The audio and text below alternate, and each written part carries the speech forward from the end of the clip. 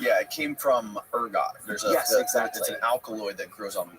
It's a fungus that grows on rye, and they take an alkaloid from it, which is ergot, which has the psychedelic, and they consumed it as a drink. And people traveled from, I think, Eleusis started in like 1600 BC. Yeah. And people would travel from all over Europe every year. I think in September is when it was, to go and participate in these rites.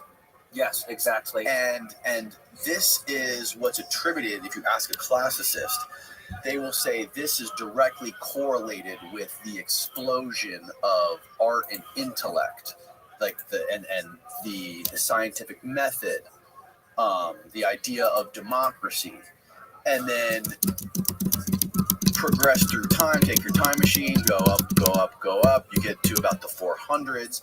You have Christianity basically burning down Eleusis, and that coincides with the beginning of the Dark Ages when Christianity takes over. And then you keep going till about, I think it's like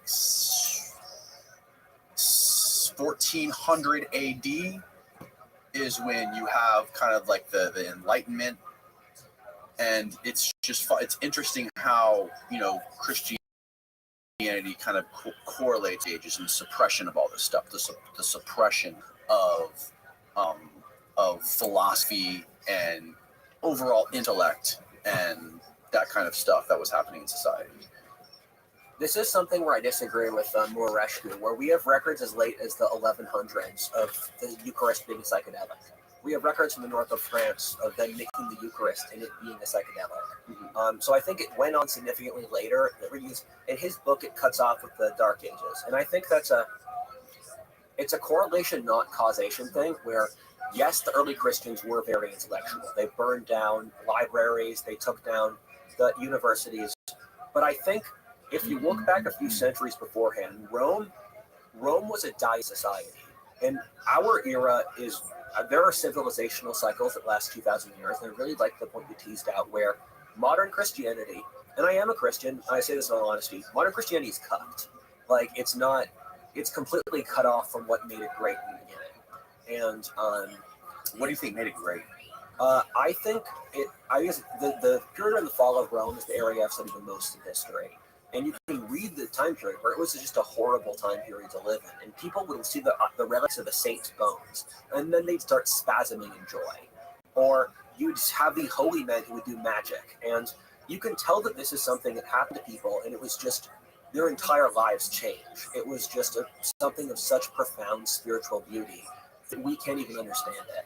And the thing is, these people weren't stupid. These were very well-educated people who knew rationality, and they were writing about it too. And in the Middle Ages, the Catholic Church is still one of the biggest funders of science today. But in the 1300s, the biggest funder of science? Yeah, the Catholic Church is still one of the biggest funders of science. And that was true in the Middle Ages, where Galileo's research was funded by the Catholic Church. The Catholic Church invented the scientific method. The scientific method was invented by monks in the 1300s. The scientific method, I thought, was invented by the early Greeks, the classical Greeks. No, the Greeks had rationality. They didn't have science. Where science is an arbitration method where you run a test, and based off the results of the test, it determines. Based off the results of the test, it determines which of these results are right. No, that was invented in the 1300s. Can you Google that? Ask Google. When was the scientific method invented? It was the 1300s. A lot of it was English monks like William of Ockham and Sir Francis Bacon, 1561 to 16. Of course, this is what Google says. No, it was. I've read a couple books on this. It was 13 and 1400s. Like William of Ockham was a big thinker in that time period. Roger Bacon. You can look up Roger Bacon. Roger Bacon in the 1300s wrote about. Click on the Wikipedia. What does that say? Roger Bacon in the 1300s. He talked about steamships, and he talked about steamships. He talked about helicopters. Go. The history of the scientific method considers changes in the methodology of scientific inquiry is designed from history of science itself. Blah, blah, blah, blah. The development of rules for scientific reasoning has not been straightforward. Scientific method has been the subject of intense recurring debate, blah, blah, blah, blah. When did it first come about? Come on. My source is... Okay, here we go. Rationalist explanations of nature, including atomism, appeared both in ancient Greece in the thought of Leucippus and Democritus. And in ancient India, in the Nyaya and Vaishika in Buddhist schools. By Charvaka, materialism rejected inference as a source of knowledge in favor of empiricism that was always subject to doubt. Aristotle pioneered scientific method in ancient Greece alongside his empirical biology and his work on logic. They're conflating two things here. My sources here are Bertrand Russell's History of Western Philosophy. Russell was anti-Christian, so he doesn't have a dog in this race. Then Tragedy and Hope, or The Evolution of Civilizations by Carol Quigley, and The Knowledge Machine by Michael Straven. That's a history of science. So what they're looking at here is a logical hypothesis. The Greeks and the Indians both used logical hypotheses. So both of them said, here's the theory of the world. Let's see if this is right. What they didn't do is they didn't test it. And so in ancient Greece, testing science was seen as ungentlemanly. Where, for example, Aristotle had the idea that if an object's heavier, it drops faster. That was never tested. A 20-second trial would prove that wrong. But they thought that testing things was ungentlemanly. So the Greeks had calculators, and they had steam, and they had the steam engine. They never used it because they thought that applying knowledge to the world wasn't gentlemanly. The European Middle Ages, they invented the scientific method, which was testing it. Okay. Because in Christian philosophy, you have to accept humility, that you're constantly wrong. So they thought, how do we test information on the most basic level? So it was invented in it was invented late Middle Ages, largely in England and a handful of other countries, where how do we know what we know? And it's let's make a test, and whatever the results of the test are, we go off that. And so the Catholic Church invented due process and invented the scientific method. So it says his experiments, which were based on Aristotle's writing, led to him to identify 4 common reasons for errors in writing: reliance on faulty authority, reliance on popular opinion, and reliance on personal bias or vanity, and reliance on rational argument. So It was based on Aristotle's writing. Yes. So in the Middle Ages, you had multiple intellectual schools competing with each other. And so the school that, around the time of the Black Death, like 50 years after this, the intellectual school was scholasticism. And so scholasticism is that you should read Aristotle and Plato, and they were the definitive truth. Around the time of the Black Death, you saw, let's rely on rationality and let's rely on science rather than Aristotle. And so this was Black Death into the 1600s was this gradual move away from venerating the ancients to we should study things on their own rational merits. And so in that debate, Duns Scotus was a Scottish philosopher on the other side of this, and Thomas Aquinas was a big bridge from the medieval to the modern worldview, where Roger Bacon, Thomas Aquinas, William of Ockham, there were a couple other thinkers. They were the people who jumped from let's venerate the ancients to let's look at science. And so they only threw out Aristotle in the 15 and the 1600s, where it was many things are gradual processes. But by the time you get to the 1600s, you have you're really in science. When was Aristotle? He was like 300 BC. 300 BC. So Aristotle was such a Chad that he just made the definitive opinion. Yeah, I mean, he was such a Chad that he made the definitive opinions in every subject for 2,000 years. The church loved Aristotle. There were a handful of Greek authors the church really held up because they had intellectual ideas that could work with Christianity. And Jesus was not a comprehensive philosopher. Oh, Galileo was the guy who said there could have been multiple worlds. Yes, exactly. And the church the church actually funded Galileo, and they turned on him because he picked the wrong faction in the papal political dispute. So they were picking an issue because he was backing the wrong faction in Italian court politics. But they funded his original research. But his is like, how could we be the only world if there's other worlds out there? Yes. Right? And there's a Jesus Christ and a God. How come Jesus Christ came to our world and died for us? That's what the issue was. The issue was that in the medieval vision of the world, you go out, so that there's the earth and then there's spiritual rings that lead to heaven. So the medievals saw space as going towards heaven. And so Galileo, it's just other planets, it's just an infinite universe. And so the church thought, hey, then how can we then where's heaven? And this wasn't as big an issue earlier on because the fathers of the church, like St. Augustine and Gregory of Tours and stuff, they said the Bible should be written symbolically, read symbolically. So they said, the fathers of the church said Noah's Ark probably didn't happen the way we think it is. All of these things, these are moral allegories for spiritual truths. So the early church was established where the Bible is a coded document, and then you read it, once you've attained a high enough mystic level, and then you interpret what the hidden truth is inside the symbolism.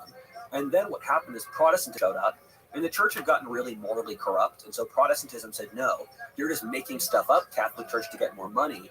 We're going to look at the original source documents to call you out for being corrupt. And so the Catholic Church had to pivot to be more Bible focused as a way to fight the Protestants. And so, like back in the Middle Ages, the Catholic Church said that witches didn't exist.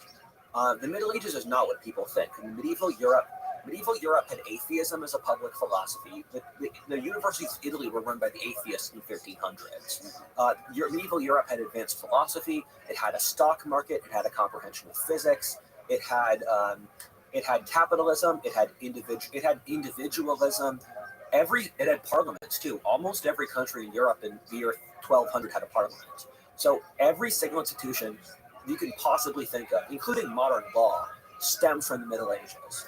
And so we write the Middle Ages up as this barbaric time period. And yeah, there are barbaric elements to it, but it's actually, medieval Europe was the most modern society up to that point in history, barring China. Interesting. You heard of Thomas Paine? Oh, yeah. Have you read his book? Age of Reason, isn't it? Is a good one. No, I haven't. I know his ideas were he was a big Enlightenment guy. He was anti-monarchy. Yeah.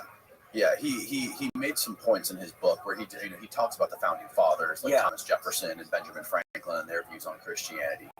And his view on the whole thing is like, look, like you can't take someone's word for something just based on them saying it, right? Yes. Like if I go to you and I tell you something I did right yesterday, you can take it for what it's worth. Yes. You don't necessarily have to believe that as truth. Just because I said I did something doesn't mean it's true. Okay, that was the lens that he looked at the Bible through, because the Bible is basically just a composition of testimonies, many from people that are anonymous or didn't author them themselves. And not only that, but they're saying things that are completely fly in the face of nature. Yes. So there are two things going on here. The first is, are you aware of Ken Wilber's spiral dynamics? Mm-mm. It's a theory that people operate under different levels of consciousness. And that the higher level, if you're on a lower level, you can't understand a higher level. So, for example, tribes in the Amazon or the Congo don't have a concept of objectivity or rationality. I like to say, if you had to explain the modern world to an ancient Babylonian, they wouldn't know what a machine is. They don't know what a natural law is, etc. And so as we advance as a species, we develop new intellectual tools. And so we've developed a couple of different layers of spiral dynamics since the Bible. And so back when the Bible was written, the idea of a prophet coming down and just uttering the words of God, that was treated as truthful testimony because it fit with their lived reality. And so the way the Bible was written was that this is a worldview that fits with how we live life.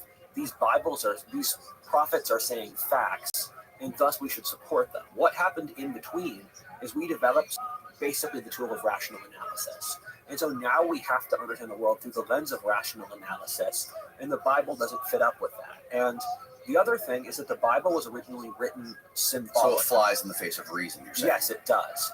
And what Ken Wilber says is that we've progressed two levels since the Bible. There's the reason level, which is the Enlightenment. I would guess you're at that level. Then there's the leftist, like, let's all love each other, we're all equal level. Mm-hmm. And then Ken Wilber thinks there's going to be another level that will happen in our lifetime where we realize how each of these levels fit in with the self-interest of that time period. And so we can integrate each of them based off how they fit in their part of history. And so we progressed a couple levels up Ken Wilber's system. And if you look at the medieval or the ancient world, there was atheism and irreligion in the ancient world. The Greeks and the Romans were not very religious. There were periods in Egypt or Babylon where religion was weak. Around 500 BC, all of the old, one could believe the old religions because the world had changed so much, And then you saw the rise of the ancient Greek philosophers, Buddha, Confucius, and Taoism all formed at the same time, 500 BC. All those people, Socrates, Buddha, Lao Tzu, and Confucius, all lived at the same time. Because at that time, the change in coinage destroyed the traditional religious structure. So there was a rise of new religions to explain the world to people. And all of the changes of the last 500 years have changed the world so much that traditional religions don't make sense to people today. And so you see the rise of pseudo-religions like liberalism or communism to deal with it, but they don't really have a good answer. And so we're stuck in this weird spot now where our technology has advanced faster than our social comprehension, and thus we don't have belief structures that explain the world to us. Right. It's so far down the road. This yes, game of telephone exactly. That's been played. And so if you look at the civilizational cycles, because Spengler talks about this, as does Amaury de Riencourt, that societies tend to go in civilizational cycles. And so our civilizational cycle is comparable to the fall of the Roman Republic, where the Roman Republic, like around 100 BC, it was a giant superpower republic that in the process of becoming an empire created mass inequality. There was hyper-political partisanship. There were giant, massive inequalities with these huge mega corporations driving people into poverty. A third of Italy's population were immigrants who were undercutting local labor. There was the rise of political strongmen. There was a feminist movement. It was a very irreligious and a degenerate society. And so I often compare modern Christianity to what the Roman religions were then. Where the Roman religions, people went to them out of politeness and a sense of obligation, but not that people actually believed them. So the mystery cults, like Christianity, they filled the void. In the same way, I think a variety of things between political ideologies or like raves or video games fill the religious void for us. And so, I am Christian. I don't attend church that often though, because it's just I don't think Christianity as structured today has that much to offer most people. And I think that Christians, whenever you criticize Christianity, they guilt trip you, saying, why don't you like doing this? And I throw the question back at them, why don't you design your religion better so that people want to come to church and want to be part of your religion? And Christianity now has become so for Christians listening, I do want to know I am part of your religion. I do support Christianity, but Christianity has become so cucked and it's become had so much brain drain that it lacks vitality to deal with the modern world. And so the question of the next century is, how so? What do you mean by that? So there's a very interesting book I read called The Secular Age by Charles Taylor. And it's one of the hardest books I've read, but it's a history of why Western religion died since the Middle Ages. And so he stacks it up to a couple different things. The first is technological progress. That's obvious. The second thing is that religion stopped being fun. Where back in the Middle Ages, religion, the church would throw parties. It would give like people would party at church in the Middle Ages. The church they didn't have orgies though, like in ancient Greece. No, they didn't. People did have. This is one of the weirdest facts. People did have sex in public in the Middle Ages because there wasn't a concept of privacy. Yeah, interesting. Yeah, the church was not. The church in the Middle Ages put sexual sins on the lower rung. So, like, pride was a worse sin than fornication. The church sponsored brothels in the Middle Ages. So it's a very different society. And the church would also, it gave people over a month of days off every year. So the church would you'd have a day off or a saint's day at least once a week. So it's just, the church was more fun. And what happened was the middle classes took over the church. And the middle classes made church really boring. That's thing two. Thing three is that governments realized the church wasn't in their self-interest. Where governments realized for themselves, if we remove God, we can't be held to standards because God is something that holds us to standards for the control of the people. If we want total power, we should just remove God because the people will make the state the God then. And so you saw the turn of elites realizing that it was inside their self-interest to get with religion.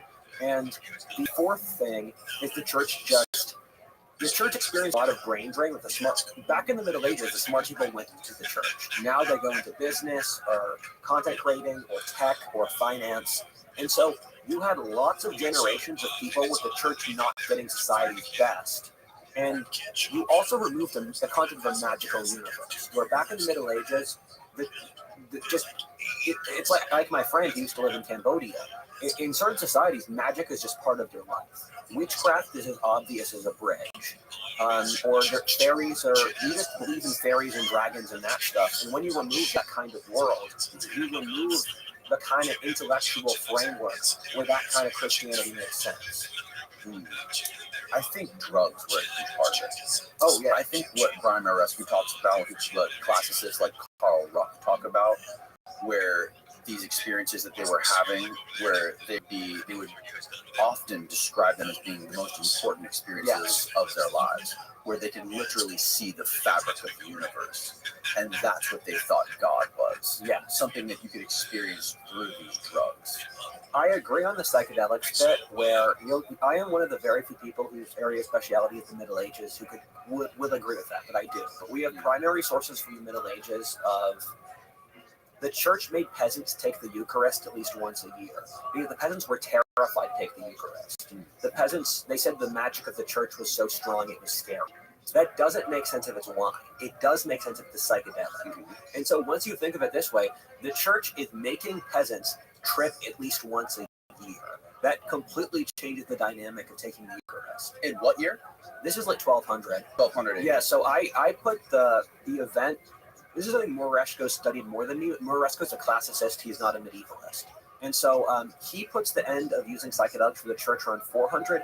I put it around like 1200s, 1300s. Because we have records from the 1100s.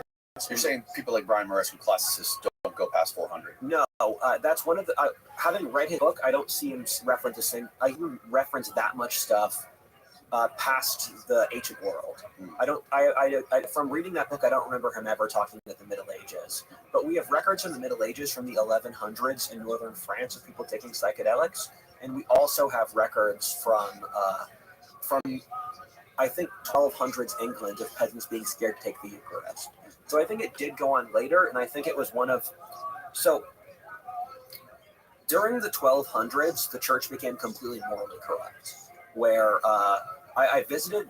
So the King of France killed the Pope, and then he made an alternate Pope in France. And I was visiting the location for that alternate Pope's residence in Avignon in the south of France. And I had a joke. Every single room in this palace is either a feasting hall or a place to store gold. I did not find a single chapel in Avignon. And the reputation for reading at that time period is the Pope in the 1300s, they were just complete degenerates. And the reason Protestantism showed up was that the church was taking in all this money to build St. Florence's Cathedral and fund all this degenerate Renaissance art and for the Pope to have a bunch of mistresses. And the Germans thought, why the hell are we giving you money to be degenerates? And that's what caused the Protestant Reformation. So my guess, and I would need to study this topic significantly more to give an educated opinion on it, is that at some point from like 1215, the Fourth Lateran Council, and then the Black Death, that they phased out psychedelics. And it wouldn't surprise if it's a gradualistic thing, because the church was doing all these very strategic power maneuvers, and their whole thing was they were trying to clasp down on heretics. Because Western Europe was infiltrated. They had all these organizations like the Cathars or the Waldensians, and so the church was launching, or the Hussites, the church was launching all of these crusades against heretics, and the heretics all had different views on Christianity. So my guess would be that the church phased out the use of psychedelics so that the heretics wouldn't get more information.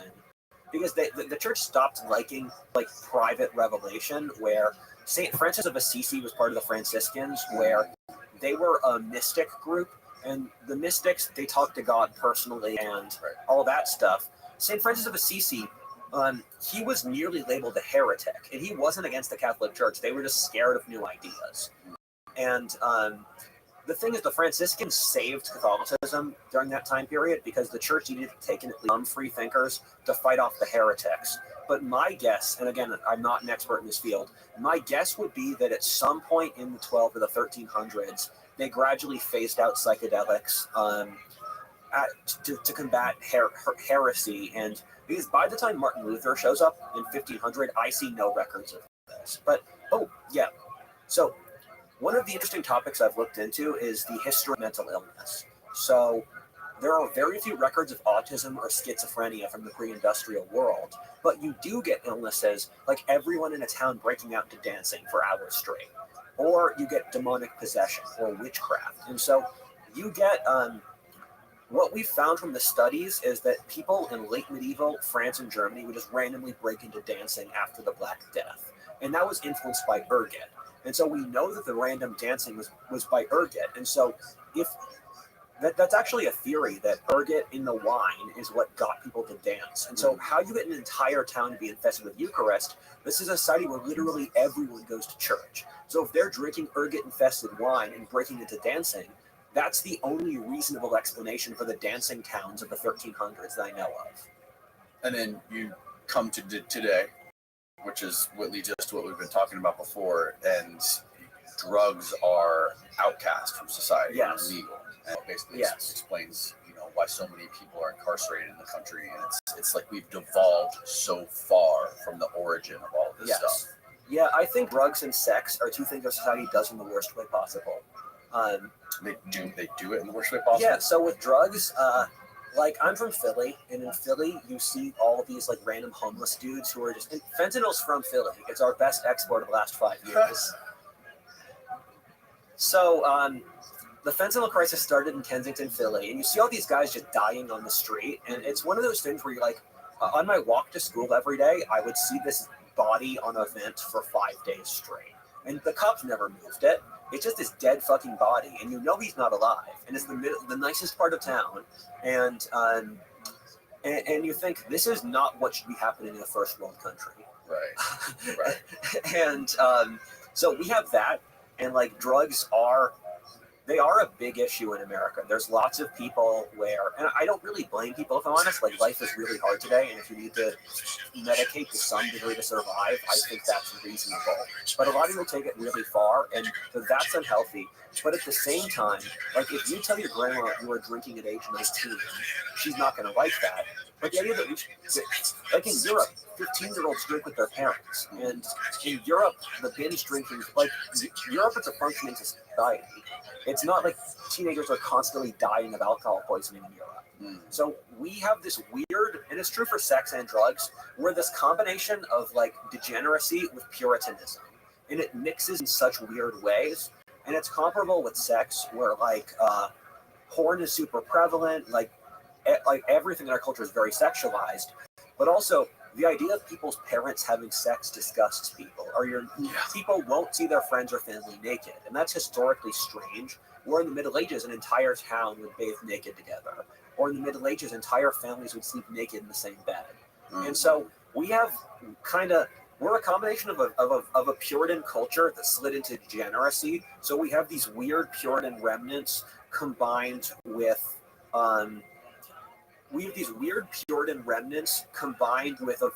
other degenerate sides, and it's poorly integrated on both sides.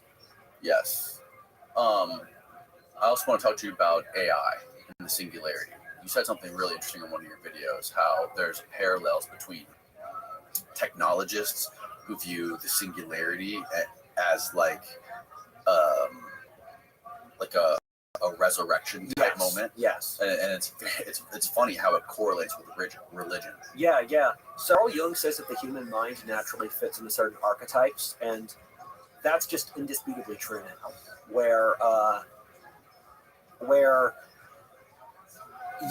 So you have every society is religious, cultures have trickster gods, they have heroes, they have that stuff, and so the idea of a resurrection and a messiah, that's a very common concept. And I think it's just a get out of free card people who have terrible lives. I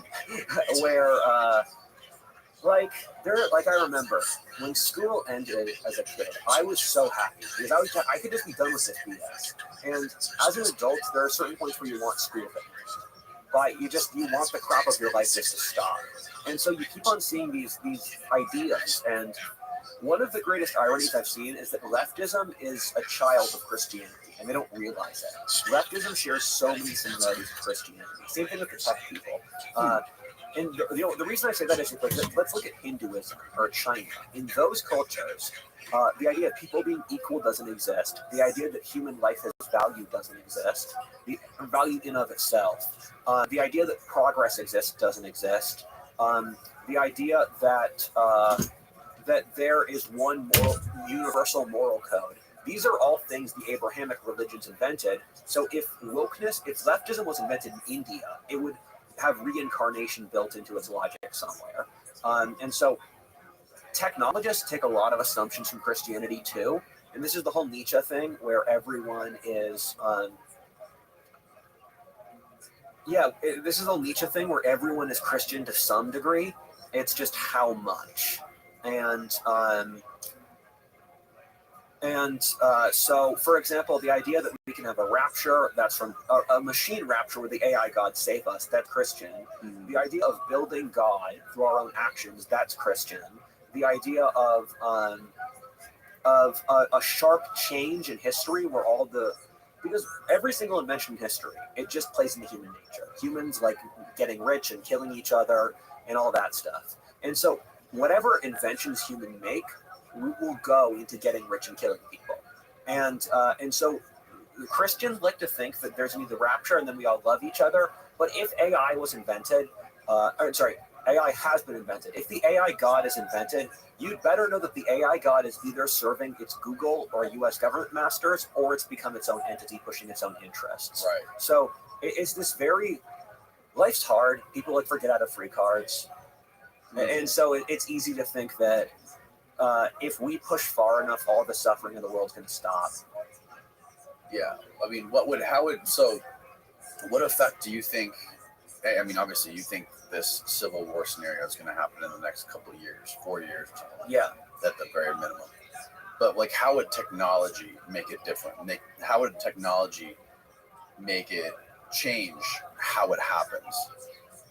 Like compared to the previous civil war, are you talking about like if we had really had a civil war, you think it would be like literally public executions on the streets, or would obviously the government, our government and our intelligence apparatus and our military contractors have technology that is so far advanced and so many decades ahead of what we see in the public sector? Yes. So how much shit is out there that we don't know about that they could use to effectively turn something like this around instantaneously? That's a great question. And I'm going to answer it in a couple different ways. The first is that AI, I think there is already, and I don't have any evidence for this, I'm just spitballing. I think there's a government AI that already monitors the population, pulling data from big tech to predict your actions in advance. The reason I say that is that my phone predicts when I'm going to go. When I get in the car, right. My phone knows I'm in the car. It predicts where I'm going to get a massage, where I'm going to go to the gym, what restaurant I'm going to go to. Right. It's obscenely accurate. It predicts when I want to start a book too.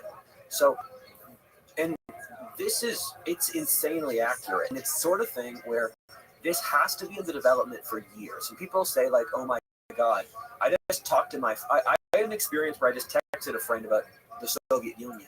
My next YouTube recommendation is at the time texted to my friend. Yes. I don't think the computer is listening in on me, although that is completely possible. I think they just have such a good AI model of my personality that they can correlate certain things. And well, you have an iPhone? Yeah. I do. So like if you're logged in on YouTube on your phone, or if you're logged into Google on your phone, like most people are, when you go to your laptop, it's going to be, you're connected to the same account. Yes. And we know that Google uses audio voice detection to, like, I have YouTube TV at my house. Yes. Where it's basically like, people know what YouTube TV is. It's like internet television. Yes. And the commercials on YouTube TV are served by Google. Yes. If I'm having a conversation with my wife and my phone's in the room, an hour earlier, we're talking about cat food. Yes. I go to watch TV in the living room and I'm watching YouTube TV, I see fucking cat food commercials. So we know that for a fact they're listening to us for advertising purposes. Yeah, I do think they are listening to us. I think that's indisputable because if they can abuse power, they will. Yes. That's a pretty good rule. Humans are about as evil as you let them. So if they're gathering our information and listening to our conversations for the purpose of advertising, is it possible they're collecting that data for some other nefarious purposes? Yes. What I was trying to convey, though, is I don't think they need to listen to us to get that info. I think their AI models are advanced enough that they could do that even without listening to us. That they have enough other info on us, and keep in mind they're correlating us with billions of other people, so that they can fit us into a statistical model under these conditions as I put it. And so I think that's something the government had that we don't know about. But I think technological progress has, in general,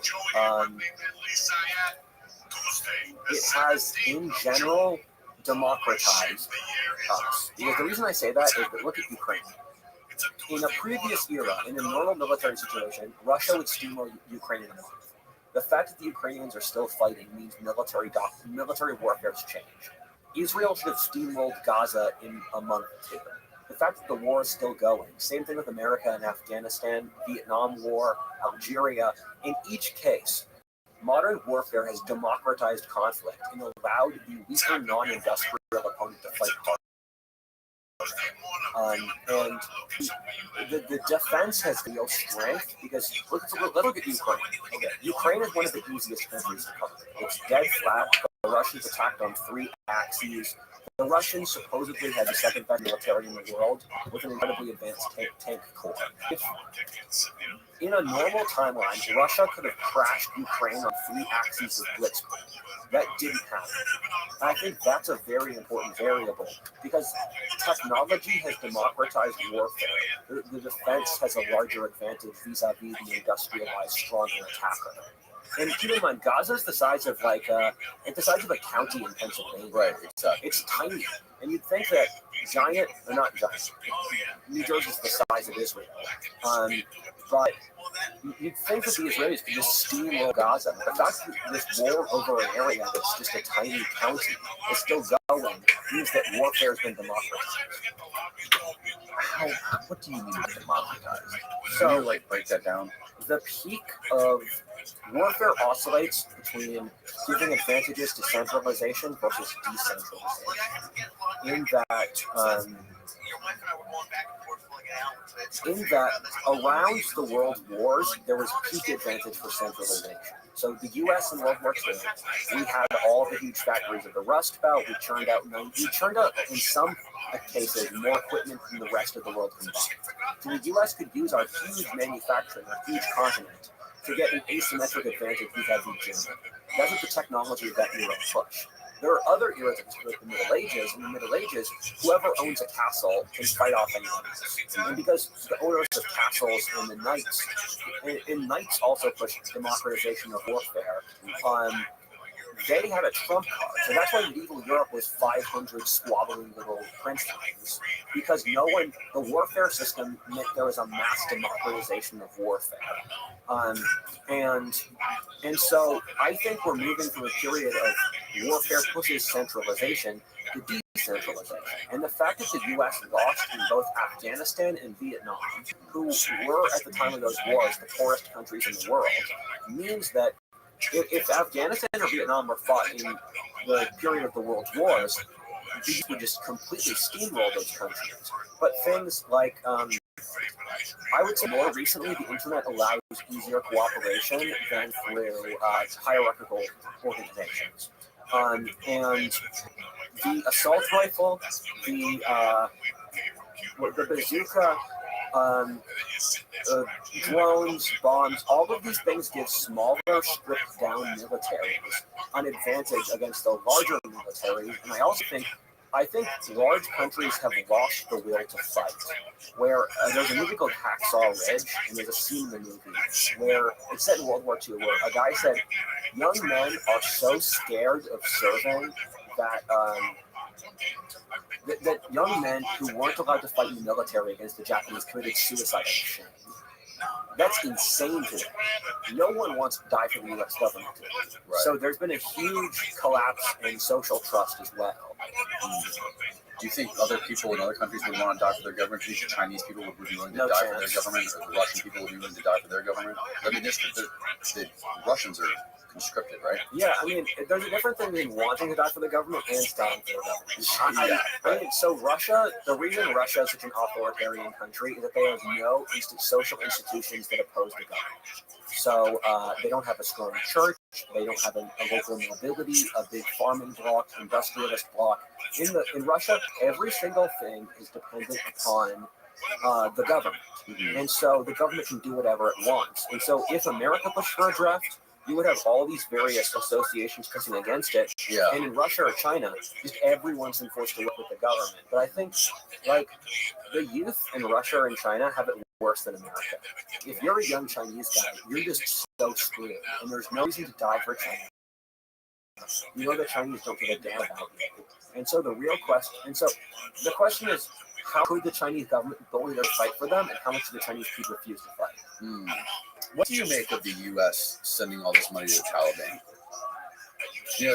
You've seen the stories about like how Congress has been sending the Taliban like I think it's $70 million a week or something. Yeah, that's something I predicted years ago. Actually, it's a rational calculation because once we are out of Afghanistan, the Taliban are our strongest potential allies against the Chinese. Because the Chinese are trying to build a colonial empire across Central Asia, the Belt and Road Initiative. Yes. So the Chinese have been working with all of these local dictators, and the local people hate the Chinese. The dictators, though, can get money from the Chinese to oppress their own people. And local dictators, like Uzbekistan. Okay. Or Uzbekistan is a basically very authoritarian country where there's a small group of very rich people who keep everyone else in poverty. So they're unpopular. They use the military to crush the population. Do the Chinese show up and say, hey, if we can build factories and railroads across the country, we're going to give you $100 million. Yes. So the leader says, great, I can use this to crush my own people. The people hate the Chinese because of this. And so the rational calculation for America is that the kinds of people who would drive the Chinese as allies out of Central Asia are the radical Islamists. So America strategically makes sense for us to fund radical Islamists in Central Asia against the Chinese or the Pakistanis. Interesting. Yeah, wouldn't they also be able to cut off supply lines from China to the Middle East, like for oil and stuff, and for food? Exactly. This was something I predicted 4 years ago that the U.S. would start allying with the Taliban. So the Chinese are very much dependent upon oil supplies from the Middle East. Right. It's almost their entire economy. And so as of now, they get it through the Persian Gulf. And this is something Peter Zeihan's very much into. I respect his work a lot. And you can block up Malaysia. You can block up a handful of places and just stop China from having oil. So the Chinese have been trying to build connections via land across Asia to get rid of America's complete domination of the oceans. And so their goal has been to allow oil to move over land from the Persian Gulf, where most oil is produced, to China. And so highways or roads like that, it would make you can not go through Afghanistan if you want to, but Afghanistan's the spine of Asia. The reason that Afghanistan keeps on getting attacked by the Russians, the British, the Americans, is that Afghanistan's in the middle of the map. It's like it's like the mountain where you can stare down the rest of Asia. And so I think the Chinese have a self-interest. Afghanistan's also got a lot of resources. My friend Lord Miles runs a gold mine in Afghanistan. Your friend owns a gold mine in Afghanistan? Do you know who Lord Miles Rutledge is? No. Damn, he'd be a great guest for your podcast. Can you Google him, Steve? Yeah.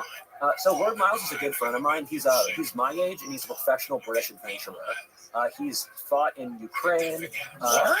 Yeah, he's fought in Ukraine. He's been to South Sudan. He's been to South Africa.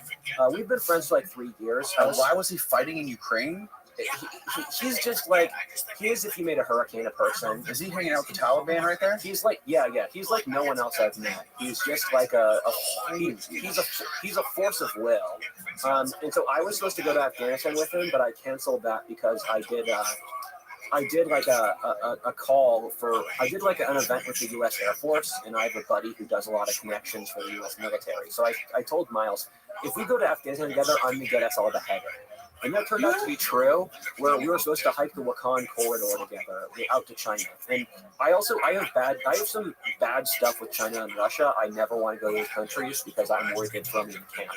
But so he has been to Afghanistan like 7 times. He lives there now, and he was captured by the Taliban for 6 months.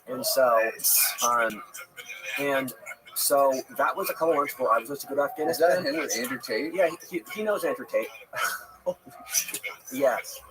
And so he was held by the Taliban for 6 months. And so when he and his buddy were captured, the two people they called to figure out the situation were me and Callum from Lotus Eaters. And so we had to make the call. Do we call the CIA? What do we do about Miles getting captured by the Taliban? We both decided to do nothing because anything that we would do to help Miles would make him look like a spy for a Western government.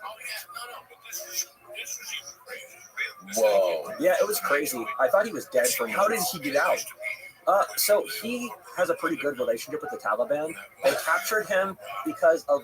So hearing how Miles was treated by the Taliban makes me like the Taliban more. They gave him a PlayStation. They let him order DoorDash. He had a manservant. He could go shopping. A manservant? Yeah. As opposed to a woman servant? It is a society where you're not supposed to look at women. Yeah. They also each other. Yes, dudes. exactly. It's gay. So it is a society where, so he didn't have a full-time manservant. And I'm sure Miles will hear this story and comment what things I got wrong on Twitter. But so he was captured in Afghanistan. The Taliban treated him very well. I thought they were like torturing him and waterboarding him. And yeah, so they treated him pretty well. And the reason was a local commander in the region he was in didn't like him, and they distrusted him. And then there were some other complications. I'm not sure how much I'm legally allowed to say. But so they captured him for 6 months. Now he's being good with the Taliban. They promised him it's never going to happen again. They gave him rights to a gold mine. Yeah, he's in their good grace now. Oh my God! So does he just peck away at the gold rocks in his free time? Yeah. What do you do in Taliban? He like creates content for the internet or what? Yeah. So he's a traveler. He's been to a bunch of places. Like he just went to Anthrax Island in Scotland. He went to Snake Island in Brazil. His job is he just like goes to situations that kill people. It's a wonder he's still alive. Steve, we got to get this guy on the podcast. We got to get how much is left from Afghanistan? Holy shit! One way. Yeah, we were just talking. I was talking to the guy the other day on the podcast. We were talking about the whole what went down in 2020 with the Doha Accords. Yeah, how Trump made a deal with the Taliban. Yeah. And that's what set off us sending all that money. Yes. Lord Miles is a man. I can think of no one who's like him. The guy's got nuts. Oh, yeah. Oh, dude. All right. What else did we want to cover that we haven't covered yet? So let me finish up with Civil War stuff. Okay. So the thing I didn't talk about is how I predicted the Civil War, is what I'm looking at. Okay. So there are 3 metrics you can plug into a computer model to predict if society has a civil war. Okay. And they've used this for over a dozen historic conflicts, and off these 3 variables, you can predict when countries have civil wars to the exact years they happen. So this worked for the French Revolution, the American Civil War, the fall of the Roman Republic, the Black Death, the wars of religion in the 1600s. And those 3 variables are income inequality, the average wages, and competition for good jobs. These 3 variables predict when societies have civil wars. And so, as Aristotle said, everything that its natural extension destroys itself to its greatest strength. So, period of peace. The population grows, and then you see a labor imbalance. And so, what that means is that the supply of labor has overextended the need of labor by 40% in 1970. That's why Homer Simpson could live with his. Homer Simpson was a working class guy. He was lower middle class. He supported his wife and 3 kids with owning a house, going on vacation off a single working class income.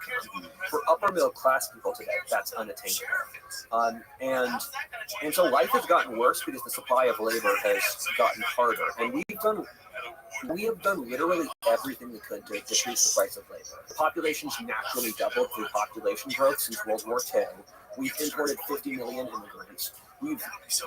Automation's the biggest thing that no one talks about. That's one of the biggest variables. Women entered the workforce, and then we sent a lot of jobs to cheaper places like China, Malaysia, Mexico. So we've done literally everything we could to devalue the value of labor. And I'm shocked no one talks about this. But people have gotten significantly poorer by any given metric since the 70s.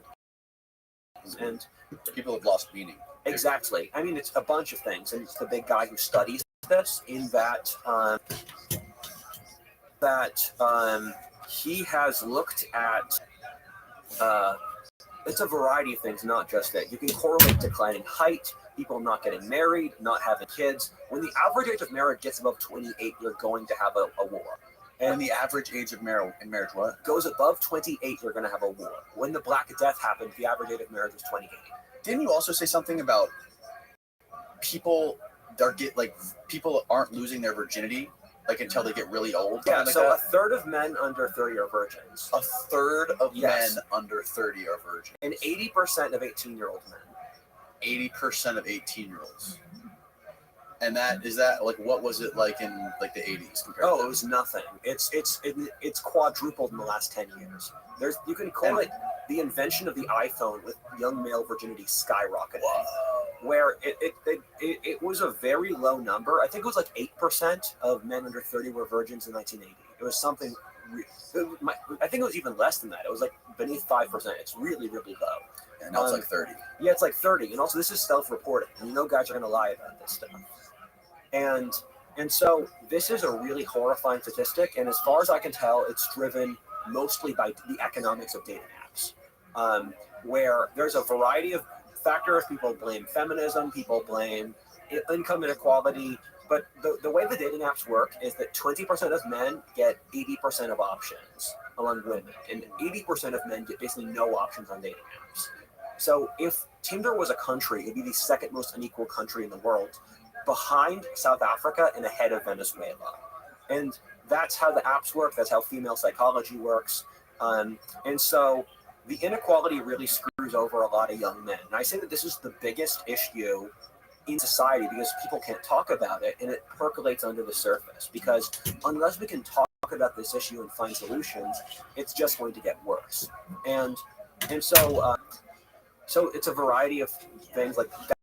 Deaths of despair have gone up. The average lifespan of white men has gone down. There's 20 of these that employment, quality of life, purchasing power, and so all of this adds There's up. no way to reverse shit like that. I mean, it's directly tied into the advancement of technology. Yes. And, yeah, exactly. And that's the problem with Pandora's box. And normally technologies in the long term, they help more than they hinder. It's just you have to deal with the negative sides of it. Do you think humanity better if we just had no sex? Do you think if we kept evolving on the trajectory we're on now, we had no more wars, no more holocausts, nothing no nuclear annihilation, no asteroids hit in 100,000 years? We're just these beings that no longer have reproduced. We have to genetically create humans in a lab. We don't have sexual desire. If we got rid of sex and the sexual competition, I wonder how that would change the world. Well, moving sex from humans is moving the water from the ocean. Human nature is so driven off sex that it's and fear of death. Yeah, exactly. I say the three things that power human life are sex, God, and war. Mm-hmm. You ever watch Westworld on HBO? Yeah, I have. He said, Anthony Hopkins has that beautiful monologue where he's talking to the AI robot, but he's talking to the robot lady, and he's talking about Michelangelo, the Eiffel Tower, the Brooklyn Bridge, the Empire State Building, all just an elaborate mating call. It's peacock feathers. I think things are not mutually exclusive. I think all those things are elaborate mating calls, but I think there are multiple symbiotic drives. I think people push for excellence, they push for sex, they push for dominance, a couple other things.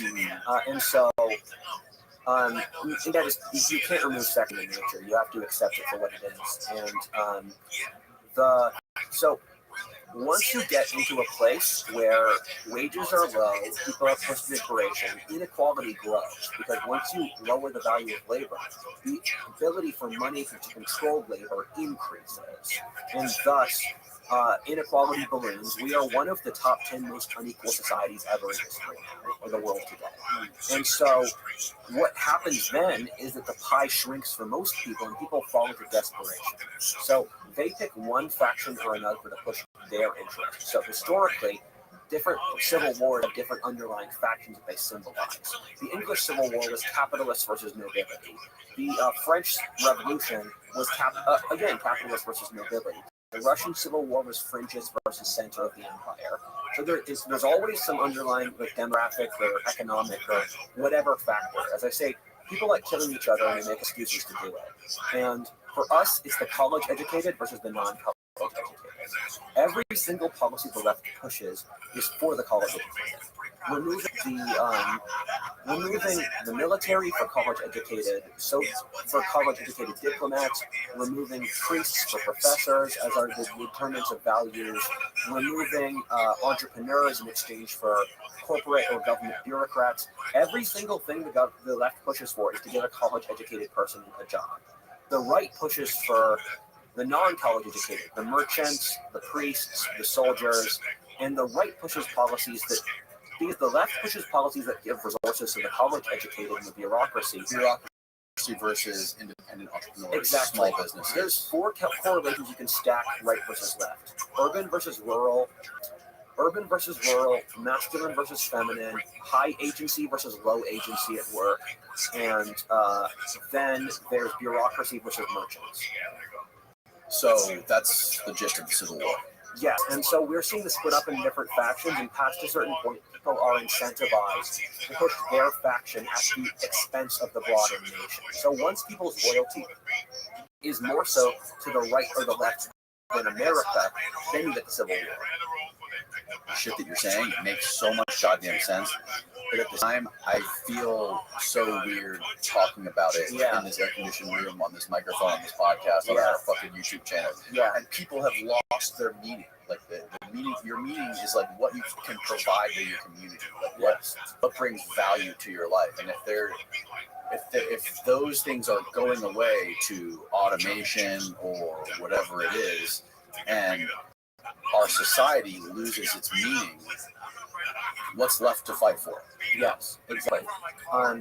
Yeah, exactly. That's true. I mean, I admire that you have the rationality to disentangle what your gut tells you versus what you rationally believe. Most people can't get past the level of different. They just rationalize whatever their gut tells them. Mm-hmm. And so I've been on like over a dozen podcasts talking about the Civil War, and most people get stuck on the gut level and they just can't move past it. And I know, man, it's just like it's hard to get from the gut level. It's hard to know it's real in your gut, because I've had a couple of days ago I had a realization sink in. This is happening, and it's happening sooner rather than later. And over the last 6 months, I've had the gradual dawning realization that this isn't something in my head. This is something that's real, and there's a world of difference between them. What would you do if Civil War broke out? I'd buy guns. This is stuff I'm doing. I'd buy guns, stockpile food, build up friends in various conservative things, just all of the things. Like, I'm reposting my entire backlog onto X and Rumble. This is all stuff I'm doing in the next couple of weeks. You're reposting all of your content on X and Rumble? Yeah, I'm reposting all of my YouTube channel onto Rumble and Twitter. So it's more decentralized? Yes, so YouTube can't just wipe out my entire business. So you'd stay and fight?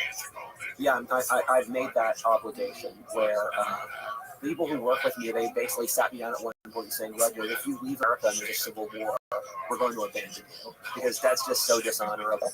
And the people in my network, people I talk to politically, I'm going to stay here and be part of it, because that's my duty. Wow, dude. And you're now working on a video about the Unabomber?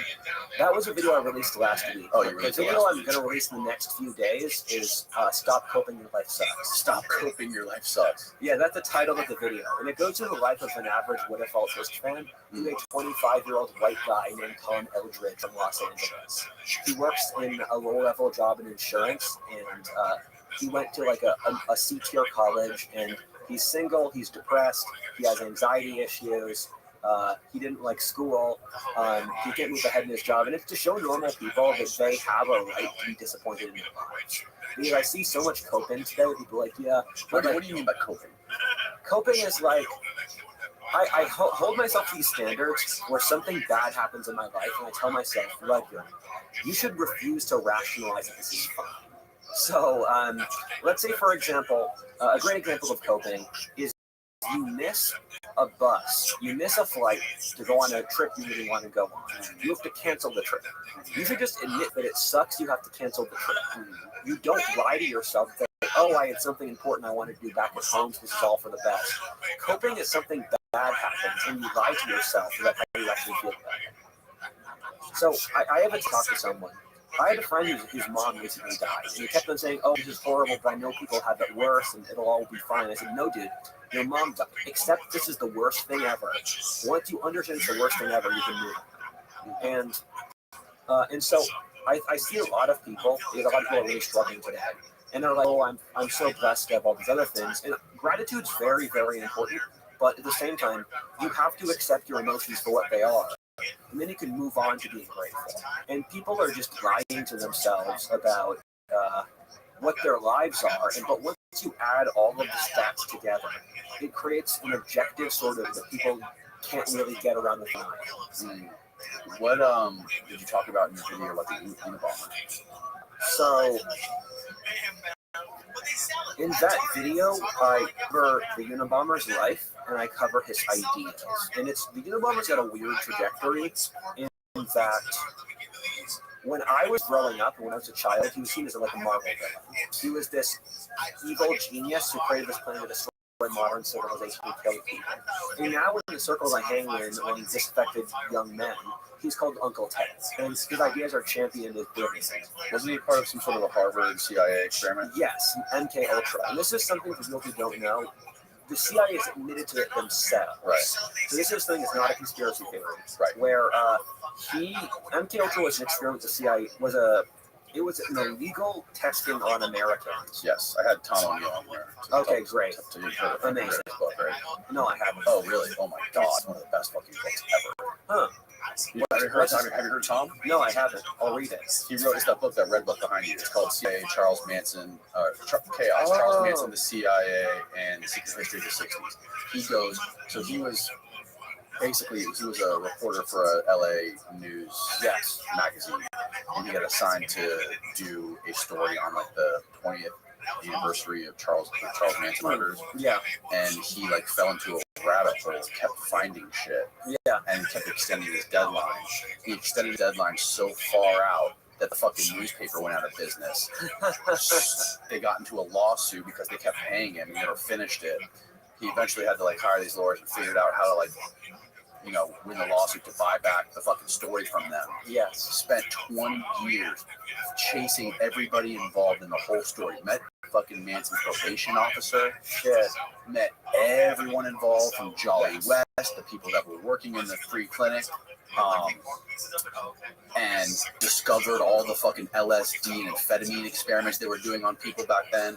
It's a wild book. The deepest, most thorough book on that story, on MK Ultra. I'll check it out. That's interesting. Yeah. So your audience is already familiar with MK Ultra, and the thing with Kaczynski, and so we don't know how bad it was, because when the perpetrator of your trauma is a superbly powerful government agency, you're not going to open up to people about it. And one of the weird things with Kaczynski's life is, this is one of the things that got edited out of the video by my editor that I'm really annoyed listening to it left it out, is that Kaczynski had a period where he had sexual fantasy of being transgender. And he had incredible guilt about this. He went to a therapist. He refused to talk to a therapist about it. And so MK Ultra did have sexual molestation. It wouldn't surprise me if he got those fantasies from that. And so we know at least, and again, I'm just throwing out theories, but we know at least that Kaczynski went into because he went to Harvard. He had an IQ of 167, which is like in the millionth percentile. 167 is absurd IQ levels. That's close to what we think Isaac Newton's IQ level was. So we know that they had all of his respected professors come in, and then they had him insult his worldview and rip it apart and say why it's bad, right, as a test to control someone's mind. And so he had, I say in the video, I think the government said he had schizophrenia. I think he had PTSD. And so that informs a lot of his worldview. And when all said and done, I think Kaczynski is one of the best critics of modernity. I think he's a singular thinker in ways that I rarely find. And his criticism of modernity is called over-socialization, which is that modernity is a giant industrial machine that has to operate out of its own logic. And you are rewarded in industrial societies with how much you can cooperate with the machine. And so what happened there is that we select for standardization and we select for and we scale. And so America 200 years ago was this super diverse local society. A Pennsylvanian might as well be a different country than a Floridian 200 years ago. Now we've standardized all Americans to this new global homo, which is a word I love with triple meaning. We've made everyone global homo, so we've removed what people's individuality are. And so there was no school system or the Industrial Revolution. When the school system makes you wake up at a uniform time, work for someone else, it makes you work inside the machine. There was basically no employment in the pre-industrial world. Everyone was a self-employed ranching farmer. The only people who would be equivalent to being employed today would be servants or slaves. So industrialization forces us to control our own behaviors, where, for example, the left, which is cheap over socialization, the left wants to remove people's traditional ethnic, family, sexual, national, religious ties. The left wants to destroy every single sort of meaning or social connection people have independent from the left, from the state, from the bureaucracy. And so that's the attempt to destroy human nature, to make us programmed so that we can be easily controlled by the machine. And so I agree with Kaczynski there. I don't agree with his terrorism. I think killing 3 people and blowing up constant things is objectively bad. Yeah, definitely. And the MK Ultra, the idea behind MK Ultra was that they would basically break down people's mind, basically turn them into like slave. Yes. And be able to like inject any kind of crazy shit they wanted. There was a lot of weird shit going on in that period of time. That was like a lot of paperclip scientists were involved in that stuff. And This is a rabbit hole I've been meaning to do for years. I just don't know how to research it because I've been looking at this from the perspective of Edward Gibbons, where that was what's his name? Like cousin, right? Netflix and Sigmund Freud. So Sigmund Freud, yeah. So Bernays was Sigmund Freud's nephew, and then his nephew made Netflix. Really? Yeah, they must have good blood. Bernays' nephew made Netflix? Yeah. Have you seen the documentary by Adam Curtis? I think yes. Adam Curtis was the best documentary filmmaker today. That's one of the best documentaries. I have to agree with you. Yeah. The craziest thing about his documentaries too is he doesn't film anything. He uses all source footage and does a voiceover. He has incredible stories. So Bernays is responsible for basically creating like the advertising consumerism in America. Yes. And one of the great examples in that documentary, I forget the exact. I think it was I forget the documentary that he talks about Bernays, but Century of the Self. Century of the Self, yeah. They talk about advertising when it relates to, I think it was like a Betty Crocker cake mix or something like that. And they were trying to figure out how to sell this cake mix. People weren't buying it. They were trying to market to housewives. And they read a psychological group study where they brought in a bunch of housewives to try to figure out how we could better sell this. Yes. They figured out the housewives felt guilty because of how easy it was to bake this cake. So they just altered the instructions on it, say you have to add an egg. So now the housewives felt more productive and like they were contributing more to the household by just they didn't need to add the egg. They just put that on there so they psychologically felt more important, and they fucking flew off the shelves after that. Yes. So I think I'm using Bernays because I think he's symbolic of several very important things in our society. I sometimes think calling World War I until the present the Bernays era, because that era of history and the elite, it's this globalist, bi-coastal, technocratic elite that uses psychological manipulation to control people. And this is a big thing in conservative philosophy, where the leftist elite doesn't want to drive tanks over their enemies. They want to gradually mold their minds through a variety of methods, media, school, subconscious programming, etc., to agree with them. And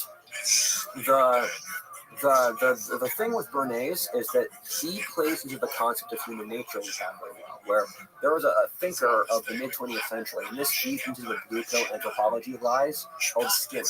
In Skinner's behaviorism, it's like you give a rat a cookie, or whatever the rat cookie is, and then the rat does something for you. Then they could program rat behaviors by incentive structures. So this was their idea of human nature. So you give humans dopamine boosts if they do things you like. You gradually train their behavior. So that's how we've turned everyone into being NPCs, is we've literally created a science of using dopamine boosts to control people's behavior for the last century. And that's what Bernays' thing was. Bernays said, I will target people's subconscious drive to control them. And my friend Sam Alberta has said that people are rational in societies that train them to be rational. In that, if you're in a tribal society where you worship the wood dick god, you are trained to have that kind of psychological, you're trained to venerate the god. And in our society, you're trained to be hysterical and respond to NPC stimuli, so people are that way. If you were society 400 years ago, we were expected to read ancient Greek philosophers, who end up being rational. So I think implicit in Bernays is this very strong criticism of our entire era of history. And I also want to make another video based off the Adam Curtis concept of hypernormalization. Yes, I haven't watched that one yet. That one's really good. Hypernormalization is a concept you get from the Soviet Union. Is that for the final 15 years of the Soviet Union, everyone realized that this great line, we know that the government doesn't know what they're doing. The government knows that we know that they don't know what they're doing. We know that the government knows that we know that you know what I mean. Yes. And so it was this 15-year period of the Soviet Union where people lived in this false reality of what the government said about the world. And then there was the lived reality. And these were hundreds of miles apart. And so it was this hyper normalization of this false collective lie. Everyone knew was a lie, but no one had a better idea. And I think that's a very strong criticism of our society of history. Because in our society, it's more true the younger you are. There's this huge divide between the collective consciousness you're allowed to stay on TV and how you deal with the world. And so, for example, you're supposed to mouth that, violent racists run society, but at the same time, if you're one Syrian, you mark that you're brown on your job application. So your conception of reality and how you act in the reality are super different, and that's hyper-normalization. And so it's the media's attempt to create this counter-narrative that no one believes, but no one has a better idea as an alternative, so we all play the game. Holy shit, dude. You just blew my fucking mind. Thanks. We just did 3 hours. Yeah. That was fantastic. Yeah, it was a great show. Yeah, I really enjoyed talking to you, man. Me too. It blew my mind. Your YouTube channel is What If Altist. Yes. I'll link it below. Anything else that we should tell people about? No, my other channel is called History 102. I take an hour to go through different historic time periods, like the fall of Rome or the World Wars. You should check that out. Thank you so much for having me as a guest. My pleasure, man. Again, I'll link everything below, soon to be on Rumble and X as well. Yeah. I'll link that shit as well. Thank you again. Of course. And you're going to do Matt Cox tomorrow. Yes. It's going to be glorious. He's the one who told me about you. Huh. So I'm glad he did. Matt Cox is a great guy. Sounds good. Be happy to go on. All right. Good night, world. Peace. I feel embarrassed, so maybe that's it. After a while, you just get into this one and you're like, I'll call tomorrow. I'll call. When people text me sometimes, I save the text just to remind me to call them. Okay. And then text them the advice and tell them, have a call. Number 2 at a different time zone. Right. And that's always a pain in the ass for me because I go, okay, I got to call that person. And we have a lot to talk about today with Yes. yesterday's events too. Yeah. What was yesterday? Yesterday, the Secretary of Defense threw out the guilty plea. The plea deal. Yeah, the plea deal. For Khalid Sheikh Mohammed. Oh, yes. Oh, yeah. We definitely should talk about that. Square one. After 22 years. Wait, what do you mean threw it out? Oh, he overrode it. It must be under UCMJ. It is under UCMJ. So Now he's going to get executed? no. We don't know. We don't know what happens next. See, but this is the reason why they engaged in plea negotiations in the first place. Everything that they said that implicated themselves, Steve Timer. Sorry. they said under torture, and so it's not admissible, even in the military tribunal. And there's a precedent for that from 5 years ago. So, do you want to roll the dice? I mean, it's probably like a 0.1% chance of an acquittal, but you can't really convict them if you don't have any independent evidence against them. Everything you have came as a result of torture. So why don't we just come to an agreement? They plead guilty to 2,974 counts of murder, right? Yeah. And material support for terrorism. They get life without parole. And the only thing that they ask is that they do not want to spend winters in Colorado. I'm serious. So it was part of the deal that they won't be sent to Florence, that they get to stay in Guantanamo. And SecDef said that. You know, the only thing that really burned me yesterday. I mean, honestly, if you don't have a camera running, you should have a camera running. The cameras are running. The cameras, we are rolling. We're rolling. Sweet. Yeah. The only thing that burned me about this whole thing was that Mitch McConnell made a statement. This is disgusting. This is sickening. This is blah, blah, blah, blah, blah. I went back to 2009. I found the original statement from Mitch McConnell saying, oh my God, we can't have them come to the United States. I've told you before that in March of 2002, we had captured so many Al-Qaeda fighters in Pakistan that we literally filled the Rawalpindi jail. They said we can't Right? hold them anymore. Yeah, and the PACs came and said, look, the jail's full. You got to do something. I called CTC. I said, the jail's full. The PACs want them out. What do I do with them? They said, put them on a C-12 and send them to Guantanamo. I said, Guantanamo, Cuba? Why would we do that? And they said, oh, this is what we've come up with. We're going to put them in Cuba. We're going to hold them there 3 or 4 weeks until we could figure out if we should try them in the Eastern District of Virginia, the Southern District of New York, or the District of Massachusetts. I said, that's a great idea. So we put them on the C-12. You know, they stop in Oman for refueling. They go the rest of the way. And it turned out the White House had other ideas. And then, of course, the real high-value targets that we had captured got special treatment. But then, as a result, you can't use any of that evidence.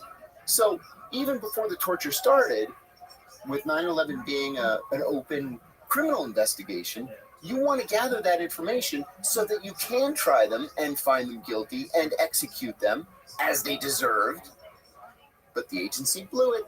And then Mitch McConnell, and I looked up the vote. The vote was 93-5. So it's not just Republicans. Democrats were just as guilty. In the House, it was the Democrats that did it. It was Ike Skelton, who was a congressman from Missouri. He was the chairman of the House Armed Services Committee at the time. They joined together and they said, we can't have these dangerous terrorists on American soil. It's too dangerous. Because they had never heard of Charles Manson or Ted Kaczynski or the Blind Sheikh or, Jeffrey Dahmer. We don't have dangerous people in the United States. We can't have these Arab terrorists. And as a result, they've been in limbo all the time since 2002. So I guess where I'm confused. I think what you're saying is that because SecDef overrode the plea deal, we're back to square one with Khalid Sheikh Mohammed, the mastermind of 9/11, and more than a handful of other, I think 2 other people. Yeah, Mustafa al-Hassawi and bin Attash. But for me, I can understand why he overrode it, right? Oh, you can't politically. I get it. Yeah, sure. He had to. Can't. It's an election year. Well, you can't have the people who orchestrated 9/11 get off on a plea deal. Yes, and I get it. It's a sticky situation, but it's the UCMJ. Yes. UCMJ is the military court of justice. Correct. Which is not the civilian court of justice. No, and while it is unusual to have a civilian, and of course Secretary of Defense has to be a civilian, it's unusual to have a civilian claim the authority to overturn it. he's within his legal rights to For overturn. sure. Well, I agree with him overturning it because you can't have them, just like we said, you can't have these men get out on a plea deal. See, but what scares me, though, Election year or non-election year, like, but that's exactly what scares me, because if you can't try them because you can't use that information against them, then what do you do with them? well, they're not American citizens, But they still have constitutional rights. and maybe that's the better question to be asking. Well, see, that's for the Supreme Court. But they did say that Why do they have constitutional rights? because they're in U.S. custody. So they have, I mean, the most basic of rights. They have the right to face their accusers in a court of law, and they have a right to a trial by jury of their peers, unless it's They in a don't have military. any peers. But that's the thing; they don't have any peers, and they're in the military system. So it's not going to be a jury of their peers. It's going to be a military jury, or even a non-jury military trial. But again, you come back to that issue of not being able to use the evidence against them. The CIA screwed that up. Because we can't use any evidence because They were tortured. they were tortured, and all the evidence they gave up and everything they admitted to was while they were chained to an I-beam or getting waterboarded. Technically, when they gave up that information, it was legal because it had been sanctified by a by court. OLC. And then later that decision was overturned, and that's when that's when torture Exactly. became illegal. So their evidence was admissible, and then the policy changed, and that meant that their evidence is now inadmissible. Correct. According to like certain lines of the law. And that's what sucks about not just this case, but many cases where confidential courts get overruled by civilian courts. Yeah. Which is exactly what our court system does. A court system in Virginia can come to a conclusion that a court system in the appeal court changes, that the Supreme Court changes. So it's just it's a sticky element of our judicial process. That's Okay. true. Yeah. It's a chaotic system.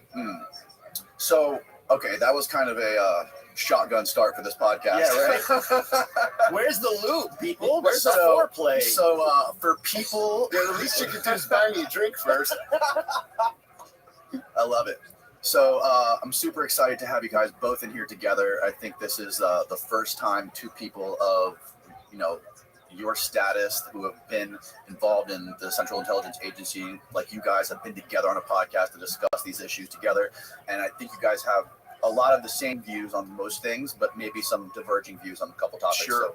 So, to start out the podcast, can you guys just give like a brief 20, 30-second background on your involvement in the United States government and the CIA? Andy, you want to start? Sure. So I started with the U.S. government when I was 18 years old. I was recruited in the Air Force Academy, graduated from the Air Force Academy in 2003, went on to become a U.S. Air Force officer, nuclear missile officer, learned how to fly, then picked up by CIA coming out of the military in 2007, where I spent 7 years working with the National Clandestine Service as a staff operations officer, certified, or who went through the FTC program, and then left CIA in 2014.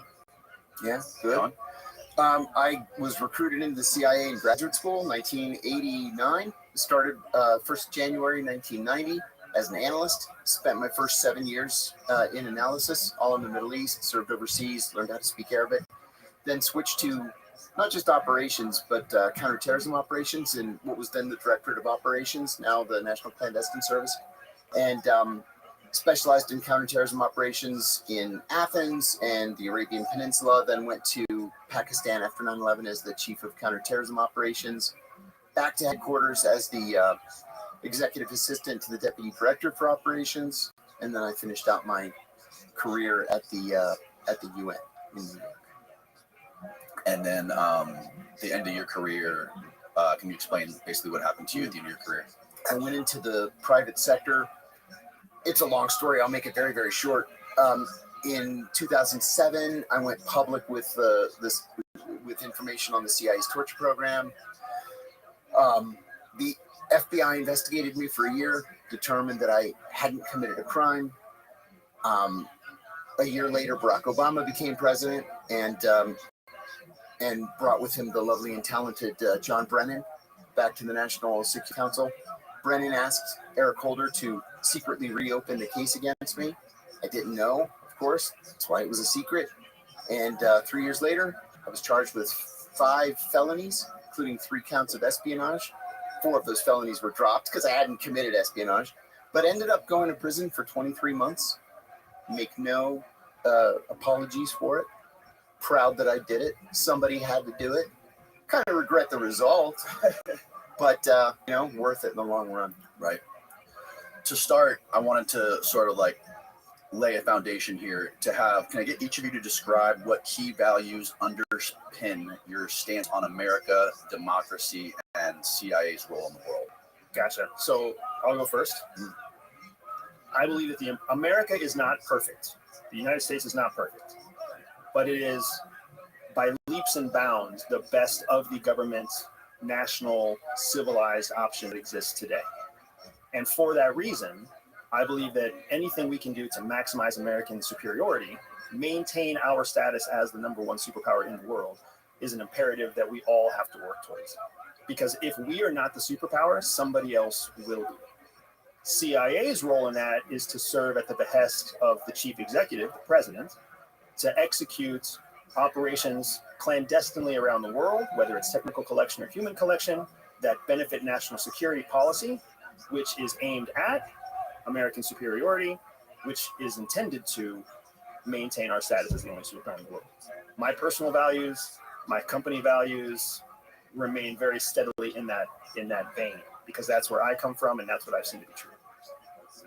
John? I don't disagree with any of that. The DDO, when I was working for him, said something once that was so simple that it's sort of become a mantra of mine. The who? The deputy director for operations. Okay. So he said that the job of the CIA is to recruit spies, to steal secrets, and to analyze those secrets, to allow policymakers to make the best informed policy possible. It's really that simple. And I agree with that. That's what the CIA should be doing.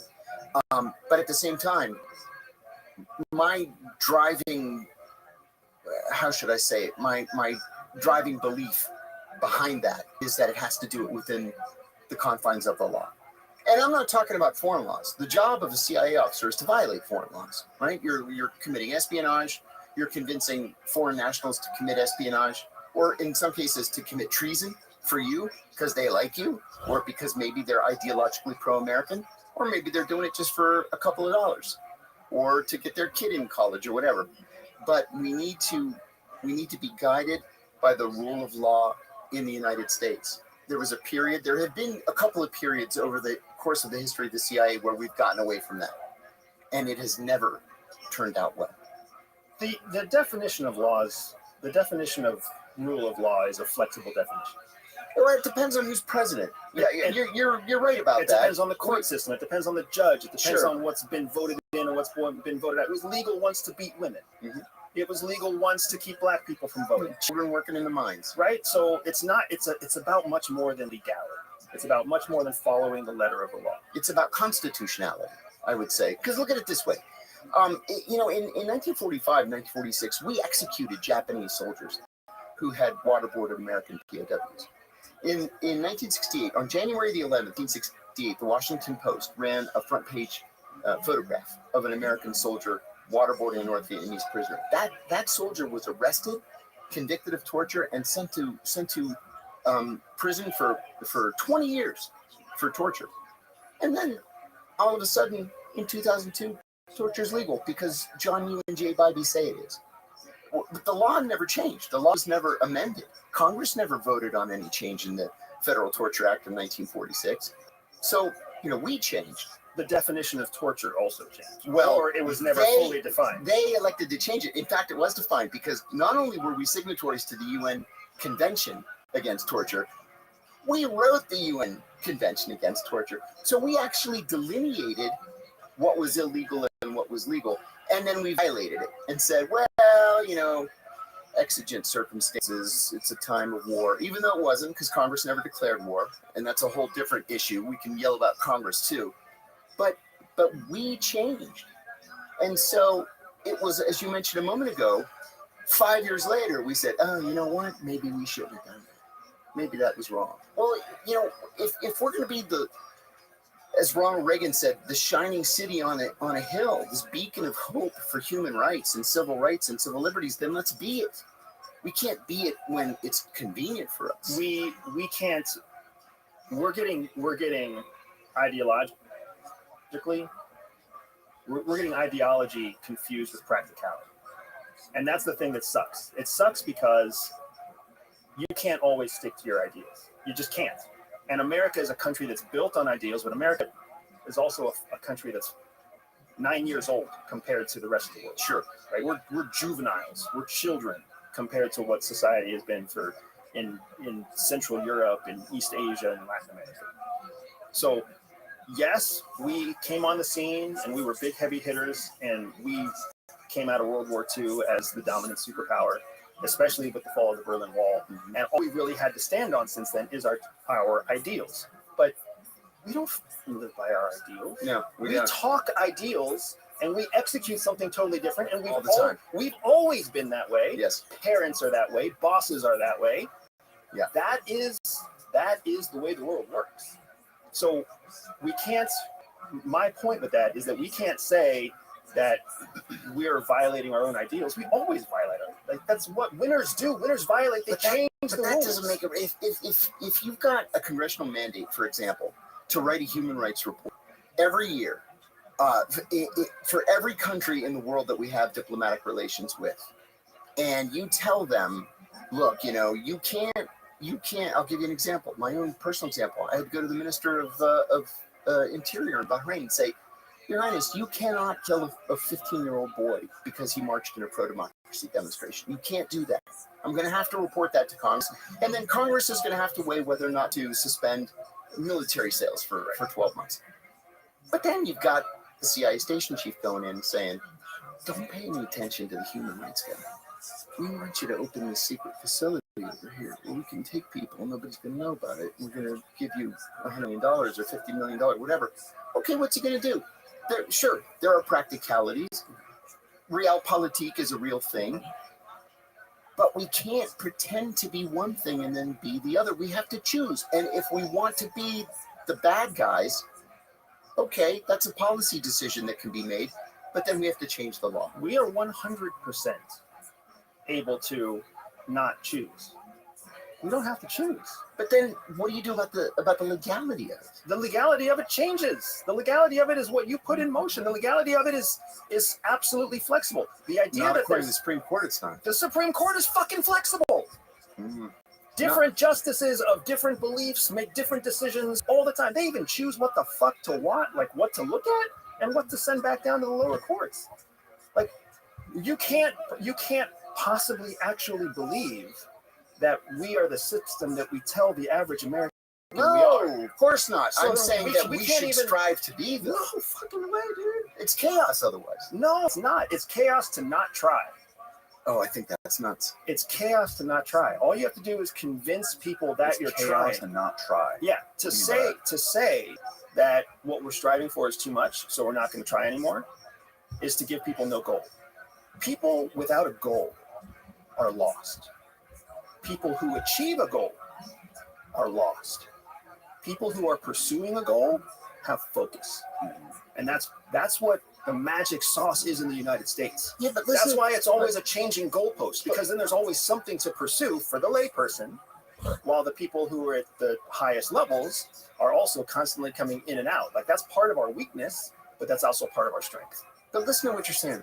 You're saying that we've got torture that's illegal in 1946, torture that's illegal in 1968, torture that's legal in 2002. Maybe it is, maybe it isn't. Let's just torture and see if anybody stops us. We'll see what the Supreme Court says. Oh, 5 years later, the Supreme Court says we can't do that. Okay, so what do?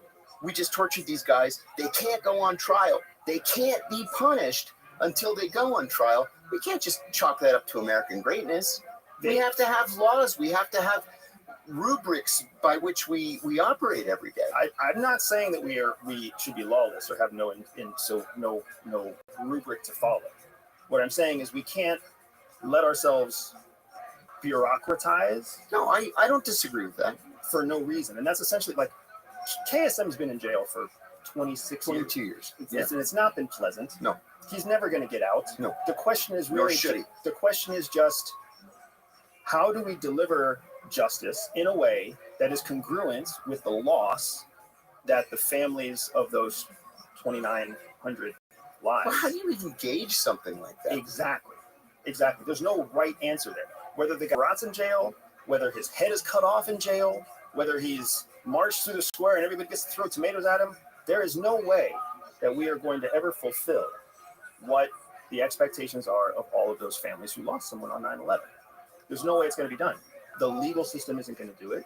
The UCMJ system isn't going to do it. Like it's an impossibility to even try. Well, then what do you do? That's the question, right? And for me, it's just if we let ourselves get stuck in the cycle of what's approved by what court, what's legal right now, and whatever, we're asking the wrong questions. Like, we need to figure out what is the right thing to do. And saying that torture is the wrong thing to do, our policies around torture have always been convenient. Yeah. In the 1940s, we defined torture as one thing that was convenient for what we wanted to accomplish. And then we changed that in 2002. And then we changed it again. We're probably going to change it again. But that's the thing, is we didn't change it. We changed the interpretation of it. That's what law is. And then the court came back and said, no, you were wrong. And that's why it was codified with the McCain-Feinstein Amendment in 2015 to get back to the original Federal Torture Act of 1946. We had strayed so far away from it that McCain-Feinstein came back and said, look, this is the original language. That's the language we're going to use in the Army Field Manual, which is another mistake I can say in a second. And so the law is what's in the Army Field Manual. The mistake is the Army Field Manual is an executive branch document that can be changed with the stroke of a pen. So it's codified, but not really codified. And that's what our whole system is built on. It's a house of cards then. But it's the best house of cards that's out there. Unless you want to build a house out of bricks that are authoritarian bricks. Oh, I disagree. I mean, sure, I can see how rule of law can become an authoritarian system. Yes, I can see that. But at the same time, we have to have a framework by which we live and by which we lead. And I've mentioned to you, I think, in the past that on a trip to Africa one time, I was kind of joking with a Congolese foreign ministry official about. You can't joke with a Congolese foreign ministry they have official. no senses of humor. They have no senses of humor at all. And their fucking life is hard. And they also have their hands out like this all the time. But anyway, I said, what's with you and the Russians? You guys are always so chummy, close to the Russians. And very seriously, he said to me, because you promise us democracy and the Russians promise us food. Bingo. That's how the whole world works. The whole world is practical. We are ideological, which we only get that luxury because we are the superpower of the world. As soon as we are no longer... Meaning the citizens are ideological, not necessarily people running the country. No, the United States. The whole country. Yeah. Yeah, ideology goes all the way up. Everybody's trying to push their ideology. The polarization that we're seeing politically right now is really a polarization of ideology. Agreed. That's what and it's unfortunate because we become so spoiled by what we have that we are now seeing second and third generation of people who have never actually suffered, people who have never actually wondered where the next meal is going to come from. And those people have gone all the way up to the senior ranks of government and business and politics and everything else. Like, you can still find people who literally live foot to mouth in the United States. There are people below the poverty line. There are people so poor they actually don't know where their next meal is coming from. There's people so poor they don't know if they're going to eat or die next. Right? So they understand what it's like to feel real suffering and need. The rest of us don't. That's why so many Middle Eastern governments, wealthy Middle Eastern governments, are unstable. Because they're so fat and so rich. And so fast. They got there so fast. That's true. Many of those countries only gained independence in 1971 in the Persian Gulf. They went from being deserts with dates and Bedouins eating camel milk and dates. And then they became the richest countries in the world within 50 years. I had a friend who was the son of a Kuwaiti ambassador. And Kuwait was my first overseas assignment. And he got drafted. He was in his 30s and he got drafted. I said, drafted? I didn't even know there were any Kuwaitis in the Kuwaiti military. He said, no, there aren't. I mean, there aren't many. So he was a banker in Bahrain. He had to fly to Kuwait for basic training. And he said that on the first day, there were like 24 guys, all Kuwaitis. Half of them were royal family members. On the second day, there were like a dozen. Another dozen had just run away. And the third day, it was him and 2 other guys. And then all of the Kuwaitis were replaced by Pakistanis. You just pay them, give them a couple of dollars, and they'll just do your military service for you. Because slavery is essentially legal. Yeah. In the Middle East, it's legal everywhere else outside of the United States. It arguably it happens here in the United States, and people still turn a blind eye to it too. You know why King Abdullah of Saudi Arabia was so dark, or why Prince Bandar was so dark? Because their mothers were Sudanese slaves that were serving in the House of Saud. They were the illegitimate children of slaves. So John, you mentioned that we need frameworks, right? I want to go back to this conversation. Yes. John mentioned that we need a framework to live by, to lead by. I believe that the framework that the United States lives and leads by is the framework of change. It is the framework of rigidity and legality. There's a system of legality to support a framework of change. Because what we have seen is that it's required. We must adapt. We must evolve. We must disrupt. If you're so tied into a legalistic system that you can't change it with the stroke of a pen, right? Essentially what you're saying is the chief executive, the president, who is voted into office by the people of the United States and delegates and et cetera, right? Essentially, that person has gone through a vetting process to be given the pen that can change the letter of the law, in some cases, in a moment. And where he can't change the letter of the law, there's a system to support other changes, whether that's the judicial branch or the legislative branch or whatever else. That is what is our framework. That is what gives us a huge advantage over many of our opposition governments and countries. That's why threats come and go, but the United States stays the same, because our consistency is being able to change, to flex, to meet the need and meet the threat that presents itself. So a question or a comment and a question.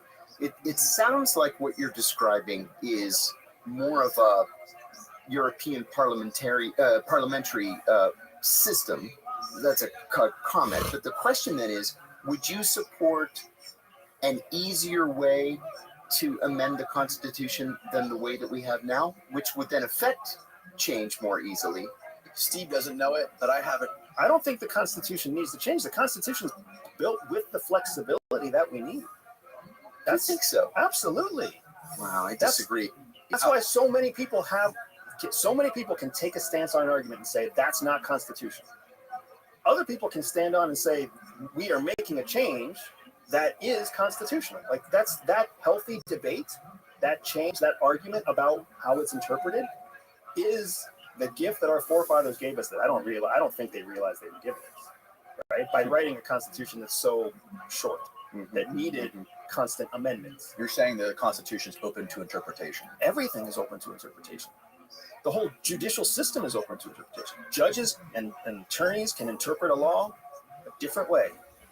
And you are the one, as the citizen of the United States, who sits on the receiving end of however they interpret it. The judge that determined that this man should go to jail, a different judge in a different court on a different day could have had a different conclusion. His whole life would be different. That's a good point. Right? We either like that or we don't like that. And you know, with the current of the Supreme Court, it argues in favor of what you're saying, that corporations are people. Yep. Number one.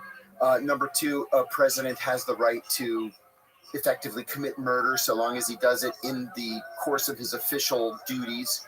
Number two, I mean, who would have ever thought even a year ago that we would have a conclusion like that coming from the Supreme Court? But I suppose it does matter based on the personal ideology of the members of the Supreme Court or the courts of appeals. Or the objective overall, right? The mission overall. What is the vision that we're trying to cast? If the United States' vision is truly to lead a democratic revolution in the world and make everybody democratic, Which is a stupid idea.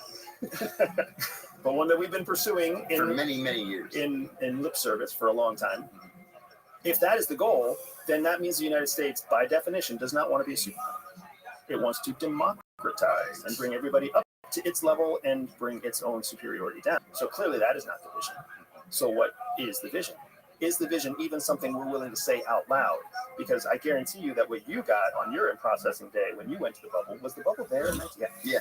When you went through your in-processing in the bubble, when I went through the bubble, It's the auditorium. It's got a dome over it. Oh, okay. at CIA. It's one of the few things that you can see even on Google Maps at CIA. That's You can right. see the rounded auditorium right in front of the old headquarters building. Oh, wow. Interesting. We call it the bubble. Okay. When I went through there, like day one of in processing was signing up for health insurance. Yep. Yep.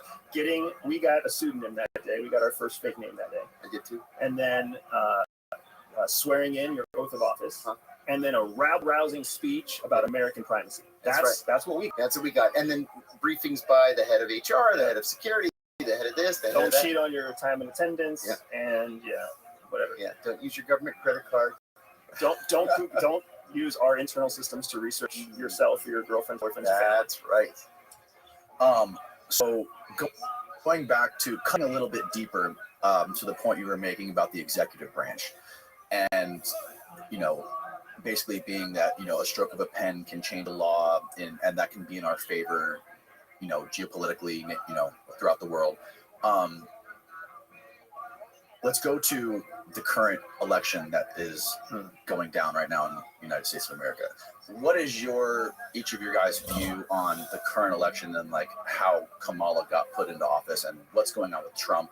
And what do you think about the idea, which most people believe, that there was a deep conspiracy within somebody in the government to take out Trump, take him out of the election? I wouldn't say most people think that. I Most would say people that online some think people that. think that. Most people online are fucking stupid. But Amen. so John, I'm going to let you answer first because I already have a feeling we're going to have a lot of overlap. So go ahead. I think we will. The deep state. Mm-hmm. You can call it the state. You can call it the federal bureaucracy. The truth is that, sure, in places like, the CIA, NSA, FBI, even DOD among civilians, or not even just civilians, but even flag officers, you got people who've been in those organizations 25, 30, 35 years. We had an NIO for warning, a National Intelligence Officer for warning, when I was there, 42 years. He had an age waiver. People don't get sharper. No. The more years they're in government. No. It's not like it is in public sector. That's right. That's exactly right. So they know that they can wait out presidents. Presidents come and go every 4 years, every 8 years. These guys are there for decades. If they don't like this president, they just ignore him. They sit on their Or they thumb. slow roll him. Yeah. For 4 years, they'll sit on it. They'll do nothing. They'll Do be very nothing. Do nothing. And the president's going to go away. Number one. Number two, what we've seen happen so far this year is not really as unusual as many Americans think. Look at 1968. Look at 1976. But in 68, you had Lyndon Johnson, a very unpopular president, drop out after the start of the primaries. Granted, it was early. The only primary that had taken place at the time was New Hampshire. He got 67% of the vote, said, oh my God, I'm going to lose, and then dropped out. Eugene McCarthy was the one that got the 33%. As Johnson dropped out, everybody jumped in, and Robert Kennedy sailed to the nomination. He had enough delegates to win it. The night of the California primary, he's shot and killed in the Ambassador Hotel. The Kennedy family asks George McGovern to stand in for the Kennedy delegates. About half remained with McGovern, but Hubert Humphrey, who was vice president, who nobody had voted for, became the Democratic nominee. Okay, so not too terribly different. 76. You have not George W. Bush. You have Gerald Ford. Gerald Ford was the House Minority Leader a year and a half earlier. But the Vice President, Spiro Agnew, was indicted on bribery charges. And so he resigned to go on trial. Richard Nixon picks Gerald Ford out of the House of Representatives, makes him the Vice President. And then in August of 74, Nixon resigns. So Ford becomes president, not having won a single vote. Not one American voted for Ford for either president or vice president. And here he's the president of the United States. So this is the system that we've given ourselves. It's not the prettiest sometimes, but it's the system.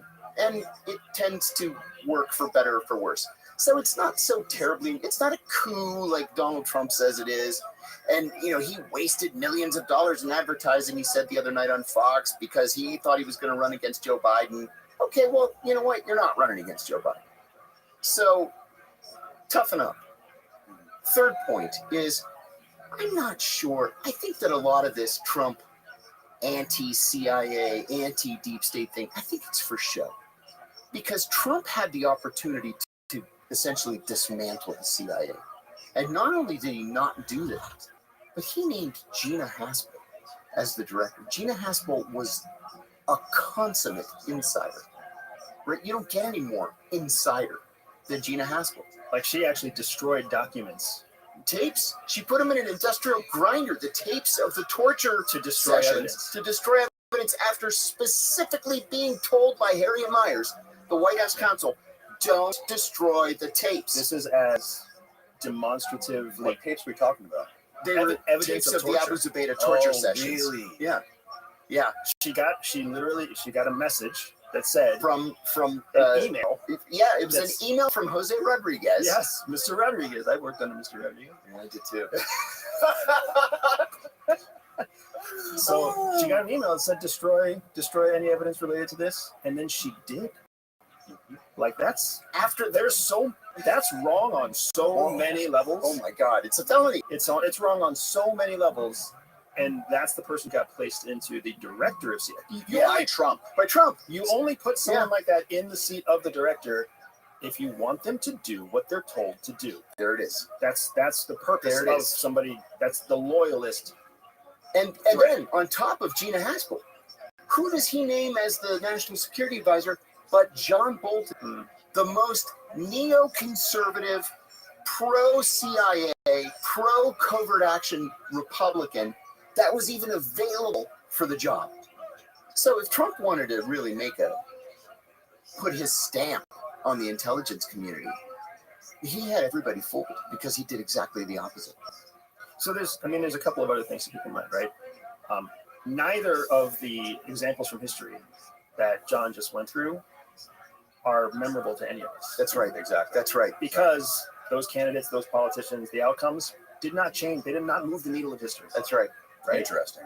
Second, you've also got to keep in mind the institutional demands that exist inside the Democratic National Convention, DNC, right? And the representation of the democratic process in the United States. Joe Biden, according to the laws of, or the system of the transference of power, he can't nominate someone else. Like, he has to demonstrate his faith in the democratic system. So when he steps down, there's only one person he can actually endorse. That's exactly right.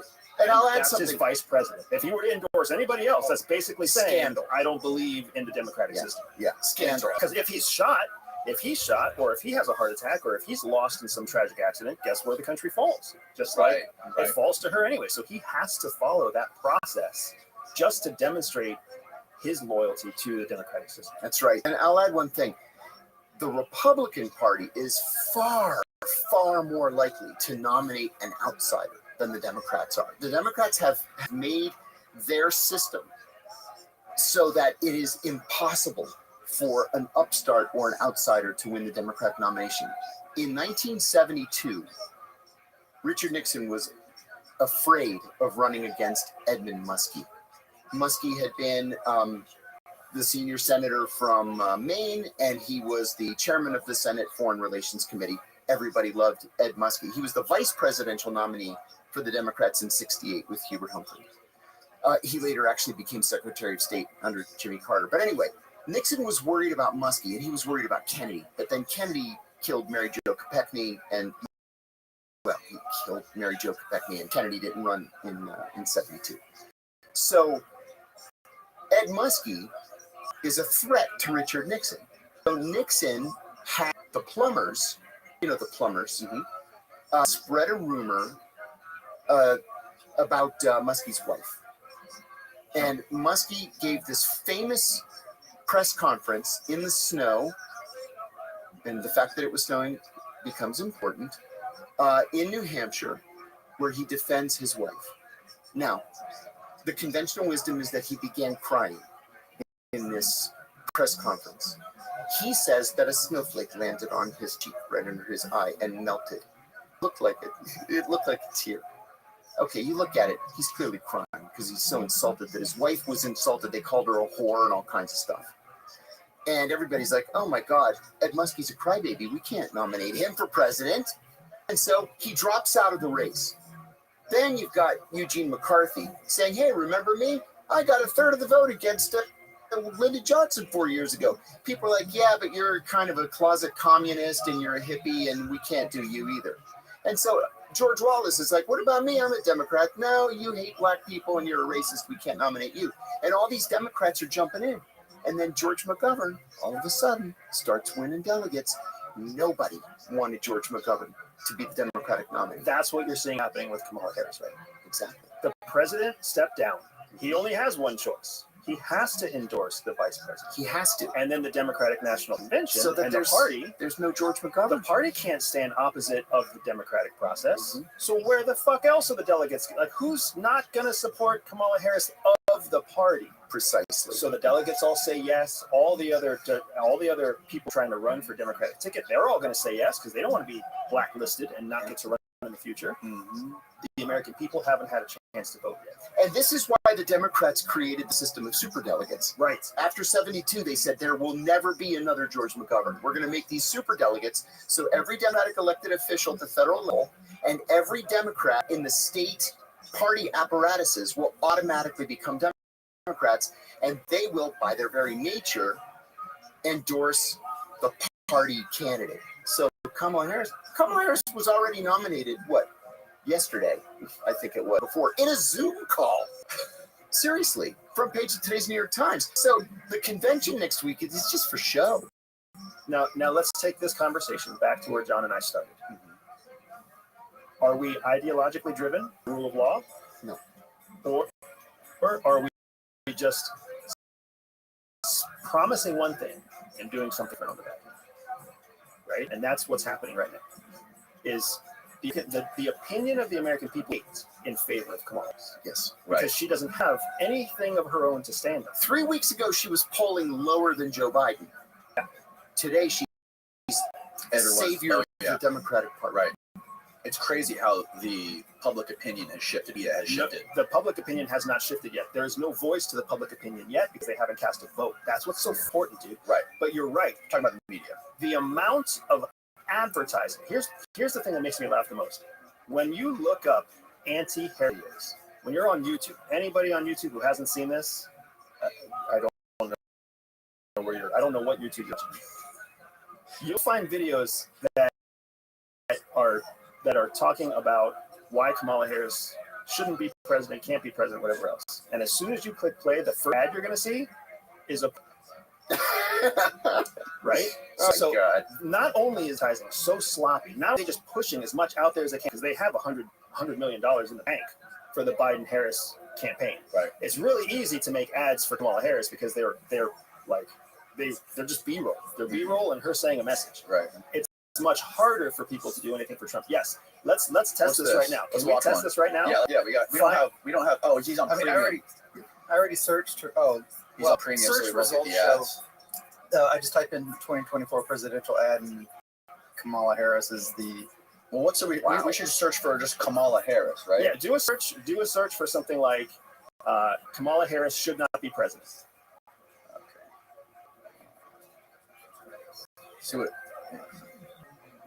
See what comes up. Okay, why Kamala Harris should never be president. Now let's click on that, and I want to see what the ad is. So there's not going to be an ad. I'm on premium. We're on YouTube Premium. Son of a bitch! You just Can you sign out of Premium? Is there a way? I can find. Okay. Oh, yeah, there we go. Yeah. So your point is, like, if they were actually paying attention, they wouldn't be targeting hater videos on her for their own ads. Exactly. That's the one person you're not going to convert, right? Mm-hmm. So there's clearly we need to blow as much money as possible, Right. and we need to pump it out quickly because what do they know is happening? They know that the Trump campaign is changing all of their messaging now Yes. to attack Kamala Harris, which is why you're not seeing a lot of Trump ads. You're not seeing a lot of anti-Harris ads because They're working on it. They're making them. and Yeah, you You're can't right. They're you in can't production. you can't come out with one ad every week. You need to come out with like 12 ads at the same time so that you and I and all the American people see the same ad. Yes. So I'm saying that because public opinion is currently being shaped, and this is how it is being shaped by the process that we have made our electoral process. Right? We have made it so that the far left and far right have already made their decisions. It's all the unnamed voters in the middle who have yet to decide. And up until 3 weeks ago, their decision was between two old white men. You're absolutely right. And you go a lot of these sites just for fun, just to see what the result is going to be. The Libertarian Party always has one of these Q&A things where they'll ask you about all the major issues of the day. You click on what your position is, and then they'll place you on a graph to show you, are you progressive, are you conservative, are you libertarian, are you statist, and they'll tell you which candidate you most closely align with.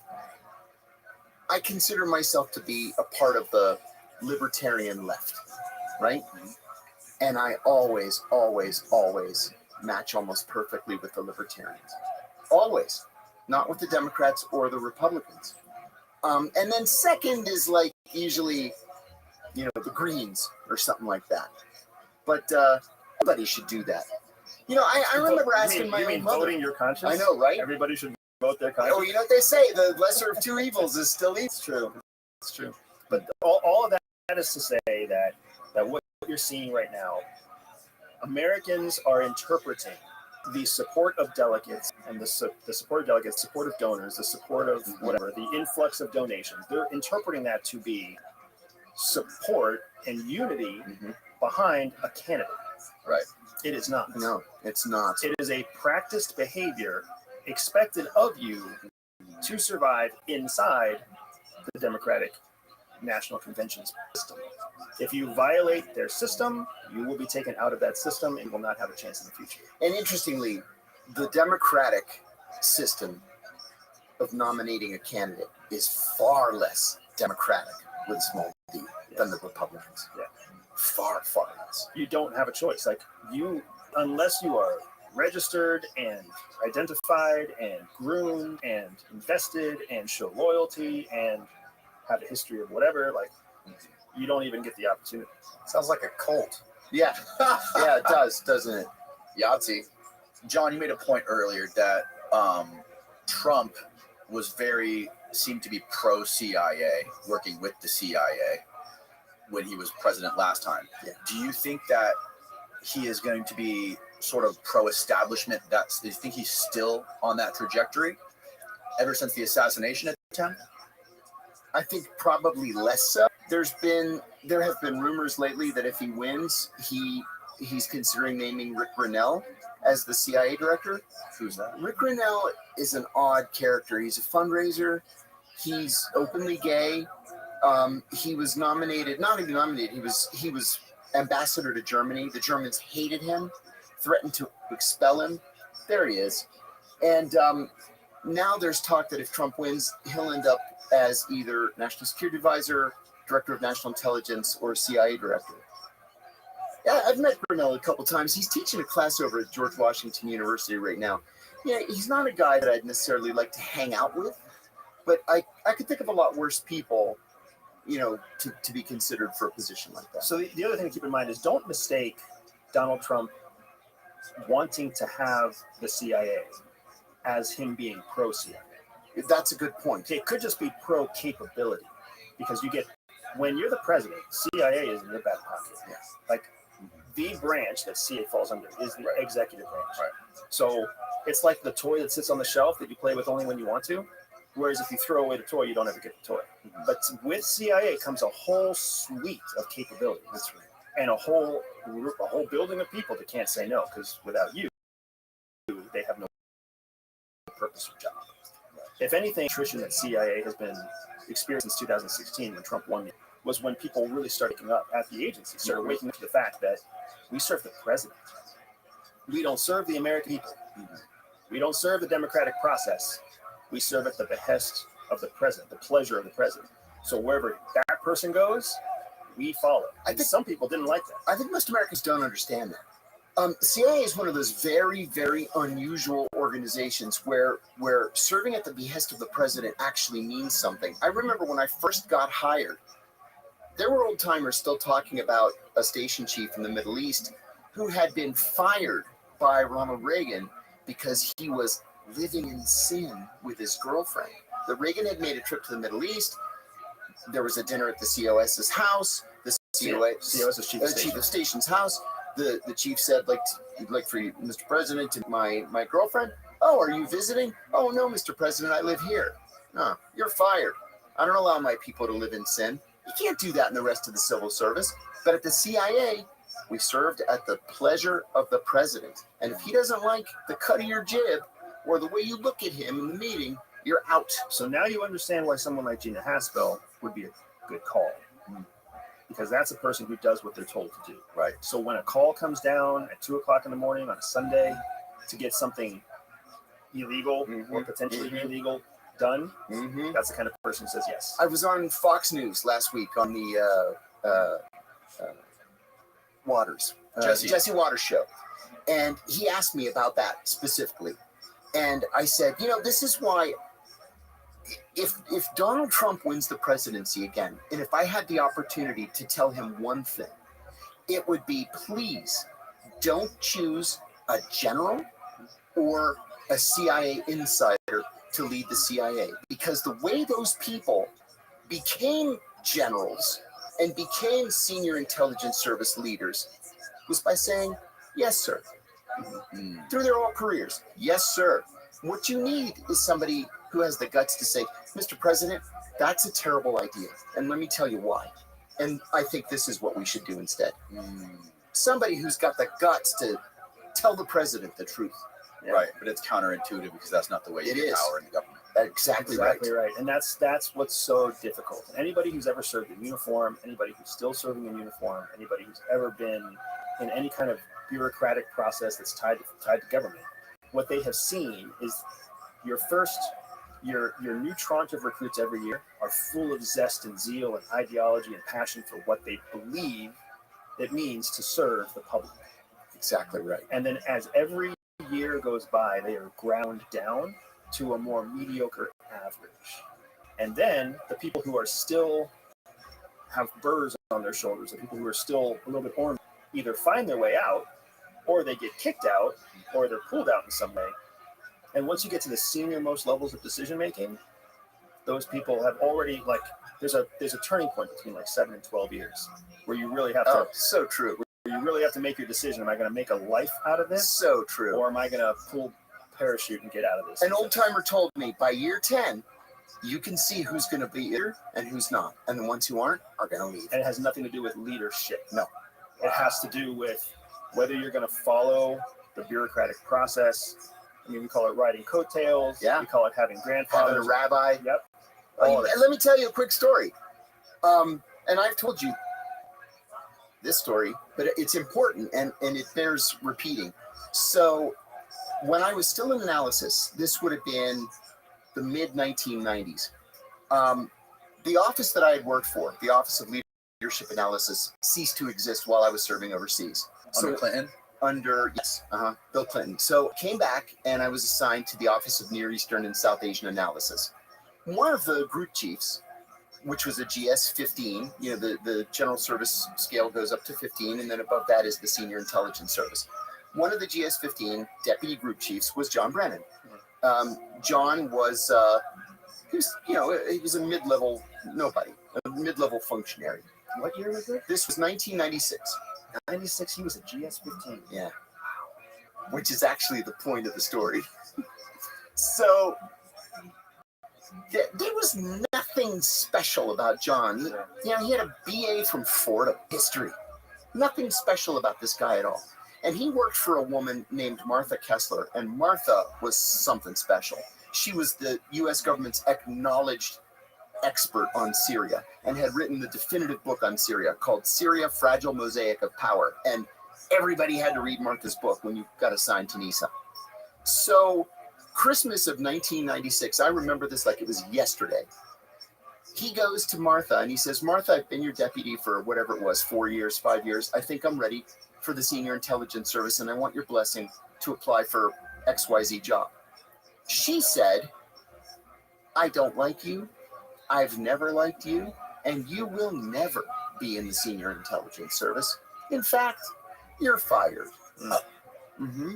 So at the agency, you're not really fired. If You're shuffled.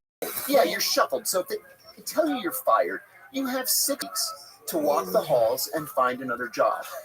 And if you can't find a job in 6 weeks, then you're fired. Okay? It's Christmas time. The normal job is in the summer. So the job's at Christmas over then. So going office to office looking for a job. He finds one opening.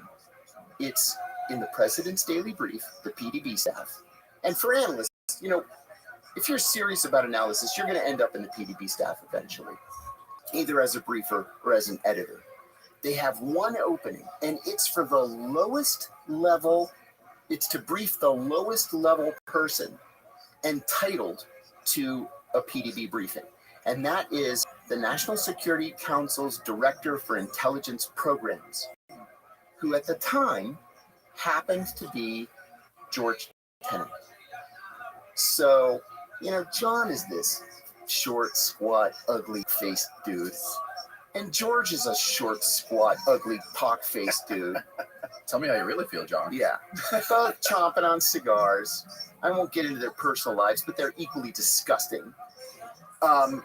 So Brennan goes down to the White House, introduces himself to George. They immediately hit it off.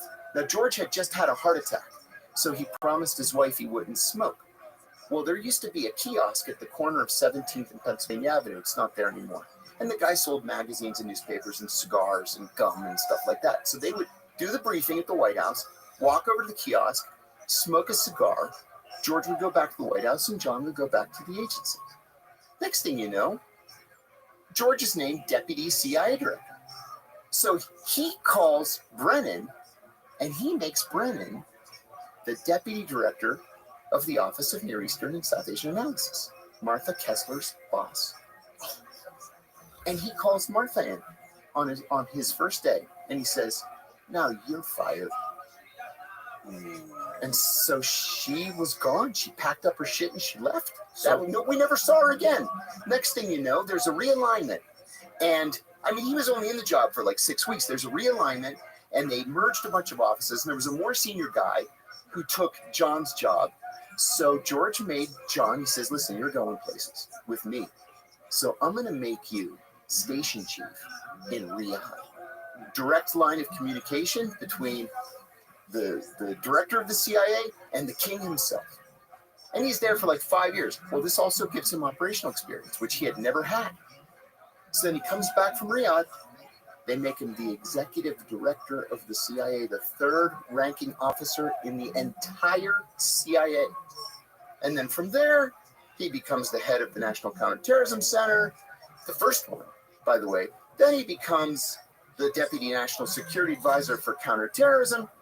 Then he becomes the director of the CIA. Does anybody remember? Yeah. Does anybody remember Martha Kessler or know what she's doing? There's some really important lessons here, Yes. right? That are absolutely worth highlighting.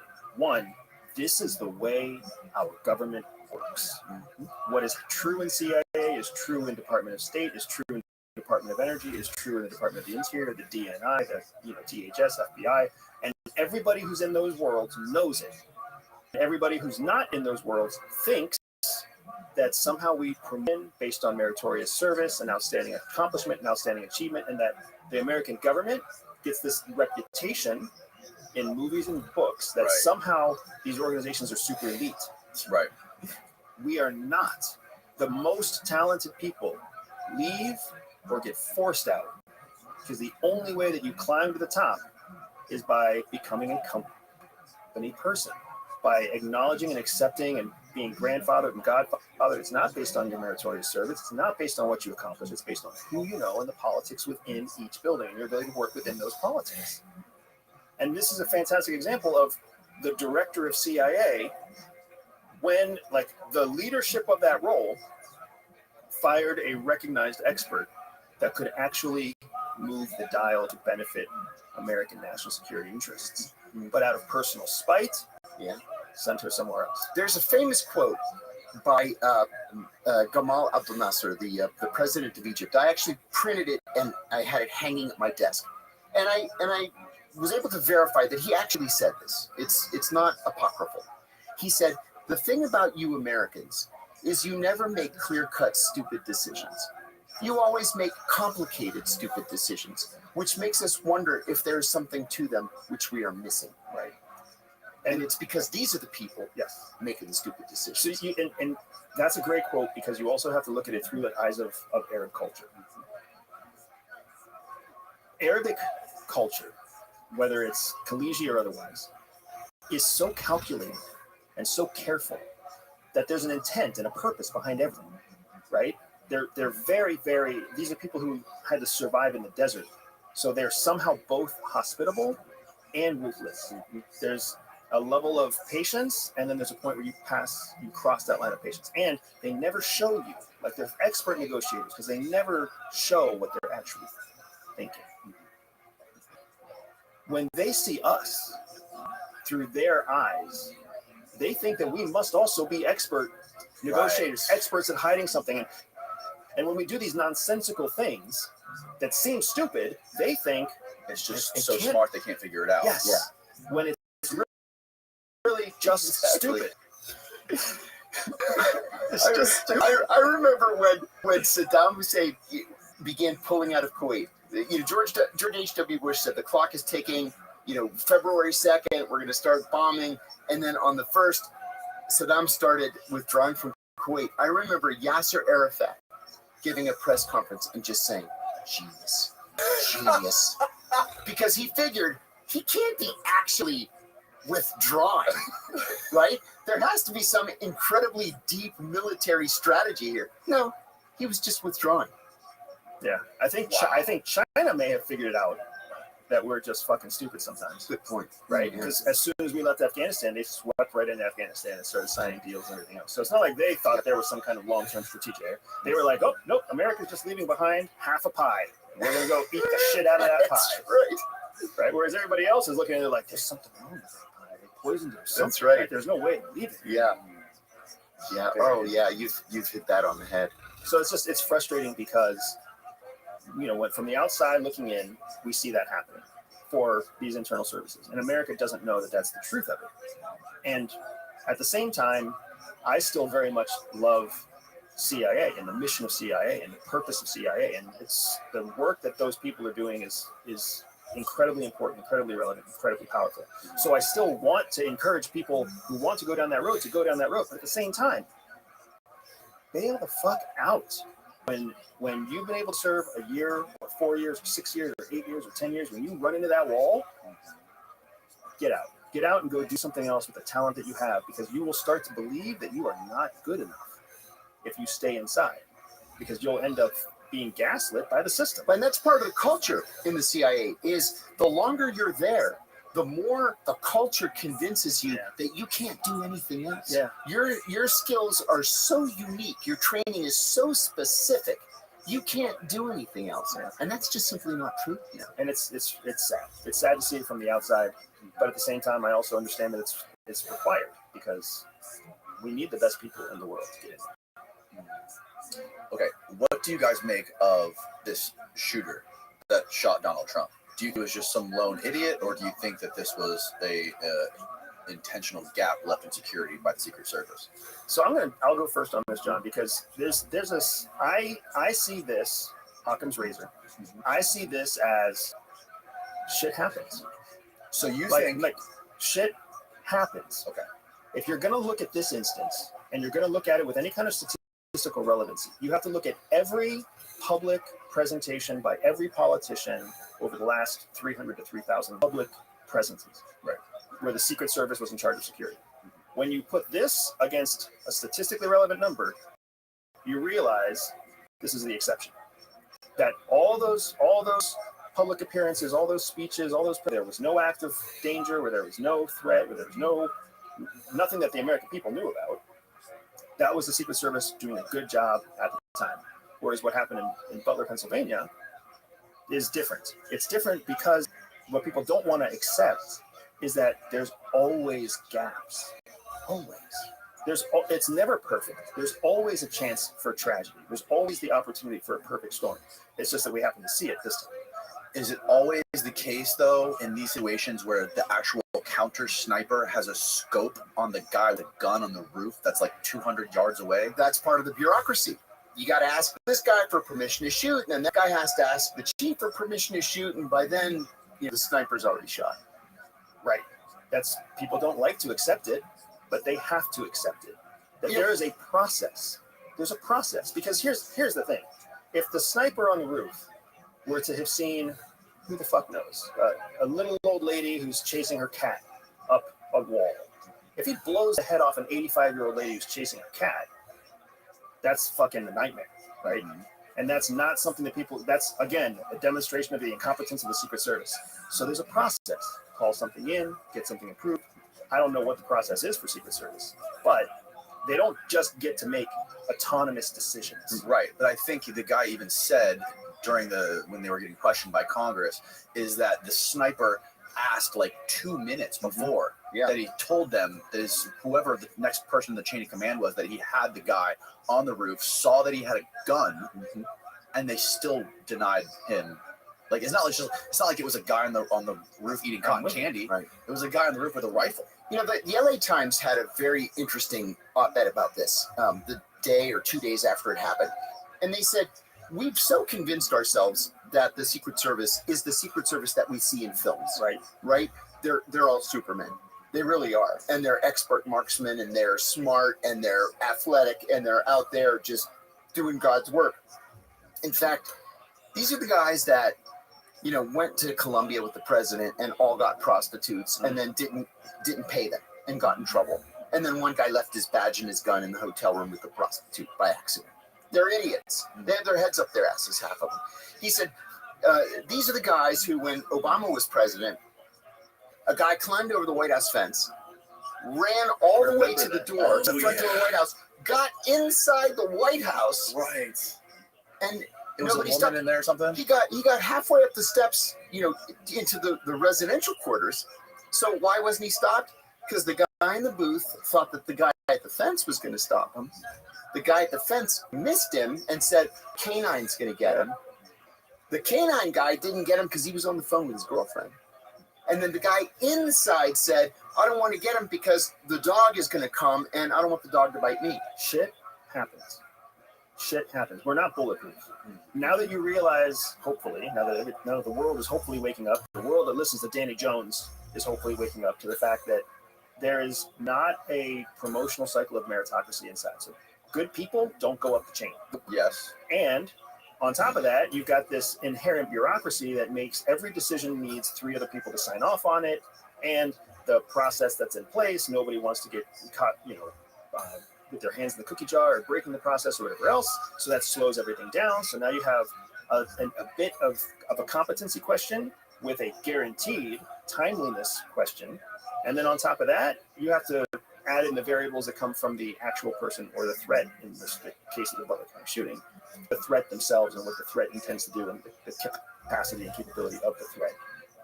All of those things go into every situation, right? It's the nature of the game. It's not just Secret Service. It's also FBI. It's also Special Operations. It's also CIA. It's also NRO. Like, the most elite organizations out there are still built on the backs of people. Now, I'm not going to say they're all. You made a statement. I made a generalization. That's probably not fair. That's harsh. So I'm not going to say that they've all got their heads up their ass or anything like that. They are hardworking people trying to do the right thing. But they also know that if they do the wrong bureaucratic thing, their career is over. Right. Yeah.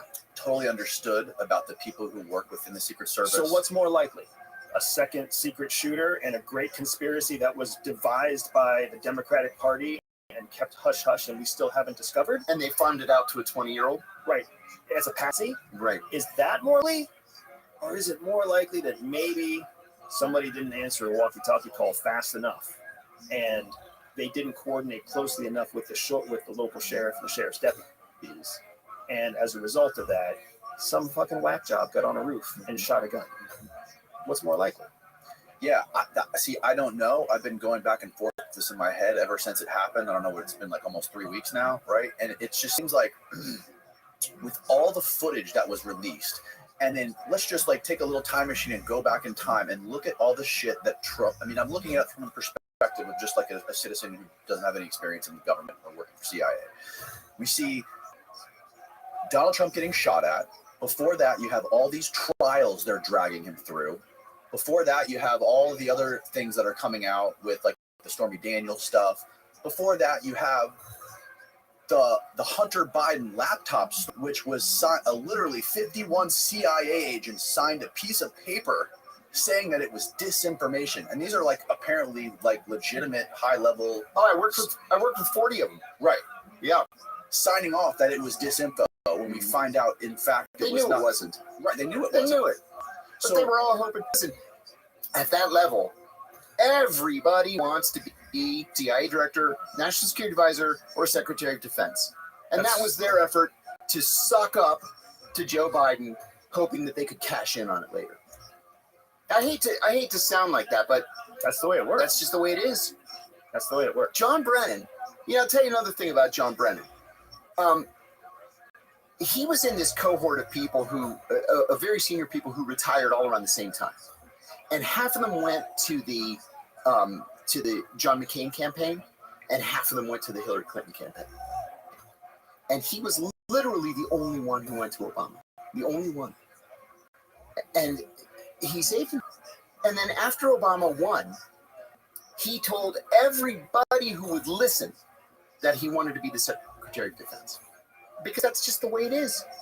You keep moving up higher and higher and higher and higher, and then you get the $6 million book advance, and then you get a center at some university named after you, and you appear on the news networks, and you live happily ever after. That's what they all have as a goal. Why? It's important to understand the why. Okay. What John is saying is right, and there's no way that's going to deny it. There's nobody that's going to tell the truth and deny it. You don't get to be SIS2 because you're so dedicated to So smart. American You national work security. long hours, That's and not you're how so you smart. Yeah. You get there because you know that the only other option besides going up the chain is to stay mid-level or senior enough that at retirement, hopefully you get to hold on to 50% of your base pay when you retire. That's right. Because top tier salaries at CIA, top tier salaries right now at CIA are for what, 170? Yeah, 180. So when You're not doing it for so 20 or 30 Yet. years. Let's just say you serve for 30 years. Plenty of people serve for 30 years. They start when they're 24, they retire at 54. They were making $170,000. They built their lifestyle for $170,000. They're 50 years old, which means they've got kids in college. They've got a spouse who's probably still working. Now their salary gets cut in half. So now they go from making $170,000 a year to making $85,000 a year. But they have a $170,000 lifestyle, living in Northern Virginia and the Beltway. And 5 or 10 years of mortgage payments left. Yep. So what are they going to do? You become a contractor. right. You flip your clearance into something else. This is something Trump tried to stop, right? That's something Trump tried to stop. But the only other option you have besides flipping it into a contract is to get the book deal, to become some spokesperson for a news organ. Like, you have to have something to carry you, because you can't live off of $85,000 a year on $170,000 a year lifestyle, and you have no future plan. You have a TSP where you've stashed away 3.5% every year. That's it. And you can't touch it until you're 67 or something years old. 67. Right? So it's a financial reality that government employees have to play by the rules after about year 12 if they have any hopes of building the next round of income when they retire. Whereas anybody who leaves, you have many more options in the commercial sector. You can build your own product, build your own business. You can invest your money in 5 or 7 different ways. You can make more money in less time. So it's just that's why the people who stay in oftentimes they end up being these shells of kind of mediocre performers, Right. because they have become so focused on just how to survive now and how to survive later. They still want to do the right thing. They're still public servants, but they're also trying to deal with divorces and trying to deal with kids going through school and trying to go with, like, it's not easy, man. And with 2.5 weeks of vacation. Would you say private intelligence is more effective than traditional government CIA intelligence? Not more effective. No. It's got benefits, but it's not more effective. It's relying essentially on open source intelligence, press. And the CIA does that anyway. There's also an element with private intelligence where they can do things that can't be sanctioned by the government, but they also don't have the resources or the training or the talent pool to pull from, which is how you end up having contractors captured on the bank. That's it. Exactly right. You don't have the protection from risk. You know, that black passport that says diplomat at the top of it, that's the get out of jail free card. And if you're private, forget it. You're on your own. That's why they make a ton of money. Look at Venezuela. But they take a ton of risk. Yeah. Speaking of Venezuela, I just had a guy on the podcast 2 weeks ago, John Perkins. He wrote a book called Economic Hitman. Yeah, he's a great interview. Confessions of an Economic Hitman. And he had a job with a consulting company to go around the world to, I guess it was poor countries, and convince them that they needed loans from the World Bank or the IMF, whatever it was. The United States would give them these massive loans that they knew they could never pay back. And in return, we would say, oh, that's fine. Just, we'll take your resources. And he was explaining to me that China figured out how this wasn't working, especially when countries started to go, I think it was Ecuador was one of the ones that said no. Argentina. We had Argentina Panama, by the balls.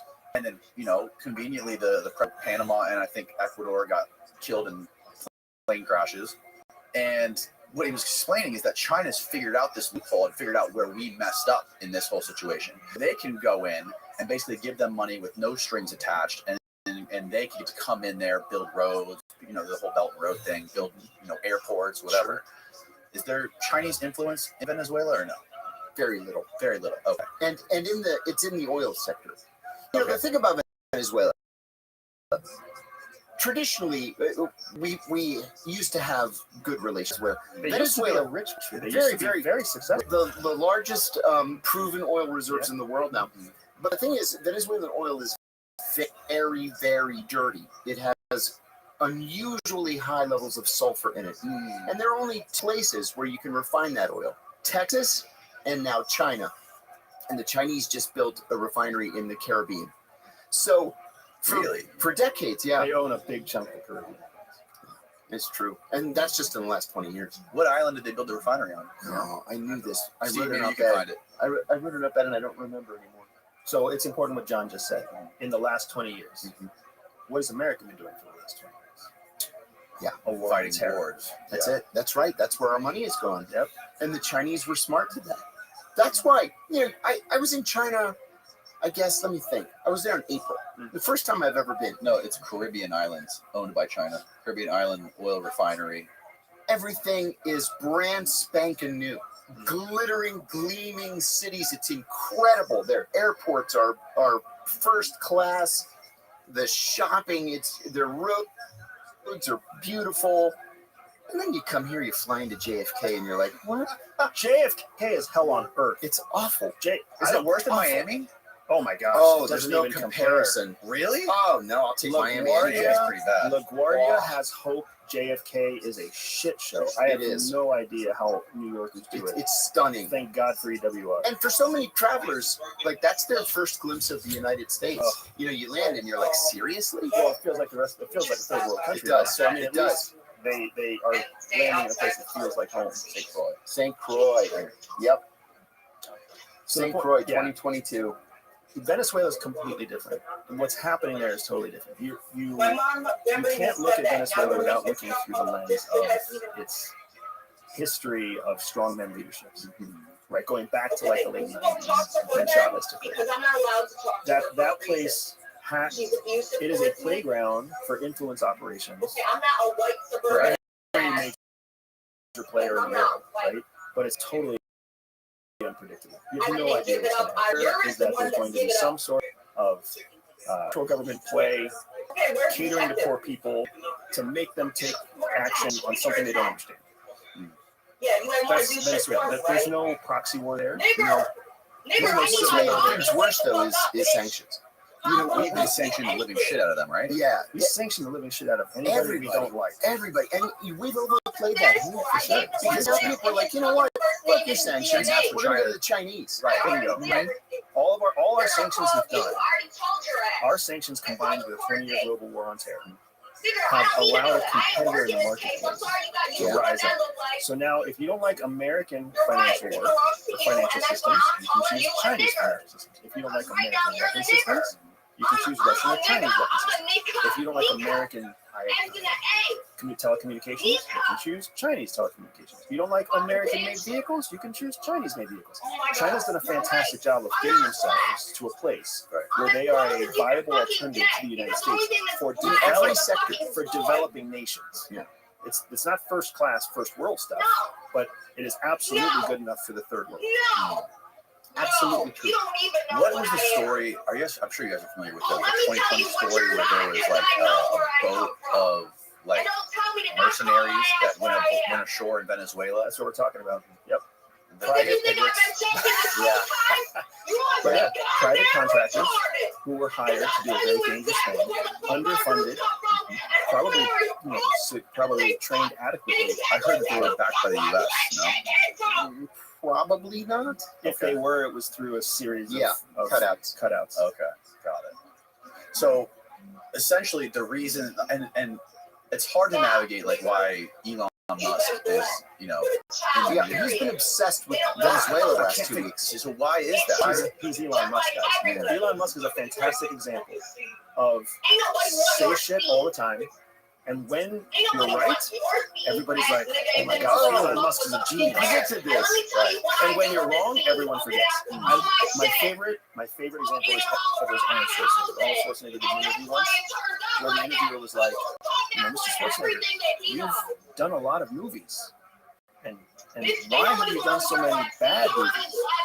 And he was like, because nobody remembers my bad movies. But I had to do a lot of movies to get enough good movies that people remember. Very good. And when you think about it, right?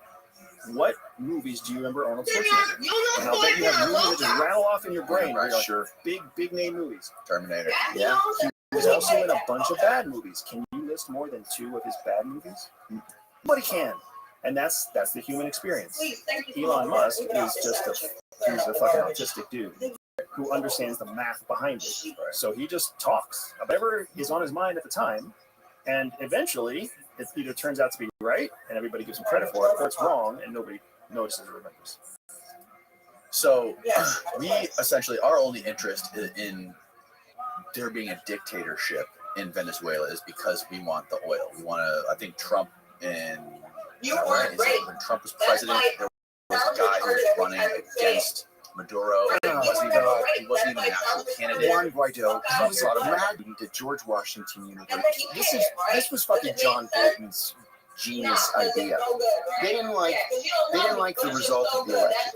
Now, one of the things that people forgot is the likes of the National Association of Attorneys, the Carter Center, the United Nations. They sent election observers, just like they did last week, to Venezuela. Yeah. And they said, there were a couple of problems, but not enough problems to change the outcome of the election. For all intents and purposes, it was fair enough and legal enough. We don't like that. At least as fair as ours, right? Yeah, seriously. So they said, no, we recognize Juan Guaido, this kid from GW University. He's going to be the new president of Venezuela. And then, of course, we bullied the European Union to jump in and say, yes, we recognize Juan Guaido. Well, Juan Guaido didn't know anything about running Venezuela. In fact, I remember a public opinion poll where most Venezuelans didn't know who Juan Guaido was. Most Venezuelans don't know much. Though. Yeah, well, that's true. Although they're very They live in the Colombians. Yes. So, I remember John Bolton taking questions in a press conference where one of the reporters said, but Mr. Bolton, what about the provision in the Venezuelan Constitution that says that if the president doesn't take the oath of office within 30 days of the election, that he's no longer the president? And Bolton was like, because he had never read the Venezuelan Constitution. It said, we just wanted to impose this guy. This is going to be our guy, whether you like it or not. And one way they never went back to. He's in Washington a week ago. I saw him at some think tank. I want to come back to this, John, because you just used the correct word about how the United States engaged. About how the United States engages with the UN. Would you grab me one? And you said that we went in and we bullied the UN to get them on our side. Thank you. Okay. So again, you have made some significant decisions in your life. Sure. Based on principles and ideals. But you know that the United States bullies. We bullied the UN, we bullied NATO, we choose which court system we use to approve whatever legal process or whatever seemingly questionable process we need.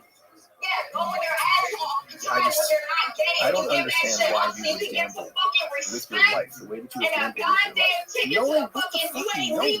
I know, right? Why would you do that? Like, yeah.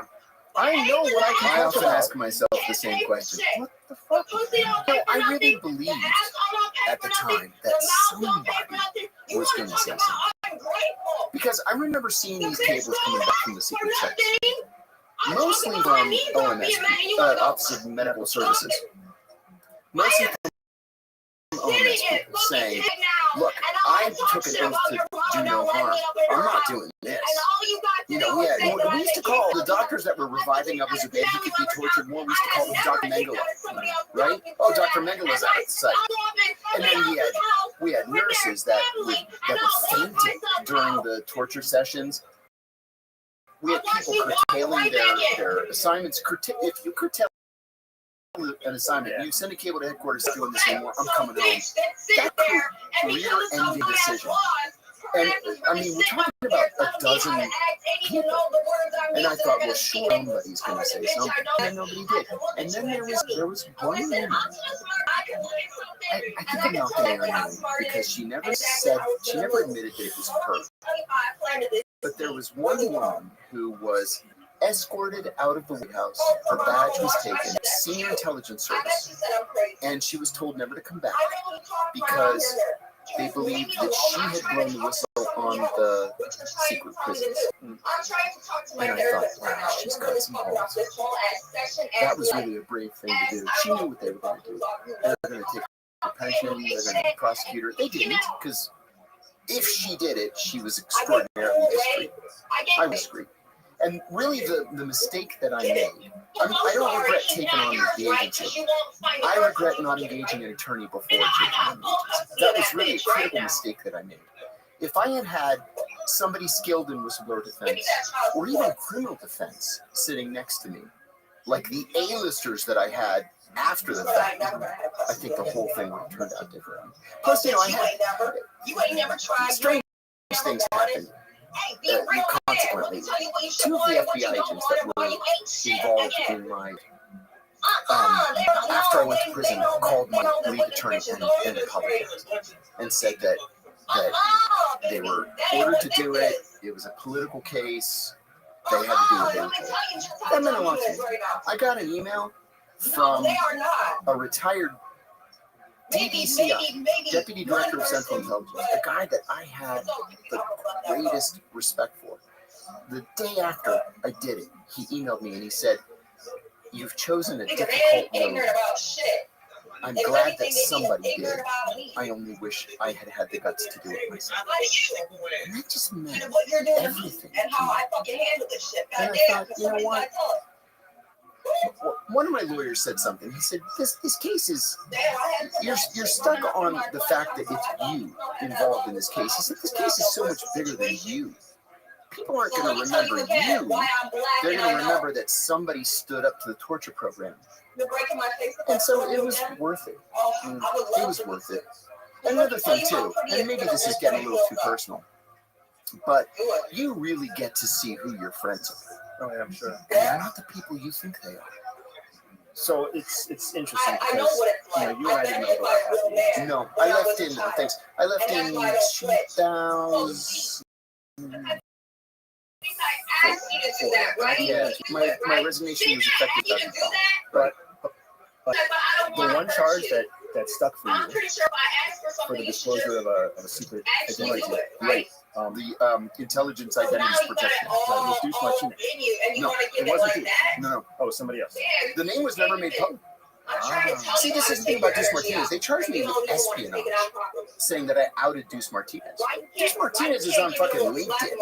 Central Intelligence Agency targeting officer. Right. It's like, well, he charged me with espionage. The guy's on fucking LinkedIn. And then he gave a speech at JMU, I think it was, James Madison University. What it's a day in the life of a CIA targeting officer. And they're like, okay. So it's interesting to me because so Deuce went on to become one of the foundational trainers for myself and for my wife. My wife was a targeting officer for CIA was, and Deuce was her mentor. So after meeting him and knowing what resulted as a result of him being tied to this torture for obviously, Yeah, right. Like that was just it was frustrating to know that there was a connection there that was made public. You know, he left the agency just after I did. I went to the private sector, to one of the big four consulting firms, and Deuce went to Mitchell and Jesse. He had applied for a job at like, Thanks for letting me know. Yeah, I think it was IBM. I had no It was idea. an analysis job at IBM. He and I used to get together for lunch every week after we both left. And he would call me with these updates all the time about the negotiations with, Like I said, I already got his I'm address. pretty sure it was IBM. Holy shit, I'm trying to talk to And somebody. Makes he sense. called me to say, hey, let's have lunch. I decided to take a job. And I said, hey, great. This was going to be big money for me. So we get together for lunch at Tyson's Galleria, right? The Chinese place. And he hands me a business card, and it says Mitchell and Jesse LLC. And I said, are you out of your mind? You're going to work for these monsters? Seriously? And he said, no, you're wrong about them. They're good guys. They're patriots. I said, they're fucking the creators of the torture program. I said, how many times have we talked about this? How many times, like into the middle of the night in Pakistan, have we talked about how we were hoping that they would do the right thing? When somebody starts to rape you, you don't. And he's like, yeah, with the money, it was so good, it's such great money. And it was the wrong side that shit was slipped up. Is that show me a man? And then once I went public, he never spoke to me, which was no big loss, because he was on the wrong side of that. I mean, regardless of what you think about Deuce, like he went on to make, he changed some lives for people who were coming up in the ranks. He changed my wife's life. Yeah, he's done some fantastic work. Good. But the thing is also, I mean, this is where principle and practicality start to separate, right? Because the torture program was sanctioned when it was initiated. Yes. And the men and women who did the duties, executed the job, and executed the duties that were assigned to them as they swore in their oath. Like they didn't sleep well either. Sure, I understand that, but in their oath, they swore to uphold the Constitution against all enemies, foreign and domestic. And it was a legal program that they were assigned to carry out. And you already said if they curtailed their. But was it legal? Because no court ever ruled that it was legal. Hey. No court. They said it was too highly classified to even present to a court. So just take our word for it. That's what you and Biden's conclusion was. So the. Came from my mouth This is, and off I my found dog very similar signature. to the I'm argument glad. You for could have just Edward said and listen. You fucking idiot. Snowden's All right, let's quote-unquote, moving on. right? And what oftentimes becomes the argument for Jesus Christ. whistleblowers are protected, and they should be protected. Do things the right way. Moving on. You say you don't No. know. What about the case of Tom Drake? Tom Drake was the senior intelligence officer at NSA. He, his first day was September 11th, 2001. He had been I full don't live colonel in there. the Air Force. I can't. There's Tom Brady. I'm not. And, I ain't getting out of your car. You're taking me to that He place. became aware tomorrow. immediately after 9/11 of the plan to All the cops again. initiate warrantless wiretapping of American citizens. So there was a competing software program that NSA had developed that would weed out U.S. persons and target only suspect Hey, don't fuck numbers. bitches without a condom and get them pregnant. If you didn't know, General you was gonna hate who them. at the time was the head of NSA, this is before he went over to CIA, Were said you? that Were you? 9/11 was the opportunity that NSA had been waiting for, to just vacuum up People who operate like everything and then sort it out later. They didn't. Yeah. So Tom went to the general counsel, and the general counsel had not been ready to the program. And so the general counsel said, I don't know what you're talking about. There's nothing I can do. He went to the inspector general. The inspector said that this was over his pay grade and that he should go to the DOD inspector general. He went to the DOD inspector general with documents.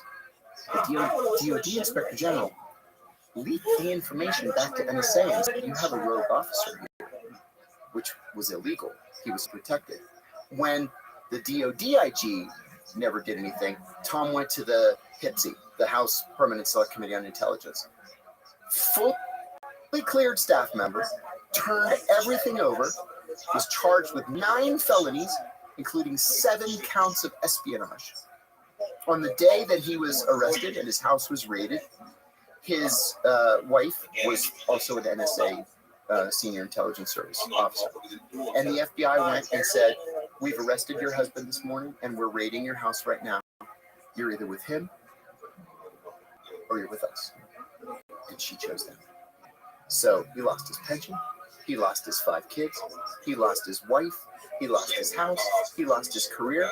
And then when he went bankrupt, he dropped all the charges. So did Tom follow the proper whistleblower protocol? Absolutely. What's interesting here though is that he also didn't get charged. He was charged. No, he was never convicted. Only because it was the judge that threw the charges in. He ended up taking a plea to a misdemeanor count of misuse of a government computer. Because to save face, DOJ came back and said, look, you got to plead guilty to something. If we're going to drop 9 felonies, you got to plead guilty to something. So his lawyer said, think of something that they can charge you with. So he admitted that on his lunch break one day, he looked at Facebook on a government computer. And so they gave him 18 months of unsupervised release. So we're seeing the technicalities here, right? Technically, he was not punished criminally for blowing the whistle. It was internal machinations that ended up ruining his life. And that's generous, though. The only reason they arrested him and charged him was because of his whistleblower. But this is the problem with well, they had counts that they charged him with that were related to his sharing of documentation. But the protections for whistleblowers have to do with protections of court. They don't have to do with protections culturally or with C or within whatever else. You don't have protections there. Right. If you violate the culture, you violate the culture. And these are organizations with a culture of secrecy. And I guess I respect the fact that you say it was worth it. You're the one that paid the penalty. You're the one that did the time. You're the one that carries that, right? For me, I was led into a world of secrets. I'm going to keep those secrets.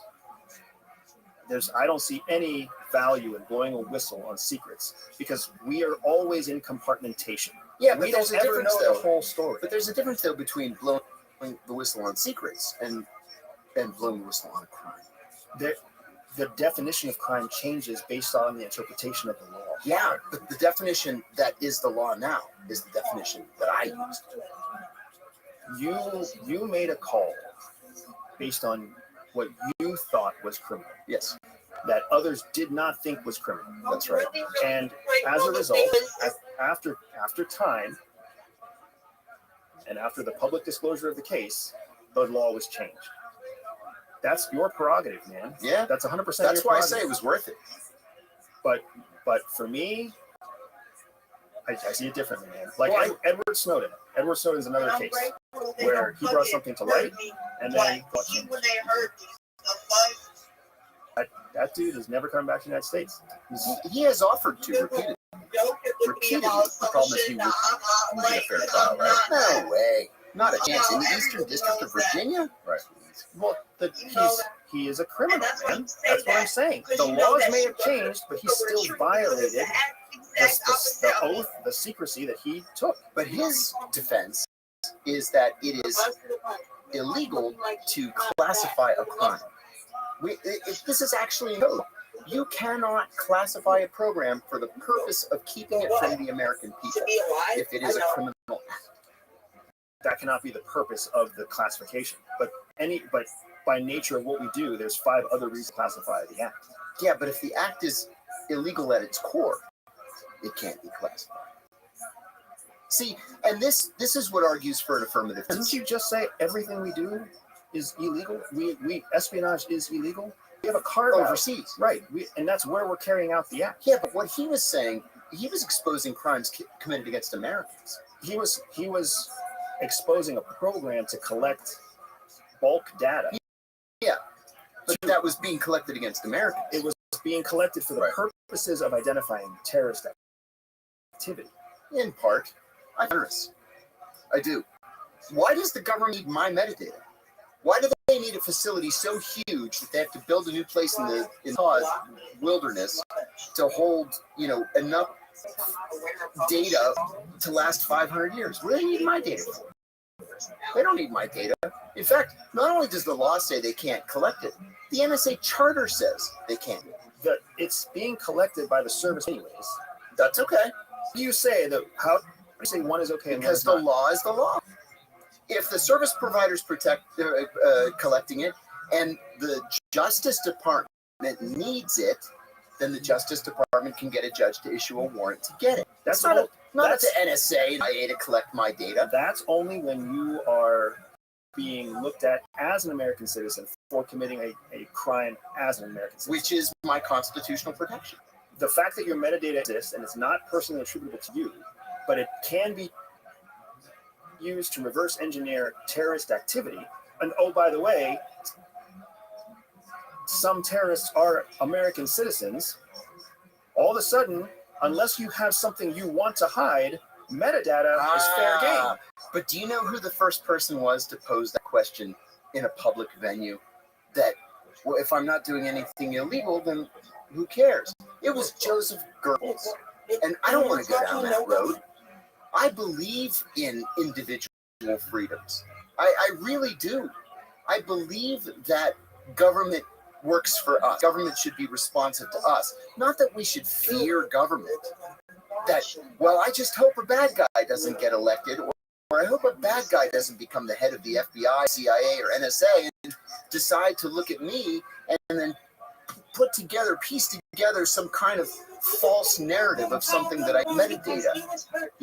He's going to this doctor. This doctor specializes in internal medicine. Maybe he has HIV. So let's start a. You believe that the government? Say that again. You believe that the government is there to support you? Is that what you're saying? No, I believe the government should be responsive to me. It works for me. It shouldn't be able to target me. That's where we're fundamentally opposed. Oh, I'm sure. Because the government does not work for us. That is not. I'm saying it should. It should not. The government is there to ensure the continuation of the American ideal. That's the purpose of the government. It is not there to serve you. That doesn't even mean anything to the American ideal. The American ideal means everything. What is that? If every American is destroyed, if every American is killed, with the exception of the people in government, the president, whatever you want to call it, one congressperson, one senator, right? Or one House member, one senator. Then the American government continues. America is defined not by its people, by its government. That's what we went to war with the British about. We could have been colonists, we could have been communities, we could have been people, we could have been collections. But the right to sovereign independence is a government thing. The government exists to survive and serve the continuation of the government of the United States, not the American people. That's part of the ideological hogwash that we were all taught in elementary school civics that just isn't true. They're not there to serve us. That's not what the purpose of government is. You swore an oath to protect and serve the Constitution of the United States. That is a document defining the government. A government of the people, by the people, for the people. But it's still a fucking government, not the people. The people of the United States, through the eyes of the government, FBI, CIA, NSA, the White House, the people of the United States are engines of economic development. We are there to create the GDP, the flow of economic power that the government can then use to enact national security policy or international policies that benefit the government. That's the cycle. That's the reality of the cycle. I understand if that's not what you want. That's why I'm a libertarian. What was it that Jefferson said that periodically the tree of liberty, what did he say? The tree of liberty has to be watered with the blood of martyrs and patriots. Yeah. Ready to fight. Yeah. Fight for what? Did you like My relaxing? independence. Not fight for your government? I sure like No. relaxing. Where's your independence from? It's not the government. 1,000% it's the government that gives you your It's the independence. government that infringes on my independence. That is your interpretation. Oh my God. I could explain Oh, to you yeah. what I mean. You know, ever since this, of course, my entire worldview has changed since this whole thing started in December of 2007 for me. And I find myself But that ain't it. coming down on the side of some very odd people. We talked about this actually last time. Eamon Bundy, right? Eamon Bundy is a nut. But doggone it, he's got a point. Do you remember this? He's the guy, it all started with cattle grazing. Yes, okay. Next thing you know, he's in a shootout with the feds. There he is, Eamon Bundy. I told you thank you for the corn. Yeah, what was the story with him? He was, it all started out, he and his dad and his brother and brother-in-law, I think, they got into a dispute with the government over cattle grazing rights in Western states. And the government's like, yeah, you can't graze your cattle there. And they said, fuck you, graze our cattle wherever we want, public land. And so one thing led to the other, and the cops, or the FBI tried to seize their cattle, and then they took over, it was like they took over a visitor center at some national park, and they were all armed to the teeth, and then there was a shootout with the cops. They all got arrested, they all went on trial, and then they were all found not guilty. I'm like, yeah, I'm with the Bundys. And then they went nuts and said some stupid racist stuff. But for a little while, so there it is, inside the shootout. So you want your independence. Don't tread on me, that's what my license plate says. But you also want the law of the land to be like clear and present and defined. Because you do know that it is the laws that infringe your independence. Well, no, I'm going to take your position, say it's the interpretation of the law that has infringed on me. Okay, so super extreme example. You don't have the right to kill somebody. The law says you can't kill somebody. Somebody comes to your house, knocks on your door, steals your dog out of the front yard, you shoot them. Your independence would arguably make it so that if they came into your property and they stole your property, you have the right to shoot them. But the law doesn't let you do that. Well, so which one do you support there? Do you support your independence? Do you support the law? If I were in Florida or Texas, yeah, of course I could shoot them. Right, the castle doctrine, right? I wouldn't shoot somebody.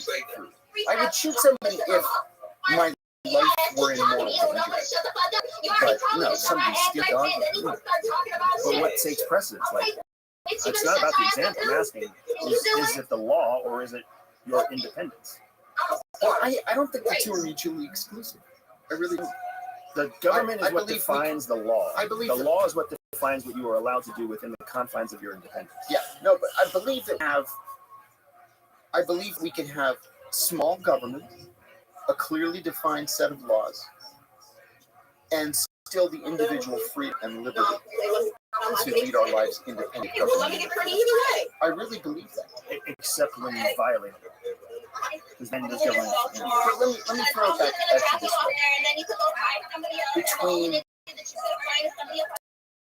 2012 2022, Congress created 500 new crimes, 500 new laws, 500 crimes, things that in 2011 were legal, and in 2022 were felonies. Crazy things. I've written about this extensively. For example, there was a man in Alabama who was a commercial fisherman and caught a halibut that was 11 inches. You have to be. Here it is. Oh, hey, I read that. So, good catch. Yep. Thank you. Thanks, Steve. Steve's on the ball. He always is. So, he was like, it's 11 inches, 12 inches, all right. He kept it. Just so happened that a U.S. fisheries boat was nearby. They pull up. Hey, can we take a look at your catch? One of the halibuts was too small. I'll throw it back in. It was still alive. He threw it back in. They charged him with a felony.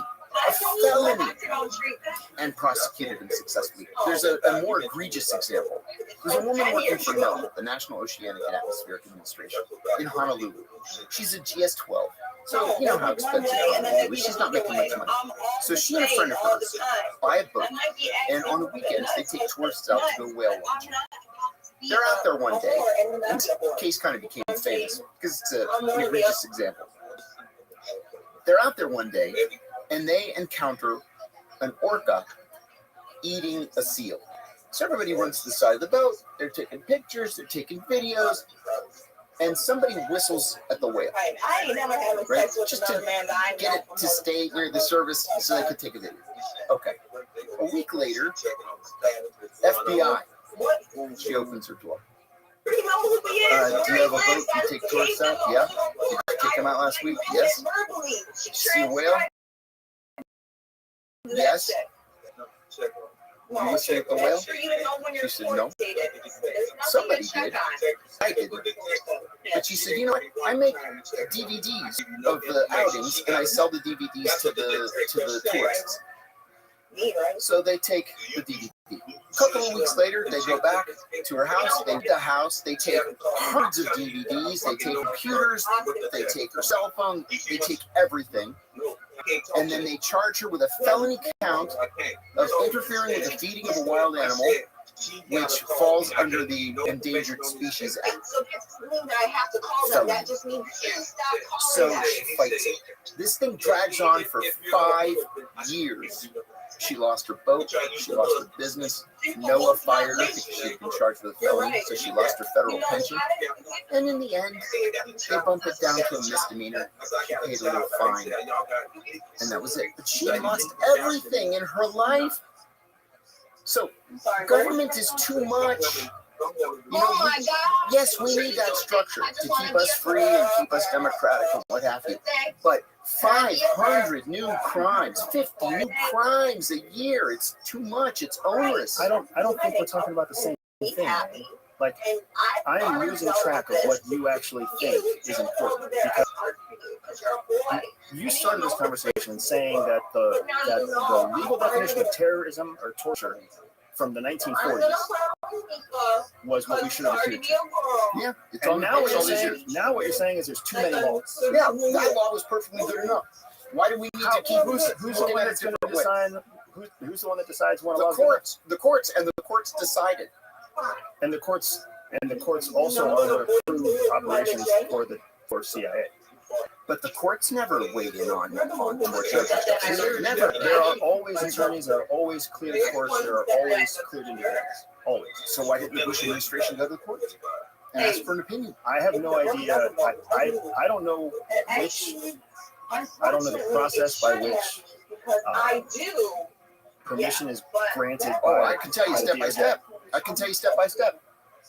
That idea went from CTC to OLC, the Office of Legal Counsel, at the Justice Department. They approved it. It went back to CIA General Counsel. From CIA General Counsel, it went to the Attorney General. From there, it went to NSC General Counsel, and then to the National Security Advisor, and then to the President. So It took about 6 months. there's multiple legal representatives in there, And no court. and they were under the executive branch. Yeah, I know. But if you're making a determination that a law that's been on the books since 1946 is not really what it purports to be, and the stuff that was outlawed all these years, it really isn't outlawed. We're going to do it a different way. You need a real legal opinion, an outside legal opinion. So now we're getting into different things. No, but what you're talking about is having all these neocons in the room all agreeing with one another and convincing each other that, yeah, this isn't going to be a problem. This is legal. But what I'm saying is just I don't know whether you're making an argument where you want laws to be set forever, or whether you're making an argument where you want laws to be removed, or whether you're making an argument where you want laws to be optional, because you're also talking about being libertarian and putting your independence above government. So I don't know what position you're making. I don't know where you're standing. I believe in the rule of law. I believe that When it takes away your independence, or only when it benefits you. if it takes away your independence, then change the law. That's a Then part of how do you the rule of law. believe in the rule of law if the law can be changed? The system that we have. That's the system that we have, but you're saying the system we have is not. But if we have a system, if we have laws are permanent, then we're going to have what you said at the beginning of this conversation. We're going to have children working in the mines and women not being allowed to vote and all that stuff. No. The Constitution is a living, breathing thing. If there's something that's not working, then change it, right?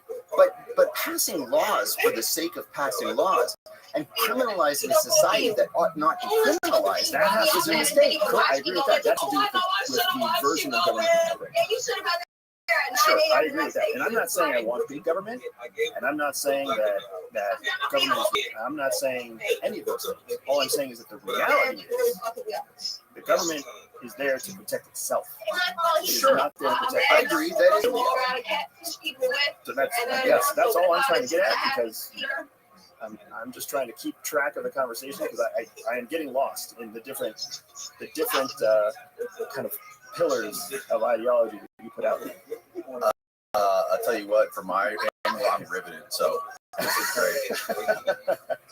So and this is Good. I never heard Good. of White it. Rabbit. It's great. I love it. Oh, there you go. There's good sponsorship Shout going on out. right there. Shout out to White Rabbit. Good stuff. Now, I also have to understand, John, why are you working with Russian state media? Oh, because I've got 5 kids and nobody's beating a pack the door to give me work. You know, this is the overall plan. It's, again, my lawyer said, this isn't about John Kiriakou. This is bigger. So for people who don't understand Andy's question, John has been hosting a radio show for a number of years, for about 7 years now. For Sputnik Radio. Sputnik Radio. Yeah, Sputnik Radio. The government, I think, or the agency maybe, would have been perfectly happy if I starved to death from lack of work or ended up at McDonald's. And I worked hard to rebuild my life. The only people who offered me a job were the Russians. And when they first offered me this job, I turned it down.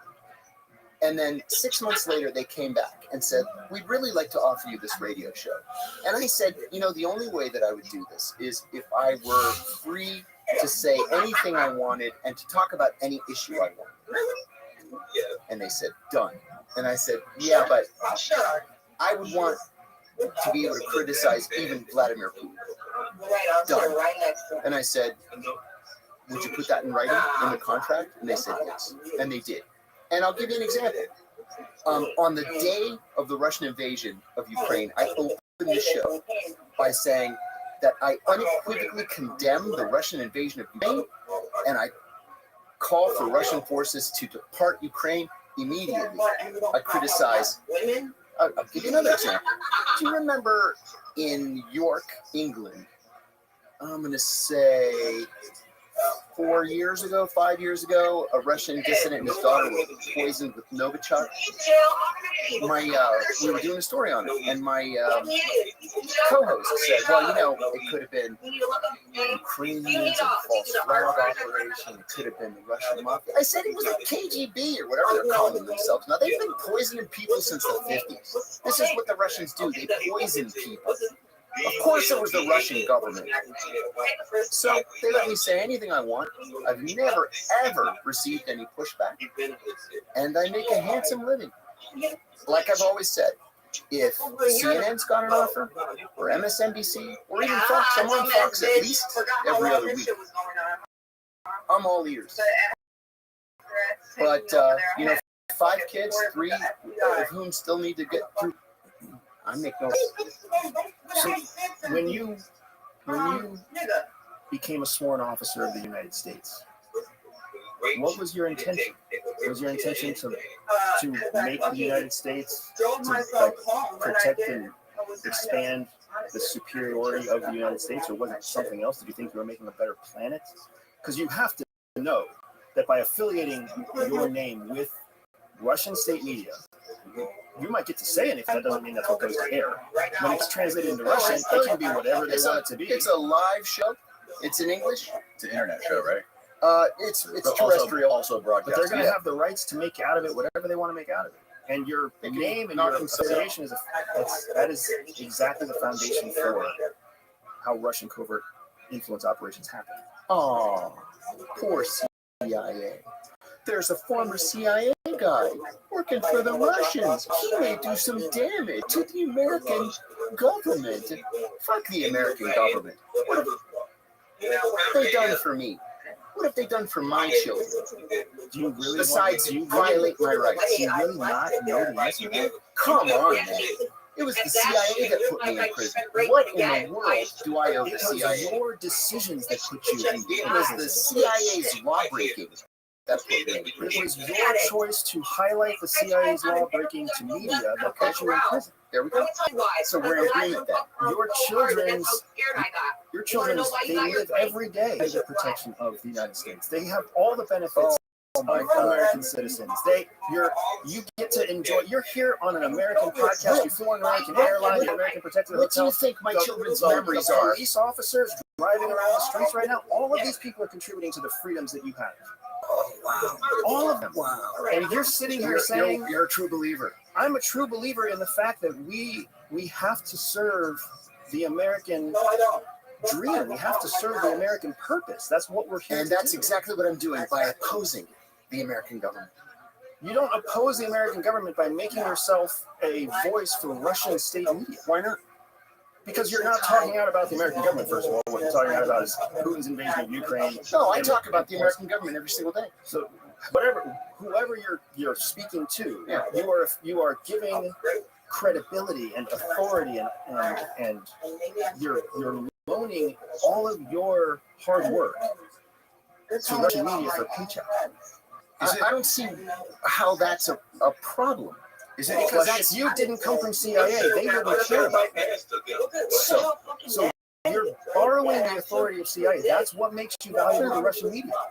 No, I'm able to expose crime that I witnessed in the CIA, sure. And maybe that gives me a little bit more John cachet. Kiriakou, separate of CIA, would not be of interest to Russian media. So what makes John Kiriakou? That's not true. That's not true. I have a dozen colleagues who have leaders in their field having to do with the CIA that also host shows because they bring something to the table. They're leaders in their field. Yeah, okay. So I was one of the government's leading experts on the Middle East. Without the government, you wouldn't be. If I had been at the State Department or if I had been in ECA, I'd still be an expert on the Middle East. You're pulling everything from government, man. So what? So I don't see how you think I owe the government I'm not something. saying you owe the government anything. I'm just saying that the ideals that you must have had in 1984, Yeah. 1889, Yeah. you must have compromised on those ideals. You must have at some point. Isn't questioning the government and holding the government accountable something that the United States was founded on? And you did I don't know the answer. How isn't that in the Constitution?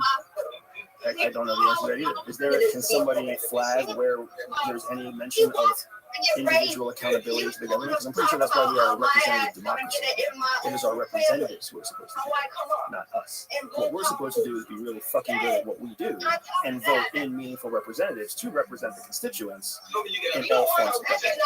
It is not our job to meddle with government. It is also not the government's job to meddle in our economic contributions to the government. Unless we violate a crime or violate a law and somehow otherwise ostracized. We're not supposed to. That's why we have representation in the Senate and in the House. So yeah, my point with all of this is just there's a very real responsibility, in my opinion.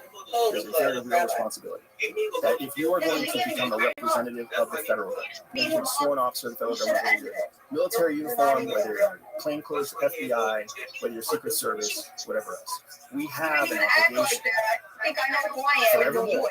We will never be normal citizens. I think that's nonsense. You can think whatever you want to do.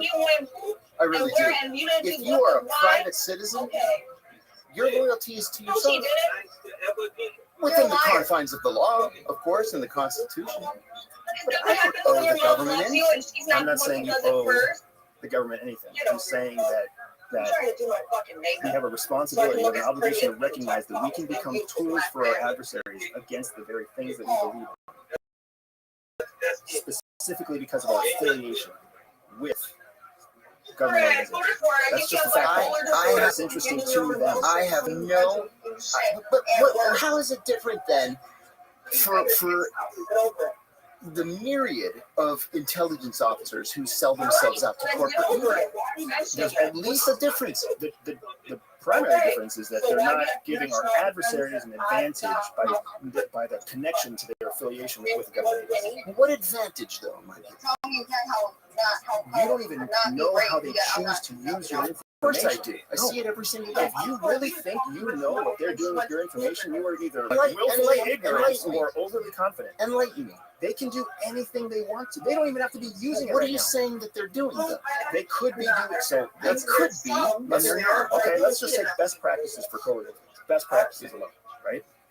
Best practices are you take somebody's statement and you put it out of context, and then you translate it into a different language. Sure. And you use it to promote something in some third world, in some third absolutely. Country and setting. If you have evidence, man, I would love to see it, and I'll put it into it. Sure, they could do anything they want, just like the U.S. can do anything that it wants, but they don't. They haven't. You don't know. You don't know just as well as I don't know. Of course I know. Of course I know. Of course you know what Russia is doing with all of your data. The data that you were so passionately against the FBI collecting. Your metadata. You were so concerned against I sit in front of a microphone every day, and I talk about what's in the papers. That's my job. It's a 2-hour news show. That's it. And then I get up and I go home. You talk about your opinions also. Yeah, my opinions aren't a secret.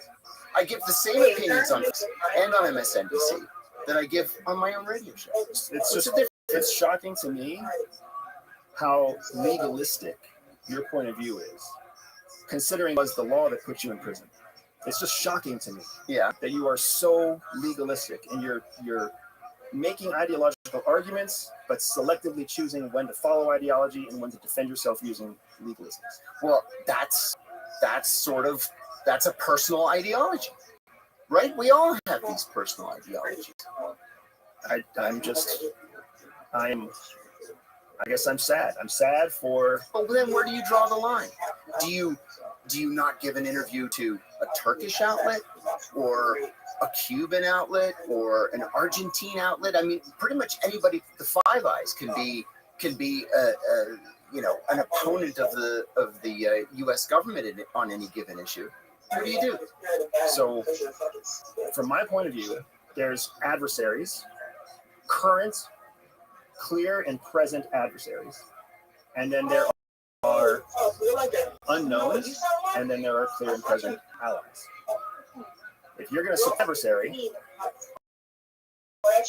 You can justify it however you choose. Support the adversary. The adversary offered me an outlet that I gladly accepted. At bare minimum, your outlet generates revenue for an adversary. Barest minimum. So how can you say that you don't benefit the adversary? Well, it's revenue. It's a government-sponsored radio. I mean, there's no advertising news stream. It's like Voice of America. It's because there's got to be money that changes hands somewhere. And you're also I'm not sure what that means. There's always money. There's always a funding source. There's always a donor base. There's always value. Nothing is free. It's a government-funded radio. Funded by which government? The Russian government. The Russian government funds a radio channel for the American audience. using the voice of the CIA officer. Yes. And you don't see a problem with it. Absolutely none. Do we do? Of course we do. It's And called the the influence America. campaigns. It's called the Voice of And America. they're to win. Tucker Carlson did with Vladimir. I think it's so. How do you? There is a inlet that's allowed into the United States, that is essentially sponsored by the Russian media. That is the voice of a CIA officer inside the United States, which automatically lends credibility to RT, who is the sponsor of the program. So now anybody who listens to your program, they may like you, they may like what you have to say, but what RT is paying for is for a channel of media exposure into the United States. Good. Maybe I can educate somebody. I'll take it. I'll take it. Don't say nothing when I talk to you about how you look. 7 days a week. I will take it. This is fascinating, guys. I want to switch topics a little bit. I want to talk about Israel. What is each of your takes on Israel's influence in the United States? Not only sponsoring presidential candidates, but things like AIPAC, the Anti-Defamation League, and all the influence that they have here. And currently, how does that tie in with everything going on in the Middle East between Israel and Gaza? And, a lot of people are fearful that, the threat of Iran and Israel attacking each other, that's going to drag us into the middle of it. So what happened on October 7th, of course, was a terrorist attack of historic proportions. Targets were civilians, horrible, awful thing, snatching hostages and whatnot. At the same time, what did Hamas think of the reaction to it? On the one hand, okay? On the other hand, we now know from Israeli journalists that the Israeli government was hoping something like this would happen, because it would give them what they believe to be the legal authority to destroy Gaza, not to just destroy Hamas. I mean, Hamas is nebulous. They don't carry ID cards. Right? And so they could destroy the whole of Gaza, something that they've wanted to do for a very long time. And they're overt about it. You see advertisements now. I've seen them in New York, New Jersey, California, at synagogues, where they'll have what they call real estate seminars afterwards, where you can buy land that's really Palestinian land in Gaza that the Israeli government is planning now to turn into settlements. These comments by Kushner, for example, about beachfront property in Gaza making an incredible opportunity for a beachfront resort, that wasn't an accident. That was the plan. I think the Israelis are guilty of genocide, not a term I use lightly.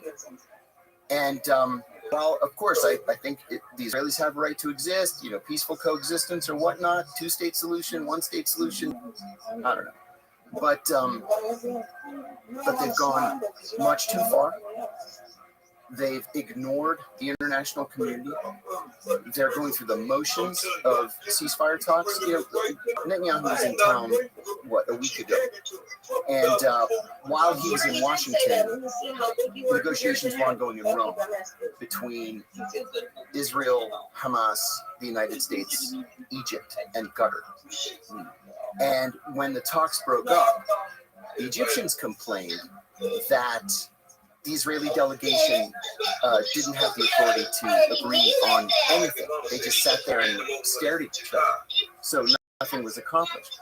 When Netanyahu left Washington, John Kirby, the spokesman for the National Security Council, said that Netanyahu didn't even pretend to support a ceasefire. He didn't even pretend. There's no hope for a ceasefire. Not until everybody's dead or everything is destroyed.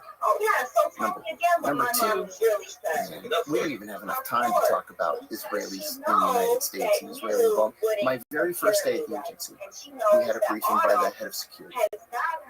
And he was talking about counterintelligence, which was a new word for me.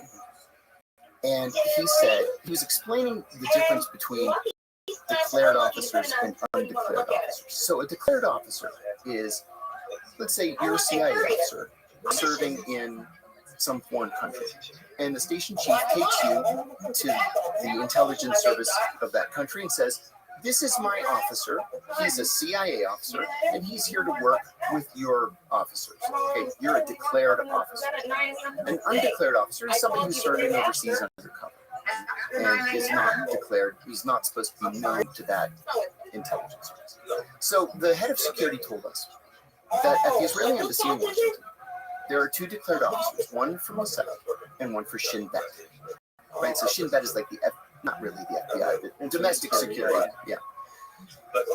This was in January of 1990. He said there were 189 undeclared Israeli intelligence officers that the FBI had been able to identify, spread all over America, trying to steal our defense secrets.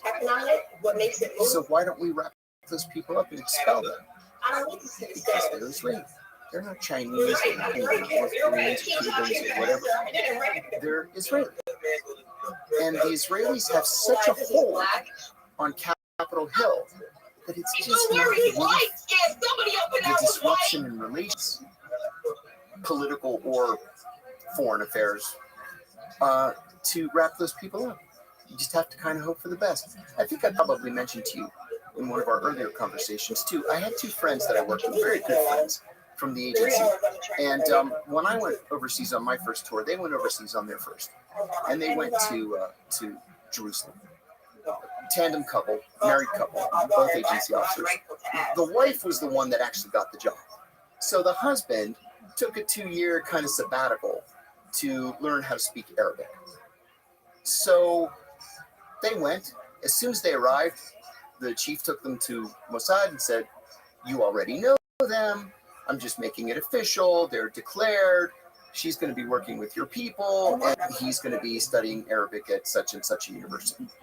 A couple of months later, they go to a dinner at the ambassador's residence. And when they got home, all of their living room furniture had been rearranged while they were gone. That was just a message like, we can fuck with you. Is that something that's normal? For the Israelis, yes. They do this kind of thing all the time. A couple of months after that, they went to a Christmas party at the ambassador's residence. And when they came back, people had taken shits in all of their toilets in their house. Another message. Right. They finished their 2-year tour. The ambassador has a going away dinner for them. They go back home. Somebody had cut the dog's tail off and wrapped it in gauze as kind of a going away present. This is what the Israelis did. Yeah, there was another incident too, where the ambassador was being driven back to his residence. This is years ago in the 90s. And 2 of his tires blew out in his car. So the driver, of course, pulls off to the side, and these 2 very helpful men pull up. Oh, what happened? Oh, you want us to help you change the tire? Oh, no, it's 2 tires somehow blew up. Okay, well, you know, you can call the whatever the Israeli version of AAA is, they drive off. They drove off with the ambassador's briefcase, which had, you know, personnel folders and whatnot inside. Who knows? I don't know what had inside. Classified documents, who knows? And it turned out those tires had been shot. That's what the Israelis did. It's important to understand, and one of the things that is reflected is that the Jewish faith, and then there is the Israeli government. Israeli government. That's right. They are not the same thing. Right. And in the United States, what we're trying to promote and protect is the preservation and protection of the Jewish faith. Yes. But what unfortunately happens is that a lot of, especially Jewish people who are American citizens, get confused even between the idea of the Jewish faith and the nation, the state, recognized government, political state of Israel. Right? They're not the same thing. So Israel as a country, as a government, with its own security infrastructure, with its own national priorities, economic, national security, and otherwise, makes decisions as a nation that doesn't separate church and state, but a nation nevertheless. We, on the other hand here, are still confused about whether or not rejecting Israeli policy is the same thing as anti-Semitism. That's a good point. That's an important point. And you know, that's a relatively new phenomenon, too. If you look back at, for example, I just happened to see a YouTube video of Harry Truman's statement when Israel declared independence. It was fascinating because he said that the Arabs and the Jews hate him because he forced them to work together. Neither one of them liked the deal, that they wanted to fight in the negotiations. That's how difficult it was. Our move in the direction of the Israelis was very slow and very incremental. I remember the Emir of Bahrain saying one time that the last American president to give us, the Arabs, a truly fair shake was George H.W. Bush. And before him, it was Dwight Eisenhower. Otherwise, he said, you guys always favored the Israelis. We actually didn't. But then if you look at administration after administration, going back to 1948, you can see how drastically American policy has changed. And I think it's because we struggle with that issue of equating Israel with Judaism. And, you know, really never the two shall meet.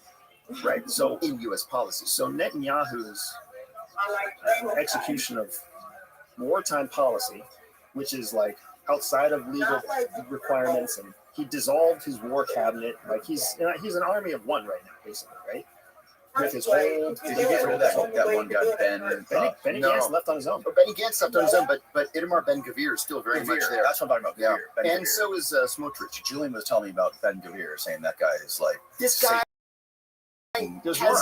has felony convictions for anti-Muslim hate crimes.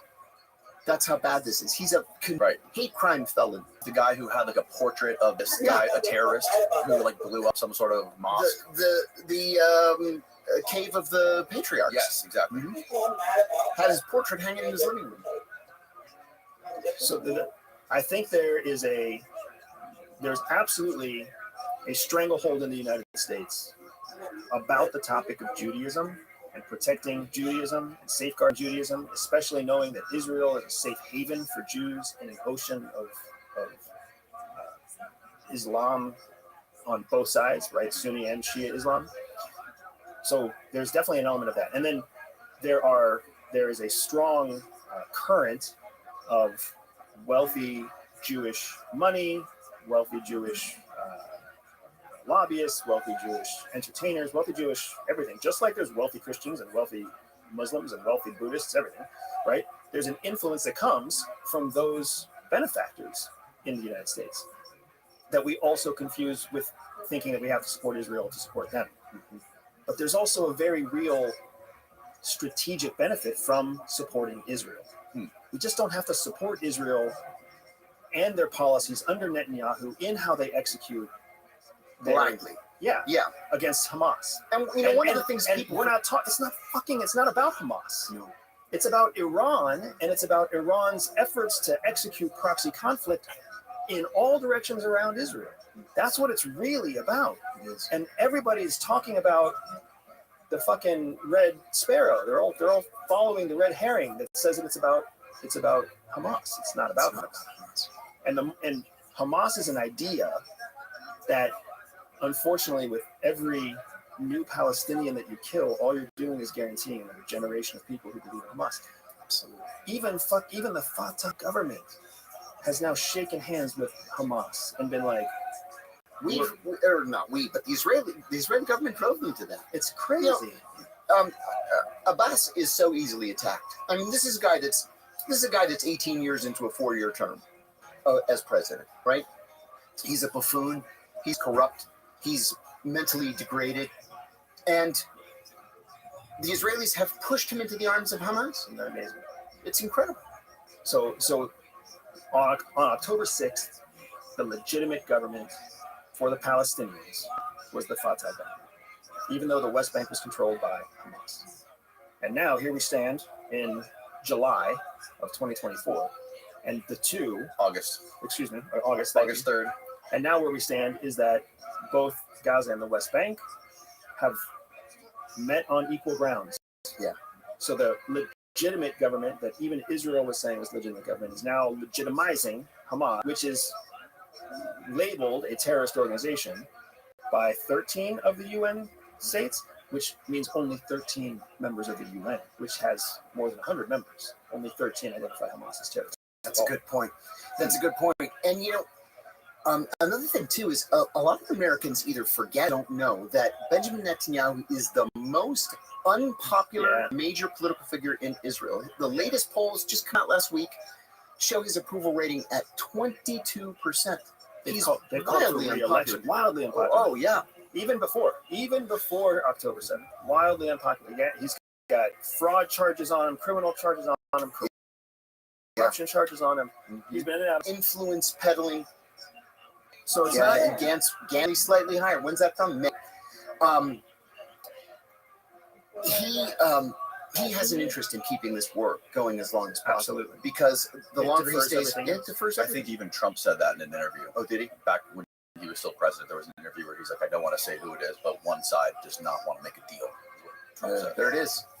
And now Trump just gets $1 million or $100 million from the Adelsons. Yeah. And I think this is something else Julian educated me on. Even in death, Adelson is influencing his wife Miriam, right? Yeah, there was a Mossad spy who was imprisoned here, who apparently was trying to.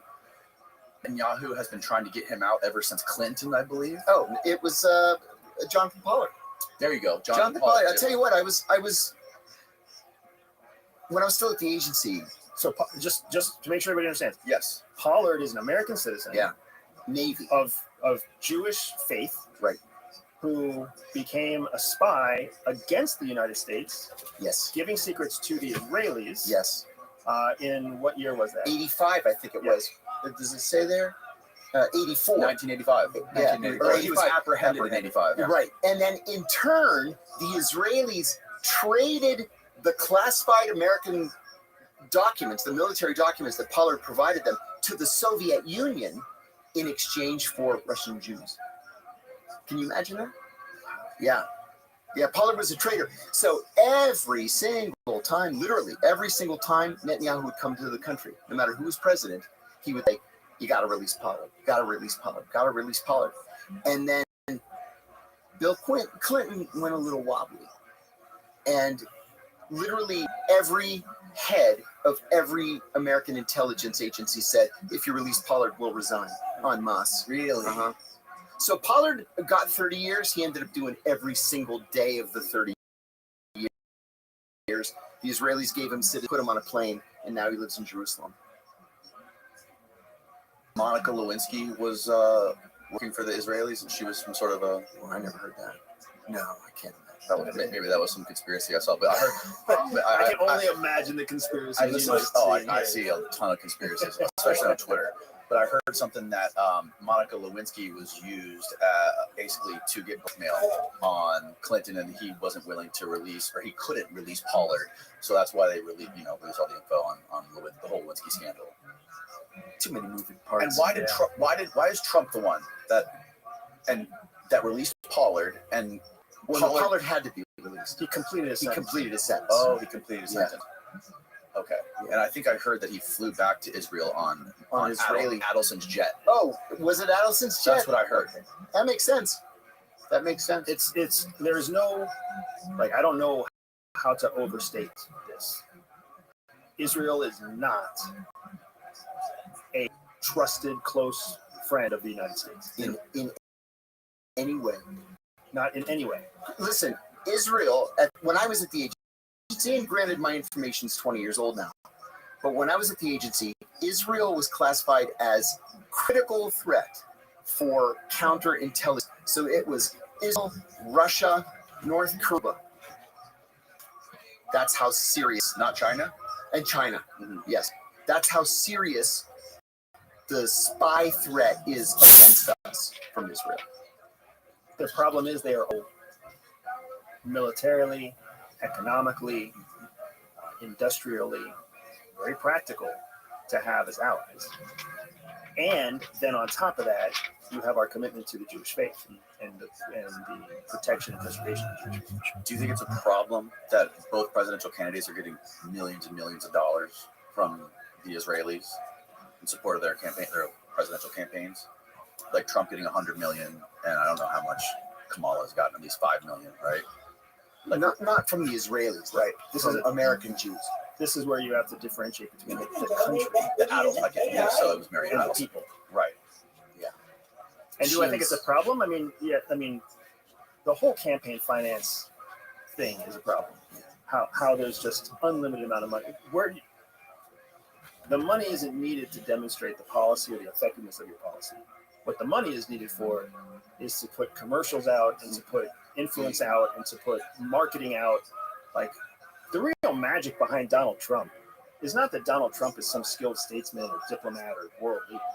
It's that he understands how to market.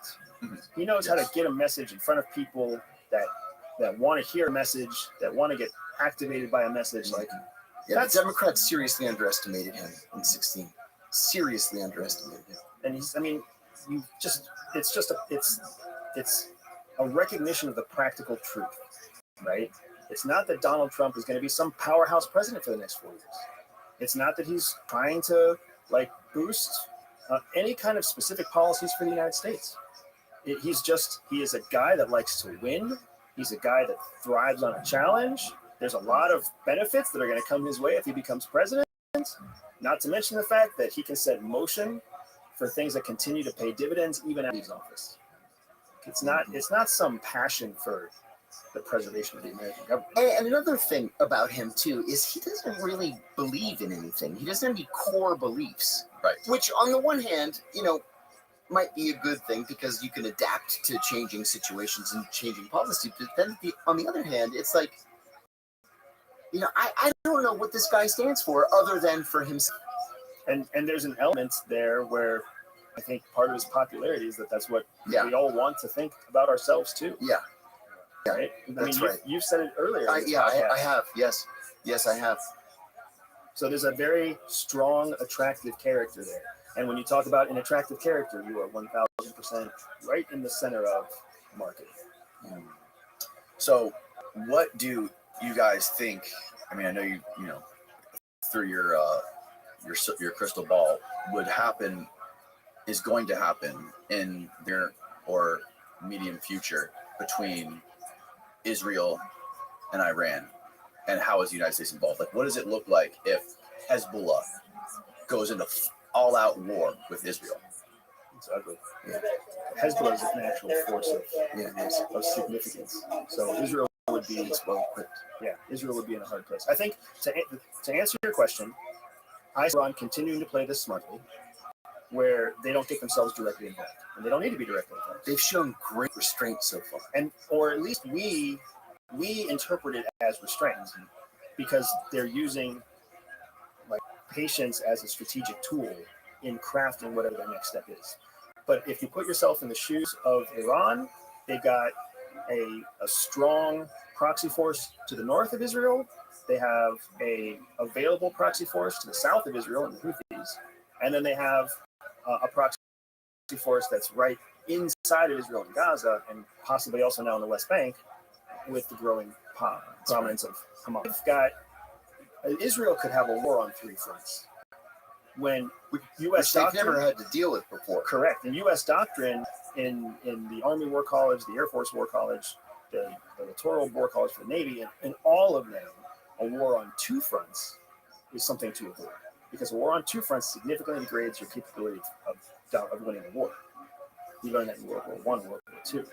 So Israel's at a place where Netanyahu's policies have driven them to a point where all of their pre-existing enemies now have all the reason in the world to continue going, to ramp up and escalate further. And who are the two guys who just got killed?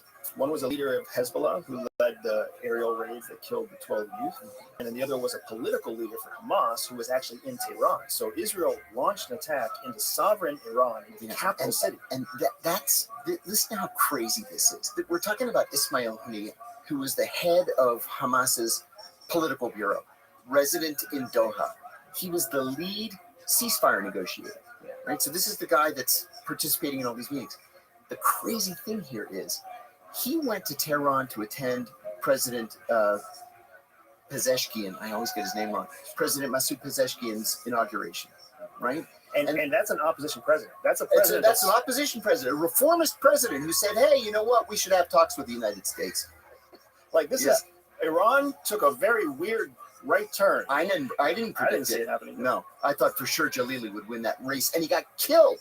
You know, Pezeshkian walloped him. Anyway, the first reports on Haniyeh's killing were that the Israelis had launched a missile at the guest house that he stayed in. And I even said on the show, that would require violating Jordanian airspace and Iraqi airspace, or Jordanian airspace and Saudi airspace twice, right? Getting in and getting out. Yeah. That didn't make any sense to me. And then they said, day before yesterday, actually, no. They put a bomb in the house in April because they knew that he stayed in the same house, serious security problem, stayed in the same house every time on, and they just waited him to go. And they blew it up remotely. But this goes to the Israeli ability to violate Iranian sovereignty in any way they want. They kill Iranian scientists. They'll do car bombs. They do close-in hits. They have a whole network in Iran that we can only fantasize about, and it's taken years and years to build. I want to say one other thing too. Back in what was it, March or April, the Israelis bombed the Iranian consulate in Damascus and killed 2 Iranian generals. Major violation of international law, but the Israelis don't care about stuff like that. Anyway, the Iranians responded, again with great restraint. They launched 600 drones, but they told the United States in advance, we're going to send these 600 drones. And then they called in the Jordanian ambassador and said, we're going to fly these 600 drones over your airspace. So it took 6 hours for those drones to cross over. So everybody is like sitting like this, waiting for drones to come, right? So the British scattered their jets from bases in Jordan. We scattered our jets. The Israelis scattered their jets and shot down all but 7. Okay, so 7 hit the ground, and there's a little bit of minor damage here and there. And everybody's like, oh, that was the response, no big deal. It was actually a very big deal, because it showed the Iranians that the Iron Dome isn't so great as the Israelis say it is. They were able to get 7 drones through. Now, what if those drones had been carrying BW or CW, right? Or big bombs? Chemical weapons, biological I'm sorry, weapons. yes, biological weapons, chemical weapons. It would be unprecedented in history. So the Israelis think they're so smart and so good that they got away with killing 2 generals who just were replaced the next day. Right. And the world thinks that Israel is so powerful because of their reach. Look how safe they are. They reached into Syria and killed these guys. They reach into Iran and kill that guy. They bomb Lebanon and kill this guy. It's not as great as they think it is. Meanwhile, Iran is finding a way to learn more about its enemy without actually killing Iranians. Exactly. Because it's a bunch of extremists proxy people who are actually taking the fall. What do you think of these rumors this week that it was the MEK that did it the Mujahideen Khalq, which is it's a cult actually, but it was originally a communist opposition group during the Shah's time that assassinated an American ambassador, kidnapped an American four-star general, and then all of a sudden we decided, oh, they're not so bad after all. And then they hired Rudy Giuliani to represent them in Washington, and they were feted by the Clinton administration. And, you know, Miriam Rajavi, the head of it, her husband was the founder, and he just kind of disappeared one day. And everybody said, oh, she killed him and buried him. Now she's the head of it. And now she's in Washington, she's in Paris, they have big dinners for her on Capitol Hill. And the rumor is that it was the MEK, since they're already in Iran, that actually planted the bomb. That's interesting. I hadn't heard that before. I heard it just this week. So there's just, Russia's invasion of Ukraine did a number of things I think people don't realize. It highlighted Russia's inadequacy to carry out a land campaign. I could say that again. Right? But it also highlighted that we don't really know the capabilities of any country. So anything you can do to try to make yourself look bigger than you are, quote unquote paper tiger, is what most countries are, right? So Russia's trying to look strong, Israel's trying to look strong, America does things to try to look strong, China's doing things to try to look strong too. But there's also a very real saber rattling that happens where nobody really wants to get too deep into a conflict. Hold me back. Right. Hold me back. Yeah. Right. Yeah. So, like your original question was, what happens if Hezbollah really does go on Israel? It's a bloodbath. See, I think it's more likely that Hezbollah is going to do something than the Iranians. The Iranians, sure, I could see firing a rocket at an Israeli embassy, let's say, or killing an Israeli defense attaché somewhere. Hezbollah, I think, is ready to fight. And Hezbollah has been training for it for a long time. As part of their chart, welcome, dude. How you living, pimp? Right? Hezbollah stands a real chance. I miss you so much.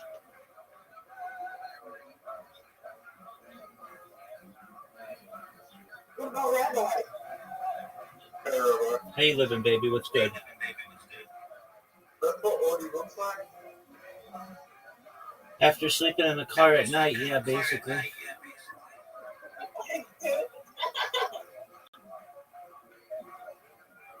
I always put your black. Thank you so much. I love you guys so much. Dude, I think you're thinking of somebody else. Miss Aquarius, maybe. Yeah. No, he's not. Zoom is really well, really good. He's smart. Right, Zoom? Yeah. I'll put that white one. Okay.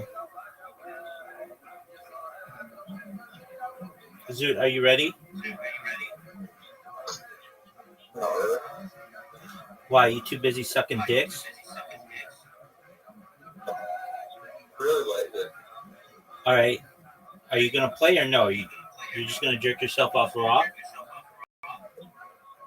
Yeah, that one. Okay, so you don't want an invitation. No, sure. Did you go to the gym today? Yeah. Were there any hotties there?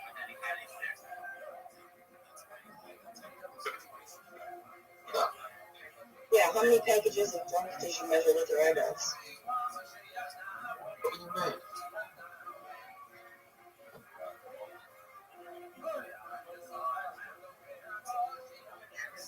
You gotta report back to me in Tuesday.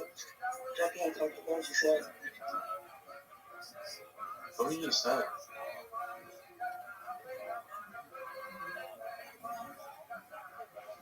Zoot, how was your day? Did I tell him what happened? You do whatever makes you happy.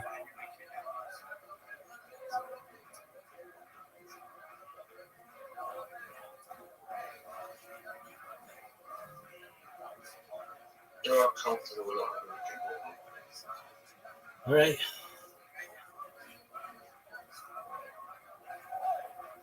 What's up, Magnus? What's up, Magnus Carlson?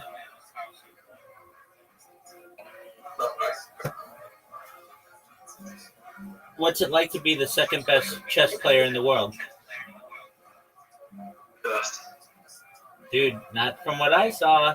You punched the table and walked out like a little bitch.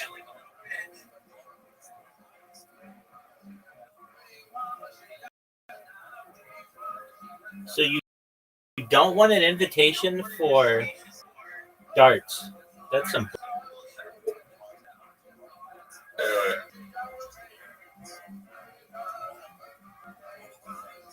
Dude, they did a good job on your phone.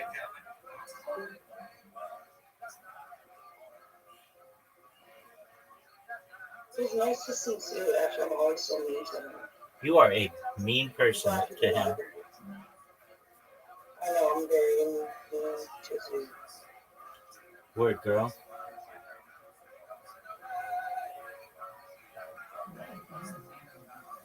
Why aren't you just having a fucking crazy day? Rabbi, everything's going well now. Now that we're listening to what we're listening to on the podcast, everybody's interested. I think that the goal is still a goal. And, we need to understand how did they get to those 4-star generals. So I just had to go back and state that it was the drones that we provided to them. And now they're going to, it was because they're the most developed. Okay. And that's really good. That's good for everybody, right? Keep doing your makeup, my friend. That's about it. Yeah, I had 6 And what we learned on October 7th, yes, there were a lot of deaths. Yes, there were a lot of civilian deaths. A solid third of all the people that died were military deaths. IDF, Defense Patrol, et cetera, right? So when anybody tries to compare 9/11 with October 7, it's not a strong comparison. You can't compare the two. You just can't. Not in terms of number of lives lost, not in terms of the fact threat and a known enemy for a long time. They've been for a long time. Whereas the attack on the United States on 9/11 was completely out of nowhere. It was unprecedented and it was unprovoked. Right. So there's huge differences between the two, but it's a convenient comparison in some media channels for the same thing. Mm-hmm. But one of the things Israel has to do right now is also look strong. One of the things Netanyahu has to do right now is look strong. Is to look strong enough to keep the war hawks in his own cabinet at bay, and also work against a current of unpopular support from his base or from the Israeli people. And the United States is stuck in this awkward position. We've been making our policies about Ukraine. Those have not been popular. Ukraine has not been successful in the way that I think our allies in NATO hoped they would be successful. If anything, the prolonged conflict in Russia and Ukraine has highlighted the corruption and transparency issues with Ukraine that have just made it even worse. So Israel and the United States is stuck with these two slow horses that it's painted itself into a corner under the Biden administration with support. So if it's a Harris administration that comes next, she's adopting two slow horses. I want to add one thing if I could. Yes. One of the things I learned early on in my analytic career at the agency was always watch for troop movements and ship movements, right? If people at the Pentagon, for example, are really worried about hostilities, they're going to send carrier battle groups. And today we announced that we have 2 carrier battle groups in the region. One has just come out of the Gulf and is now in the Arabian Sea, and the other's in the Eastern Mediterranean. That scares the shit out of me. We're moving fighter jets. Okay. It could be a show of force, but it's a very real mobilization. When I remember one of the analysts saying that this was going to be tough for us because the Persian Gulf was too shallow for an aircraft carrier. We had never sent one into the Persian Gulf, ever, right? It was just too shallow. By the time that hostilities began, we had 6 carriers and their associated battle groups in the Gulf at the same time. And each carrier has 12 ships that accompany. Destroyers and supply ships and all kinds of different stuff. So we already have 2, and the announcement day before yesterday that we're sending fighter jets. And interestingly, the Pentagon didn't say how many, Right. didn't say where they're going, and didn't say what kinds. Class, right?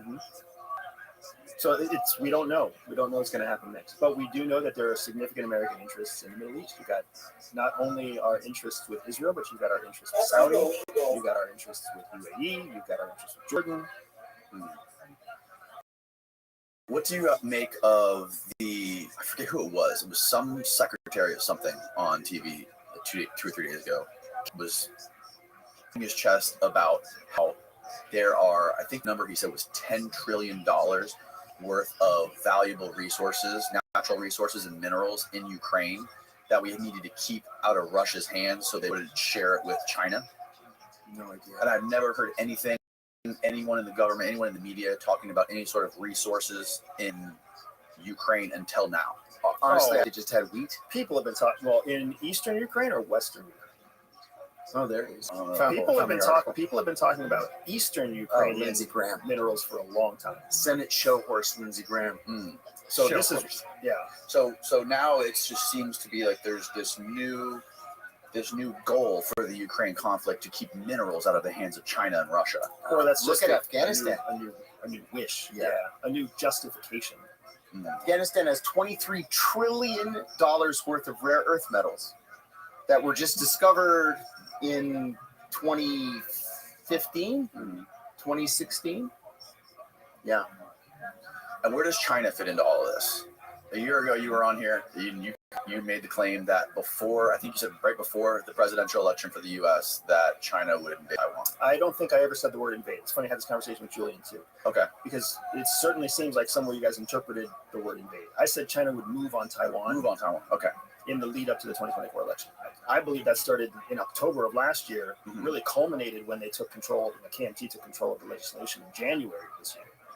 And since then, we've just seen a continued escalation of military movements and military exercises and increased rhetoric. Like right now, for all intents and purposes, Taiwan is politically locked. It has a president that's pro-separation, and it's got a dominant legislation that's unification, and then it's got all these independent, and it's a hotbed of China's activity. And I'm still sitting there uncertain of if more is coming, because if I'm in Xi Jinping's shoes right now, watching what's happening in the United States, which is the only benefactor to Taiwan, if I'm watching what's happening in the United States, we're so fucking confused right now that we've got a sitting president who basically can't take action. We have a race between a convicted felon and a district attorney that has never won a vote. And we haven't even had a DNC to announce the candidate for the Democratic National Party to support through the presidency. Not to mention all the challenges that America has anyways, economically, politically, whatever else, civilly. So it's such a good time right now for Xi Jinping. He must be looking at this knowing that after November 5th, after 100 days before the president takes office, is just this window of time where conditions kind of only get worse for them to move on, to take an aggressive action of some sort. They're in the perfect window right now to basically do something, and we're going to be so landlocked, so head up our ass that we can't even make a decision to take action. Interesting. But that doesn't necessarily mean that they're in a position themselves to take any kind of action, because Xi Jinping has his plate full of all sorts of other shit. Aren't they sending some sort of like crazy new ships out to the South China Sea, or whatever the sea is, the ocean, the sea is right there? They've been growing their naval capability for a while. Yeah, they've been modernizing. Now, it's unproven in battle. One of the reasons that the United States is always engaging in conflict all over the world all the time is we're constantly practicing, exercising, training, refining. We used to love it. We used to love it when the Israelis and the Syrians would engage in dogfights, because it was always, an F-16 or an F-15 or whatever against a MiG, and it was real world testing that we couldn't do. Yeah. So that we don't know what's going to happen with China, and China's in a fat and happy place right now with regards to international influence, and it doesn't even have to take action. The United States is doing enough dumb fuckery on its own that we're ostracizing ourselves from the developing world. And right now, China knows that its future is tied to the developing world. One thing I will say is that the arguments that keep floating around about population crises in China, yes, right, all of those are way overblown. Definitely. Like, first of all, if you Google search what countries are having a population crisis right now, it's basically all of them. Yeah. Right. Japan's having a crisis. America's having South Korea's having a crisis. China's having a crisis. Anybody that counts heads is basically having a crisis because, oh, by the way, we're modernizing all over the world, and people need to they need less babies, right? Because they get more time on the phone, right? Like it's that simple. There's less sex happening in the United States than ever before. Do you remember being 25 years old? Sure. All we want is sex at 25 years old. But now, I mean, I got friends that are 45 and all they want is sex right now. But now, 25-year-old less sex than ever before because they've got video games to distract them. They've got YouTube to distract them. They've got all the porn in the world they could want. There's actually people who do the math and choose that it's better to masturbate in 7 minutes than go through the 3-hour process of having a date, seducing a woman, having the foreplay, and then having sex. It's unbelievable to me. Like, if you're not in it for 3 hours, what the hell are you in it for? Yeah. Right? No, yeah, that's a huge problem with technology in general. Yeah. So with China's hoping for a population demise. They're hoping to reduce their population. Because if they reduce the population, they increase the per capita revenue. And they already know that it's only like 10% of all Chinese people that generate the vast majority of Chinese GDP. Plus, they're trying to revolutionize and modernize their industrial base so that they're selling high-tech products, electric vehicles, telecommunications, chips and memory cards. Like, that's what they want to do. That's going to bring even more money in to a smaller population, which massively increases per capita income, which brings them closer to superpower status. They can make more money with less people. Of course, that's what they want. That's exactly what we did too. That's how you can't be a superpower with 1.6 billion people. You can be a superpower with 300 million people. It's just, yeah. At the end of the day, it comes down to GDP. It comes down to GDP. It comes down to GDP, and it comes down to the economic impact, the individuals who are in your country, and the industrial base that you provide to people. So right now, if you've in the last 20 years, there's been a massive shift. It used to be that if you wanted financial sector products, if you wanted telecommunications products, if you wanted high-tech products, you went to the United States. Well, now, Hong Kong and Shanghai belong to China, financial centers. Electric vehicles produced in China are outpacing electric vehicles anywhere else. At half the price. Right? And they're beautiful cars. And you have a government there that is very amenable to working with countries of all shapes and sizes, completely regardless of the idealistic or the ideology or the political practices of that country. Where the United States will only do business, unless they want to sanction you, they'll only do business with people who fit a certain ideological mold and who adhere to American requirements. One of the things that surprised me when I was in Hong Kong the other day was how few places would take Visa or MasterCard. And the way it was explained to me made perfect sense. They have their own system, they have their own cards, so that they can't get sanctioned. Yeah. And all of these transactions don't have to go through New York. They go through Shanghai. There's money to be made everywhere. There's money to be made everywhere. And America has followed an economic bullying strategy since the end of World War II that led to our success all through about 2005. And then we took our eyes off the ball. And China's a fantastic mimic. They're not very innovative. No. They don't have a framework of change there. They steal designs and ideas and make them just and optimize them. Yeah, they make them 1 or 2% better with cheaper quality, whatever else. That's right. And that's all they did. They just mimicked our system, rolled out the belt, started doing exactly what we did. Only we started at the end of World War II. They started in about 2005. I want to add something about the JCPOA as it sort of fits into this. the JCPOA is also called the Iran nuclear deal. So we have very specific sanctions laws in the United States. And U.S. law calls for sanctions against any country that does business with Iran. Okay? If you're trading on, we're going to put sanctions on you. So the JCPOA opened trade relations with Iran, not just for the United States, but for pretty much every country. So we signed it, the Brits, the French, the Japanese, the Germans, everybody, all the big Western powers signed it. And then in 2017, I think it was, we unilaterally pulled out of the JCPOA. Okay, but what that did is it triggered sanctions law. So the Treasury Department said, well, look, we no longer respect the JCPOA, so all you other countries, you have to pull out of it too. And the French, the Brits, the Germans, no. We have valuable trade really now with Iran. We don't have any problem with Iran. We're going to keep these trade relations. Well, then by U.S. law, we have to put sanctions on the British, the French, the Germans, and the Japanese. We can't do that. And so it made us look weak. We're weak. So now we yell about Iran. Oh, we need to isolate the Iranians. We need to put sanctions on Iran. Those days have come and gone. And that's why Iran plays nice right now. They appear to play nice on paper using the proxy. That's right. The proxy tools that they've been developing for the last. So we bombed Kataib Hezbollah in northern Iraq, and the Iranians say that's an Iraqi militia. Yep. That's not us. We didn't do that. Wow. Yeah. So I just want to do a quick time hack for you because I do have to roll 4. Yeah. Okay. Cool. Well, we're about at 3 hours, so I think it's a good place to wrap it up, man. Thank you guys both for doing this. This has been a gripping conversation. Oh yes, I want to do after we wrap it up.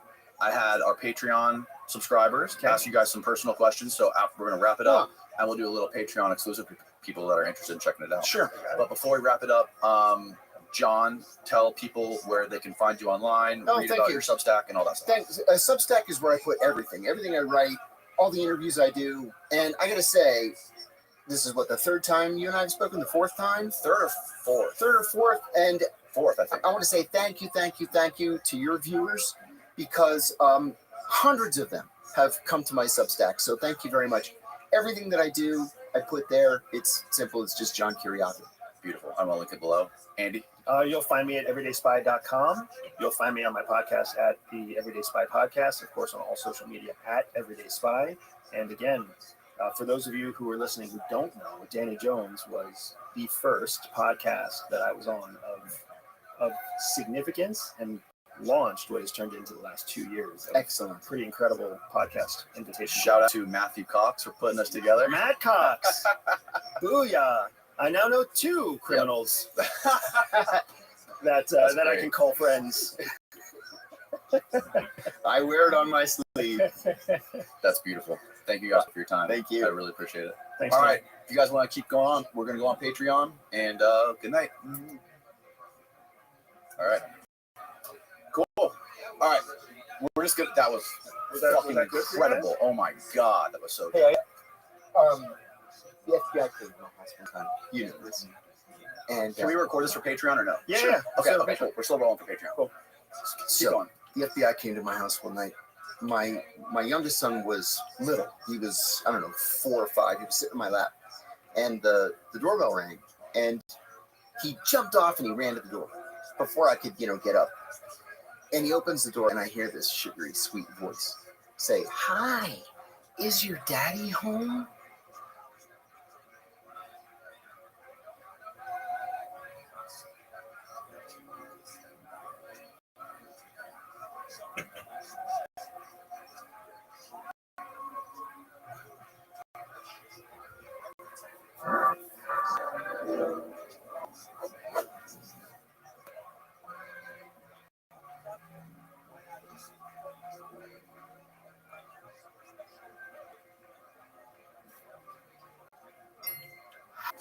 They discovered 3 things in that process that characterized me, things that I wanted in life. I wanted power, money, and sex. It's perfect for a CIA officer. They knew they could hook me by giving me those things or putting me in a position where I had the opportunity to gain those things. And so then I went in the Peace Corps and then was recruited while I was still in the Peace Corps by this guy who had that information from the NSA. And they figured out, like, okay, so this guy's only got a Bachelor of Science in Business Administration. We could put that in we'll put the fact in his bio. Spent 3 years in America working with indigenous people, and he has a background in business administration. Yeah, it's kind of a con. I did hire people with very good credentials who worked for me. I always thought that people who were in the Peace Corps could not work for intelligence agencies. So you actually went to the Peace Corps, but after you were interviewed for the NSA. And did they know you were going to go to the Peace Corps? No. So I wasn't working for the NSA. So I was desperately trying to avoid the draft. I just didn't believe in the war in Vietnam. I was not about to go off. It's like I like what Muhammad Ali said. He said something, and I'm paraphrasing it, but they ain't never done nothing to hurt me, and I don't see any reason why I should go off and kill them or be killed by them. And I felt the same way. And my wife at the time, her father was very high up in the U.S. Department of the Navy, had high security clearance. And his best friend was very high up in the National Security Agency, which was a draft terrible institution. And so they arranged for me to have an interview with the NSA because this friend of the family was high up. And I did that in the JFK in Boston, the federal building in Boston. And I spent a couple of days going through all sorts of tests, including a lot of underlying. And I thought I'd never get the job because they asked me if I'd ever had an interview with difficulty with the police. And it so happened that, as I tell the story in the book, I was at Middlebury College and was involved in a knife fight in a bar there. There was a friend of mine who happened to be Iranian, pulled out a knife and cut the guy who was trying to beat up on me. And he was thrown out of Middlebury as a result. I quit Middlebury, and so I thought, I really miss that. It's a nice fight. I looked through all the stuff, and they also asked me how I felt about Vietnam. I said I don't believe in it, so I think they're never going to hire me. But as it turned out, at that point in time, they knew Vietnam was going down, and they didn't care that I didn't believe in the war. Because they didn't believe in this longer either. What year was this? So this would have been 1968. And it turned out that the Iranian guy who pulled a knife and was a very good friend of mine, his father was a general in the Shah of Iran's government. And a CIA asset, his father. So they liked the fact that, I had lied to the police when the police in Middlebury, Vermont, at Middlebury College, when the police brought me to question me about Kahar, the Iranian, he pulled a knife on this guy. He got me to fight. I said, no, I didn't. Not that I know. I didn't see anything like that. Of course, I was right there. And I lied to the police. And I admitted this under the lie detector that I lied to the police. I thought, well, that would get me screwed. But in fact, they liked the fact. They liked the fact that I had the guts to lie to the police and get away with it. And they liked the fact that I was good friends with this Iranian whose father was a very good CIA asset. So it's kind of an interesting process. So I get recruited, and they offer me a job, which is basically as a trainee in the National Security Agency. And I'm ready to do that. And then I'm still in college, my last year in college, and I happen to walk by this room where there was a Peace Corps recruiter giving a talk. And I wandered into the room and I listened to it, and it struck me. I loved indigenous people growing up in New Hampshire. My family goes back almost 300 years, and I had a great something grandmother who was captured by the Algonquin-speaking Abenaki up to the upper northeast. And so I'd always had this fascination with indigenous indigenous people, the Indians. And I knew there was only one place in the world where people still live like that. Yeah. And I always had this desire to go to the Amazon and live with these people. So after this Peace Corps recruiter finishes his talk, I go up to him and I said to him, I said, hey, if I applied for the Peace Corps and asked for the Amazon, do you think I might get it? And he said, are you crazy? Yes, of course you get it. Nobody wants to go to the Amazon, and we're looking for people to go to the Amazon. So I applied for the Peace Corps and asked for the Amazon and got it. And so I was not working for the National Security Agency. But while I was still there in the Peace Corps, the last year I was there for 3 years. I extended for a third year because I still was in 26, so I was still draftable. So I extended for a third year. Peace Corps was normally 2 years. And in that third year, I was contacted by this guy who turned out was the senior vice president for Charles T. Maine, the company I ended up going to work for. And he also was a liaison. He was in the Army Reserve, a colonel in the Army Reserve, and he had the information about me from the NSA. So he already knew a lot about me and wanted to recruit me for this job. So while I was in the Peace Corps, I never worked for the NSA, but the NSA had my files. Did they ever ask you, why did you do this interview and then jet for the Amazon for 3 years? Oh, well, yeah. So after I hear this Peace Corps volunteer, I call the friend of the family, my father-in-law's good friend, who you call Uncle so-and-so. I don't want to use his name. But he was very close. I called him and I told him, well, I just heard this Peace Corps thing, and they said I could go to the Amazon. And I'm really interested in that, but I know you've gone out of your way to get me an invitation to be a trainee with the NSA. Well, what do you think? And he said, oh my God, he said, do it. Because you'll be a lot more valuable to us afterwards. You'll have learned another language, you'll have learned to live with another culture, you'll have learned to live, to survive under very difficult conditions. And he said, when you get out, you may find that you're not actually working for the National Security Agency, but you may be working for a corporation that has liaisons with the National Security Agency, or the CIA, which is exactly what turned out to be the case. So was this Peace Corps recruitment meetings happening in the NSA building? No. The Peace Corps recruiter was at Boston University, where I was in my last year of college. Okay. Yeah.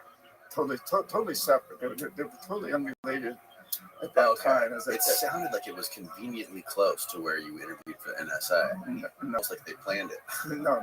The NSA was downtown Boston and Government Center, and Boston University was further up. Okay. Still in Boston, but on the outskirts. Mm. And what country did you go to in the Amazon? Ecuador. Ecuador? Yeah. And that's where you learned Spanish? Yeah. And that's a funny story, too. So I finally get this letter from the Peace Corps saying, you've been accepted to the Peace Corps and assigned to Ecuador. And I said, oh, damn, I wanted the Amazon. I wanted that, not Africa. I had no idea where Ecuador was. That's hilarious. And I go over the map, and I left map of Africa. I kept find Ecuador. So I go to the index in the map, and it takes me to Latin America. Oh, my goodness. It's in that, there's the land in the Amazon, the upper Amazon. That is hilarious, man. I love it. So 3 years in I was going to say Africa, 3 years in Ecuador in the Amazon. And what were you doing down there specifically? Well, so you can't make this stuff up. So first the Peace Corps sends me to 8 weeks of training in Southern California just to learn Spanish. And if you speak another language, 8 weeks doesn't get you too far, but you get to be basics conversant. I could pass the Foreign Service exam. And also they taught me about credit and savings corps, how to form credit and savings corps, because I graduated from business school, Bachelor of Science in Business. And so now they send me into the Amazon, and it was a difficult place to get to. It took a couple of days in a rickety old bus that was basically a wooden box built on a Ford chassis that was filled with people who were, oh my God, I had pigs and goats and chickens and all these things on this bus. people who didn't bathe, and it was an awful You experience. drove the whole No, way. well, I didn't. Yeah, I didn't drive, but I'm on this bus and we're sitting in these wooden seats for a couple of days, and then you get to the end of the road and spend the next day, walking and riding horses through these trails deep into the Amazon. And I'm being assigned to live in the Schwa territory. Hunters and gatherers. If you've ever seen a shrunken head or a picture of one, they did it because there's other head hunters, but they're the ones that actually shrink the heads. So here I am going in there, and as I'm making my way into this place where I'm supposed to spend the next 2 years, there's some people walking out to go to the market to get to the bus or whatever. And so I just thought I'll practice my lousy Spanish. To my chagrin, as I'm talking to these people in Spanish, I find that they don't speak Spanish. They speak Schwa. So my first experience with U.S. government work was they teach you a language and send you to a place where nobody speaks it. And then I finally get to the community where I'm going to spend the next 2 years. And this one guy greets me, and he's the teacher. He's from up in the Andes, and he speaks Spanish. And we can communicate, sort of. My Spanish isn't very good, but I can communicate. And he's like, well, why are you here? And I said, well, I'm here to help you form your credit and savings co-ops.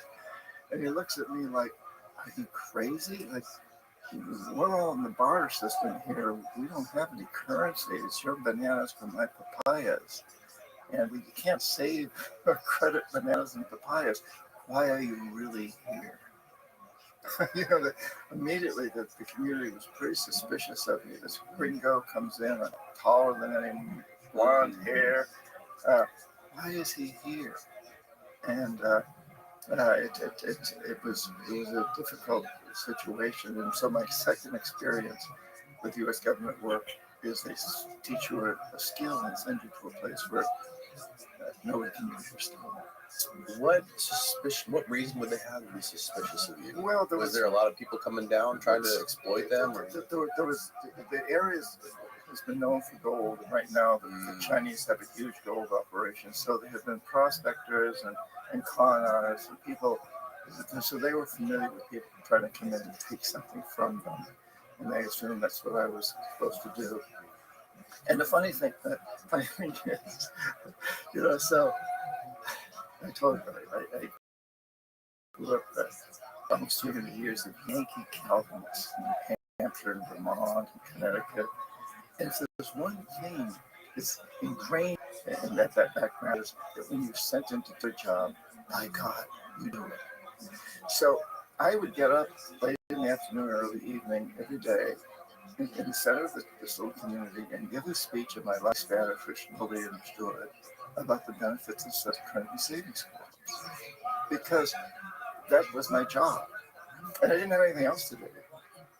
And it fascinated me that every day more people came to hear me. And it reached a point very quickly where people were walking for several hours through the forests, these indigenous people. And they didn't have flashlights. They had to go back in the dark. And I'm like, my God, I'm making headway here. I'm going to form a credit savings co-op. And the school teacher takes me aside with them afternoon. He says, hey, have you, he said, I get your hopes up. I know you think you're going to form a credit savings co-op, but have you noticed that we don't have any newspapers here that are illiterate? We don't have any television or radios. There's no electricity. He said, you're it. I was Saturday Night Live every night to that community. So the word had gone out through the forest that there's this crazy man, this tall, gangly, blonde guy who gets up every day and gives this speech in a language we don't even understand. And one guy who does understand and says he makes no sense at all. He's trying to get us to do something we can't do. He's crazy, and he's not gonna survive very long here. So you better come hear him while you get a chance. I was like the sideshow, So that was in the beginning when you first got down there. You experienced that, and then did you ever make any headway with? Well, about this, I'm beginning to think, damn, I should have gone to Vietnam. I would have been with other people who speak English, with the soldiers. You know, we would have had Budweiser and you know, who knows, you know. Cigarettes. And better. And Yeah, oh yeah, way better. But of course, we all know now that there's good stuff in the Amazon, isn't there? I would find that out. But I was really depressed. I mean, like, I'm going to spend the next 2 3 years here, and it was, what am I going to do? It was a struggle. And then I got really, really sick. I was dying. I couldn't keep any food down.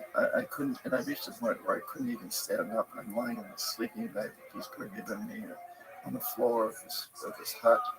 And there's no way I could take that journey through the jungle back to try to find one of those radio buzzers and get back up to some medical facility. So I'm kind of resigned. I am resigned at this point. And late one afternoon, the teacher comes up to me and he's leading this little old man by the hand. And this guy's scary looking. He's practically naked. He's got a loincloth. But his body's covered with these tattoos. And he's a little, I'm lying down on the floor, so it looks pretty big. And the school teacher says, this guy's the shaman. I had no idea what a shaman was. This is 1968. And he says, well, he can heal you. Well, what would you do, Danny? I would say, have at it. Yeah, what else? Let's get started, baby. What have I got to lose? Give me that good shit. Give me that good dope, that good Amazon dope. Yeah, well, I didn't even know there was such a thing. But that night, he did. And so this shaman did give me what we now know as ayahuasca. And it took me on a strange journey. And, you know, I'm hallucinating.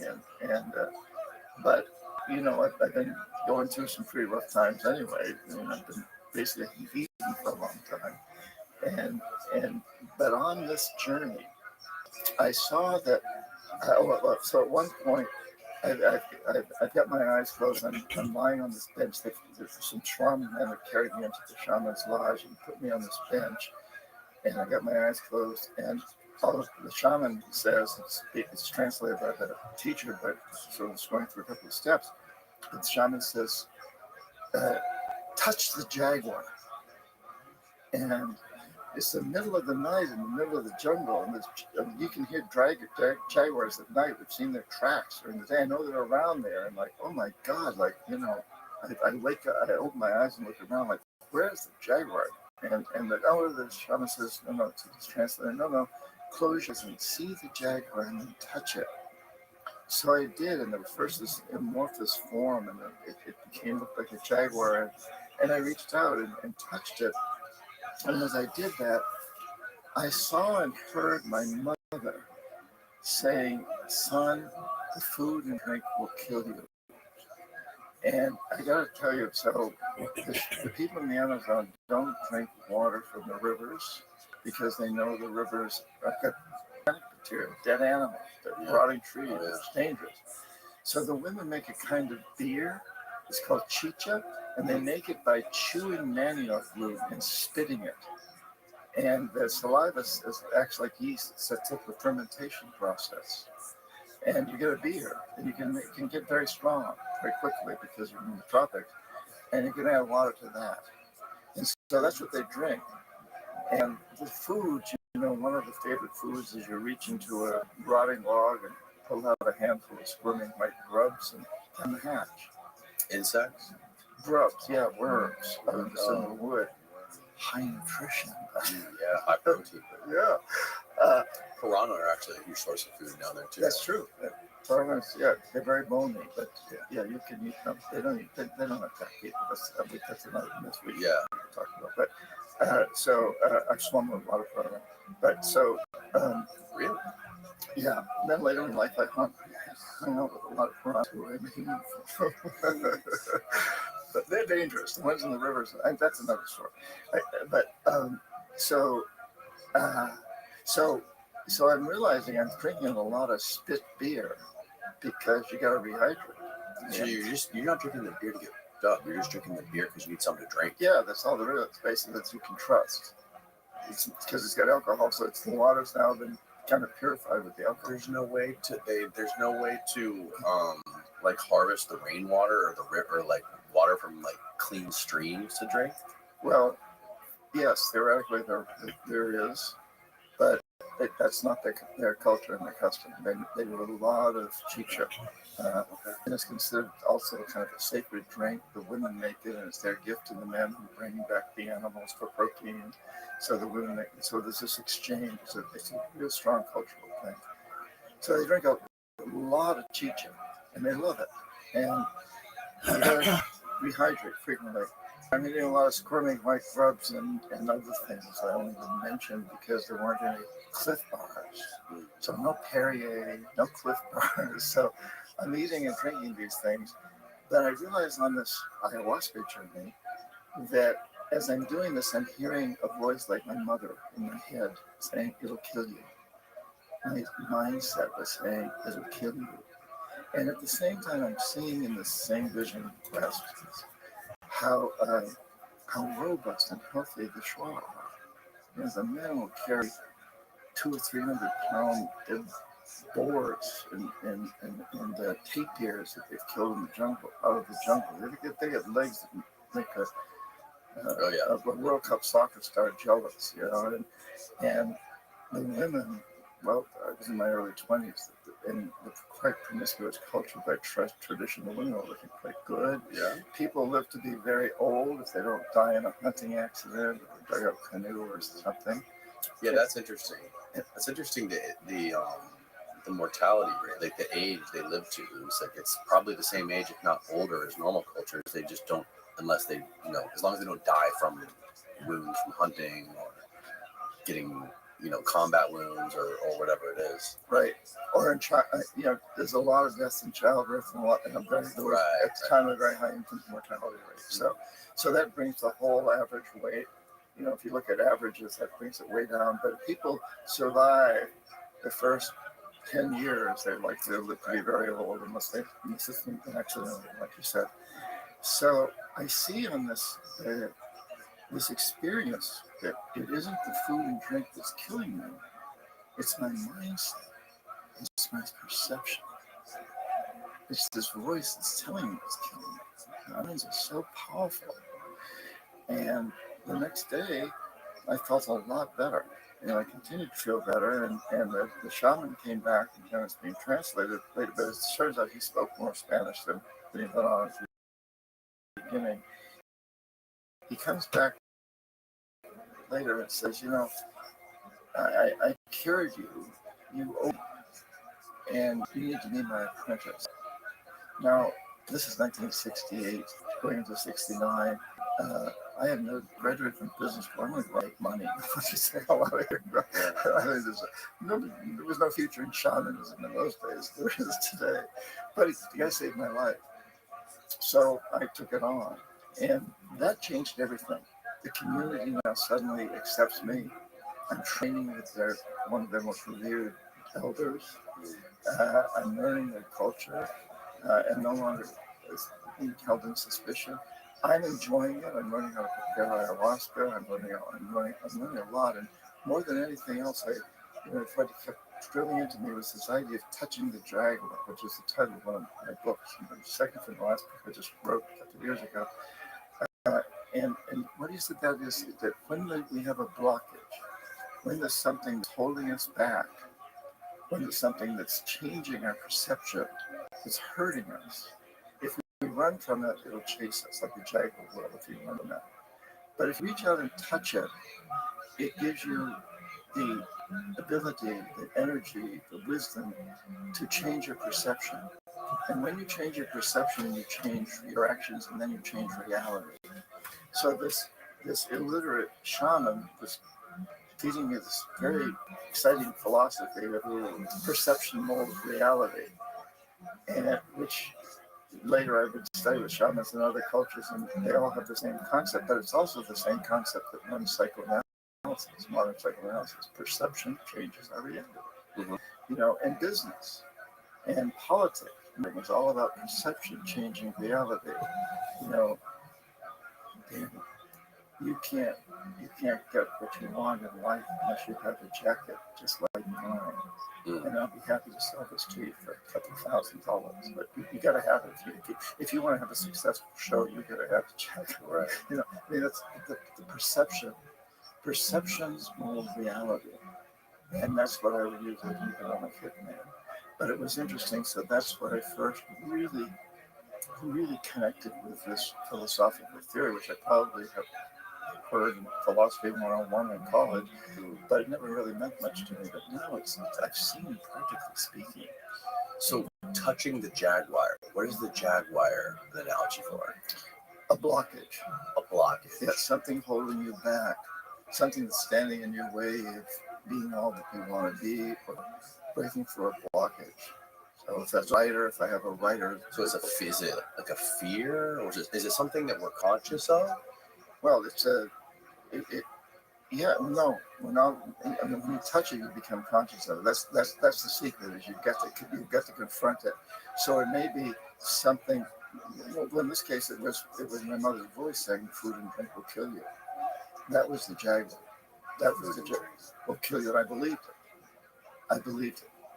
But what I saw when I touched that was it wasn't the food and drink that were killing me. It was my mindset toward the food and drink. And it's so many things in our lives, like, well, you can't have a podcast. You're not you don't have the right color skin. You don't have the right education. Somebody earlier asked about my education. You can't be an economist. You don't have the right education for that. You can't. People telling us you're not good enough. You don't have enough education. You don't have the skills. You're not. You don't come from the right background. Whatever. You can't do this.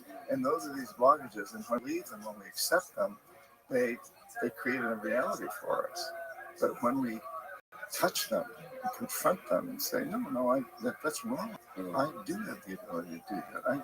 I don't need that kind of background. Yeah. And then we can move forward with things. Isn't it interesting how drugs can have such a profound change on the way we think about things? Yeah, and things like ayahuasca, San Pedro, other things like that, these sacred plants. I don't even like to think of them. I don't like to think of them as medicines or drugs. I like to think of them as something that gets into our spirit. They can do that, but there's so many, like the Mayan people don't use. I take groups of the Mayan. I later studied a lot with Mayan shamans in Central America. You studied with Mayan shamans? Yeah, and I still, every year I take groups of people down to hang out with them as I do. Do you really? People in the Amazon, yeah. And they use fire ceremonies the same way. They don't use, and some of them are now beginning to do because they see a way to make money by doing ayahuasca. So that's this whole commercial thing is going on. But traditionally, it's done with fire ceremonies, which as you're doing those fire ceremonies, you go into an altered state, which is very, very awesome. And the Kogi up in the mountains of the Sierra Nevada mountains of Colombia, who I also spent time with, they use what they call pagamentos, payments to the earth. Where you give something to the earth, and you just really go into it and feel your gratitude, and you really go into an altered state. Mm-hmm. And drums will do it. People chanters with drums. So there's many different ways that open us to what we might think of as a portal to higher consciousness, to looking at things differently. But in every case, this analogy of touching the jaguar kind of works. Yeah. How much you would sacrifice their minds was before, and how many people they would sacrifice in conjunction with their rituals, their drug rituals, their ayahuasca rituals. There's this recent guy who came on the podcast a couple weeks ago. His name is Mike Corey. He said he had one of the most profound ayahuasca trips of his life, with a Mayan tribe, I believe it was. Maybe it was in the Amazon. But anyways, before that, he was just like, the concept of human sacrifice made no sense. It just seemed like a primitive, crazy religious idea, right? To bring the rain gods, would make it rain if you would sacrifice a certain amount of people to them.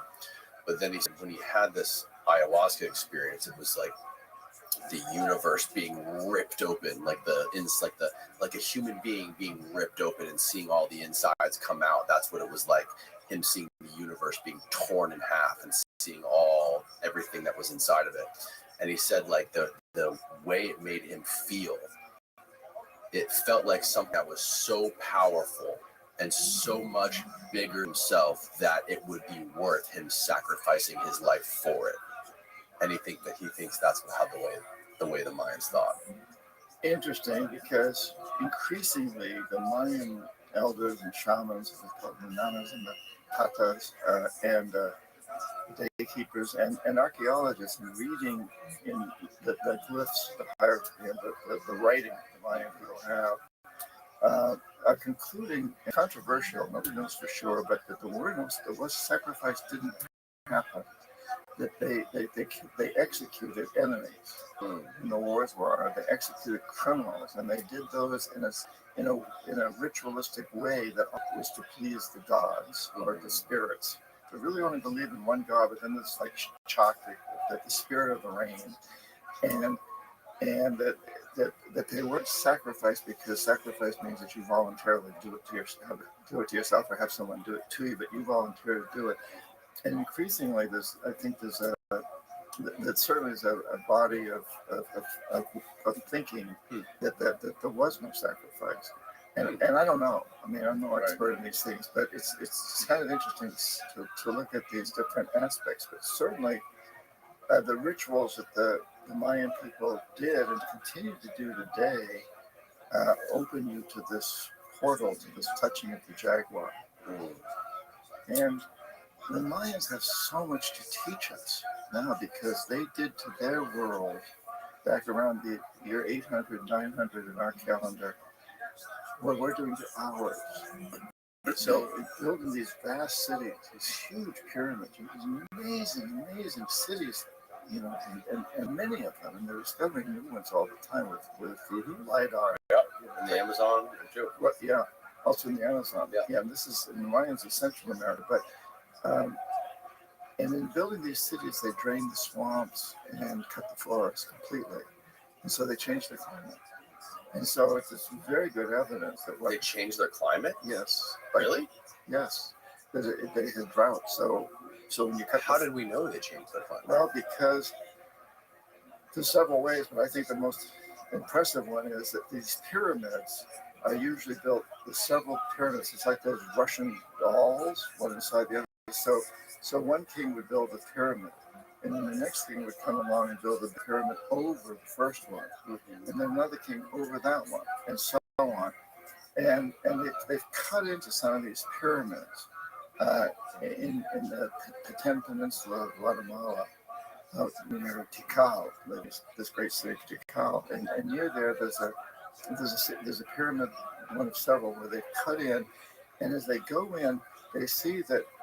So what we see now are pyramids that just look like they're stone, and that was the structure, but they were covered with stucco, a kind of stucco, plaster, and painted, usually red, bright. I mean, you see it with bright color. And in the original, the smallest pyramids, the plaster is very thick. And each successive pyramid, the plaster gets thinner and thinner and thinner, and the last one is very, very thin. And to make that kind of plaster takes a lot of wood and very hot fires to melt down the limestone and turn it into this kind of cement, this plaster sort of thing. And so that's one of the indications that they were just getting rid of the trees. They were running out of trees. And then so again, so many other techniques that you can see how the trees were cut.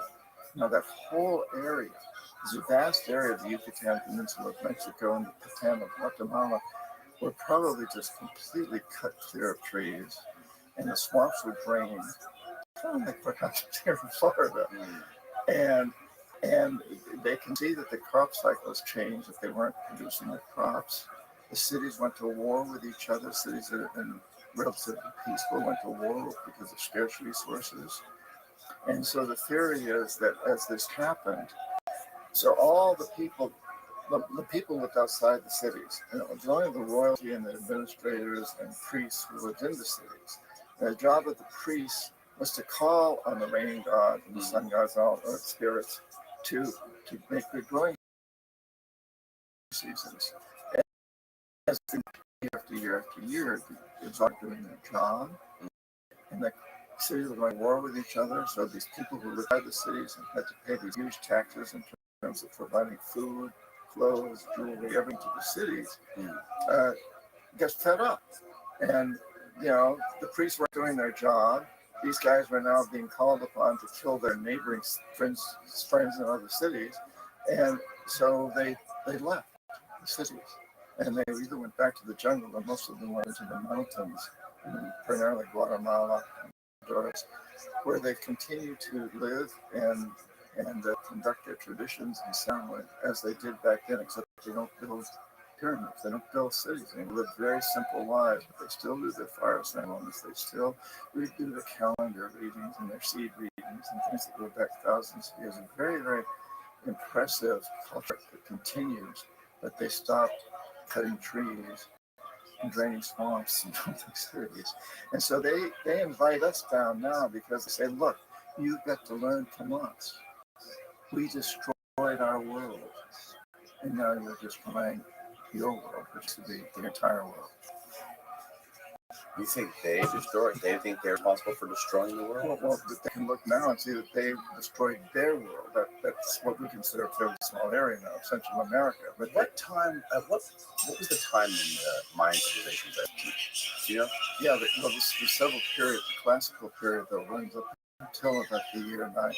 By the year 900, that had basically disappeared. They'd left 900, right? 900 AD in our calendar, but it began several centuries before then. And so they had this peak period of building cities. Incredible construction that went on building these cities. Around 800, what does that say? 800, 2 millennia of steady growth in Mayan population reached an all-time high around 800. Wow, that's right. And then it began to decline by 900. It was pretty much gone. Okay, so between 250 and 900, it was in its peak. Yeah.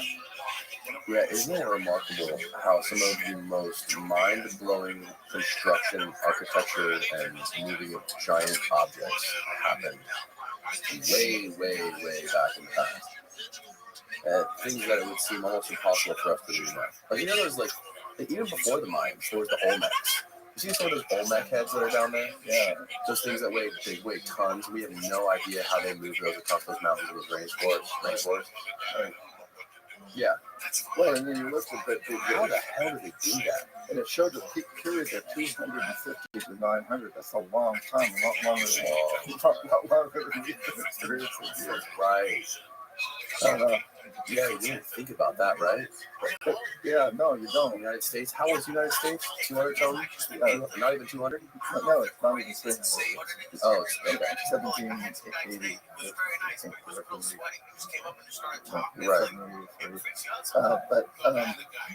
Yeah, and you know the other thing that look at that. I don't know. Are we on visual too? Yeah. Video. Yeah, we're on video. Oh, so people can see their stuff. Look at that. And that was before the Mayans, I think. Yes. Yeah. And I think we know very little about them. Yeah. Huge pyramid that's outside Mexico City that was just that recently. But everyone doesn't know anything about the culture like that. And the Mayans, I believe, so Tikal and many of the other cities are built to reflect Pleiades, 7 sister stars, the clump of stars. The Mayans believe they came from there to many other cultures. It's interesting how this is previously. They believe they came from Pleiades. From another star. Yes. Yeah. But you know something else that fascinates me is we have no idea what's gone missing. We know that the Mayans had books.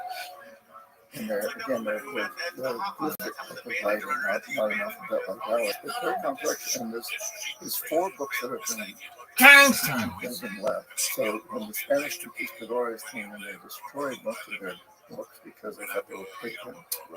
And then when the jungle took over, also already a lot of them had been destroyed because after 900, when the people abandoned the cities, the jungle took over. And then you can probably find some pictures. Yeah, just ate everything. Yeah, so people looked at just mountains. There were actually pyramids covered with trees, and still are. Athleticism, folks. And who knows whether it's conceivable that they had film or the equivalent of film, computers. Lots of, they have 4 books, and they probably have a lot more. Come on, somebody talk about this bitch. We don't know what technologies they might have had that have been destroyed. Was Rabbi Rothschild if something spamming should his shit happen to our under your image civilization post? now, Fuck you, gang violence, son. It basically wipes out the cities. And then 1,000 years from now, There'll be nothing left. no, The Hoover Dam, Stonehenge, maybe not Stonehenge, but the Hoover Dam would be here. Let's see it. we know there was a guy who wrote a horse. Critical Renee theory. Yeah. Everything Yeah, okay? It's like what we find with them. It was that Rabbi Rothschild spamming his shit under your image post. It's It's gang violence, son. It's gang violence. taken over by nature. That's why we got to get a hard drive to the moon and save all of our information on it. So in case of Look at this athleticism, folks. Folks, I wasn't as honest with you as I should have been. I'm sure NASA probably thought about that, right? If you at any point thought this was precedented athleticism, get the fuck out of here. There's the door. This right here is unprecedented athleticism. Look at this body. Oh man, I don't know. That'd be pretty scary. I don't know if I could do it. What a view. Think of the view. The view. This motherfucker is so You know what I was wondering the other day? athletic. Look at this move. You know when they're on the This moon, motherfucker throwing up gang signs like a pimp. It's like couldn't see the stars. Just kind of just black. Wait, I wonder why. You know, Look at this. Look at he was a friend. look at this. Yeah, really? Quite well. He lived in Florida. Yeah. Look at this move. And I remember Now he's gonna make coffee. Gonna make some coffee. Alan Shepard. Was it Alan Shepard? This was Alan Shepard, who we was on the moon with one of the guy. He called me and asked me to meet him for lunch. He was really torn up because he said, Jim, they're all dying now. And it's funny because he took me to his house and he showed me the camera and the watch and these things, you know, nothing was digitized. They didn't have microchips. So all the things they carried up to the moon with them, heavy things encased, you know, they're just, it's hard to fathom how they carried this stuff up there because it's so, they had it so heavy. Yeah. Edgar was, you know, then he had this incredible experience on the moon and then came back and created the Institute of Nordic Sciences. Yeah, well, when on his way back, he secretly did this telekinesis experiment with some people on Earth, with some tarot cards or something. I forget what it was. Some sort of like cards they were using to see if they could transmit communication back and forth with telekinesis. Yeah. And then when they got back, all of them lost their lives. They had all kinds of crazy like psychological issues. They were really distraught when they got back for some reason. And Edgar went through some very difficult times after that. He did some pretty heavy drinking, and you know, he was a magnificent human being. I think all of them did, right? It was a huge impact. I think, I'm not sure of the numbers, but I mean, I remember, you know, he used to come to our house for dinner. I lived in the North Palm Beach area. He lived out near the Glades in that area, and he used to come to our house, and you know, he was going through a lot of difficult times. Yeah, I think that whole experience had an incredible impact. And, you know, here's a guy who was not moved by any stretch of the imagination. He was the right stuff. You know, he was an aircraft carrier. He flew off aircraft carrier fighter planes during the Korean War, and then he became a Navy test pilot. And he wanted to go to the moon. And he said, you know, there's so many good test pilots and people that he really had to have something to put him in a higher category. So he went back to MIT and got a PhD in aeronautical engineering, I think, or something like that. He has this PhD, and so he gets selected because he had the physical qualifications. He also had, and like you said, and then there was this breakdown afterwards. It was a tremendous, emotional impact for 70s guys. Yeah. a lot of people speculate that the reason, and even in that post-game press conference after the moon landing, all those guys looked just like depressed, uninspired, and a lot of people kind of claim that that's because it was all fake. They never really went. They made up the story. These guys thought they were going to go to the moon, and they got briefed on some story. And then there was even a guy who this athleticism. It's really unprecedented. Movement about the moon landing being fake, and he even wrote a book about it. It was in the early '70s. I forget this guy's name, but he's basically the guy who started the whole fake moon landing conspiracy, or the idea that it was fake. Yeah, and there's a lot of big questions about everything. Sure. Okay? I haven't done enough research, but Well, Edgar. It was Rabbi Rothschild spamming shit under your MA post. Roswell, Him. They should just say him. Withholding information about what they know about This one. ET's landing here and being shot down. So he believed in that, but certainly he certainly believed right. Right. It's just like something happened though. Like it seems like there was something that happened to those guys that is just hasn't been explained to us, or something that we can't comprehend. Maybe it is just that phenomena, that psychological breakthrough that happens when you see the Earth from far away and you see, I forget what the word for it is. There's some sort of a psychological epiphany that happens when you're on your way back to the Earth and you're looking at the whole entire Earth, all the inhabitants of it, all governments and the nations that exist. It's just this little ball, and you're separated.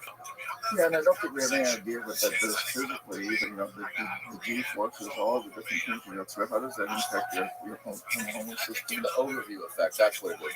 The overview effect is a cognitive shift reported by some astronauts while leaving the Earth from space. Researchers have characterized the effects as a shift of awe and self-transcendent qualities precipitated by particularly striking visual stimulus. The most prominent aspects of personally experiencing the Earth from outer space are appreciation and perception of beauty. But then why do you become a degenerate alcoholic and divorce your wife? Unexpected, even though it's not emotional, increased sense of connection of the people and the Earth is a whole.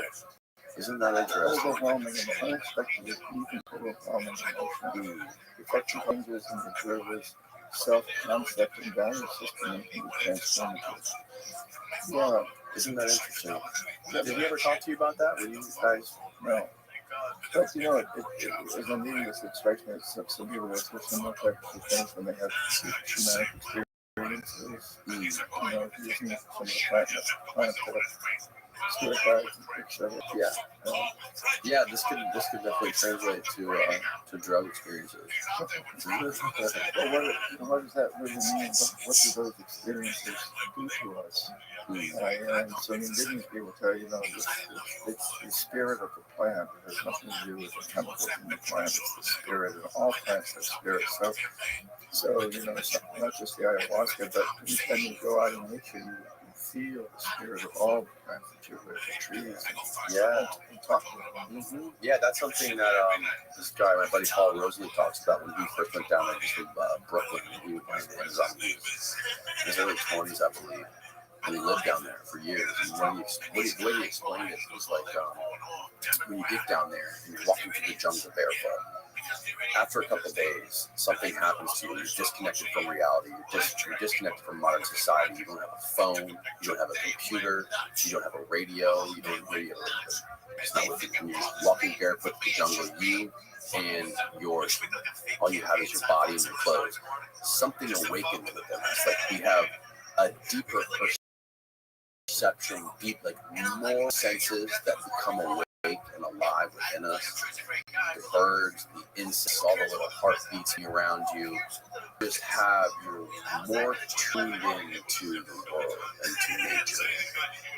And it's like, the idea is that modern technology, these phones and everything that we constantly surround with, Ubers and whatever it is, AI is basically sucking the life out of us. It's dulling our senses. You're disconnecting us from reality. You really realize that when you go down to a place like the Amazon? I've taken in the past since the mid '80s. I've been taking groups every year now, especially two groups in the Amazon, two different times, never more than 15 people, a couple of exceptions. And I have to say it was a couple thousand people over the period of time, probably. Because the time I was doing 7 trips a year. I think everybody's coming back changed from one way or another. And it's very positive. This doesn't mean positive things necessarily. So I know a lot of people come back and get divorced, and others come back and get married, and some come back and quit their job. That's what get fired because it awakens new sensitivity in you. They're facing their own reality deeper, touching that jaguar, touching the things that have. Yeah, it's a new perspective, right? Yeah, kept us in this box. You know, our belief systems, and the belief system is kind of open. Like, it's all about perception. You know, what is truth? Right. And in just a few days in the Amazon, hanging out with people who live there, his ancestors, go back centuries, millennia. There's a perspective and a relationship with the plants and the animals. Yeah, it's similar to that overview effect. Yeah, absolutely. All right, well, let's get back to your progression through this in your life. So you were down there and you spent 3 years. And then what happened when you decided to come back? What did you start looking for? Did the guys from NSA contact you? What happened? Well, I was down there, and this man named Ivan Grieve, who was the senior vice president at Charles T. Main's consulting firm out of Boston. How do you say it again? Charles T. Main. Charles T. Main. Yeah, it's spelled CHAS period T period M-A-I-N. Oh, Chas T. Main. Yeah, but it's Charles. I mean, that's what we call it. Anyway, Main. Usually just Main. Okay. What kind of company is it? Consulting firm? Yeah. It's been sold since then. It was a partnership. Oh, look at that. It's even on Wikipedia. Founded in 1893. Engineering company specialized in power generation, mainly hydraulic power. Yes, and was bought by Parsons Corporation. And so they eventually dropped the name of maintenance. They can't even try to find it these days. In 1949, it began an association with the U.S. Atomic Energy Commission, working on projects relating to plutonium-based nuclear reactors. I was sent to Vienna to be the U.S. representative at the International Atomic Energy Agency meeting in Vienna. Yeah, the company had a lot of influence in that area. But, they're former main consultant. Main consultant. And author of Confessions of an Economic Hitman. That's actually not the consultant to me. My title was chief economist. But anyway, with details and issues of third world debt and neo-colonialism. Great word. Yeah.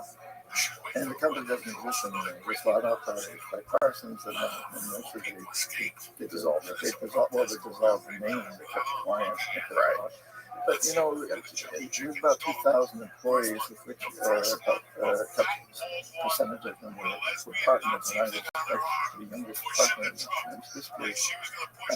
And pretty secretive company. We did a lot of clients, a lot of work for the government. Our clients were World Bank, United Government, Asian Development Bank, U.S. Agency for International Development, U.S. Treasury, things like that. And a lot of it was pretty hush-hush. So who started the company? This was named Charles T. Main back in the late 1800s.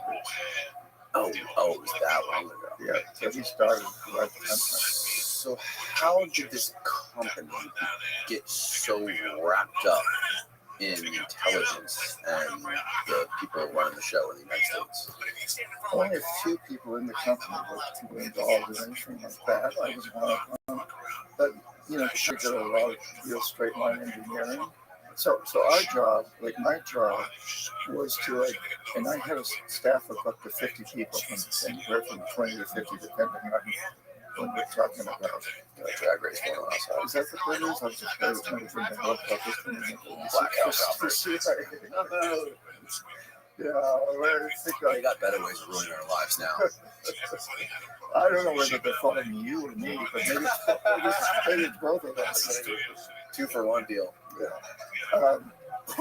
So anyway, my job was so I identify countries with resources that corporations want, like oil, one of the big ones back then, and then convince me to take a convince the president and minister of finance to take a huge loan from the World Bank to hire U.S. engineering corporations to build big infrastructure projects like power systems, hydroelectric plants, and transmission distribution lines, and highways, industrial parks, things like this. These that benefited, first of all, the companies that built them, those corporations that made huge profits off building them, but also benefited a few wealthy families in those countries, including the president and his company, who owned the commercial and industrial establishments that benefit from that infrastructure. But it didn't help the people. In fact, the majority of the people ended up suffering because money was diverted in education, healthcare, and other social services to pay off the interest on the loans. And in the end, the loans couldn't be repaid. And so the contract of the company to the World Bank, which ultimately were using as a banking institution, was that their oil or whatever the resource was that we coveted was collateral. So when they couldn't repay the loan, we go back, I'd go back. And now we'd be basically working for the International Monetary Fund, which is sort of the policing organization around all of this, and say, hey, we'll restructure your loan. But we own you, and you need to sell your oil real cheap to our oil companies without many environmental or social regulations. You need to privatize your water and sewage systems and sell them to some of our investors. You need to let us build a military base on this and vote with us on the next United Nations vote against Cuba, for example. So basically, we set these terms that were very colonialistic. They were full use of debt. So they were really creating an empire. But not to we realized after Vietnam that the military wasn't very effective at being maximized people. And the way to do it was through economics. Hold on, let's wait a second. There's a trash truck emptying a dumpster right outside of our door. It's ridiculous. I'm glad to know that's what it is. It's not a tank. Basically, you're just laying out the way you guys were colonizing the world and strong-arming nations to basically bend to your will and let you use their resources for a discount because you guys conned them into some bad loan that they could never repay. Yeah, and here's where the perception thing comes in. We provided them with a really nice report, and that's right. I wrote good reports. I've been an English major, and I like to write, so I could write good reports. And with all the statistics that my guys have produced, but this report would say, if you invest all this money in building this infrastructure, hiring our companies to build this infrastructure, your economy will grow. And we measured it by GDP, gross domestic product. And it's true. When you invest this money in that kind of infrastructure, the GDP grows. And so the president would be happy to take it up to the people, take it to the newspapers and say, hey, we're taking up this loan, our economy's going to grow. And it did. And I believe for many years when I was doing this, coming out of the Peace Corps with conscience, I thought I'd be that thing because that's what econometrics show. That when you do this, your economy grows. But what we didn't understand, what I didn't understand, is that GDP basically measures how well the wealthy are doing, how well the big corporations are doing. it does not measure the prosperity of the average citizen. No, No. it's the overall country. Right. So it's a statistic that's warped in favor of big international corporations and the very wealthy and powerful. So, but we were producing these Well, reports. it's warped in favor of the country, right? So it's the GDP only reflects the country. It only reflects the wealthy people in the country and the corporations in the country. That's what mainly reflects. Right. So And you're saying that, they're mainly responsible for the largest percent of the GDP. yeah. Well, here's an example. Let's say there's 3 people in the United States that have much wealth as half the rest of the population of the United States. Mm-hmm. So if those 3 people last year made 10% on their investment, and half the country lost 3%, and everybody else remained the same, if you go back to the envelope calculation, you would show a growth of almost 4%. When in fact only 3 people made money. Everybody else either stayed the same or lost 3%. Right. And so these statistics are extremely deceptive. But they create this perception, and then they put the country deep into stress and they restrict its resources. And so it's a very, very clever and insidious system. It's all based on a con. So your chart that you give them, showing them how their GDP was rise, how was that chart?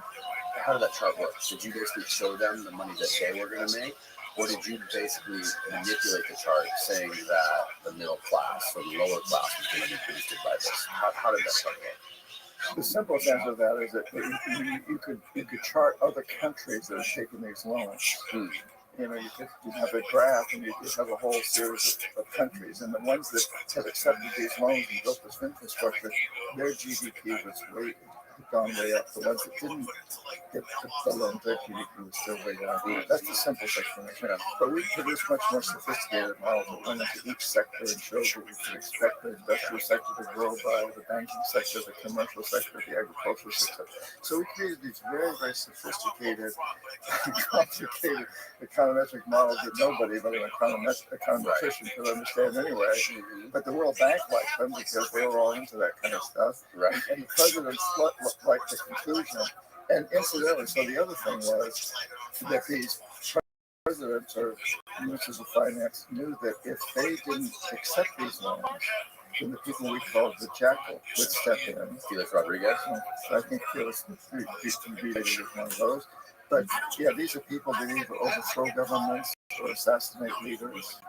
And usually they don't even need to step in. So basically, I go into the president's office and I say, look, Mr. President, here's a few $1 billion.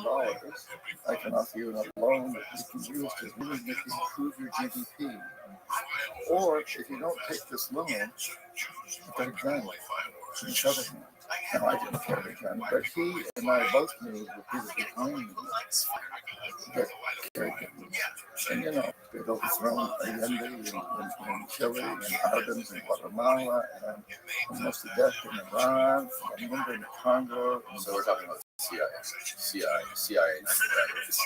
operatives, and sometimes it's very, very convoluted. So the CIA may actually use operatives from Argentina or some other place where they've got influence, so they're not directly connected. But there are these people, and the presidents of these countries know that they're there. So, what do? If you're a president, I tell you, hey, Mr. President, I'm going to help you become rich and look really good to your people. You be re-elected, and your family owns these industries, and they're going to benefit from these better electrical power, better highways. So I offer you this, or don't take it, and you'll probably be thrown out of power, maybe taken out. Well, first thing, if I had half of a brain and I was aware of this kind of thing going on, I would avoid a meeting with you at all costs. So why would they take a meeting with you thinking about this kind of shit? Because you probably, if you're in that position, and I come down and say, hey, I represent the World Bank, I'm going to help you and your family improve your businesses. And they have no idea you're part of the United States. No, they probably do. But they know the World Bank is basically, to allow to agree control the United States. We just, the president the United States decides who's going to be president of the World Bank, and we are the largest investor by far. We have a lot of influence there. As we do with the Asian development, all of those guys. It's called the Washington Consensus, which is Treasury Department and so yeah, they know I'm connected, and they want to hear about these loans taken off of them. It's going to make them look good in office.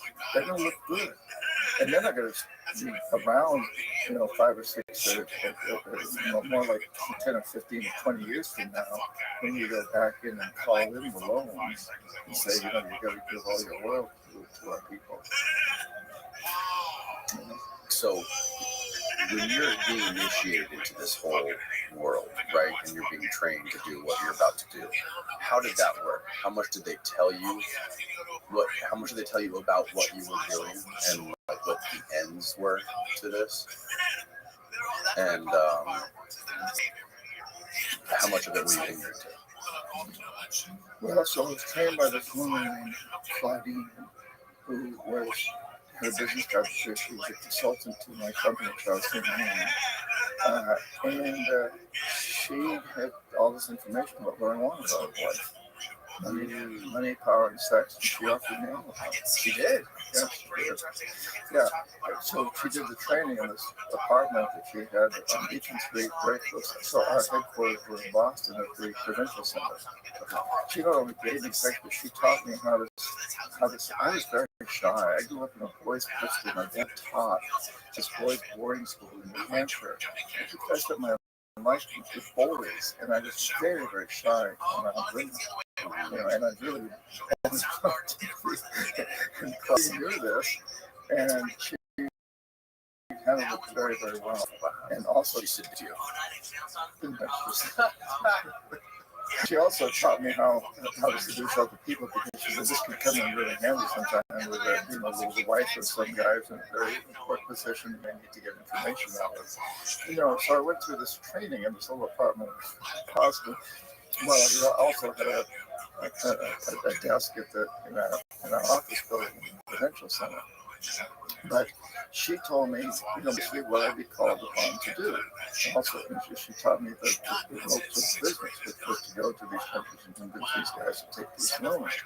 But it was all held out to me by her and by other people trusting me that I was doing a really good thing.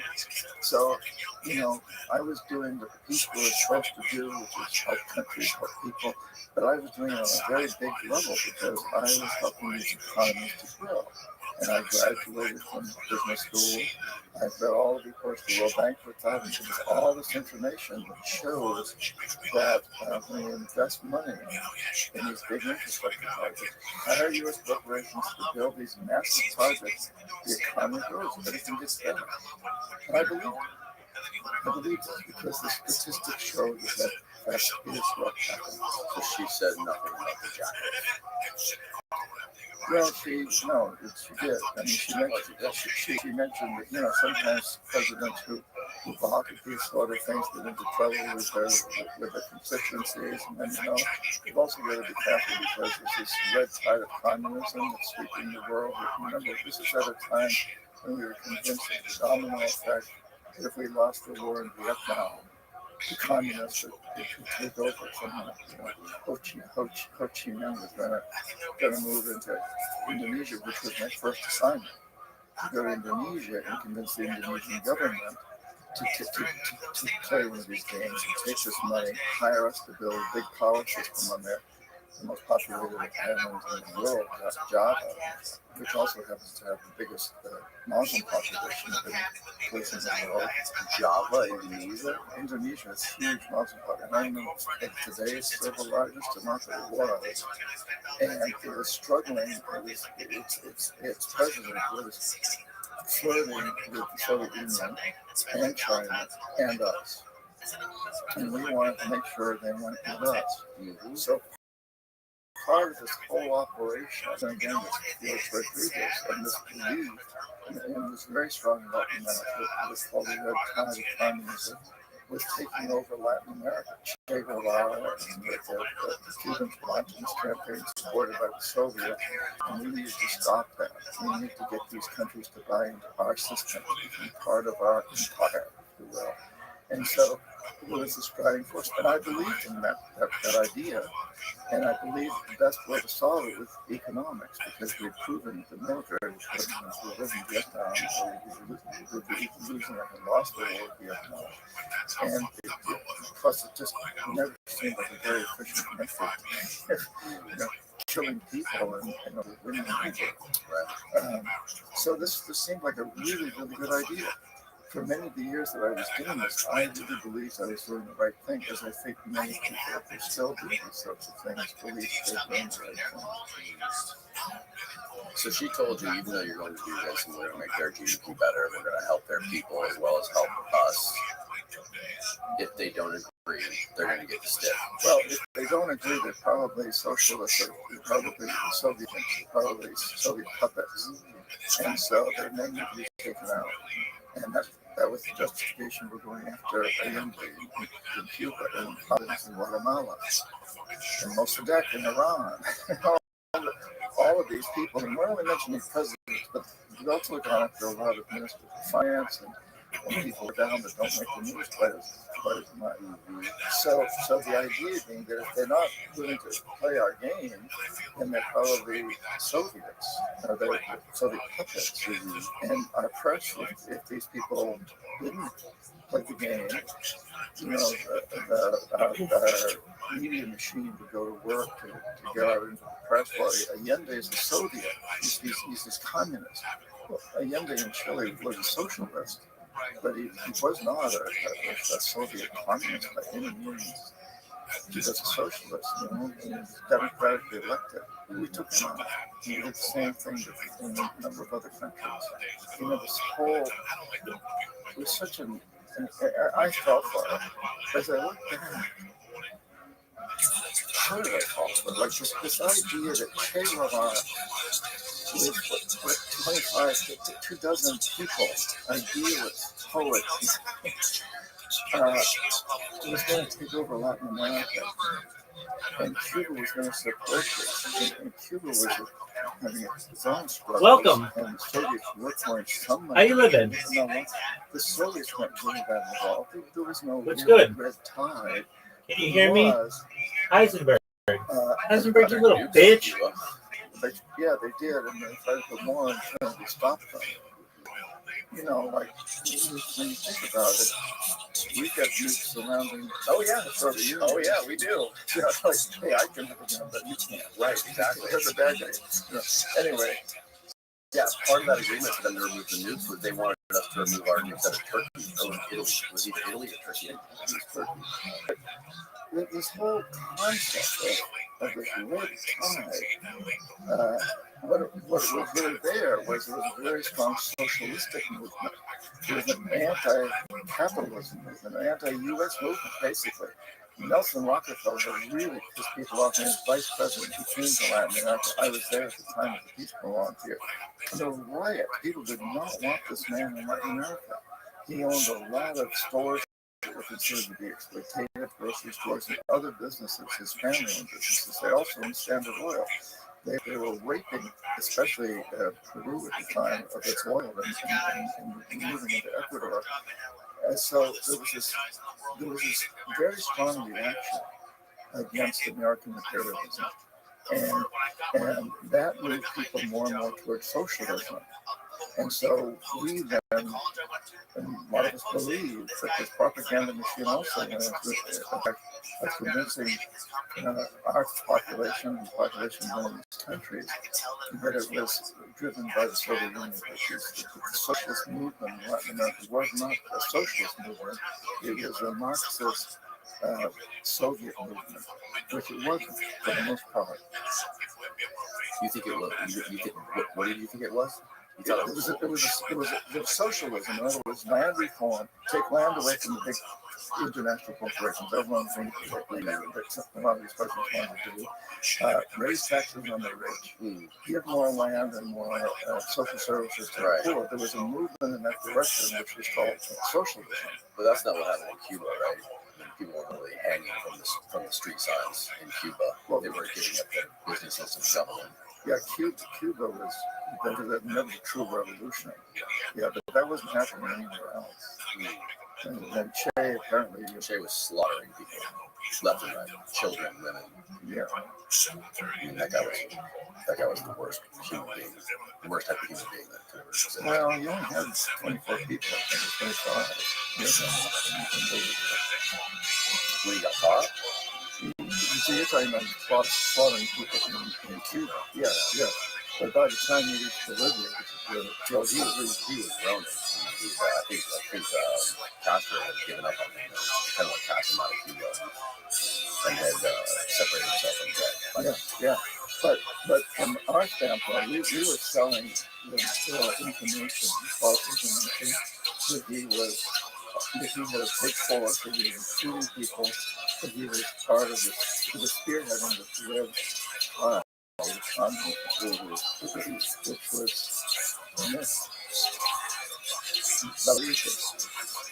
Well, I mean, he definitely wanted to, right? He may not have been a threat that we made him out to be. That's definitely his aspiration for it. I mean, he went to the Congo and tried to, what did he try to do in the Congo? He tried to start up an army in the Congo that ultimately failed. Yeah, in Angola was just kind of a training ground for all he was in Angola. Now remember, so he was executed in 1967, and I went into people in 68. So by the time I'm an economic hitman in the early 70s, he's long gone. But there still was this idea that the influence of the Soviet communism was driving the socialistic movement in Latin America. There was a socialistic movement in Latin America. But in my opinion, as I look back, it was probably a movement in the right direction. And it was not a pro-Soviet movement at all.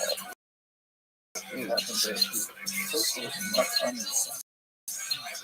But the whole spectrum of still very much lingering in the air as being obvious evidence that the Soviets and Cuba have been very deeply involved in Latin America. Right. Yo, Heisenberg, how you living, Pimp? The Iran before they were funding the. Yo, dog, can you hear me? Right?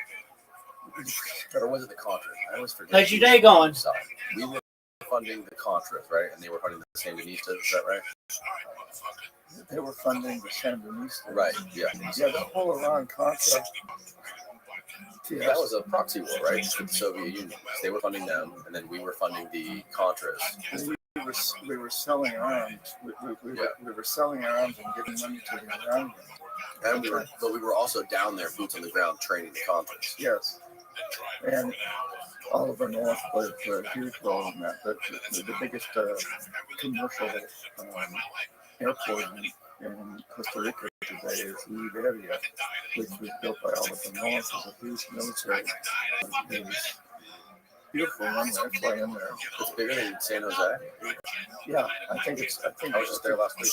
In San Jose or Liberia? I was near Liberia. I was on that part of the. I was near Nosala. Oh, you were? That's where I teach every year. Oh. Yeah. Really? Well, yeah. Yeah. Teach at One Spirit, which is right there. Oh, okay. Cool. It used to be part of the Institute in the state of New York. Why do you teach down there? Because they invite me to. Oh, really? That's cool. Yeah. I've been teaching there for years, ever since it first got started. So you probably flew into Liberia. No, I flew to San Jose. I took a puddle jump from there over to the bottom. Yeah. That's the thing. I was a little bit south. Yeah. Near Santa Teresa. Well, the nearest, actually the nearest airport would have been Liberia. So it's this huge, long runway where it could take the largest U.S. military had at that time. All of the oversaw the construction of this. And then eventually it became a commercial airport to the World Bank company. All right, where were you?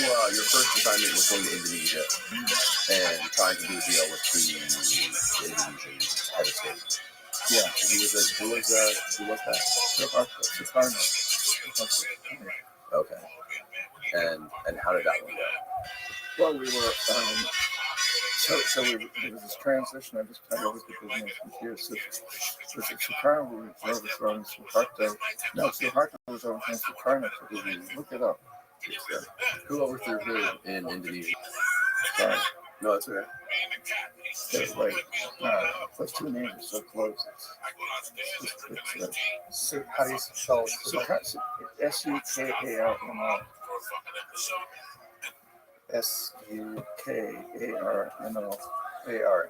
Yeah. Okay, General. Oh, that's Suharto. Okay. Suharto. The military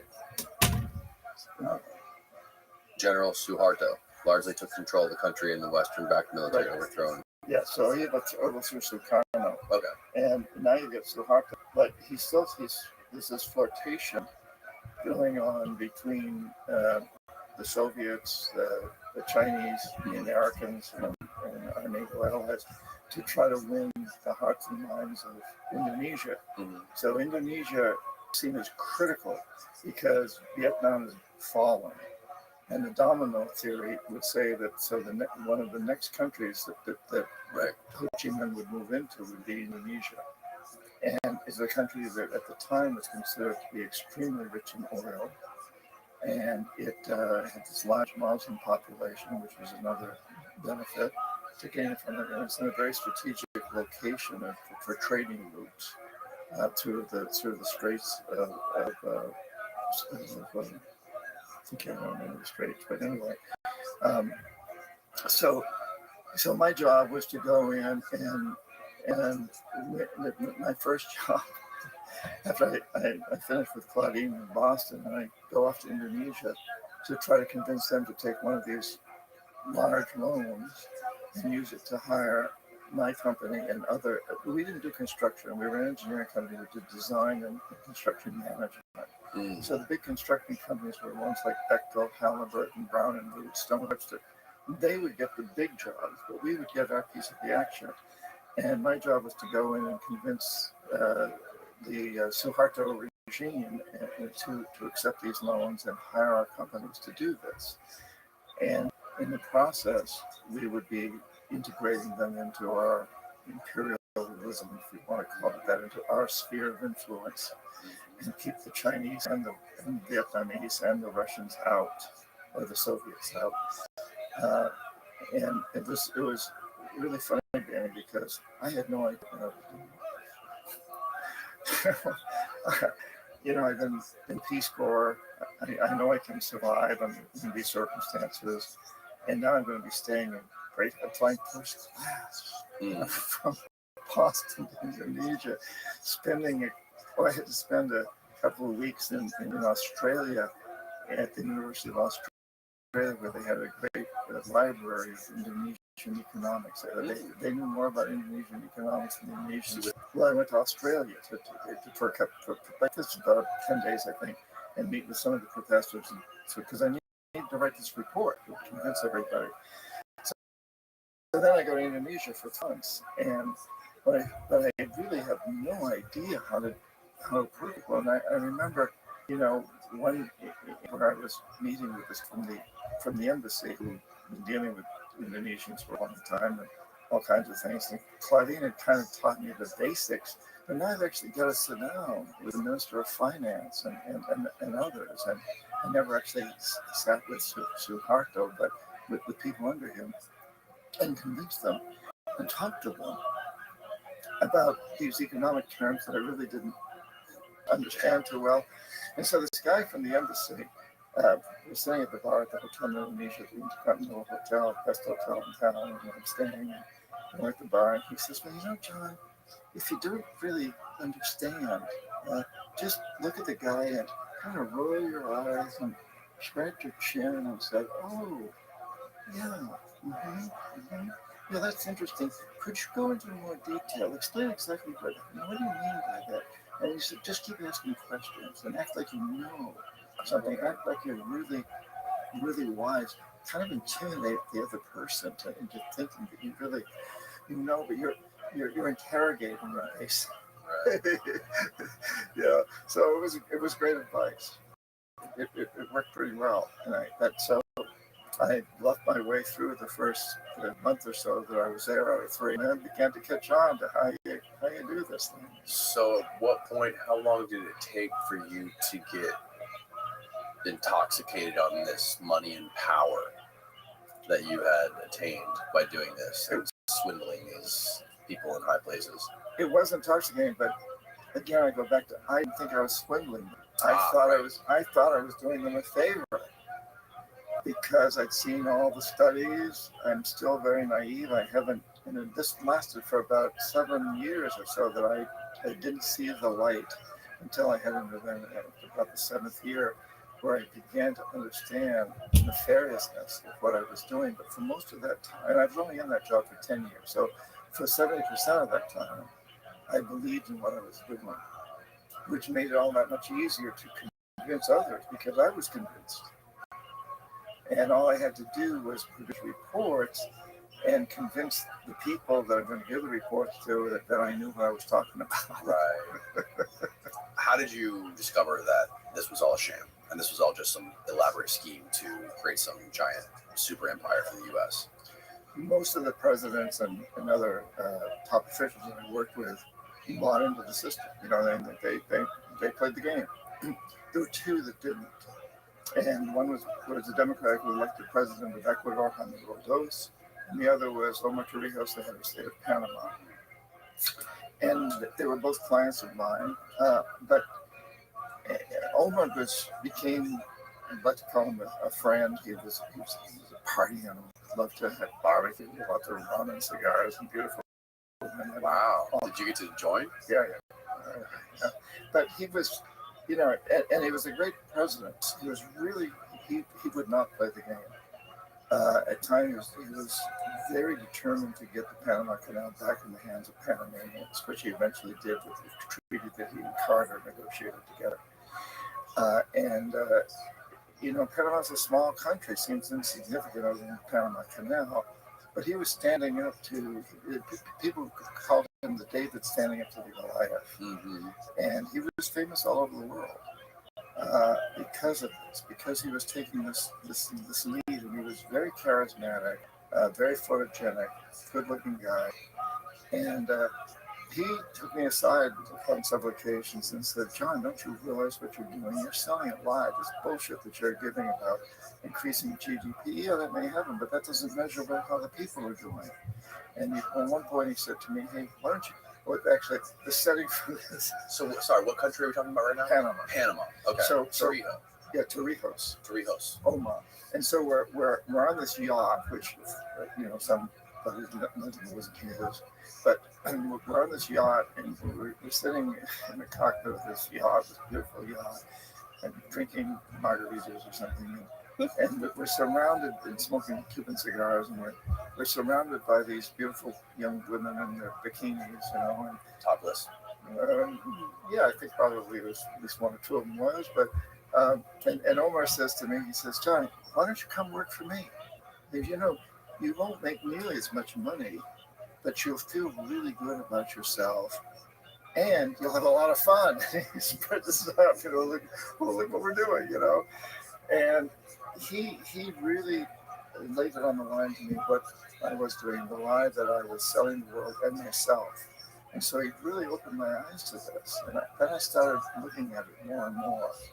And I was also dating a woman. I was in the process of going through a divorce with my first wife, and I was dating a woman in Colombia. She's Colombian. And she also did business in Panama. She had a little factory where she designed clothes and made clothes, and she bought a lot of material in the free zone of Panama. And her brother was a member of what would become FARC, you know, this famous organization, terror, we call it now, it's the terrorist organization. Yeah, in Colombia. And he and she also said, "You know, you don't really understand what your country's doing."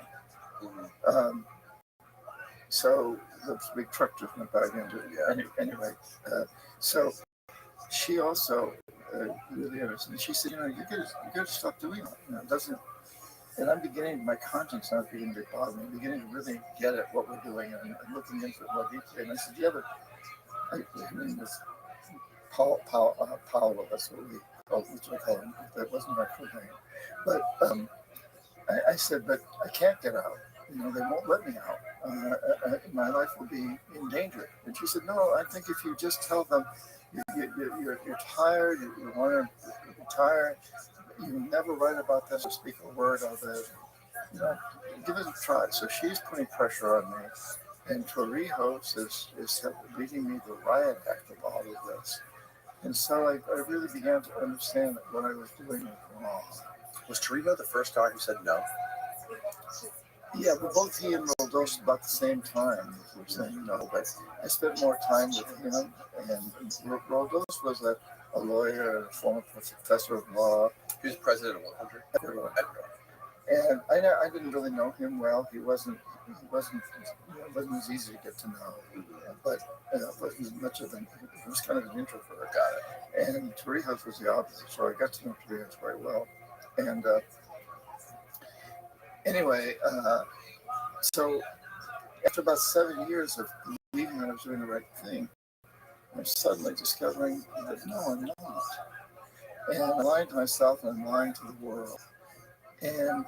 But I didn't want to believe the truth that I knew now was the truth, because I'm suddenly making a lot of money. Now, I grew up with the son of a teacher in a boys' prep school in New Hampshire. We never had much money at all. The house was on campus by the school. I ate with 200 plus boys in a big dining room from the time I was 4 years old. Never wanted for food, never wanted for a home, but we never had any cash. And I felt very poor in some respects. And here I was surrounded by wealthy boys who and when I went to that school for 4 years in high school, and during Christmas vacation, I'd stay in the snow-ridden New Hampshire town.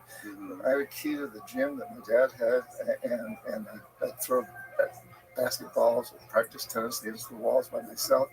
My friends would be off, they'd come back talking about the orgies that they'd had in Paris or Buenos Aires or wherever. I had this complex, and now suddenly I'm flying first class around the world. I'm lying and dining with presidents, and I've got a lot of women available, and so all these things, and I'm making a really good salary, and I'm a partner in this firm.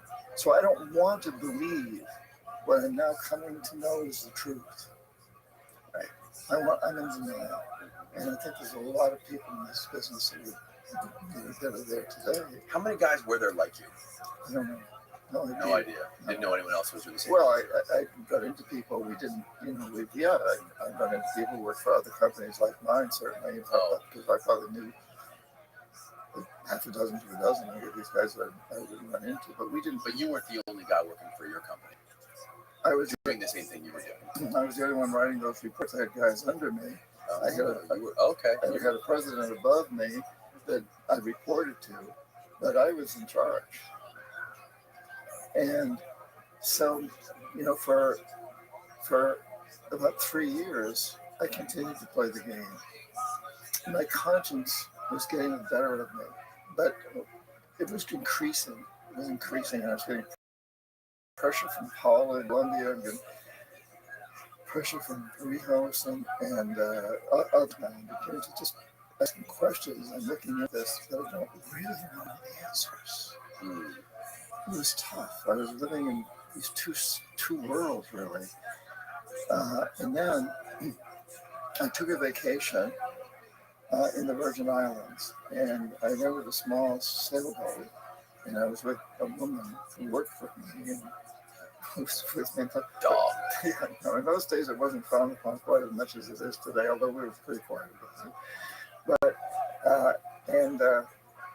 we anchored the boat in Naho Bay, Francis Cove, on St. John Island, the Virgin Islands, and I rowed the dinghy ashore and took 6-pack of beer with me, and I climbed up this hill to the Annenberg plantation. It's that old sugar plantation that was in ruins on this hill, and I'm sitting there looking. It's idyllic. There's bougainvillea, beautiful flowers. It's this old plantation, and I'm sitting in the sun setting over the Caribbean, and I'm drinking a few beers, and I think, God, this is the life. This is so beautiful. Suddenly, I was struck by the fact that this plantation was built on the bones of thousands of slaves. And then I realized the whole American history is built on the bones of millions of slaves, not just from Africa, but from indigenous ones here, who brought them in from China. And then I have to admit that I too was a slaver. I wasn't dragging people out of the forest and putting them in chains, but I was slaving them with debt. I was a modern form of a slaver. I really pissed off at myself. I remember this well. I'd written about it. I picked up this big stick that I found there and slammed it against the tree, and I was really, really angry at me and the system and everything. And at that moment, I made the decision I wouldn't continue with it. And so a couple of days later, I go back to Boston. I go up to the president, and I said, resigned. And of course, told me I couldn't, and gave me, and I took another sort of little job being a consultant to him for a while. It was hard getting out. It was very, very difficult getting out. Plus, at this point, I didn't have a job. So I lingered for a while around the fringes, but I basically at this point made the decision, and I never did any more of that international work. So when I was a consultant to him, it was worked with the Burlington, Vermont Electric Department, who were building a wood-fired power plant, and I did some work with some utilities in New York State doing economic studies for them, and some other companies. So I continued to get paid and be part of the company and not talking about it. But real quick, going back to Torrijos in Panama, what was the pitch to him? And after the pitch, obviously it took a couple of years for you to have your epiphany on this stuff. Well, what ultimately happened to Torrijos? Well, so when I went down, the idea was to get him to accept a large loan to build a couple of big hydroelectric plants. And also transmission lines and distributions to modernize the electrical system of the country. And he immediately said, no, I'm not going to do that. If you want to work here, do small-scale projects. Help our small fishermen and our small farmers. There were little irrigation projects and storage projects where the rural farmers can store their grains and store their produce and help the small farmer. If you want to do that, I'll let you in. And I went back to my boss in Boston and told him this, and he said, let's do it. We'll get in good. We've never done this kind of thing. It's not going to make any money for us, but we'll work on winning Torrijos over, and maybe eventually we'll get to the other projects. So we did that, and I sent a number of people who worked for me down there. They spent time down there. One of them included a woman who was a sociologist who looked at social studies, which he very much wanted. It was totally different from anything Charleston Maine had ever done before. And it was successful from that standpoint, and it endeared me to Torrijos. But at the same time, he's telling me, that's all this stuff you're doing in these other countries and what you wanted to do here isn't going to help the people of these countries. It's going to help a few rich people, and that's it. And what about the president of Ecuador? What happened with him? Well, he refused to do anything. He refused to take the loans that I was suggesting. And what was your guys' interest in Ecuador? Oil. But so both of these guys died in very, very suspicious private plane crashes within less than 3 months from each other. 1981. First one to go down was Roldos, and he's in his plane with his wife and a couple of staff members, and the plane went down under very mysterious circumstances that all of Latin American press said was an assassination. And of course, the U.S. and everybody else denied that. If you're going to kill somebody, a small plane crash is a really good way to do it, because the smoking gun goes up in smoke. Proof. Right. And Torrijos at that point got his family together, and he said, my brother Jaime Roldos of Ecuador was just assassinated. I'll probably be next. But don't worry about it, because I've done what I needed to do. I've successfully negotiated the canal treaty with President Carter, and the Panama Canal is going to revert to Panamanians by the end of this millennium. And less than 3 months later, it's almost exactly the same thing happened to him. His private plane went down with his wife. And I've since been friends with his daughter, who was 17 at the time, and then became, I'm sorry, going back to Ecuador, this was the daughter of Roldos, Marta Roldos, who became a friend and became a legislator in Ecuador. And, very, very intimately involved with this story. And the family, what do they think about this? What is, like, the daughter? What does she make of the plane crash? Does she think it was U.S. assassinating him? Yeah, she's very careful because she's a politician in Ecuador, so she doesn't want to piss off the United States, so she's very careful about what she says in public. What is the U.S.'s role in Ecuador and Panama now? Did we ever successfully implement any of these things after you left? Yeah, we built some big. It's a hydroelectric dam. I take groups by every time I go into Ecuador, like I'm going to do in a couple of weeks, and that was one of the ones that I financed. They got a hydroelectric dam. Yeah, I got permission to build. But what's happened now is the Chinese have taken over, basically. So, how did they take over from us? Well, okay, so here's the story of how it happened in Ecuador, which is sort of a model for other places. So when there was a period of, I think it was 10 years, and Ecuador had 8 presidents, and they have this number just a little wrong, but very much in that category, and just coups and counter coups. And then in 2010, the Democratic elected president named Rafael Correa. And Correa, who's also become a friend, I was just on a TV show that he produces out of Mexico now. Oh, wow. And he was president for 10 years. He has a PhD from the University of Illinois, so he knows in economics. So he knew our system really well when he came into power. And he got his master's degree, MBA, in Belgium. He's been married to a Belgian woman. And as soon as he came into power, one of the first things he said was, the Ecuadorian people does not owe all the money that the World Bank claims we owe them. And he formed a commission to investigate that. And the commission came to the conclusion that, I can't remember, I may have the numbers wrong, I think it's around $10 billion. $10 billion Ecuador owes America. They owe more than that, but I think again, I'm not sure of the numbers here. I didn't look before I came in here, but the large amount of money that Correa said we're not paying, that the commission said that people of Ecuador do not owe, because these loans were undertaken during the military junta who ran the country back in the 70s when John Perkins was an economic hitman.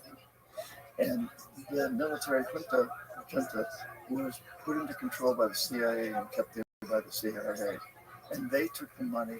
The Ecuadorian people never had a say in it. People not elected. There were 3 people around the country that were elected.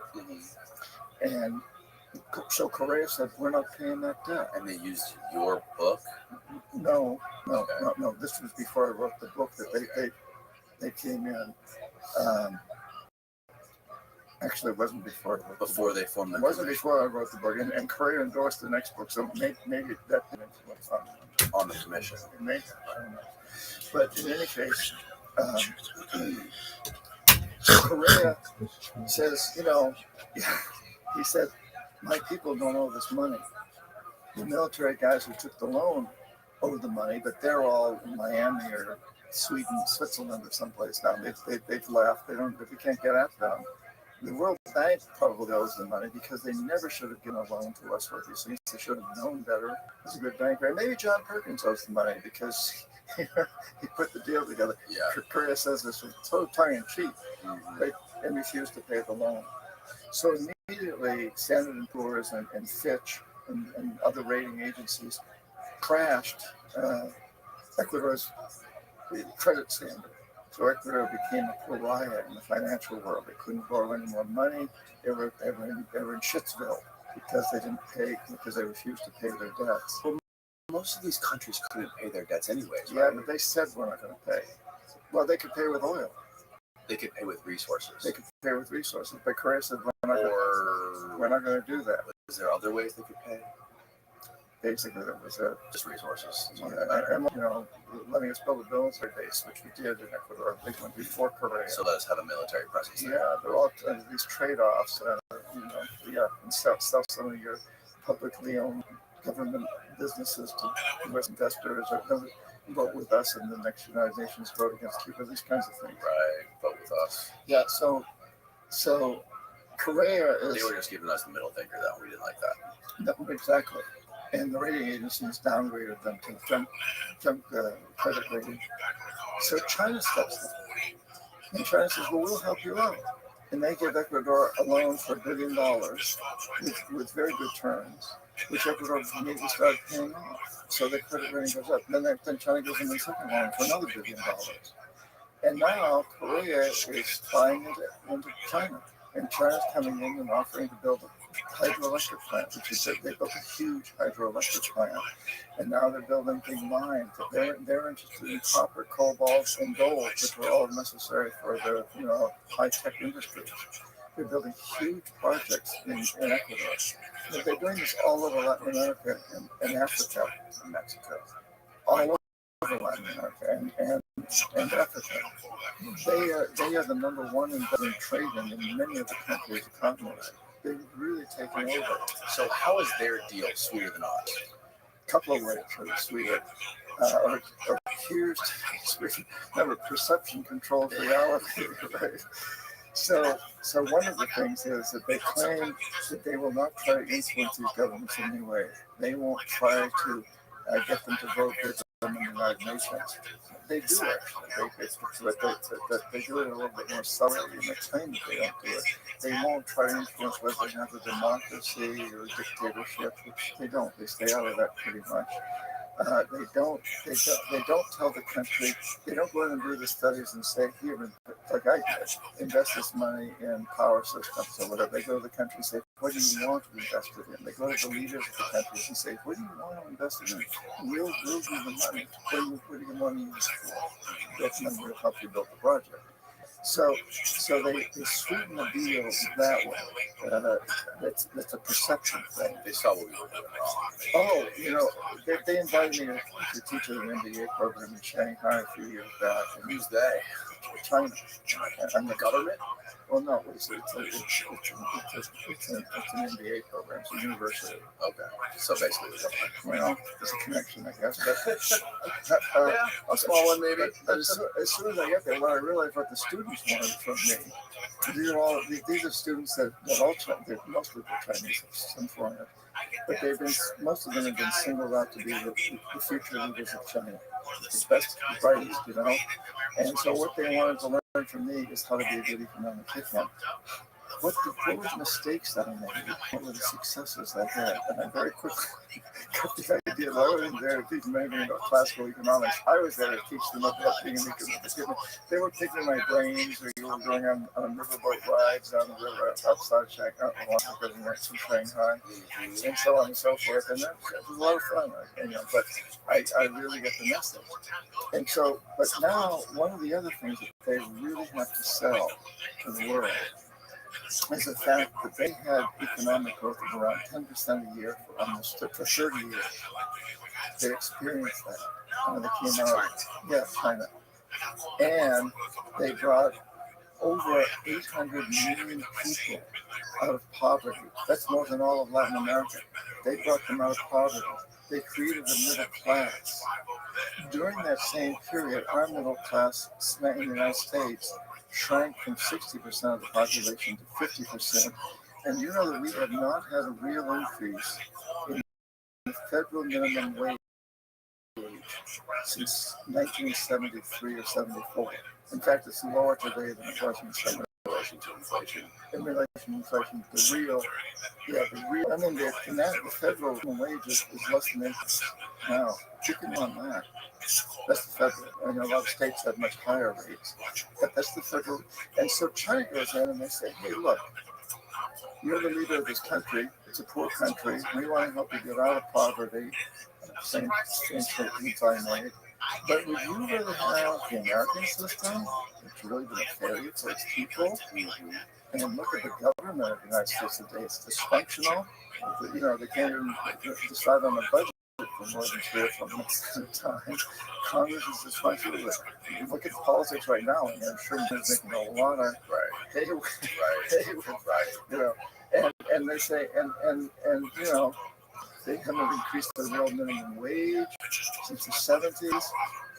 And look at what we've done. We just brought our country out of the terrible time of Mao, the Cultural Revolution, and we've become one of the strongest economies in the world in less than 3 decades. Mr. President of Ecuador or Peru or whoever, which system do you think you prefer to have for your country? Ours or theirs? It's a big selling point. On top of that, what they say they really want to invest in is building this new Silk Road, the Belt Road. And so we would go to a country like Peru and say, hey, if you buy into our system, you're the most favored nation trading with the United States. We build a bridge between you two and the United States, or you and Ecuador in the United States. Even Chile in the United States. China goes in and says, we want to build not just a connection between China and the States, we want to help you connections with all the countries around the world. So here in Peru, we're going to help you build a deep water port that you can trade with Africa. We're not just interested in building a bridge between China and Peru. What we're helping you build become part of the new Silk Road. It's an amazing concept. When I was in China teaching this program, I kept thinking, China also happens to own all these other ports around the world that they're trading with, like in Africa and everywhere else. Like their Belt and Road initiatives everywhere. They're building ports, military bases, airports. Not many military bases. Well, I mean, replace a lot of the airports, and I mean, they build train platforms and tons of roads, especially in Africa. From what I understand, and embassies, a lot of these locations that they're building can be very easily converted into military bases. Exactly. Panama, they own 2 huge container ports on one on each side of the canal, and they control a lot of the transport. They don't control the canal per se. And let's remember, our military is very close to the canal. We get right off the coast. But they control a lot of the tonnage that goes through the canal. And they have done a brilliant job, if you want to call it that, extremely effective job of imposing their own form of imperialism in the world and pushing the United States aside. At the same time, the United States is very bogged down in Afghanistan, in Iraq, and now in Ukraine and Israel. And China stayed away from all of that. While we were spending fortunes in the Middle East, they were investing heavily in African America and staying out of America completely educated. A lot of the soldiers should be converted, but they're not military facilities. And nobody wants a military facility on their soil. Really from another country.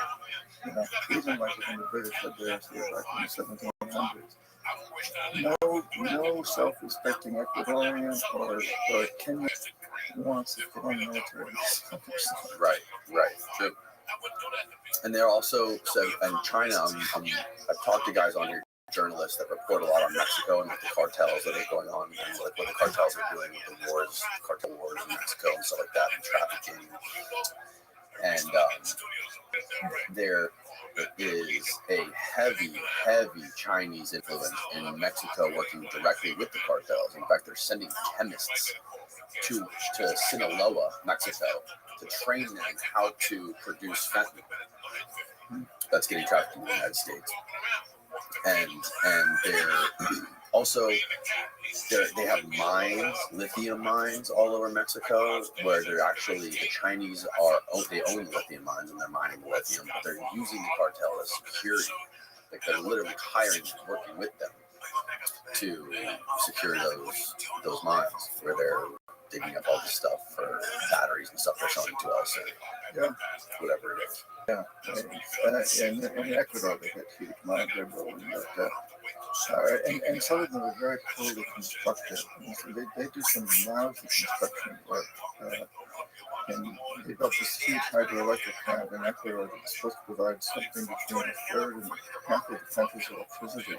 There's 8 big generating units. It was built out in the very sensitive area of the Amazon, and very ecologically sensitive.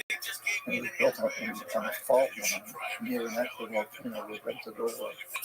And it's, as far as I know, this is as of a year or so ago, never, all 8 units have never operated, and that's what generating panels where the generators are kept was riddled with cracks and very poor construction. And I think they're working on improving that, but they've done some very sketchy construction. Africa and Latin America. Isn't it true that a lot of the exploitative work that's going on in the Amazon, like the logging and the mining and even leveling parts of the rainforest to turn them into cattle farms, that's all China? Yeah, I can't speak specifically on some of these issues, but certainly I know that the Chinese has a huge influence in all those areas. Yeah, and the mining particularly, where they really want to control the world's lithium and cobalt and the other rare minerals that are necessary for microchips and other high-tech technology. How are we going to respond to that? How is the U.S. responding to that now that China has basically figured out our flaws in this way of strong-arming other countries to gain their resources? What's the next move? I'm really concerned, and I think that the United States right now is so screwed up. And let's face it, we've got this. Is it really screwed up? Is it really more screwed up now than ever, or has it always been like this? And it's just always the next news cycle that's making us feel like it's worse than it's ever been, from your perspective? Well, I think it's more screwed up than I think in America, in terms of how it in unison relates to the outside world. Now, I would say that going into Vietnam was a terribly screwed up policy, but it had the support, at the beginning at least, with folks Democrats and Republicans. And most of the people at the beginning, that changed over time, particularly as the draft became stronger and stronger. Kennedy didn't want it. Well, we don't think Kennedy wanted it, and look what happened to him. So I think we had a much more unified view of the world, and we supported NATO and rightly along. I mean, you can look at all those things being screwed up too. But when I say screwed up now, it looks to us and say the United States can't make any decisions, and we can't trust them. When Trump picked over power, he negates a lot of the agreements that were signed with the previous administrations. And Biden comes in and he tries to reinstate some of those. So there's this constant flux, and the world doesn't trust us as they used to. I know, and they may, when I say trust, they may have hated us. They could see a consistent policy, and many of their leaders were in cahoots with us, even if a lot of the people weren't. So I think we're in a situation, and let's face it, the world is just a lot more dangerous now. We have climate change. We have horrible hurricanes. Florida's hurricane. We have hurricanes all the time. Yeah, every year. Yeah, it's getting worse. It's not getting worse. It's the same. Well, not according to the statistics, there's more stronger ones more frequently. Really? Yeah. I feel like it's always They're expecting 27 this year, I think. What? Yeah, look it up. There's one coming right now, right now. You know, I'm not ready to get out of here. It's well, you got till Friday. You got time. Yeah. I look forward to the Hurricanes. We get to serve. Yeah. Oh, that's a good point. Yeah, I mean, I'm looking forward for 30 years. You find out where they're going to figure out the best place to catch the wave. You know what they say about people like that? Yeah, they're not right in the head. Nihilist. No, but in any case, I think that we are in a very difficult position as the Chinese right now. We've made it easy to sell their marketing tools, and I don't like that. I mean, I'm very disturbed by that fact. You know, another thing that's coming Their marketing tools. What do you mean? Well, what I described before, that they've had economic growth of 10% for 30 years. They brought 800 million people out of poverty. And that's a good selling tool. It's a good perception to present to the world that they are on the mark. Now, I think since the pandemic, he's gotten into a lot of trouble. I think he's made some big mistakes. So, like what? Well, closing down China, the economy has never recovered from that. Right. And he's become more dictatorial. He's now like Mao was in a way, that in for life kind of thing. He just did himself re-elected, elected. I think he's made some big mistakes. And I think that the door is open now if the United States wanted to go in and take advantage of those mistakes. My concern is I'm not sure that we're in a position where we're united enough to have enough willpower and commitment to spend the money to make that happen. Yeah, it's always made me think, like the whole election cycle thing. It seems counterintuitive because it's like, yeah, that's good for democracy that we have 8 years maximum term, 4 years minimum term for presidents, but so much of that time is dedicated to getting reelected in the campaigns, and really nothing ever gets done. But basically, people in the House of Representatives who are in there for 2 years, they spend their 2 years trying to get reelected. Yeah, exactly. And you think of the money to spend. And this is just presidential campaign already, and we're not even through it yet. Spent, hundreds of millions. Amazing amounts of money.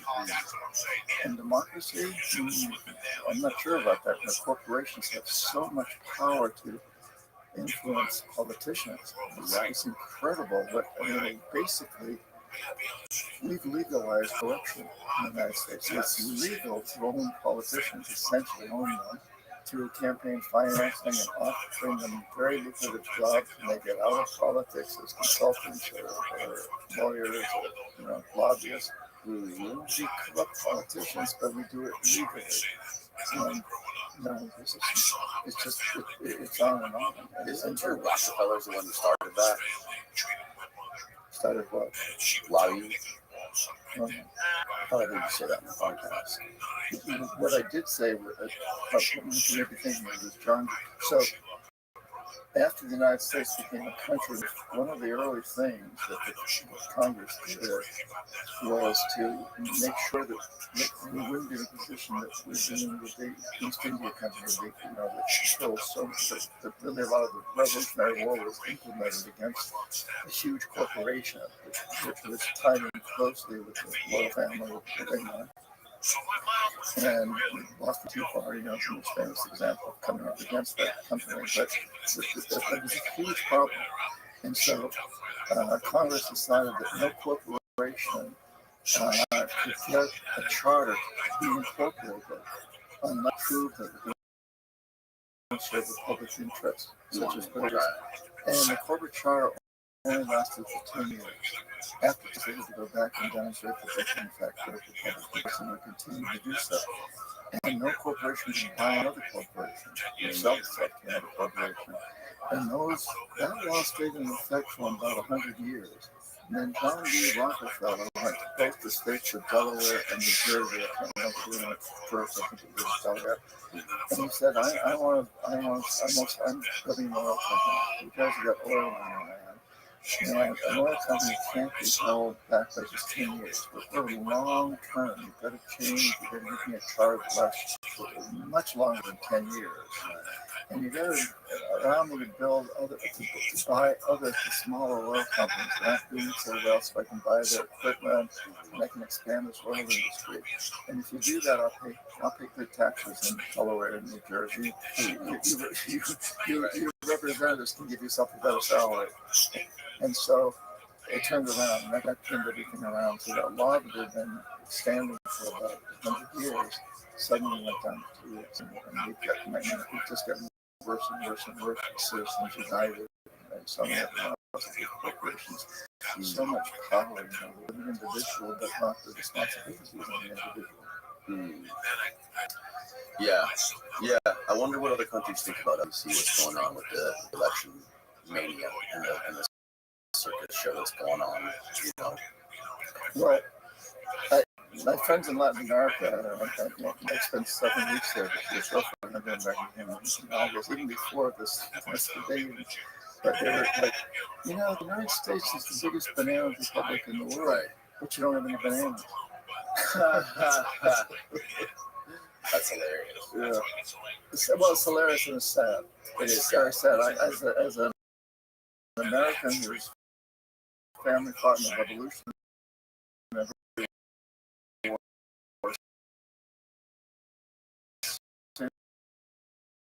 except in Afghanistan and Iraq, I'm glad that what's going on and re-emerging, and we've got China taking over some two of them alliances with each other and bringing in Iran. It's very just. What do you make of the Ukraine-Russia conflict and everything that's coming, like all the corruption going on in Ukraine and the government ties? I know Biden was doing lots of business, and Hunter Biden was lots of business with companies and the Ukraine, and it's just been like the middle of this tug of war in Russia and the U.S. forever. Yeah, I don't have any inside information. I hate to speculate on things where I don't have experience.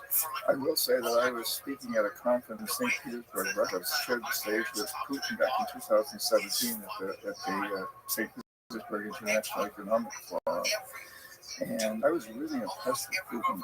He made very good points. He said, let's face it, all the countries in the world, we need to come together to stop climate change and to deal with the nuclear, and to deal with the nuclear proliferation problem and income inequality around the world. So those are the big, we need to come together. And he was convincing. But I'm also, and I hear what you're saying. I think we insulted him. I think we missed some opportunities to bring Russia into NATO. He wanted to join NATO. I know. I think we made some big mistakes. That's water under the dam. But he was also the only reason NATO existed. That was the selling point for NATO, was him. So exactly. And at that same conference, he says, NATO was formed to combat the Warsaw Pact. He says there was no Warsaw, we needed NATO. But I'm also concerned that I think something's, he obviously was extremely aggravated and probably he was driven to that to a large degree by our policies. And yet, I think at this point, I'm very concerned that if he takes over Ukraine, won't stop. Really, that it will move into other parts of the world. I mean, he's clearly stated that he thinks one of the biggest mistakes was the ending of the Soviet Union. So I don't know. Like I said, I don't have any inside information. I've never worked in Russia or Ukraine or that part of the world. So it's pure speculation on my part. I don't like to speculate. So I think what we all have to be terribly concerned with is how potentially explosive that situation is.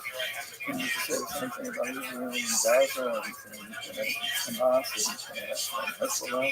We're dealing with some extremely volatile situations right now in the world. Yeah, and there's also the influence of other countries in our country too. Like when we talk about lobbies, and we talk about the Israel lobby. John Mearsheimer talks a lot about the Israel lobby and how much influence they have over all politicians. And there was a guy, just his name, congressman, I forget which which state he was from, but he just did an interview, I think, with Tucker Carlson, and he was talking about AIPAC and their influence on congressmen. And basically, they all had like AIPAC handlers. And I think Trump actually just got a $100 million donation from Marion Adelson. Right. But how many countries have that much influence in their government from other countries, right? Like how many other countries have their political system completely corrupted by a completely separate country that uses them to their advantage? That's colonialism, isn't it? Yeah. And of course, at the same time, you've got all the problems with social media, influence from Russia, China, and we're probably doing the same thing in those countries. I don't know. But it's a... I always wonder how much shit that we see, like either the presidential election, whether it be them doing this whole dog and pony show with Trump, dragging him through this crazy trial, or whether it be with the COVID stuff or anything you see in the news, how much of it is just an intentional distraction for our people in power to keep their power, just to keep the people dumb, to keep the people distracted by nonsense, so they can keep their agenda, or even the UFO stuff, right? Yeah. Like how much of this stuff is just intentional distractions? I'm reminded of that movie Gladiator. Remember the movie Gladiator? Was that before your time? No, I remember that. It was Russell Crowe. And I remember at one point these senators I'm paraphrasing here, but the senators are sitting around basically saying, aren't the gladiatorial events a great distraction from the orderly game? You know, and I think there is an awful lot to be said for that. And I think colonial powers have really distracted their citizens from what they're really doing with high-flying concepts of fighting the communists, but they're doing this and just watch the next football game. Enjoy. Don't think about these things. So, yeah, there's some incredible distractions going on, and some of it's very much in the public arena and the political arena, and there's all kinds of ways to get us to not think about what we're really doing.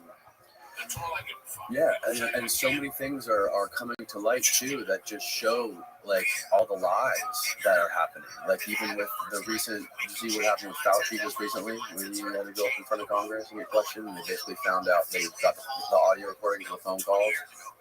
Fauci's basically they had a phone call with him. I forget exactly what he said, but he said something like, they won't be able to get a job without their vaccinations. No vaccinations, no jobs. They're going to be forced to do it. I don't give a fuck. Like something along those lines. And he denied ever saying that. I guess I didn't hear that. But, yeah. But so you think that was is the supposition here that it was done? He didn't actually say it. No, he did. He definitely said it. I mean, his claim was that wasn't his intention. What he actually said is not what he actually meant. Right. But I mean, that does raise another point that we could probably get a recording of you sitting there saying, I'm an agent of the Chinese, right? No, I don't think I said that. No, but with modern technology, we can dub it. Oh, you're saying AI. Yes, AI can say it. But Fauci admitted that. Yeah, I don't know about Fauci, but that is another thing that concerns us. For sure, yeah, deep AI. Turn off these cameras. I don't want to be part of this. Yeah, the deep fake. Yeah, the deep fake. AI is crazy, man. How is AI going to change everything? And with the problems, like the modern problems that we have in society today, like we think about war, conflict, climate change, whatever it may be. Like, is all of that going to matter once we hit the singularity? Once we hit the singularity, the AI is going to figure out how to keep the planet sustainable. Let's hope so.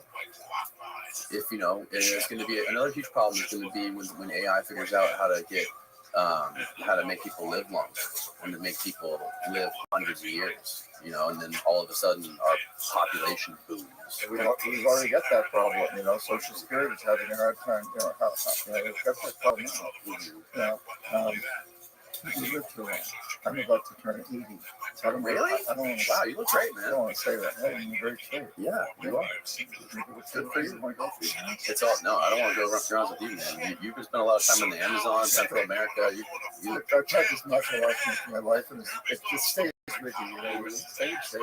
Everybody out there, as you're, get into shape, stay in shape. Because it's really good. right. I think I told you about the time I was poisoned. No. But there's an interesting story about Is this when you were writing your book? Yeah, interesting story about being in shape. I wanted to ask you about that too. Like, I thought that was about the being in shape thing. okay, what happened when you decided to write this book, and how did you go about writing the book?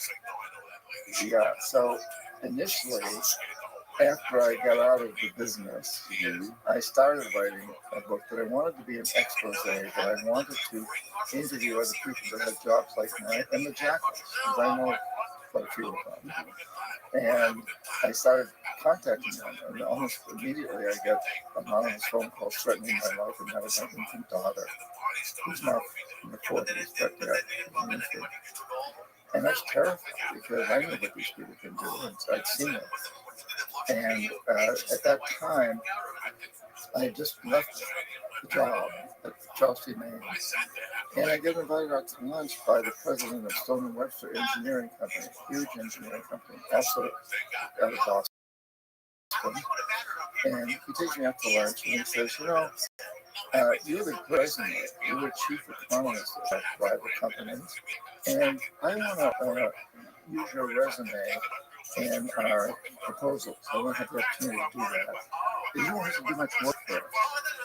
Maybe I'll ask you to fly a private jet down to Rio de Janeiro and once in a while and have dinner with some people. You don't have to do much.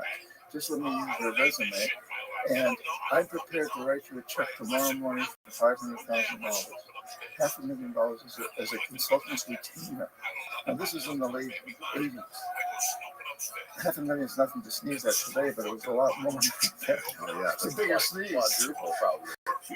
So, and then he says, just don't write the book. I know you've been working on.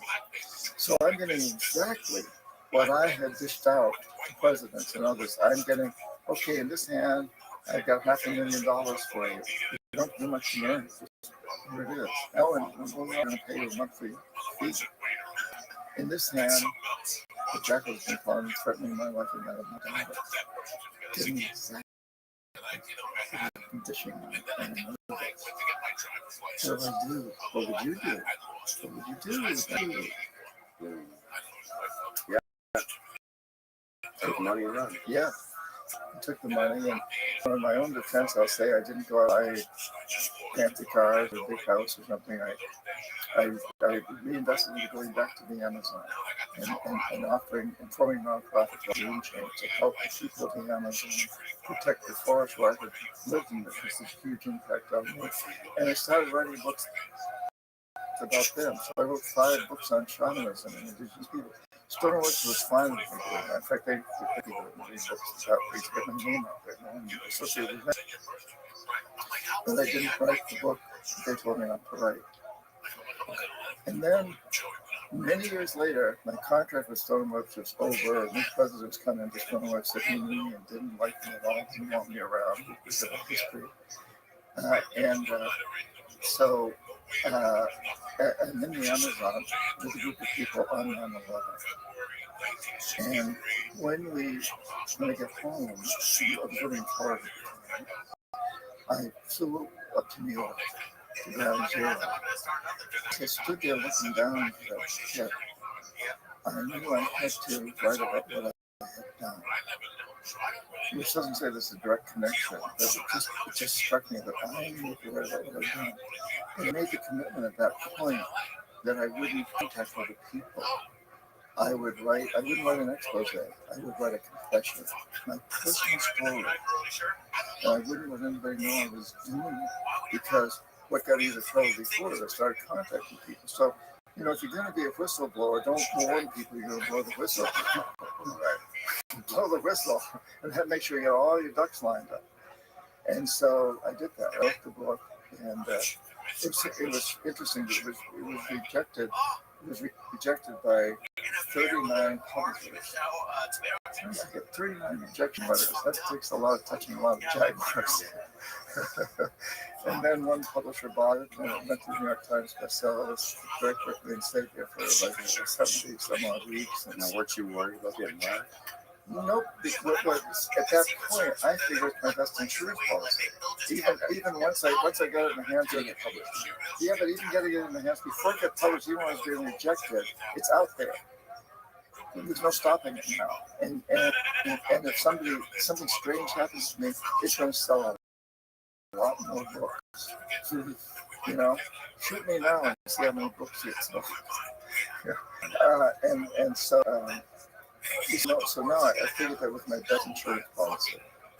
And I think I was right, except a few months after the book was published, at the end of 2004, in early 2005, I was invited to speak at the United Nations. And you fly up to New York from Florida, and before I'm doing a lot of interviews, and I have a publicist who works for the publishing company. And there's this one guy who wants to interview me, but he doesn't have very good credentials, so we've been putting him off. But finally, my publicist calls me. She says, you know, he's offered to pick you up at LaGuardia and to drive you to where you stay tonight, which is a friend's house, an old friend on Central Park. And he'll take you out to lunch. That'd probably be better than taking a cab. Why don't you do it? So I did it. And we go to this restaurant, Italian restaurant, and I ordered, and he comes and I go to the restaurant. And look at me, this guy was lame, you know, just a terrible journalist. He asked stupid questions, not like you know. and a couple hours later, I'm in my friend's apartment, and I had lost over half the blood of all this internal bleeding. Just out of me. And my friend happened to be a producer at some Rothschild NBC Nightly News. And she had a good friend who was a very well-known gastroenterologist, Cavarotti's gastroenterologist, calls me around 7 o'clock at night at home. And I get on the phone and I'm shaking. I've gone into shock. And he says, you got to get to Lennoxville Hospital. Don't call an ambulance, take a cab. The ambulance is too slow. I'll call ahead and intravenous therapy. Wow. Get to all you get in 2 hours. So I go to this hospital, and to make a long story short, they ended up taking out 70% of my large intestine, cutting it out. And we never thought much about it at the time. You know, that's just kind of survive. And as soon as that happened, and the word got out, I had to talk with the United Nations. My publicist did, and sent word out to everybody that I had these interviews set up with. You know, Care Economists and people kept pouring in with email and phone calls saying, "Don't you realize John was poisoned?" Never had heard of it. I wasn't thinking. I'm suffering. I wasn't thinking. So I asked my gastroenterologist, and he says, well, it's possible, but we can't prove one way or another because as soon as we take something like that out, we incinerate it. So the evidence is incinerated. But that guy disappeared. All my publicist had was his email address. And there was no response to him. He basically disappeared. It wasn't any point in pursuing him because I had no evidence anyway. You never could get a hold of him, nothing like that. No, So that's pretty much in itself. That's pretty. It sounds pretty suspicious. And then I called while I was sitting in the hospital. I called a friend of mine. He was a jackal. He's been in this business. And I said, hey, do you think that, what do you think? And he said, well, no, I think it's probably an assassination attempt. I said, who do you think did it? And he said, well, definitely not the Alphabet Agency, FBI, CIA. Not them? Not them. He said, if it had been them, you wouldn't be talking to me. And besides that, they don't want to see you dead because that's going to sell books. It's something. If you die from it, it's already. It's true. Already, book sales are gone. Spiked again. He said, they're not too worried about books. It's just a book. It's out there. It's out there. Kill it from being out there. Right. It's done. It's out there. And he said, so, and I said, well, who's there? He said, well, I think it was, my guess is that it was a fanatic who either hates what you did as an economic hitman or hates the fact that you came clean on it. And I said, well, do you think I need to worry about him coming back? They said, nothing will show his face again. You know who he is. And he's scared. These guy's a coward. He did a cowardly thing.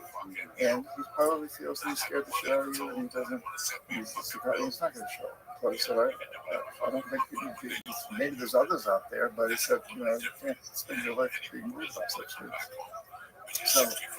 So, but it was it was an interesting experience. Oh, how I got into this, I said physical, so my doctor said, one of the reasons you came through this so well and well now is that you were in really good shape, and that served you well. Your heart was strong, your body was, How old were you?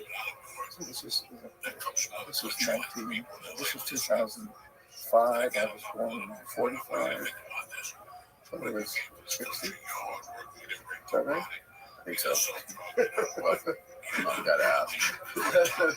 I'm an economist. Economists can't do math. Right. We assume 45, 55, 65, 75, 85, 05, 50. Yeah. 50. Wow. No. How did you know these jackals? And who were these jackals? Well, I wasn't 50, I was 60. Okay. Well, this particular jackal, this is a funny story too. So,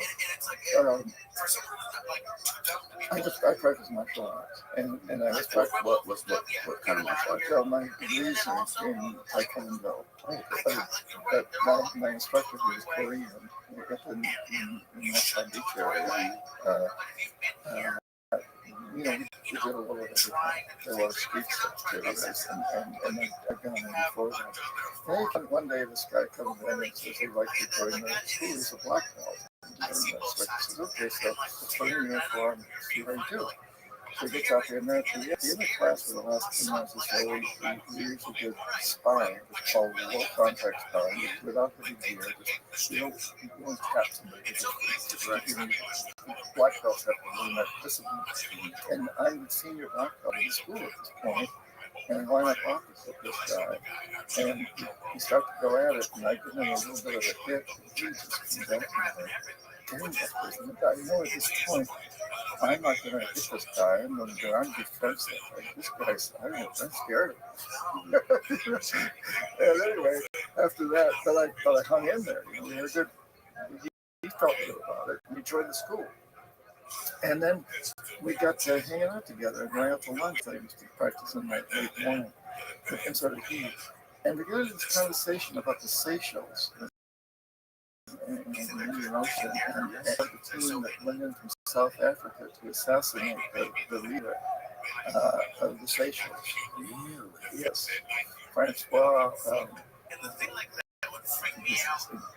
That's right off the coast of Madagascar. Yes, that's in that area. And so a squad had come out of South Africa that he had been on. What was he working for? Well, he's private firm. He was a mercenary. CIA. No, well, the CIA may very well have something to do with that. But he didn't directly work for the CIA. He worked for a guy named Jack Hoare, who the movie made of, who was a very well-known mercenary in Africa. Anyway, and I had been recruited. I had been actually at one point ready to go into Seychelles and try to corrupt this president. And we decided it couldn't be corrupted, so they sent out a team to take him out, but it failed. And anyway, so we get into this conversation at lunch about the Seychelles, and I realized, oh man, I know who you are. And he knew that I knew who he was, and we became friends. So when this thing happened, when I'm in the hospital, he lives in Florida, and I call him and we have this conversation. And, the guy, despite his career, was a really good friend and very passionate. When I was recuperating, he'd come by and make sure I got up and walk like I was supposed to and get all the exercises. Yeah. And he had a belief system. He grew up in Beirut. He was an American citizen. His dad was an executive of Middle East Airlines in Brooklyn. He'd been beaten up by the PLO. He was about 18 years. He went through a lot of shit with the PLO, and so he hated communists. He hated.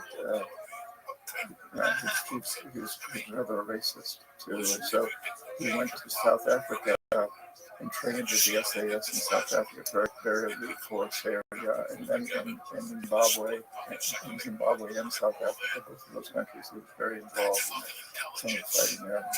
Exclusive training and really excelled at what he did. An expert marksman, explosives expert. He knew stuff. Plus a damn good martial artist. Yeah. And he said that if it was CIA, if it was the U.S., they would have succeeded. They would not have And they said they have no motive. They don't want you to be more famous than you are. And you can get this, And this did sell a lot of books. In fact, that I was in the hospital. It did. Yeah. Yeah, and even today, how much influence or how much fuckery do you think happens inside the United States from these three-letter agencies? How much influence do you think they have on the media or on domestic politics? I think they have a lot. And I think it's not always clear who has it. So these agencies are massive, and there's empires within the empire, so to speak. Yeah, well, the U.S. government's the biggest organization, company, whatever you want to call it, in the history of the world. Yeah. There's millions of employees. Yeah. So it's really hard to paint them with the broad brush. Yeah. And all of those, and then sometimes I think that they're competing with each other. Some of the agencies within the agency or the departments within the agency. So, I think, some of them may be, fighting the DEA, as you talked earlier, in Mexico situations, and some of them may be supporting it. I think it's a very complex issue, and I don't know that anybody knows. And you think about who's the director of the CIA, who's the director of any of these agencies. They're mostly appointed by presidents. And so, your president, you appoint me as the CIA. Other career activities and other top people going to share their most important secrets with me? Hell no. They don't know me from a hole in the ground. I may have passed security tests and so on, but they don't trust me. They know I'm going to be there for a few years, and the next president's probably going to replace me with somebody else. So why would they share the information? So I have some control over some of the general policies, but as to what really goes on, I don't. The director of the CIA doesn't know. I believe, and again, it's a supposition on my part. Yeah, it seems that the media and the control of information in the U.S. is very much under control, and it's very much just like the congressmen are. The media is very much corrupted by organizations. Don't know what the names of those organizations are, and advertising dollars. Oh, huge. It showed its ugly face during the COVID pandemic. Mm-hmm. A guy followed me around for several days after confessions came out in the New York Times report. I ended up writing a major article about the book.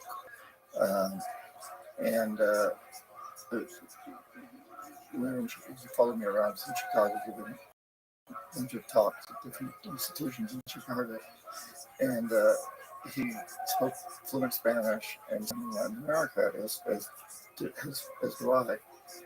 And I said to him, how come you're not really writing the truth about so much of what's going on? I mean, you knew damn well that the policies that we're saying in some of the countries that we're labeling as dangerous and so on and so forth. Why don't you write about these things? Yeah. And he says, well, John, he says that the New York Times prides itself censoring its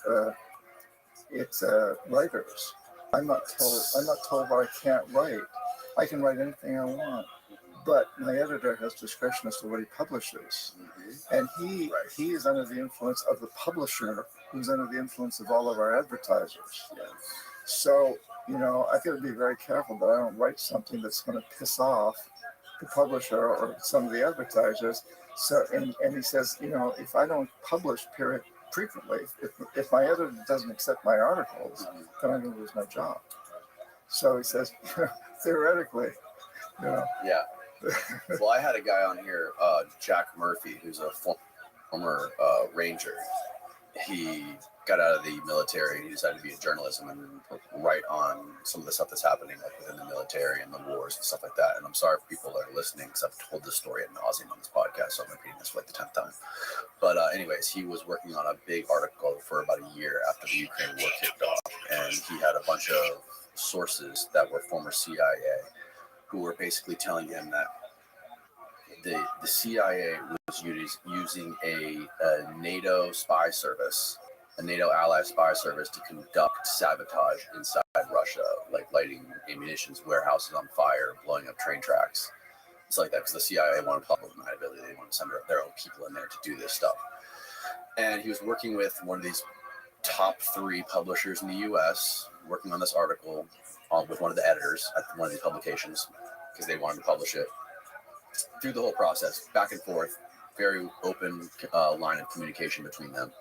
When it came time to publish the article, the editor says, "Okay, well, I got to run this by the deputy director of the CIA."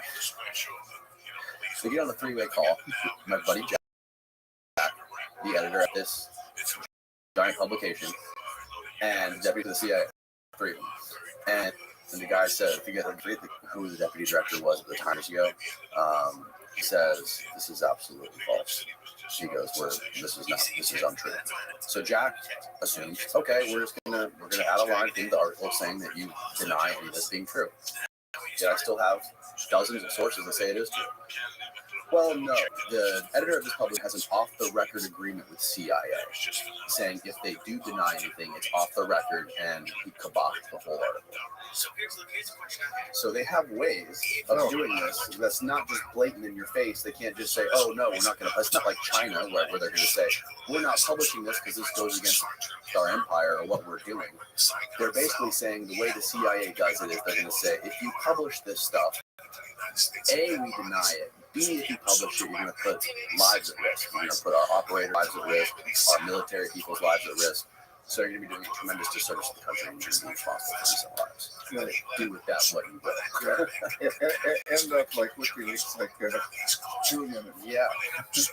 Yeah. So, yeah, I mean, yeah. So, yeah, we have all kinds of ways of.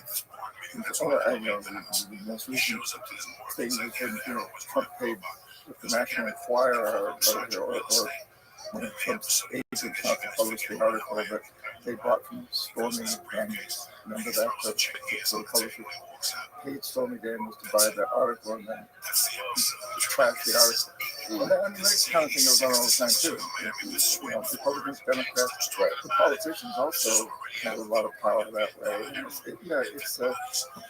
There's many ways to support corruption. Yeah.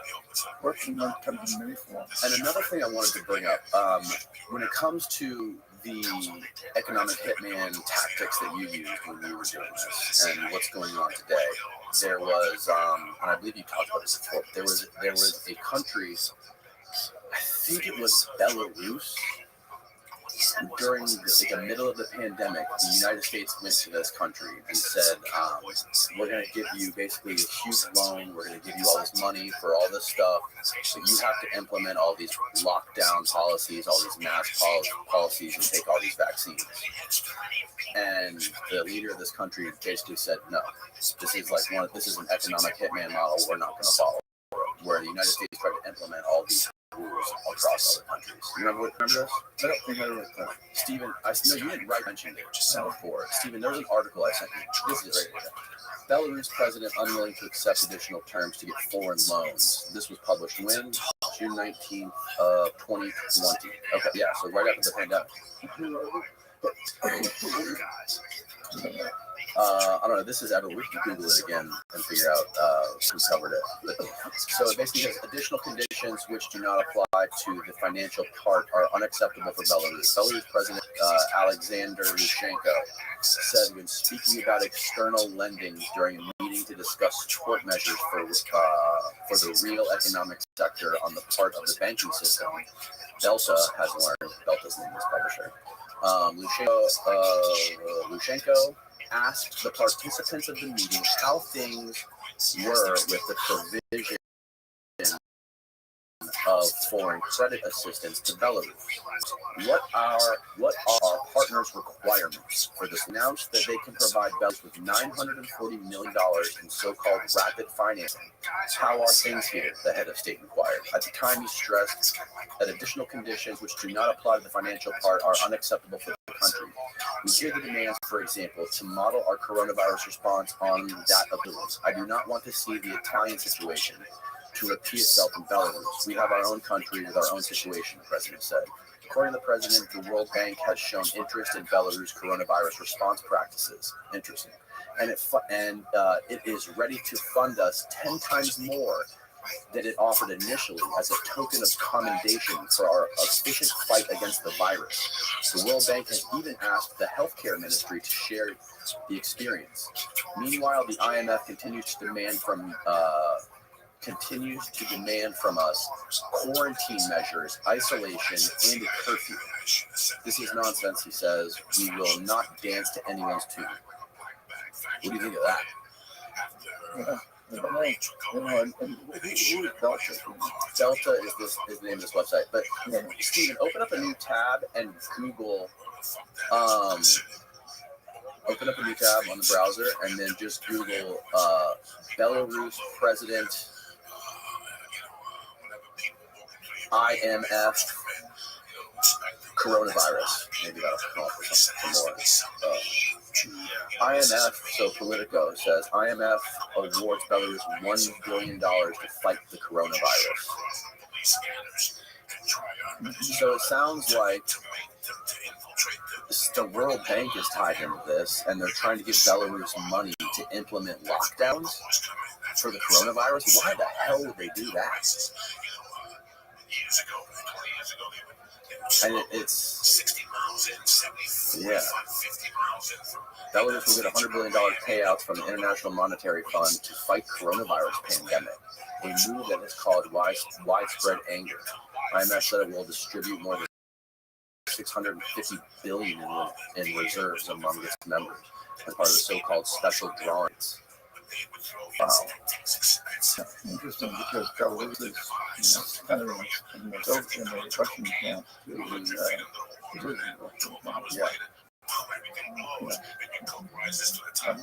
It seems like these things like this, like the coronavirus, that were just implemented for the government to grab more power, similar to 9/11 and the Patriot Act and the TSA. They all the powers and all the control the government got from 9/11, they never let go of that. All that stuff's still in. They still have all that power. It's like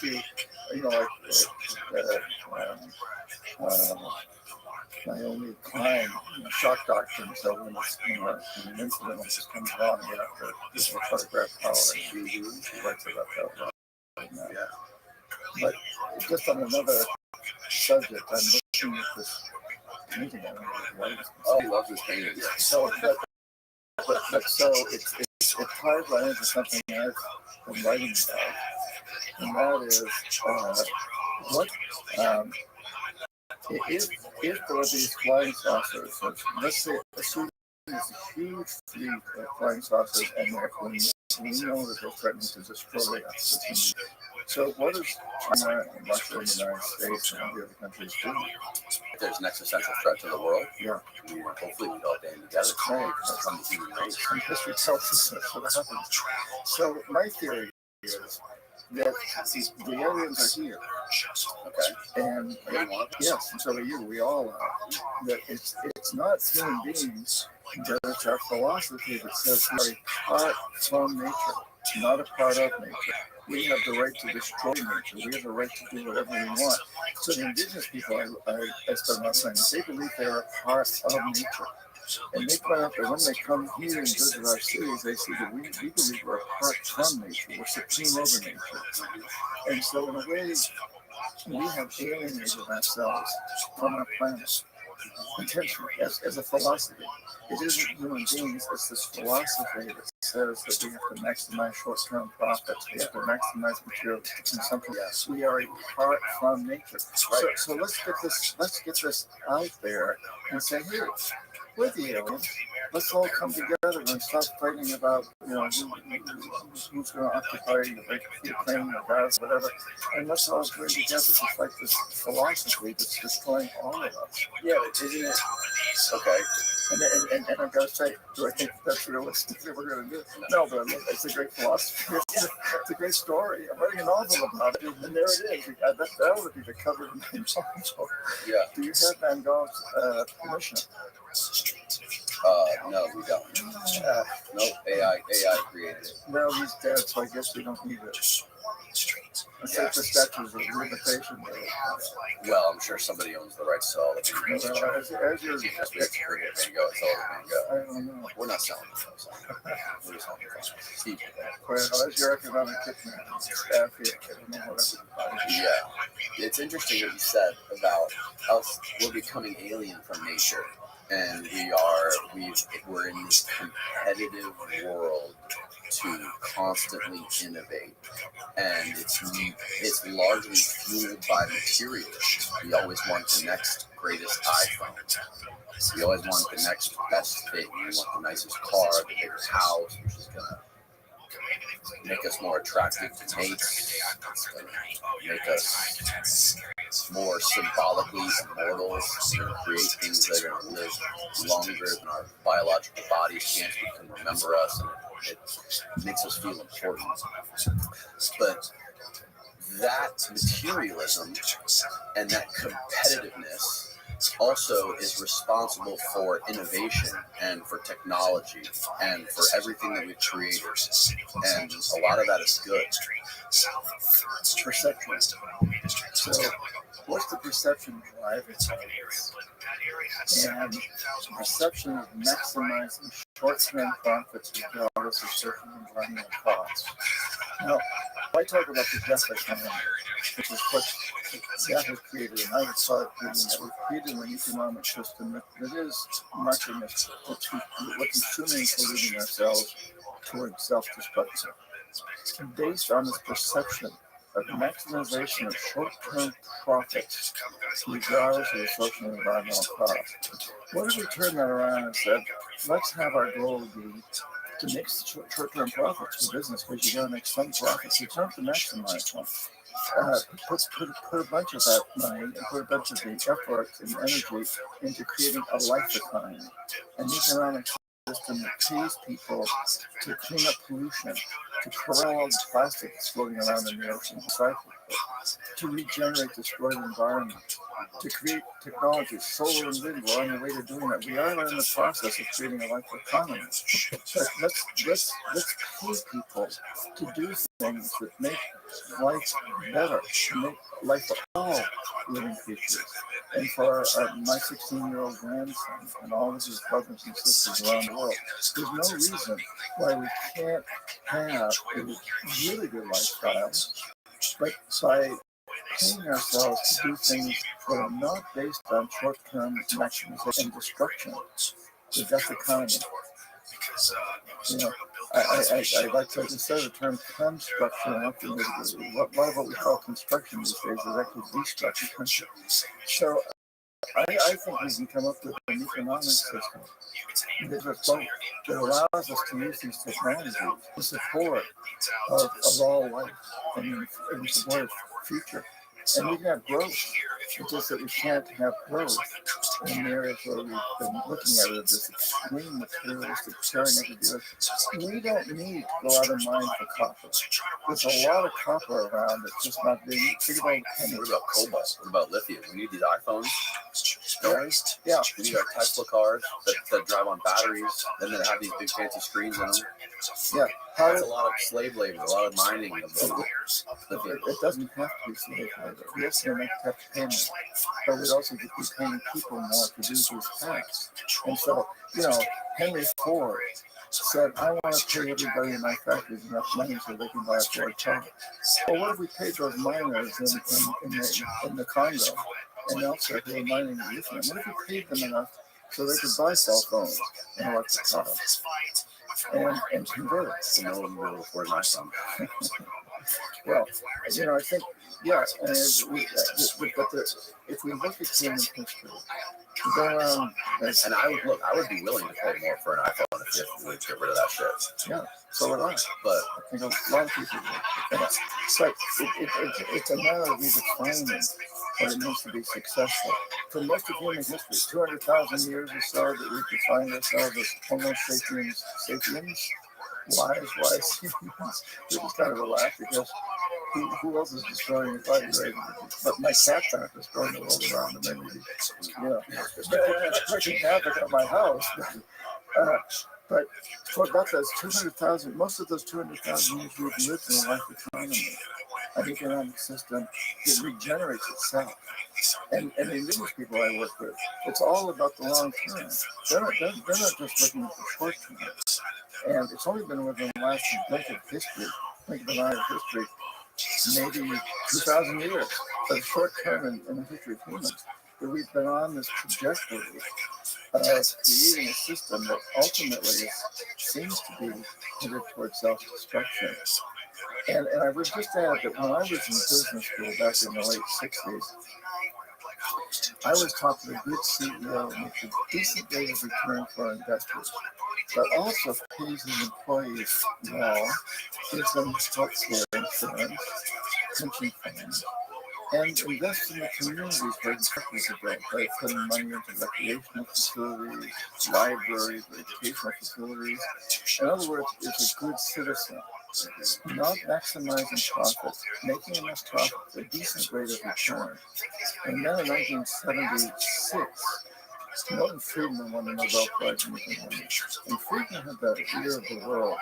And he said, the only responsibility of business is to maximize short-term profit, regardless of the social environmental cost. That was a fairly new concept. It had been growing.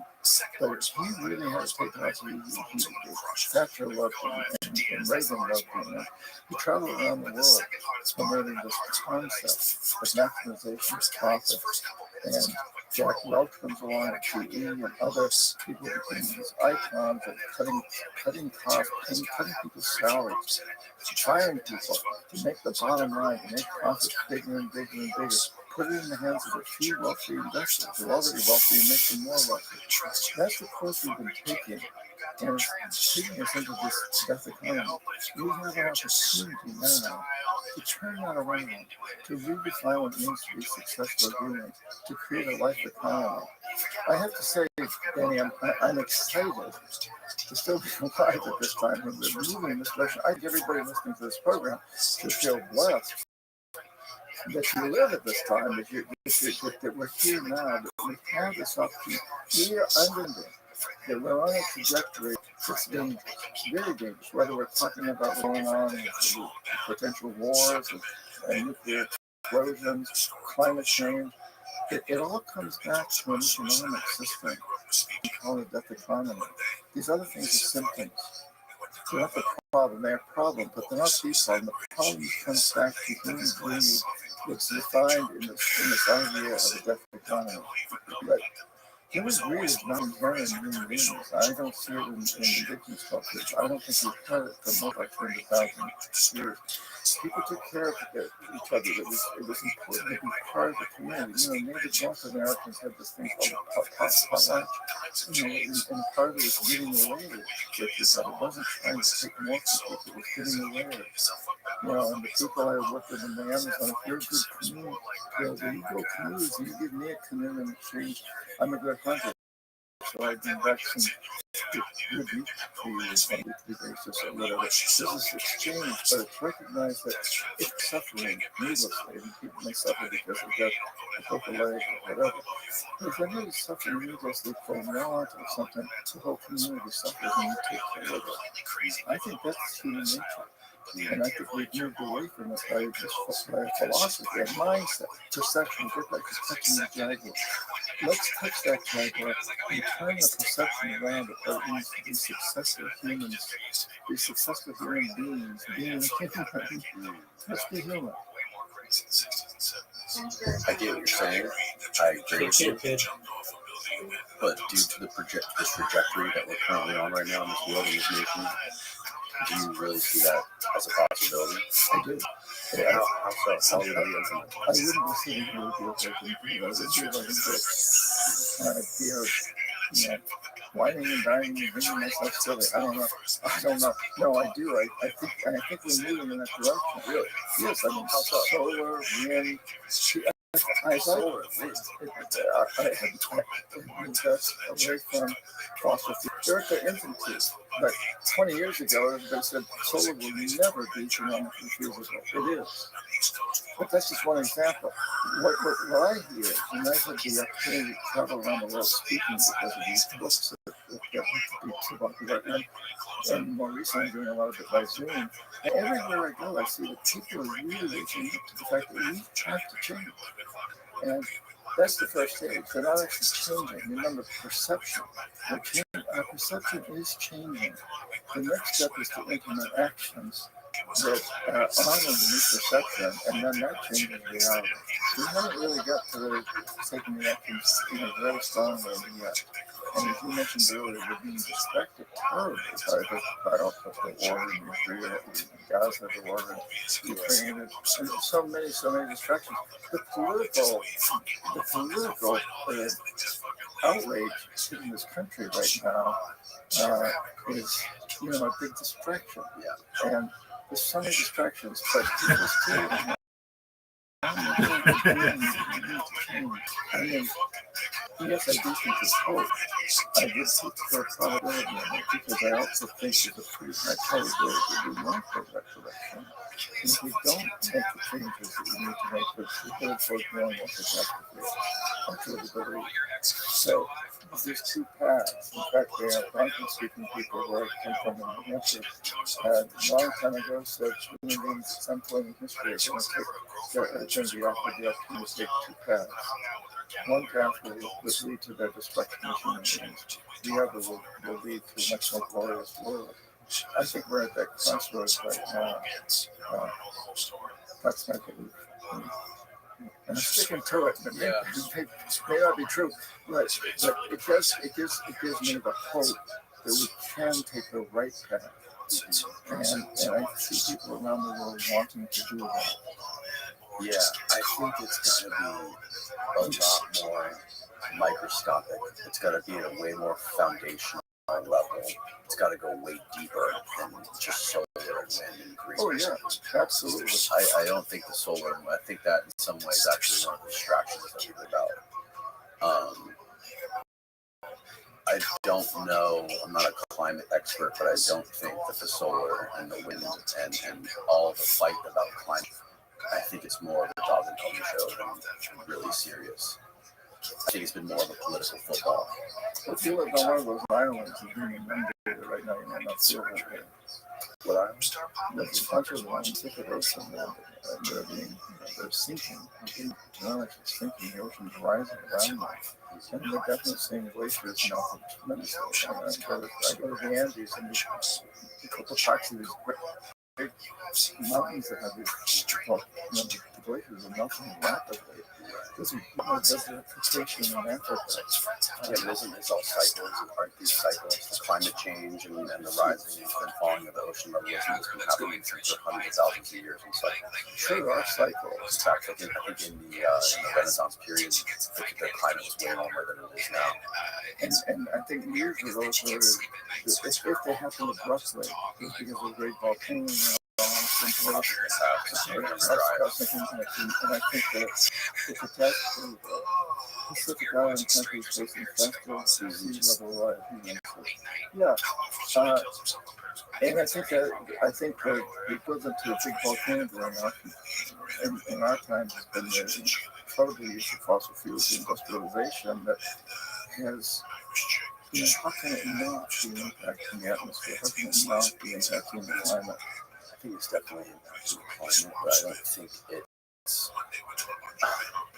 I don't think it's going to be as near and as catastrophic as a issue to human lives as the media is out to be. I think like things like the media and a lot of the climate activists, I think a lot of it's disingenuous and it's used as political football. Like I said, these guys flying around at these Davos conventions in their private jets, like 1,000 private jets, and to do talk, and they all want to implement these things with these big corporations, and how many deaths is it gonna be responsible for, and what period of time is it going to be responsible for that? Like if you just look at the United States of America and look at the deaths that happen every year from drug overdoses, I think it's like upwards of 100,000 a year.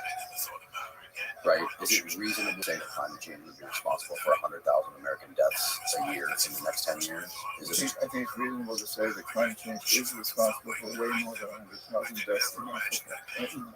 Right now. Because the precipitation change of climate, all these people trying to immigrate up to Europe, we're seeing in Latin America too. We're seeing tremendous changes. We're seeing fires in the Amazon that never occurred before. Extreme droughts. Yeah, they're setting fires in the Amazon. But they're also just happening. And extreme droughts. Areas that I go to that never had droughts before. They're having droughts. So I think it's happening. And I would just say, look, assuming you're in a car and you're just going down with a cliff over there, and saying, well, if the car's slowing, I don't need to use the brakes. We're not going to go to the cliff. We're going to get closer and closer and closer. No, I don't need to use the brakes. The car's going to slow down, and maybe it will. But why wouldn't you step on the brake? So if there's a possibility that we are creating a problem or a large part of the problem, wouldn't it be reasonable to do something about it? If there's a possibility, we don't know for sure, let's say, right into your contention, we don't know for sure, but there's that possibility, and it's distinct possibility, so we should do everything we can to put on the brake. Don't wait for the car to come to a stop by its own inertia. Let's put on the brakes. Totally. And we have this opportunity. Again, I want to say that creating a life economy is not putting us back to living caves. We're creating a new economic system that benefits all life. And we've had it before throughout our history. Indigenous people still have it. We can do it. And yeah, solar and wind are not the answer by any means. They're just one tiny speck of a possibility. And it's been happening. But there's all kinds of possibilities that can happen. If the Mayan people had really understood what they were doing, they could have preserved their culture from collapsing. But they didn't. And now they're telling us they're making the same mistake. Yeah, I think, at the end of the day, getting back to your history and everything that you've done, I think a lot of this has a lot to do with the fight for power in the world of the big superpowers, the nation states. At the end of the day, those guys are going to do whatever they want because at that level, it's lawless, it's anarchy. Yeah, that's the sad part. And I think, one of the first things that we could do, I think one of the most obvious things we could do is to make it illegal for corporations to buy laws, to buy policymakers. Totally agree. Reverse the laws that give corporations so much power. Citizens United and other ones. Yeah, totally agree with you. And I also agree, leadership is the problem, and it's always been the problem. We had a pretty good democracy for a while until finally one of the leaders, Caesar, decides, I want to all for myself. And I think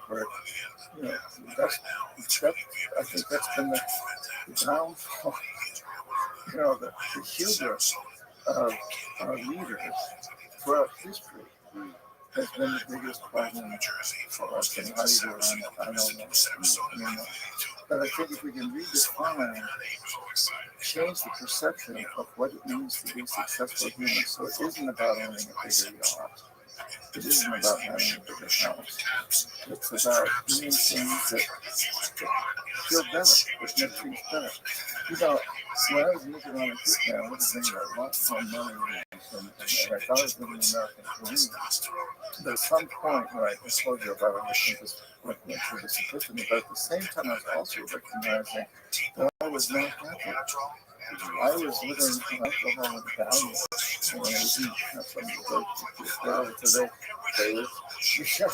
I was, flying off from Boston to Indonesia for one period of 3 months. I went 12 times, and that's like halfway around the world. And so I'd arrive at a destination at night and go into the bar and drink myself silly and then take Valiums or fall asleep. And the next morning I'd stuff myself with caffeine so I could go into a meeting and negotiate a multi-million-dollar contract. And I realized, geez, I think I can do it because I'm living the American dream. Then why am I living like this? Why am I doing these things? I'm not happy. And I think there's an analogy there with where we are as a species now. We think we're happy by having bigger yachts and bigger houses or whatever. I'm downsized myself a lot, and especially it's got really an electrical bill. I'm so happy to live in a much smaller house today. Tiny house. Yeah, man. I think going back to your idea about aliens, I think one of the ways we can reset ourselves and reset our perspective is if aliens landed here, they give us a new perspective on the world and the universe.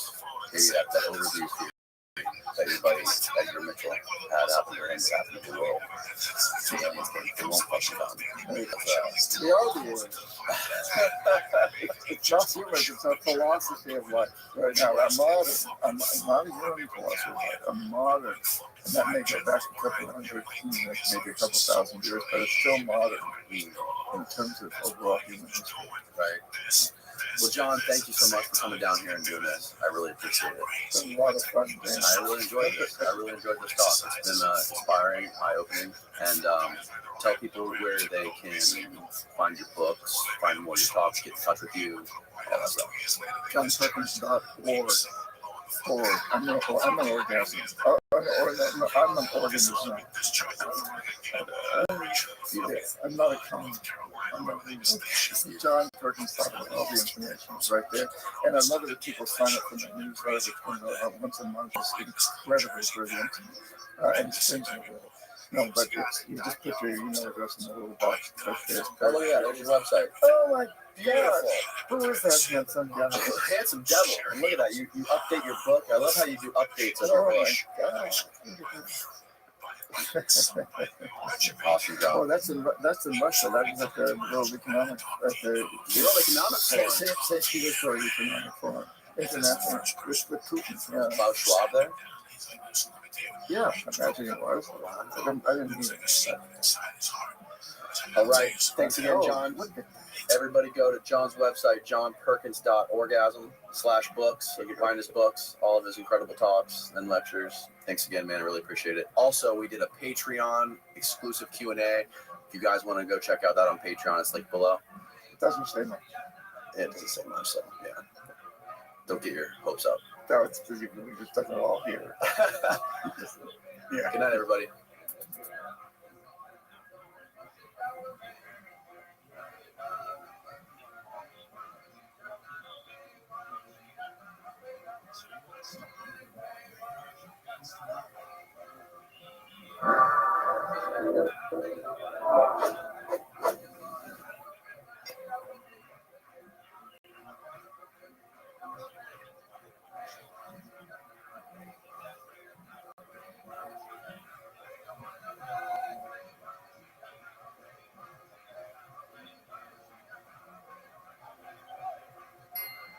All right, Tori. It's a pleasure to have you on the podcast. It's a real pleasure to be here, Danny. I'm excited to chat with you. For people that aren't familiar with your work, why don't you give us like a brief background in your studies and how you came about with this Red Dead Redemption story? Yeah, absolutely. So my name is Tori Olson, and I am a professional historian. I'm a history professor at the University of Tennessee in Knoxville, Tennessee. And I work on modern American history, really the 150 years or so since the Civil War. And I've always been really interested in pop culture as a way of telling histories. When I teach my kind of big American history survey class at the University of Tennessee, I actually call it American History in 30 Pop Songs. And we listen to at least one song for every lecture, analyze it, and use music as a way to engage with the past, in part because it gets students like emotionally excited and hooked on the topic. And I started off with music, but then of course I got really interested in video games as a way to get people interested and enthusiastic about grappling with some really hard questions in American history. And a lot of this stems from my own personal background, right? Because even though I'm a serious academic historian, right? This is my day job. Before I became that, I was a kid growing up in 1990s America, and that kid really loved video games. It was just the 1990s was a good moment to be playing a lot of video games. Some really great franchises coming out to the market at that time. And that's really what I cared about. Like in high school, sure, I did okay in my history classes, but I was really just enjoying playing StarCraft and Deus Ex at home. Those are the kinds of things that really confused me. So I was a big gamer when I was a teenager. But then when I got to college and got more serious about studies and all this, I really decided to leave video games behind. I decided to take a break because it was not doing me any favors academically, right? And I really took 20 years off from gaming, which is a long break, right? Yeah. Like really from 2000 when I started college to 2020 when the pandemic hit, I really didn't play any video games at all. I was just very devoted to becoming a professional. Like I went to graduate school to earn a PhD, and then I started as a junior assistant professor at the University of Tennessee, and I barely had any time to do anything other than work. So long hiatus from video games, but then the pandemic rolls around, got me confined indoors like the rest of us, and I decided, hey, why don't I reconnect with this old hobby of mine, video games? And in the back of my head, I'm thinking, I bet the games look so much better now than they did in 2000. And I was totally right about that. They did look a lot better. But they didn't just look better. The video games that I started playing in the early pandemic, they also told much more nuanced and interesting and diverse stories, not just about life, but about history in particular. So one of the very first games that I picked up early in the pandemic, and I promise you, I picked this game up just for fun. Like, there was no professional angle behind me doing this. But one of the first games I picked up in the pandemic was Red Dead Redemption 2. In part because one of my colleagues, another historian, recommended it to me. He said, hey, check out this game. It's not stupid. That's actually high praise coming from a historian when it comes to like big pop culture. Yeah. A lot of time when pop culture engages history, it doesn't always do a good job in interpreting things. Right. So I play this game just for fun, and then about 20 hours into the game, I realized that, whoa, this game it's really not stupid. I mean, of course, it's this fictionalized world where the names of characters and places are all made up. But the game gestures really frequently to some of the really big dilemmas that historians spend years and years talking about. Things like the women's suffrage movement, like the expansion of major corporations in the late 19th century, the railroads, the meatpacking industry, the ranching industry. And it engages things like the memory of the Civil War in the 1890s. Like all these things that historians have always viewed as very serious, legitimate topics. And then there's this blockbuster video game, Red Dead Redemption 2, that's introducing this topic to millions and millions of people around the world. And to be sure, the game on its own doesn't really teach you all that much. I mean, on its own, it's not an educational product. It's not meant to educate you. But it definitely is successful in sort of planting enthusiasm and curiosity in the heads of many millions of people. Right. So that was my idea, basically, 20 hours into this game.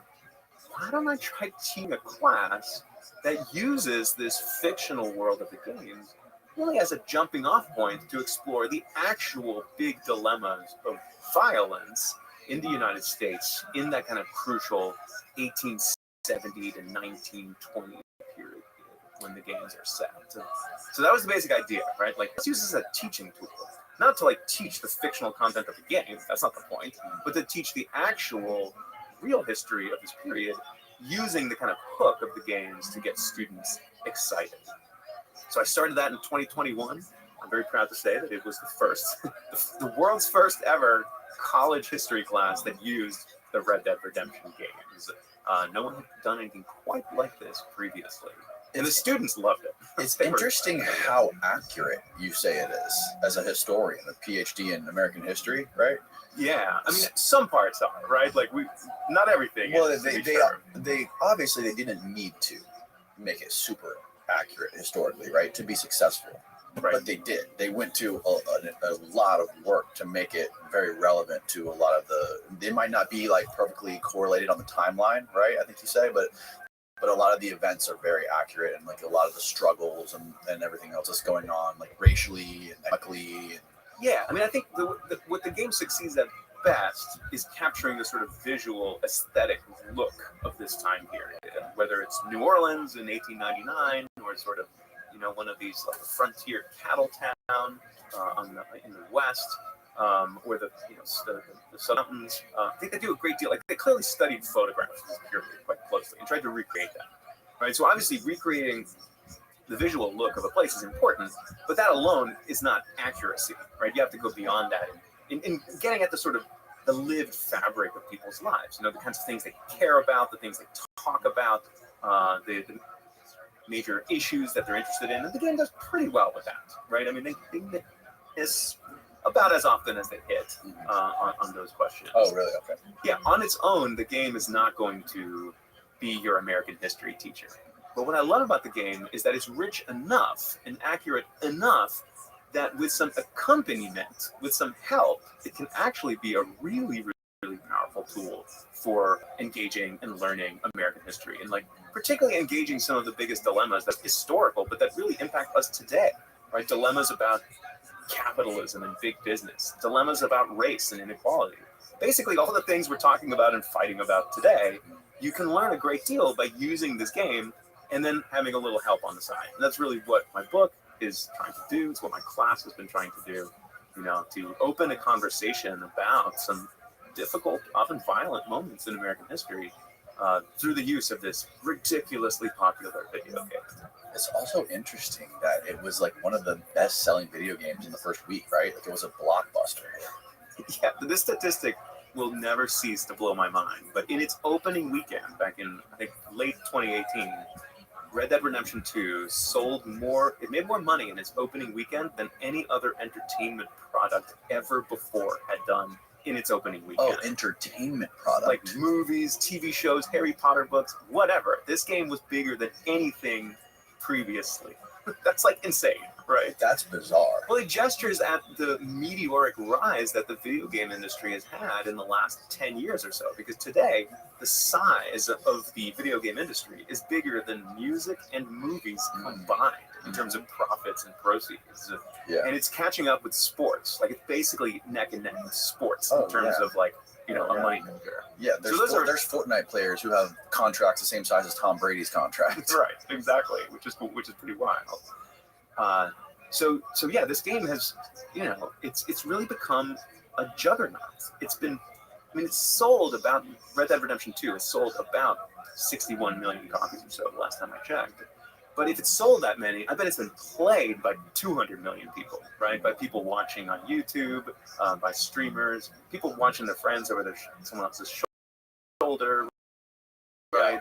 I'm sure there's people who've heard of the game. I mean, there's a lot of people who are engaging with this, and not just in the U.S. They're all. Have you ever had a conversation with any developers or any of the historians behind the creation of it? No. Rockstar Games are very protective and secretive about their production process, and that's cool. Yeah. Like, I respect that. They also get in a lot of lawsuits, don't they? They've been engaged in quite a few. I think one of them that you mentioned in your book was the Pinkertons. Yeah, this is such a crazy story, right? That so it's fascinating. So Red Dead Redemption 2 fictionalizes the names of almost everything, right? The names of states are made up, the names of people are made up, but then they retain one agency that they do not fictionalize it on. That's the Pinkerton Detective Agency. Yeah, why do they fictionalize all the states and like geographical areas, do you think? I mean, you know, so that no one's going to be... Yeah, definitely not that. I think so that they, you know, can kind of like wriggle their way out of this accuracy and authenticity things. Like, we never claim that this is North Dakota. We never claim that this is Louisiana. It allows them more creative liberties, and I really respect that. I think it works really well for the game. And I think it follows the long trend of Grand Theft Auto and others, the main franchise created by Rockstar, which of course always engaged American cities, but also lightly fictionalized them, right? So that Miami becomes Vice City, that Los Angeles or Southern California becomes San Andreas, and that sort of thing.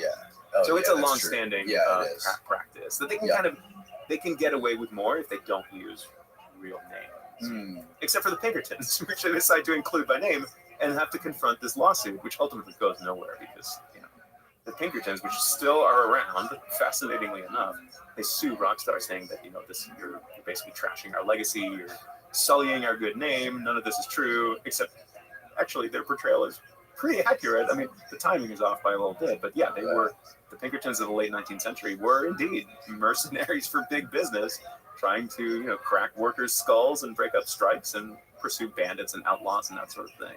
To basically protect the status quo. So didn't they work for the federal government though? They weren't. No, they were private actors. They were private actors. Wow. Exactly. Yeah. So companies would basically hire them if they wanted. Like, the federal government would help the companies crack workers' skulls too, to be sure. But they were a little slower on the response. Like, it might take them a couple days or weeks to show up. The Pinkertons were known to be, you know, very reliable in showing up and using force effectively in a very cold and calculating way to, you know, to stop workers from organizing, from unionizing, things like that. Yeah, it's so the history of the United States is so wild. How much stuff has been packed into the last 200 years? How many historical events and how much this landscape has changed in 200 years. And I think you said something, I heard you say in another podcast, that you used to go to a church in Sweden that was like 1,000 years old.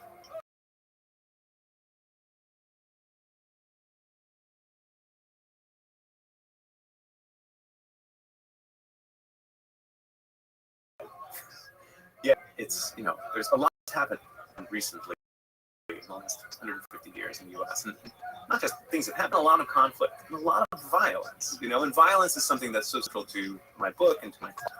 Because, of course, Red Dead Redemption 2, like everything, you know, it's got absurd amounts. So body counts are often inflated, actually happened, but the reality was 19th century America was a place. Not all parts of it. Parts of it were really violent, even violent by today's standards. So I'm really interested in diving into, you know, what motivated that violence, what animated that violence. Because in the video game, it's kind of random. It's not always random, but there's a lot of random encounters, right? There's grudges, there's you know, drunken poker games, there's, you know, sort of personal rivalries that animates much of the violence. But yeah, there's like a famous clip, I think, that got a lot of shit or a lot of heat, where this guy like lassoed a woman and like feathered alligators. Yeah, so that's a really, I mean, it's absolutely disgusting clip, to be sure. It got Rockstar a lot of criticism. People saying, oh, you know, the point of Red Dead Redemption 2 is to beat and kill feminists. And the reality is that that's not actually the point of the game at all. Right? The game is very sympathetic in its treatment of women's liberation and women's suffrage activists. But what the game does, you know, it's an open world game. You can do kind of whatever you want. And the game presents feminists and suffragists all over the map, right? And because it's an open world, you know, sandbox game, any troll on YouTube can do whatever they want. Do whatever they want. Make a clip of it, and then share it with other assholes on the internet who can click it and like it, you know. But does that mean that the purpose of the game is to do that? Of course not, right? I mean, the storyline of Red Dead Redemption 2 is absolutely cuts the complete opposite direction. I love how you have the morality scale. That's so fascinating. Yeah. Tells you how moral you are compared, depending on what you do, to different types of actions that you take. Right. Yeah. It's just kind of very linear scale, you know, are you good or are you bad? Right. And it works for the game play, but, you know, once when we're trying to understand actual gunslingers of this period, we really can't map them onto a simple good, bad, moral, immoral scale. So what I do in my book too is look at like, the kind of real gunslingers who inspire people like Arthur Morgan. Yeah. People like Wild Bill Hickok and Jesse James and folks like that. Like, they're not simply just good or bad. There's like 6 axes that are all intersected. Right. That's an interesting thing too. We were kind of touching on it before we started the podcast, but like in history, people were just shittier. The moral scale slid back so much farther the farther back you got, right? Like people don't look at it, they look like the way we look at it. People did way more violent things, committed way more atrocious crimes, and they weren't looked on the way they're looked on today, right? People were just shittier assholes, right? We're pretty shitty and violent today, though, too. But no, I mean, I think that certainly there's differences in, morality and stuff like that. But I would push against like an idea that it all used to be worse and it's only getting better, right? I think it goes up and down and back and forth. It's really unpredictable. You never know. Like I'd love to believe that like the story of humanity is the story of forward progress and motion and deeper sensitivity to life and all that, but I don't know if I actually believe that. Really?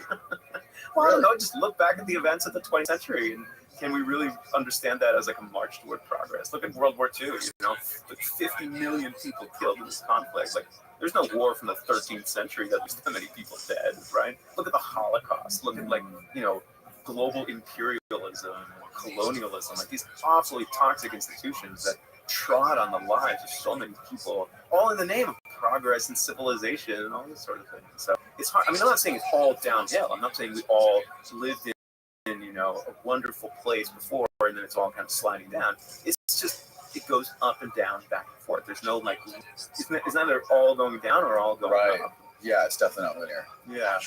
I mean, U.S. history is the same way, on classic questions like racial equality, like there's moments when we have great progress, and then we have moments when we walk backwards, and then it's kind of like take 2 steps forward and then 1 back, and 3 steps forward. The history definitely confounds simple tales of things getting better or things getting worse. It's just a kind of mix of both. So is there one part of history specifically in your book, Red Dead's History, that you focus on? Danny, the aliens are taking me to Zargon and I have too much stuff to pack. Do they have soap? I don't know. I need to bring all of it. Shampoo, body wash, foot foam. Steve, pack your one essential.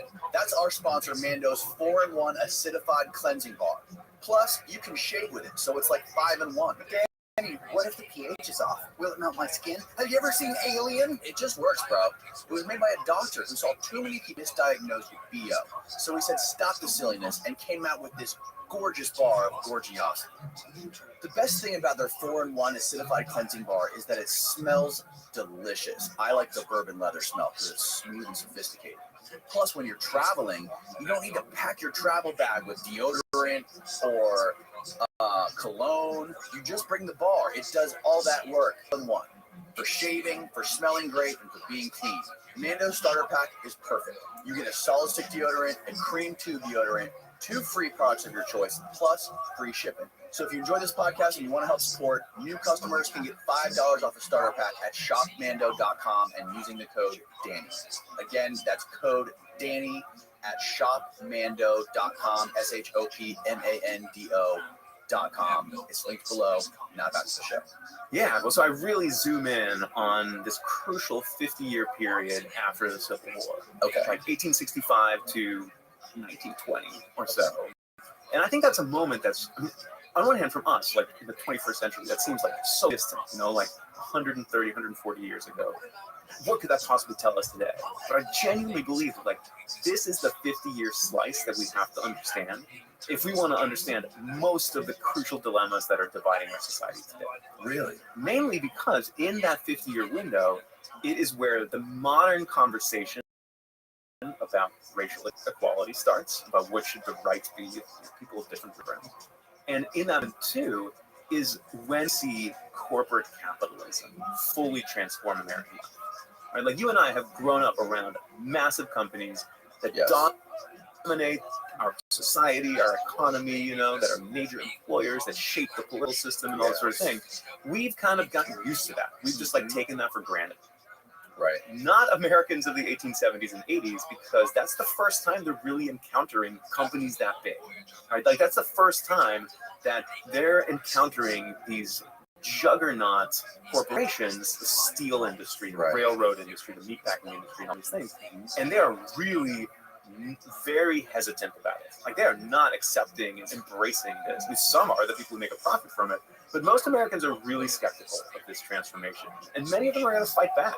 So if we want to understand the America of today, right, as I understand it, the two biggest dilemmas that we keep arguing and fighting about in this country are about capitalism and are about race. Those two conversations, those two fights are really shaped by that 1865 to 1920 period. Like we can't understand today unless we really grapple with what went down in those foundational decades. Yeah, I love the part of your book where you said during the Gilded Age of capitalism, I guess during the railroad boom, that there was so many subsidies and federal funding for these giant corporations that it would have made Stalin jealous.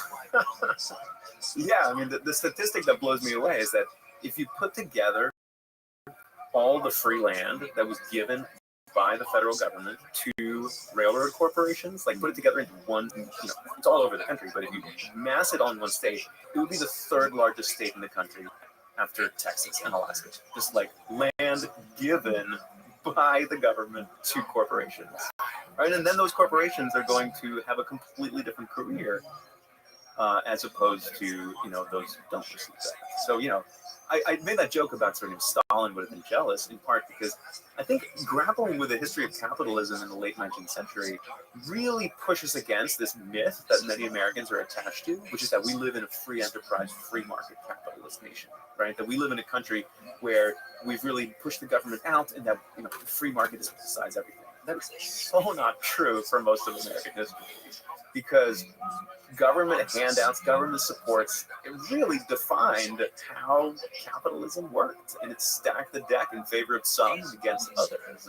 So, You this definitely is still see that today. Oh yeah, I mean the government's still actively involved in so many different sectors, but it was even more nakedly obvious in 1875 than it was, than it is today. So, and during this 50-year slice of history was also the biggest parts of the Indian Wars and like the massacres of the buffalo and pushing the Indians off their land. Right. I mean, the story of struggles between white settlers and native peoples starts in, the 15 and 1600s. So it's been going on for a long time. Right. But in the West in particular, right, in the West, the kind of 15 years after the Civil War is when you see the most massive and chaotic encounters between the U.S. military and various native tribes. Right. On, in the Great Plains and places like that. By this time, the native tribes had already gotten horses and guns. Yeah, like several generations previously. Like really, during the 1700s is when you see During the 1700s, okay. And this gets at another really important, myth-busting thing that this game and this book can do, which is Americans tend to tell very simple stories about native peoples in this country, right? Whether those are good or bad stories, sympathetic or unsympathetic stories, but they're very simple, right? The kind of simple good stories that, native people are these brave folks, who nobly defended themselves and their traditions against, settlers, and of course it's a tragedy that they lost. But that story, I'm sure that the nobility of it might be right in some ways, but native peoples, especially in the West, like in these places and decades that we often think of, Indian Wars, like the 1860s and 70s, those native societies were not static and traditional and unchanging. They were actually totally different than they'd been 200 years earlier. And it gets at precisely your question, Danny, about guns and horses, right? Because like during the 1700s, guns and horses enter into many, particularly kind of Midwestern, Western, Great Plains native societies, and totally changes the way that they live. Like before the guns and horses came into the story, they tended to be agricultural, settled, kind of rooted in one place. But once you get access to guns and to horses, they discovered that hunting is a much better way to subsist, or at least better for their desires. And they become much more nomadic and move around a lot more, and they're dependent on hunting, particularly the bison. The bison had been used by native peoples for a long time before white settlers show up, but when white settlers come to the West, it's at a moment when native peoples are unusually dependent upon That they had not why been. were they so dependent on them at that point? So much more dependent on them. Well, because they're not practicing agriculture in the same extent. I mean, there's a lot of diversity here, but I'm thinking about groups like the Comanche in the southern Great Plains, like the Lakota in the northern Great Plains. Groups that really kind of decide, we're going to leave a lot of settled agriculture behind, and we're going to follow the hunt. We're going to make the hunt one of the crucial foundations of our society. Now, one of the reasons they decide to do that, not only because they have guns and horses and a way to hunt more effectively, is that there's unusually large populations at that time, right? So like the first half of the 19th century, the first half of the 1800s, is a moment when there's just way more bison than there had been before. In part because the weather was unusually good during this period. So like more rain means more grass means more bison. So, we need to get over ideas that represent the West, especially native peoples in the West, as just this kind of like static, unchanging, traditionalist people living as they've always lived. It's not true. Like those societies are changing just as much as European settler societies coming in. So it's just, it's a very fascinating encounter between people who become much more dependent on the bison, and then white settlers who come in saying, we want to get rid of the bison, we want to eliminate the bison, make way for cattle. And that was part of their strategy too, right? Not just to make way for cattle, but to basically starve out the indigenous people. Yeah. And was there, how much, and I'm coming from like a very ignorant perspective from the history of this stuff, but like, no need to apologize about that. How much infighting was there, or how much fighting was there between the native tribes, like warring against each other? Quite a bit. Yeah. I mean, I think romantically we like to have this idea that, native peoples, they all understood themselves as having a common indigenous identity, and that, of course, it makes sense that they would band together and resist white settlement and white intrusion. And that's not, there comes a point when that happens, right? But the 1860s and 70s is not a moment when that's happened. So, like when the U.S. Army shows up on the northern Great Plains, the Crow and the Lakota are at war with each other, right? So neighbors that, that share this area are warring with each other. And this gets at, again, the diversity of native people. They're not a homogenous mass. They've always had different languages, different cultures, different customs, and sometimes they came to blows over that as well. And they were based geographically in like Texas, New Mexico. Is that right? The they being like the Lakota and who was the other tribe? Well, so the Comanche are Comanche, more, Comanche is like Texas, New Mexico, areas like that. But then in my book, I discuss to a great extent that it's the Lakota in particular. It was sometimes called Sioux, but Sioux is a name that their enemies called them. So to me, it's like, let's call them by the name that they call themselves by. The reason why I focus on the Lakota a bit is because I'm almost certain that they are the real life inspiration behind this fictional native tribe that's portrayed in the game, who are called the Wapiti. And if you played long enough, it's kind of in the last third of the game that this manifests more. So I don't know if you got to that part, Danny, but it's almost certain that the developers at Rothschild modeled this fictional native nation after the real life Lakota, which were on the northern Great Plains, right? So in places like South Dakota, the Dakotas, perhaps parts of Nebraska, if you go down that way. So the Indian Wars were going on well after the Civil War ended. Yeah. And I think there was even some fights or some battles where the Indians would have won over the European settlers. Yeah, the most famous one, it's the U.S. Army. It's the U.S. Army. Okay. Yeah, who's pivoting from the Civil War, remember? Right. It's also happening before and during the Civil War. Right. But many of the most famous battles in the so-called Indian Wars are Civil War U.S. Union commanders, people like William Tecumseh Sherman, George Sheridan, Philip Sheridan, I'm sorry. Mm-hmm. A lot of, George Custer, right? The Custer's last he's the one that lost a battle, right? Exactly. He's another one. These decorated anti-slavery U.S. commanders in the Civil War, who then winds up in, the Dakotas fighting Native people. So it's really kind of a tragic tale in many ways that many of these generals that, like Sherman, for example, right, like who makes Georgia howl, who helps defeat the Confederacy. They earned these, high marks as kind of social justice crusaders during the Civil War because they're fighting against slavery, right? Right. But then in the years afterward, they go to fight a much less morally clear crusade against Native peoples. It's actually very morally clear to me. It's really nasty. It's really disgusting. Right. And so the same people are involved in both, and they didn't necessarily see contradictions between them. And some did, be sure. They're not all in one mass. But like to think about these Civil War heroes then becoming anti-heroes or villains in the Indian Wars is one of the paradoxes of this period. Right. I mean, it also seems like after the North won the Civil War, they kind of gave up on protecting the rights of Black people or anything else. It seemed like they kind of like backed away, like, oh, we won, we don't really care, because I think they still thought of them as subhuman, right? I think even Lincoln wrote a lot about that. Like he still believed that they didn't deserve to be equal to everyone else. They didn't deserve to vote or anything like that. He just wanted to abolish slavery. That was it, right? Well, it depends, right? So like Lincoln is a character who changes a lot over his career. Okay. So if you check in with Lincoln like in 1860 when he runs for president and gets elected, he is not an anti-slavery. He's not an abolitionist. He's not like to remove slavery immediately. Okay. However, by 1865, the last year of his life, that's what he does. He literally abolishes slavery through the first Emancipation Proclamation and then through the 13th Amendment. And so you might 5 years. How could someone change so much? The war changes it, and it changes a lot of Republicans, people of his party at that time as well, right? Because he sees, the ways that African Americans who were so doggedly devoted to freedom and to assisting the United States in this cause, seeing their humanity, seeing their bravery, seeing their dedication to this struggle, that's what tilted him and many, many thousands of other white Northerners to be like, wow, like we started this war to preserve the Union, but now we're fighting it by 1865 to destroy slavery permanently and forever. So there's a real change in thinking on the part of these. It happened like mid-war? Oh, yeah.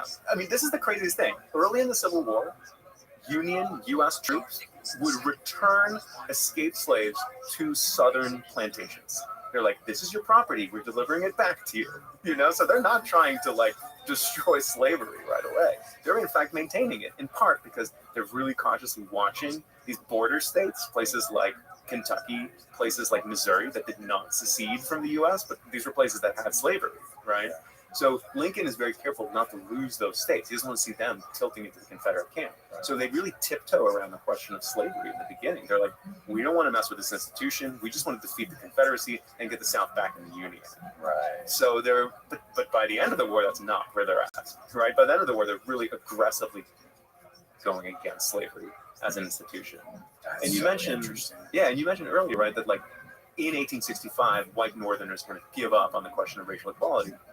I wouldn't agree with that quite, because in the decade or 15 years that follows comes Reconstruction, right? And Reconstruction is this fundamental turning point when the U.S., now that it's unified again, the U.S. government really tries to remake the South. And they pass some of the most important legislation that's still shaping our world today. Now, I said earlier, right, that you can't understand race in America today if you don't understand that moment after the Civil War. And that's because the crucial constitutional amendments that shape our lives today were passed in that very period. So, for example, the 14th Amendment.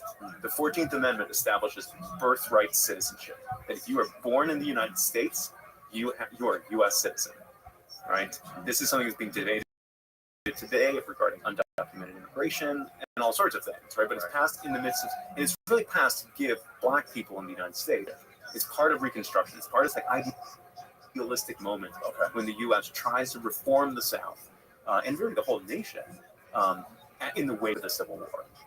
And the great sort of irony of Reconstruction, this period that really dates between 1865 or so and 1877, so roughly 12 years after the war, is that the United States wins the Civil War, but it kind of loses the peace, in that it fails to achieve most of its goals with Reconstruction.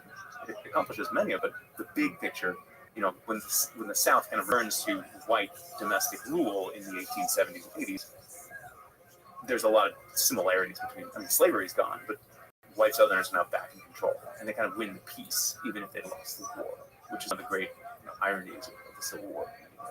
What do you mean by that last statement? They lost the war, but they won the peace? Yeah. So white Southerners, the Confederacy is defeated in the Civil War, right? That's inarguable. But what they do is they win the terms of the peace by forcing the United States to back off from Reconstruction. Reconstruction does two things, right? It makes Black people into citizens, and it makes Black men into voters. It says Black men can vote, right? right after 1870. That is official. And that was revolutionary, right? Because if you look at other societies that had slavery in the Americas, Cuba, Brazil, Jamaica, all these other places, they do not end slavery immediately and then make black men full voters. It takes a lot longer for that to happen. So the U.S. goes like really quickly into that reform and, extends democracy to black men, not women yet, right? But black men.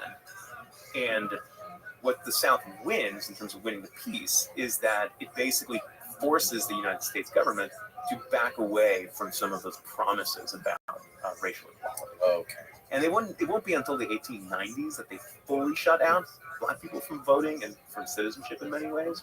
But because the U.S. by 1877 has largely signaled that they're not going to, really enforce these constitutional amendments from Reconstruction, it means that white Southerners, they do win the peace in some regard. They're able to preserve white supremacy, white control over Southern society in ways that, Lincoln would have turned over in his grave to see, because this is not the desired outcome, to be sure.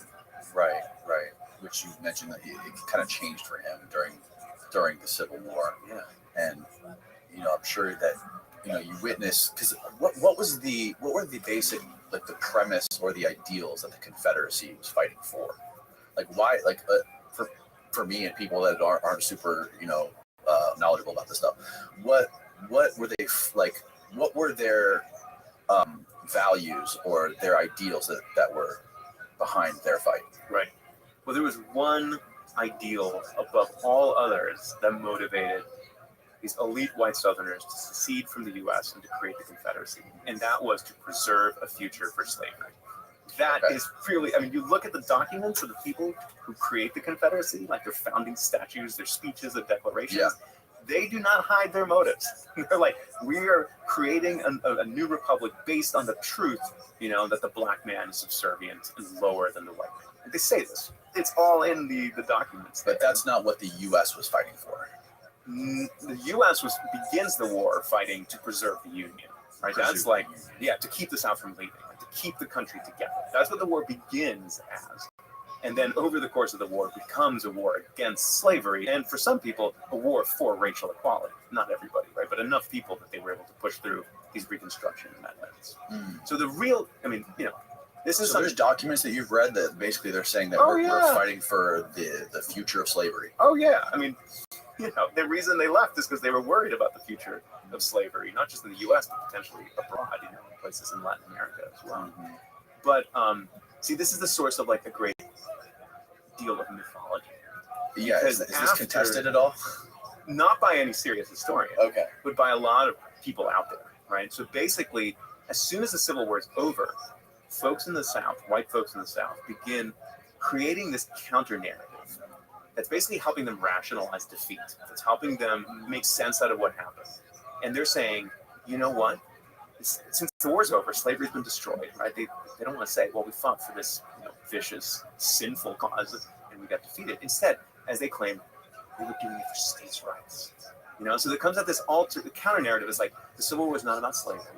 It was about political principles, and particularly about limited government and states' rights. States' rights. That states' rights have the power to choose and make not the federal government, right? So this is a narrative that historians often call the lost cause. And I have a whole chapter in my book about this, actually. Because Red Dead Redemption 2 touches on this. So it's this white counter-narrative. But the Civil War was not a sort of, a racist defense of slavery, but it was a defense of truly American principles of small government and states' rights.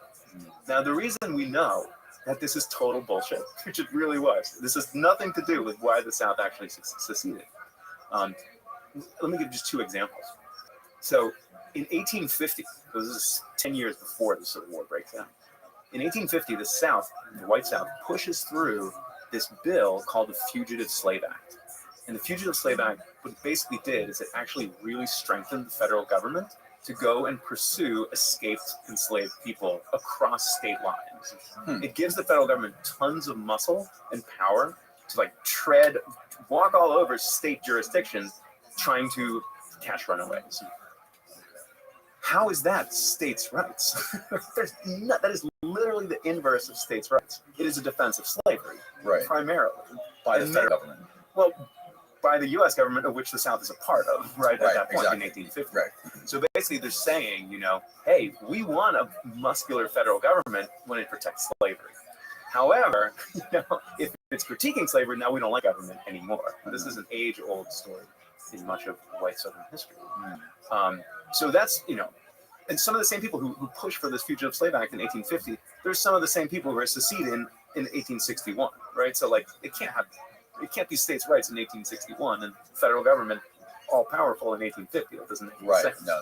The other way we can know that this kind of states' rights, not slavery story is BS is let's actually look at the country they create. Let's look at the Confederate States of America, right, which has its own constitution, has its own founding documents. It's a really centralized government where the federal state has a lot of power in order to win this war, in order to protect slavery. So if they really believed in states' rights, wouldn't they practice what they preached, right? Wouldn't they really enact those ideals now that they have their own government? And they don't, because see, this is a battle that if you teach American history in the South, especially, but it's really around the country, you're going to confront a lot of students who say, my parents told me the South did fight the war for slavery. It's not about that. It's about states' rights. Mm-hmm. And then I have to patiently and carefully, basically prove how that's totally wrong. It's just not borne out by history. It is a fictional narrative that people in the South create after the war to try to rationalize what happened. Is there a resource online where people can go read the original documents that were written by? Sure. Yeah. Google, with Jefferson Davis, with Alexander Stephens, the president and vice president of the Confederate States of America. See their declarations. You can read them for yourself. Read them verbatim. Right? Oh yeah, I mean they're all available to be sure. And is Florida considered the South? Oh yeah, I mean because I've always secedes. If you it's think part of the Confederacy. If you think of, I guess nowadays it's interesting the geographical differences and the labels that you assign to them. You get to that a little bit in the beginning of the West. But nowadays, when you talk about the South, typically Florida's not included in that. The South is Alabama, Georgia, and the Carolinas, right? And then Florida is this sort of proxy state of New York. Maybe some parts of South Florida might be, right? Or because you drive up, if you drive north, right, to Tennessee, Georgia, Alabama, all of these areas, it's more of of Southern culture and country music and Southern food and more of the history happened up there. You never really hear about any of the history in Florida. Oh, it's there too. I mean, Florida is very much part of the South, to be sure. And no one before World War II would have thought of Florida as an appendage of New York. Right? That's a recent thing. Really only in the last 50 years or so. Yeah. The Florida secedes. It's part of the Confederacy. Just look at Florida's state flag. On Florida's state flag, you'll see that red cross of St. Andrews. Can you pull that up, Steve? The Florida flag? Some history on Florida. White background with a red St. Andrews cross in the middle. That's the same cross you see on the Confederate battle flag. Right? Oh, shit. Look at that. It's basically the same state flag as Alabama. You can pull up the Alabama state flag. It's virtually identical to Florida's, aside from the seal. The seal is, of course, different. By the way, both Florida and Alabama put that St. Andrew's cross on their state flag not right after the Civil War, but actually in the 1890s. They do it right within the same years. And that's in the 1890s as well. And that's the Reconstruction period? This is after Reconstruction. After Reconstruction. Yeah, because Reconstruction really winds down in the late 1870s. Mm-hmm. So in the 1890s, Mississippi puts the full-on Confederate battle flag on its state flag, and then Alabama and Florida put it kind of halfway on with just that. They were 1 foot in, 1 foot out. Yeah, and you might wonder, wait, why would these? So talking about the Confederate battle flag is one of my favorite things to talk about. Yeah, there's so much mythology. There's so much mythology, so much confusion. Yeah, and it's just much actively toxic deception relating to this flag.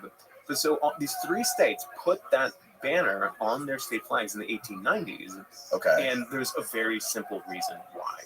Because in the 1890s, they felt that white supremacy was under attack and under threat in their societies. And they wanted to kind of bolster white unity and to make a common front against black success and black challenges in the political spectrum. The 1890s. So this is why I'm so fascinated with Red Dead Redemption 2, and the fact that it's also a Southern game and a Western game. People, the stereotype of Red Dead 2 is that, oh, it's a Western, it's a cowboy game. Well, yeah, sure, it is that in some senses. But then a huge chunk of the game plays out in the Deep South in the 1890s. Like the 1890s is the same decade that Florida, Alabama, and Mississippi put that Confederate battle flag on their state flag. Oh, wow. So this is like a really important decade in Southern history. I think when we think about big decades in Southern history, we think about the 1860s, the Civil War, or the 1960s, the Civil Rights Movement. But I would say the 1890s is actually the third most important decade in Southern history.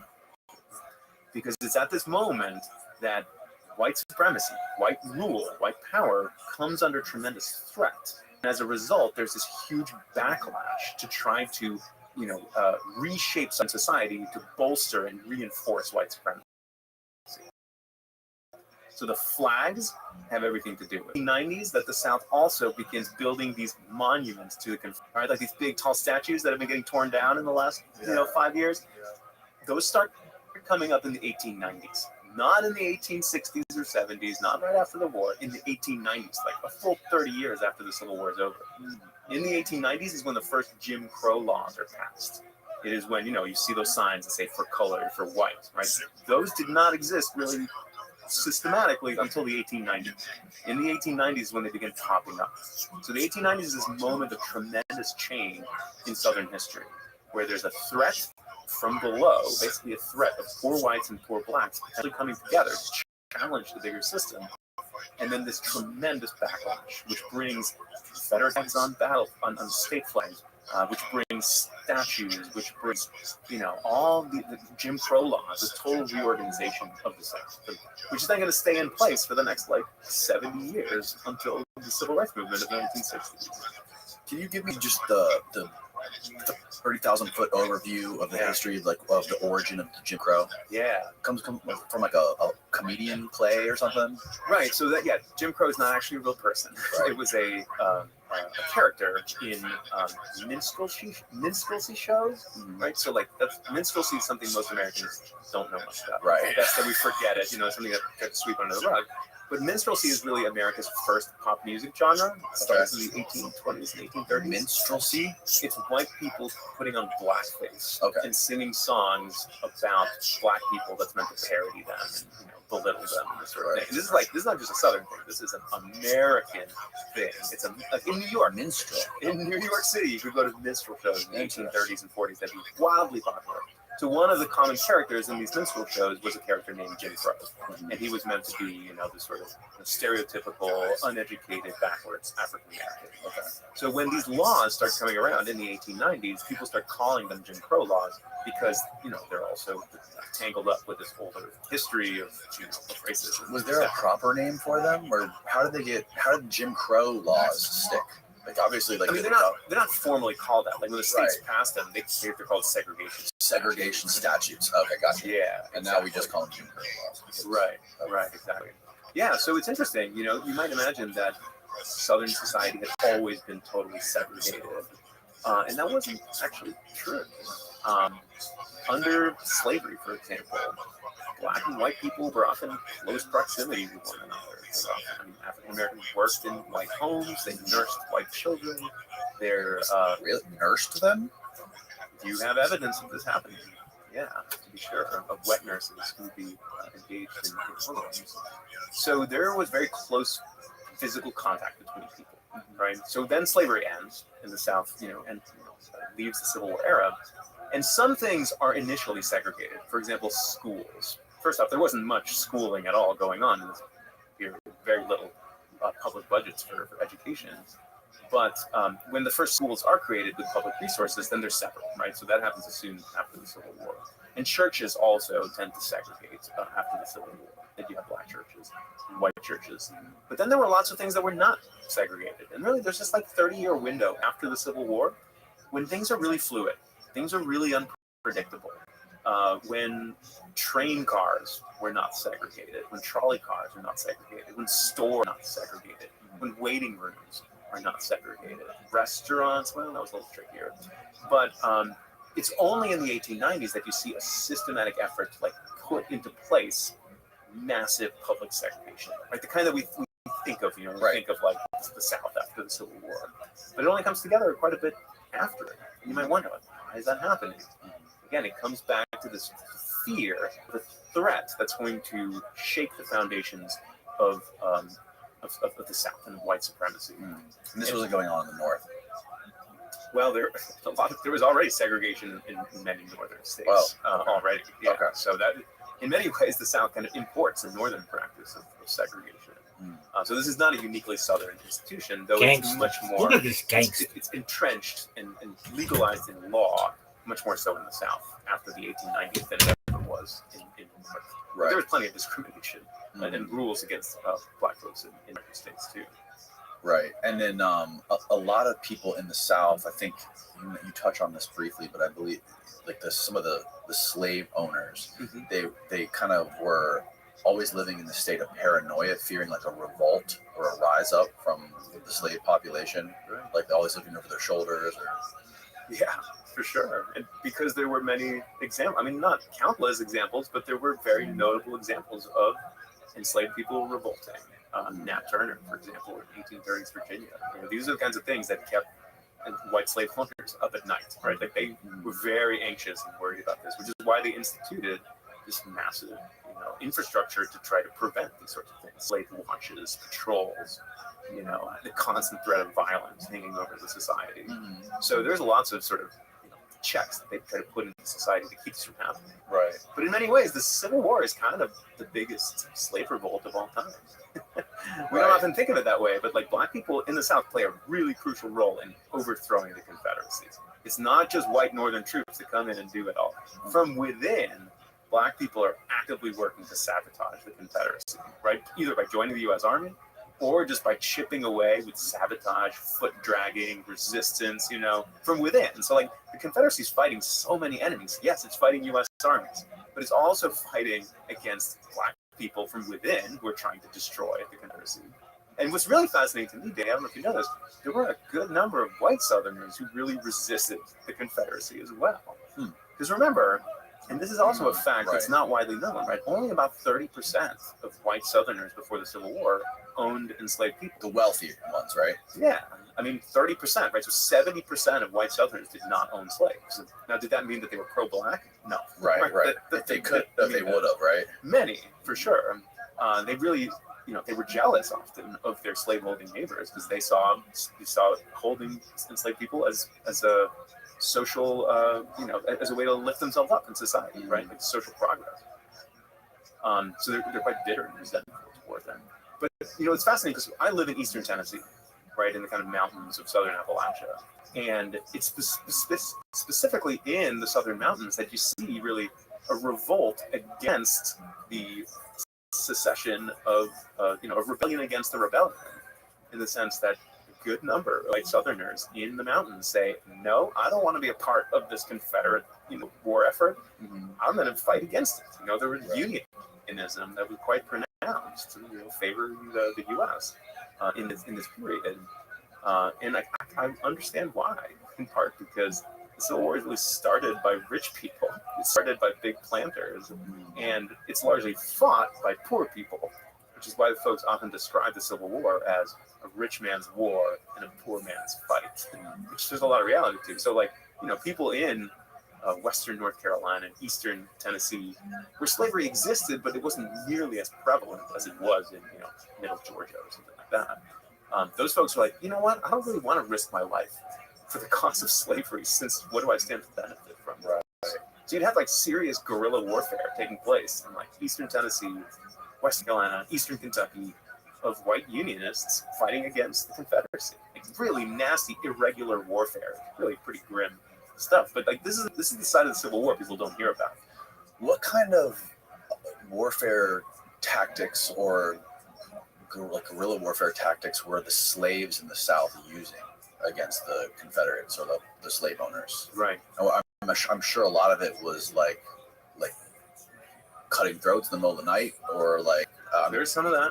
I'm sure they didn't have Did they steal the weapons, or how did that work? Well, it depends, right? If you're able to reach Union lines and join the U.S. Army, join the USCT, the U.S. Colored Troops, then suddenly you have a rifle in your hand, right? So they have quite a bit of power to change things.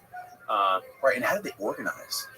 Like, how would they get away to organize, right? It depends. I mean, Okay. it depends how far U.S. troops had come into the area. It depends Okay. how fragile the plantation system was. And I mean, the Civil War looks so different in various places, right? Because the patterns, the course of the war, looks very different.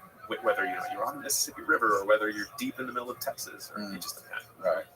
Yeah. So there's a lot of kind of diversity within the war stories, for sure. Right.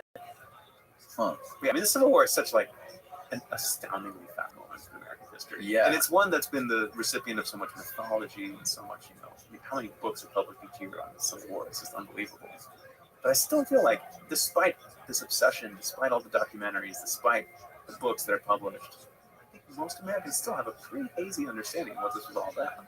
Yeah. Right? But we have very simplistic stories of, like, oh, we have a really unified white South and a really unified white North. And no, that's not true. There were tons of anti-war people in the North, people who did not want to fight this war at all.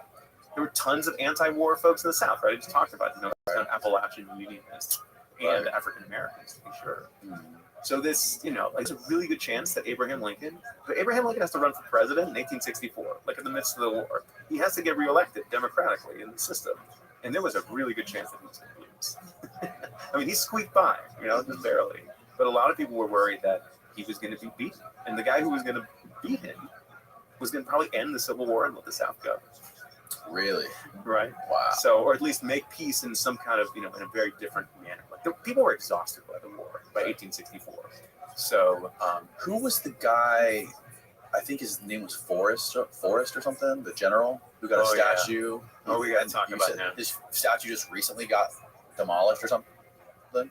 Nathan Bedford Forrest. Yes. Probably the most infamous Tennessean who fought in the Civil War. Because I think he's such an important character. And outside of Tennessee, not all that many people know about him. And I think if you don't know about him, you can't understand the Civil War. And you also can't understand what happens afterward with Reconstruction and with the Ku Klux Klan. Okay. So here's the basic. So who is short this story. guy? Who is this guy? Why is there a Confederate battle? Is that a statue of him right there? Well, no, it's like a girl on a horse. That is literally the ugliest statue of him ever. Though it's recently been moved. It's Holy shit! What the? It is the most ridiculous. That's terrible. It's like near national. It's like they couldn't afford the professional. I mean, there's so many other reasons why this is the worst statue of all time, like historical reasons. But I mean, aesthetically, visually, it makes you want to barf. It's not even like a proportional human. Like, look at the size of his head. So my students actually told me recently that the statue is gone. Like, it used to be very visible on the interstate driving near Nashville. Someone had painted it hot pink recently. The last but from what I've heard, that statue is no longer there. I can't confirm that personally because I don't drive around Nashville all that much. But what did they write on it? Zoom in. You can't zoom. Yeah. No, it won't let me. So It says monster. No, it says monster. Oh, monster. Monster down the leg. They really nailed it with monsters. So who is this guy? Who's Nathan Bedford Forrest? Right. And when I tell you the story, it's going to blow your mind, especially the kind of post, the later parts of the story. So Nathan Bedford Forrest is from Tennessee, and he's born into pretty humble circumstances. He's not a super rich guy, but he has this astronomical rise to wealth and fame through his profession, through what he does for a living. What does he do for a living? He's a slave trader, right? He is, in fact, the most profitable slave trader in the city of Memphis before the Civil War. So Memphis, he's like a middleman? He's a guy like auctioning off, like selling human beings, right? Like he's like, no one is profiting more from the institution of slavery than Nathan Bedford Forrest. So he's out there, he owns people, he's kind of a middleman, right? So if he grew up in humble beginnings, how did he get to own all these slaves? Through hard work, if you can call it that, in this awful profession. But he builds a sort of empire. He finds himself, speculating and gaining more wealth through human property. He makes. I think he's earning about $100,000 a year, like 1850s dollars, which is a shitload of money. Right? So He's a relative to millionaire. today. Oh no, Multi-millionaire. 100. Oh, so He's a multi-millionaire Oh. in 1850s Memphis. this might be a stupid question, but relative to today, what was the cost of a slave? Let me see here. I want to say, I have to check back on the numbers here. There would probably be about 1,000. You know what? I can't pull the statistic up, but they're expensive, right? Oh, you're gonna ask Reddit here. Okay, so about How much did slaves in America cost in today's money? And the real price of a slave in 1850 is around $12,000 in today's money, and the net earnings of owning a single slave is around $82,000. I mean, you know, I wouldn't necessarily trust Reddit Right. as our first source. Reddit. But here's the deal. I mean, you know, the whole system is so toxic, right? I mean, how do you possibly quantify a human being's worth? Yeah, this Quora thing says generally around 500 for a young adult male, and 1,000 for what? I can't see it now. So listen to this. This is really fascinating. At the eve of the Civil War, the value of enslaved people was the single greatest piece of wealth in the South. Like much more than land, much more than cotton. Most of the planters, like the aristocracy in the South, most of their wealth lay in enslaved people, which means that by 1865, when that institution is gone and all that money disappears, the South gets enormously much poorer as a result, because like the amount of property, quote unquote, just disappears. So buying enslaved people, you know, it was not cheap in that you needed to have money and resources, which is why Nathan Bedford Forrest is earning so much money selling people. Really, he's selling people primarily from the eastern seaboard, from old slaveholding states like Virginia, like North Carolina, toward the kind of boom zones of the South, which is Mississippi, Alabama, and Texas, like places that have been recently settled.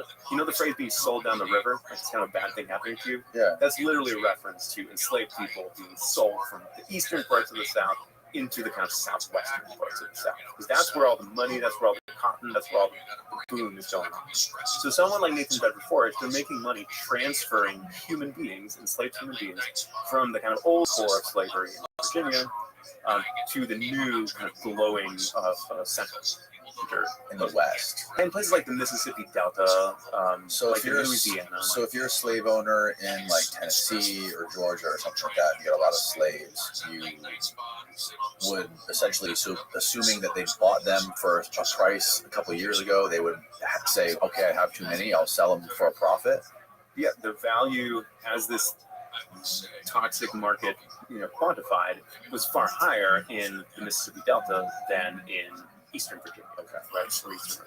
Okay. So that's how Forrest is making his money, right? He is actively profiting from the forced relocation, right? Breaking up of families, tearing apart of people's lives to siphon them, selling them down the river, quite literally, to the west. And you know, he was a really famous and rich guy. So when the Civil War breaks out, no one at all was shocked. What side is he going to pick?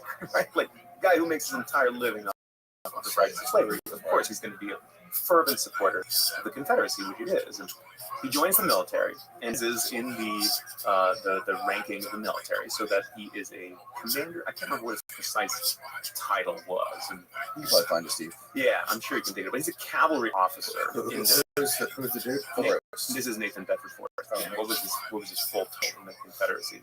I'm blanking on it at the moment. Nathan Bedford Forrest. No. Is he a general? Will Wikipedia tell us the truth about him? He's a high up guy. I'll tell you that much. Okay. Confederate Army General. Oh, I'll have this thing down there. Specifically, He was a Lieutenant Freemason. Lieutenant General. So one of the most infamous moments in the Civil War involves this guy. Okay. So it's in 1864, I want to say. He is commanded to take this fort in western Tennessee that's on the banks of the Mississippi River called Fort Pillow. And Fort Pillow was one of these forts that the U.S. Army had taken really early on in the war, because the U.S. tries to get control of the Mississippi River as soon as possible. So they want to basically choke off the South. They've got blockade on the Atlantic, and they want to choke them from the western side by gaining control of the river, which they do quite early on.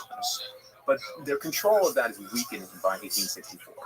And Forrest is given the task of retaking this fort in Western Tennessee, pretty close to Memphis, called Fort Pillow.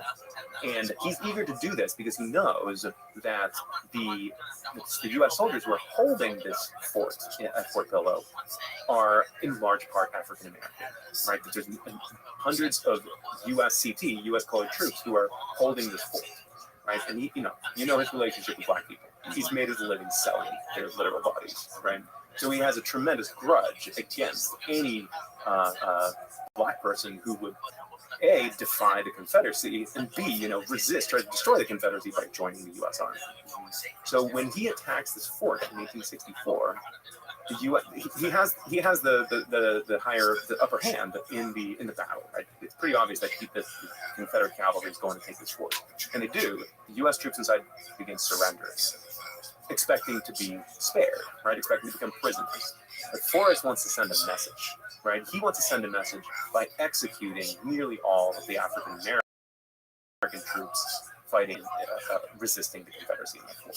So this becomes not just the Battle of Fort Pillow; it's the massacre of Fort Pillow. I think about 150 black troops are shot execution style by Forrest and his men, right? People who are surrendering, right? People like the battle is over. And Forrest says this, again, I'm not making stuff up. He says the battlefield has to be dyed with the blood, of black soldiers to prove that, black people can't resist the Confederacy or whatever. So he wants to send a message. Like he's engaging in terrorism, essentially, right? He wants to send his violent message so that there's going to be ripple waves of fear against any other black Southerner who would consider joining the U.S. Army. It backfires against him, though, right? Because people do remember Fort Pillow, but they do so as kind of a battle call to get black Southerners to join the army rather than that. Like you heard, remember the Alamo, right? Remember Fort Pillow was something you would hear both in northern and southern black communities as a rationale to join the army. As a recruiting mechanism. Exactly, right? So Forrest wanted the opposite. Now, what about Forrest? Why are these statues all over the South? I mean, yeah, he's this kind of big Confederate cavalry general. Well, after the war, his career continues because in 1867, the Ku Klux Klan, this newly founded white supremacist terrorist organization, they meet in Nashville to elect their first Grand Wizard. Who do they pick? Nathan Bedford Forrest. When was the Ku Klux Klan formed? What year? In 1866. That's really when a year after the Civil War. Yeah, exactly. In Tennessee as well. And so, he's symbolically elected their first Grand Wizard, their first leader. Right? So this is a guy. He's a slave trader. He's a Confederate, butcher. If you look at Fort Pillow, to be sure. And then he's the leader of the first leader of the Ku Klux Klan. Until 2020, the state of Tennessee, the governor of the state of Tennessee was required to pronounce that today was Nathan Bedford Forrest dead, which means that the first 7 years that I lived in Tennessee until 2020, there would be a Nathan Bedford Forrest day that people would be on his birthday. That the state was meant to celebrate this dude until literally 4 years ago. Right?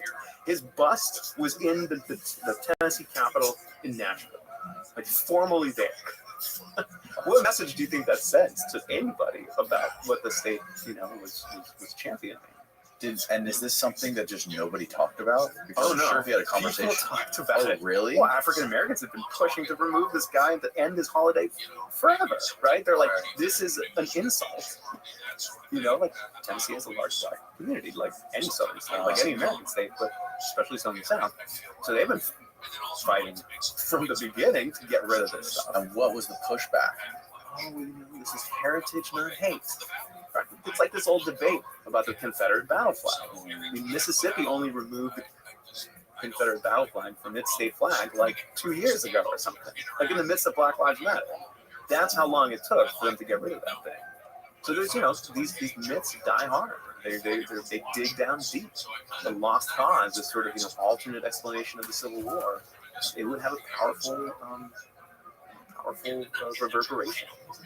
But it's really important that we extricate that stuff, right? Like we can't let that stuff haunt our society. I mean, we didn't be aware of it, but to celebrate Nathan Bedford To Forrest. have a national day about Nathan Bedford Forrest, a guy who just slaughtered a bunch of black people because they were fighting them in a war. It's ridiculous. So this all ties back, Red Dead Redemption 2 can actually be a powerful way to address some of these things. Because in the game, and any who's played the game knows this, as soon as you get into the South, this kind of deep southern part of the game, the fictional state of Lemoyne, some of the very first things you see in the game are statues to the Confederacy.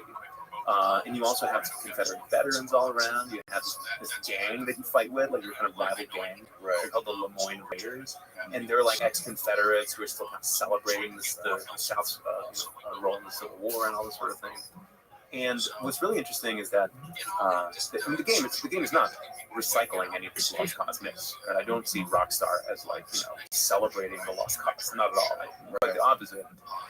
But they do show these statues, and the one big difference, though, the one thing the game kind of gets wrong, is that in the game, the statues appear to be really old, like they appear to be weathered and beat down by rain and snow and ice and this sort of thing. But in reality, in 1899, when Red Dead Redemption 2 is set, those statues would have been really new, brand new, right? Because remember, the 1890s is this moment when white Southern elites felt like they were under siege. The society was crumbling, and they need to double down and reinforce white supremacy in any way possible. So they've thrown up these statues left and right. So if the game was accurate, they would actually be really sparkling. Yeah, it's funny. In the last couple of years, people have been crying and blues about statues. There's been a cultural war thing. People wanting to remove statues of these people. Yeah. I mean, wouldn't you want to remove the statue of Nathan Bedford Forrest? This guy. You want to put him on a pedestal? Yeah, no. I mean, I wouldn't give a shit about that guy. No. Well, he's only one of many. The guy was a dirtbag. I mean, he was a murderer. But you see, especially during the whole Black Lives Matter movement, people trying to get rid of all the statues. I think they even tried to get rid of the George Washington statue because he was a slave owner. And I guess the moral question is, where do you draw the line with these historical figures? Is it, obviously there's a wide gap. There's a wide spectrum of evil in history, right? So if you're going to get rid of some of these statues, I forget the other guy who, Thomas Jefferson. Maybe it was Thomas Jefferson. There was a bunch of statues that were vandalized and eventually removed, right? Because during this recent time of racial tension. Well, there's always been racial tension. Yes. It's much more public, and we were having public conversations about it. That's how I understand Black Lives Matter. Right. To me, that's really healthy that we talk about these things. But what do you think about where to draw, the question of where to draw the line with having memorials or statues of these people, whether let's say they did something good, right? Thomas Jefferson. Right? But at the same time, they also had this dark side where they were slave owners. Right. Well, I'm going to primarily address the question of Civil War Confederate statues, right? Because, Confederates were literally rebels. They were enemies of the United States. So that puts them in a different camp from George Washington and Thomas Jefferson, who were the founders of the United States. Right. All slaveholders, but one were, traitors who were betraying the United States, and others were not. So focus on the Civil War stuff. To me, what really shapes that whole debate is that those statues came up at a particular moment. To me, it matters that they came up in 1910, this turn of the century moment, because it did not go up right out of the Civil War. So it's at this moment when when history is being weaponized and militarized to protect white supremacy, which is why those statues came up in the 1890s at that moment, because they wanted to solidify white control and white power. Because they come around at that precise moment, we have to think about them very differently if they came around in 1865 or something during the Civil War. So because those statues were deeply political at the moment that they were built, that they were trying to broadcast a message, and in fact, Black people at the time wrote about this. They were very aware of this. When those statues started popping up in the 1890s and 1900s, they knew. I mean, I have quotes, that I found, Black people saying, well, it's really just white people talking to us about Jim Crow with those statues. They're trying to send a message, hey, white supremacy is the system that defines the sex. So given what those statues were trying to do at the particular moment, 30, 40 years after the Civil War, it's not just about, that suddenly means what we're debating is not just about the Civil War. We're debating the 1890s and 1900s. And that's a much easier conversation in some ways to have because it makes them just look so unequivocally nasty. These statues.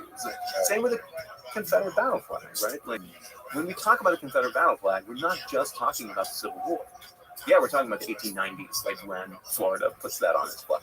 But we're also talking about the 1950s and 1960s, when that symbol gets pulled in again on behalf of segregationists and white supremacists to send another political message, right? Like Georgia puts that Confederate battle flag on its state flag in 1955.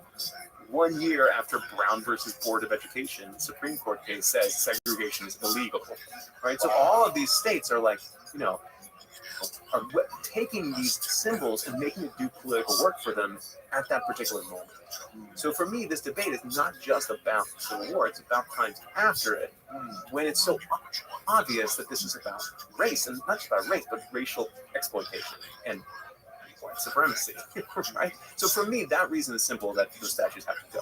I'm not saying you have to destroy them. You can move them to a museum, right, where you put a lot of context and plaques all around that help you understand why they went up at that moment. But to keep there in place as is without context, to me, that's kind of reinforcing the messages that they were meant to send in 1905, right? And those, I do not want to send those things. Right. But at the same time, it's important to tell stories and not forget the story of evil and bad things that were done, so we can remember not to do that in the future. Right. I mean, think about it. There's so many figures in American history who are deeply complicated. Yeah. Woodrow Wilson, for example, right? Who's president in World War I era. He is a white Southern racist. There's no denying it. Like, he was a fan of the Ku Klux Klan. He never joined or anything. But he looked positively upon their work. Who believed that Reconstruction was this great mistake, that Black people didn't deserve political power. Woodrow Wilson is the guy who formally segregates Washington D.C., brings Jim Crow to the federal government. But then he's also a guy who does a lot of good things too. He's a major, part of the Democratic Party in the 20th century. He is a guy who, helps defeat Germany in World War I, wants to put into place this international system, League of Nations that was going to end warfare. He does some positive things. Right. How do we deal with him? Do we just cancel him completely? No, that's possible. Thomas Jefferson is kind of the founder. Well, that's a whole other conversation. But I just think we need to have open conversations about the nasty stuff, and then also acknowledge that people are also capable of doing positive things that ripple out to us today. Yeah. The first thing that came to mind when I started reading this stuff is that today, even though racism has gotten a lot better compared to what it was in the Civil War era, it's still a super hot, explosive topic in today's culture. And there's nothing you can say about somebody that is as bad as calling them a racist. The human race is just plagued with evil, atrocious sins that we've committed on each other throughout history. Yet those topics aren't as explosive as the topic of just racism in the last 200 years of America. But none are equally powerful to the problem of race in the last 200 years of American history as it reshaped our lives, right? I mean, yes, Greek pedophilia of 2,000 years ago is interesting and important in its own way, but our country was so profoundly shaped by the institution of slavery and by the imposition and the continued imposition of white supremacy as a legal system in the decades and century after that, I get that people feel it's an obsession, but it has to be so, because we have to grapple with this on a daily basis. And you know what? Americans have always been grappling with this. And in my book, it's like an epigenetic curse. It's something that Americans have felt the need to talk about for a long time. It blows me away that the best-selling book of the 1800s that was written during the 1800s was Uncle Tom's Cabin by Harriet Beecher Stowe, a book about slavery. then the best-selling book of the 1900s, written in that century, is Gone with the Wind by Margaret Mitchell, which is also about slavery and race. Huckleberry Finn. Yeah, I mean, like, there's a lot of folks out there today who want Americans to talk less about racism, talk less about slavery. And, you know, there's forces out there, some of them which are in Florida, especially, even the leadership of the state, who want to have fewer conversations about that. But the reality is that these are fundamental to understanding history, and that if we try to swim under the rug, we're never going to terms with it. So it's really essential that Americans continue to talk about race, but to do so in a more enlightened and welcoming and open manner than they have before, because they haven't really been talking about it for a long time. Has it been school curriculum or something? Well, there's big battles over school education codes and everything. That What would the argument be against it? So teaching. So are they saying that teaching the true history of America, like what really happened during the Civil War, is like not appropriate for kids? Yeah, that it makes people bitter, that it divides our society, that it, you know, it makes people upset. Well, you have to get upset about this. Yeah. If we don't get upset about it, how can we reject the legacy of it, right? I mean, we live in a society that's haunted by these patterns, and we have to have an open conversation about how to eliminate them. Their argument is that we shouldn't teach the truth about American history because we need to forget it? I think some people would probably agree with that. I'm not one of them. No, I don't right? think As a I don't historian, think it's right to forget about history. As a historian, you have to teach the good, the bad, and the ugly. Right? I mean, that means including the good too. Right? There's good in all many of these periods that we can find. But to make ourselves feel content and sort of, you know, pat ourselves on the back in order to erase and submerge history is a really dangerous thing to do. Yeah, I really believe that. Is this is something that I'm super unfamiliar with and haven't been paying attention to, but the critical race theory idea.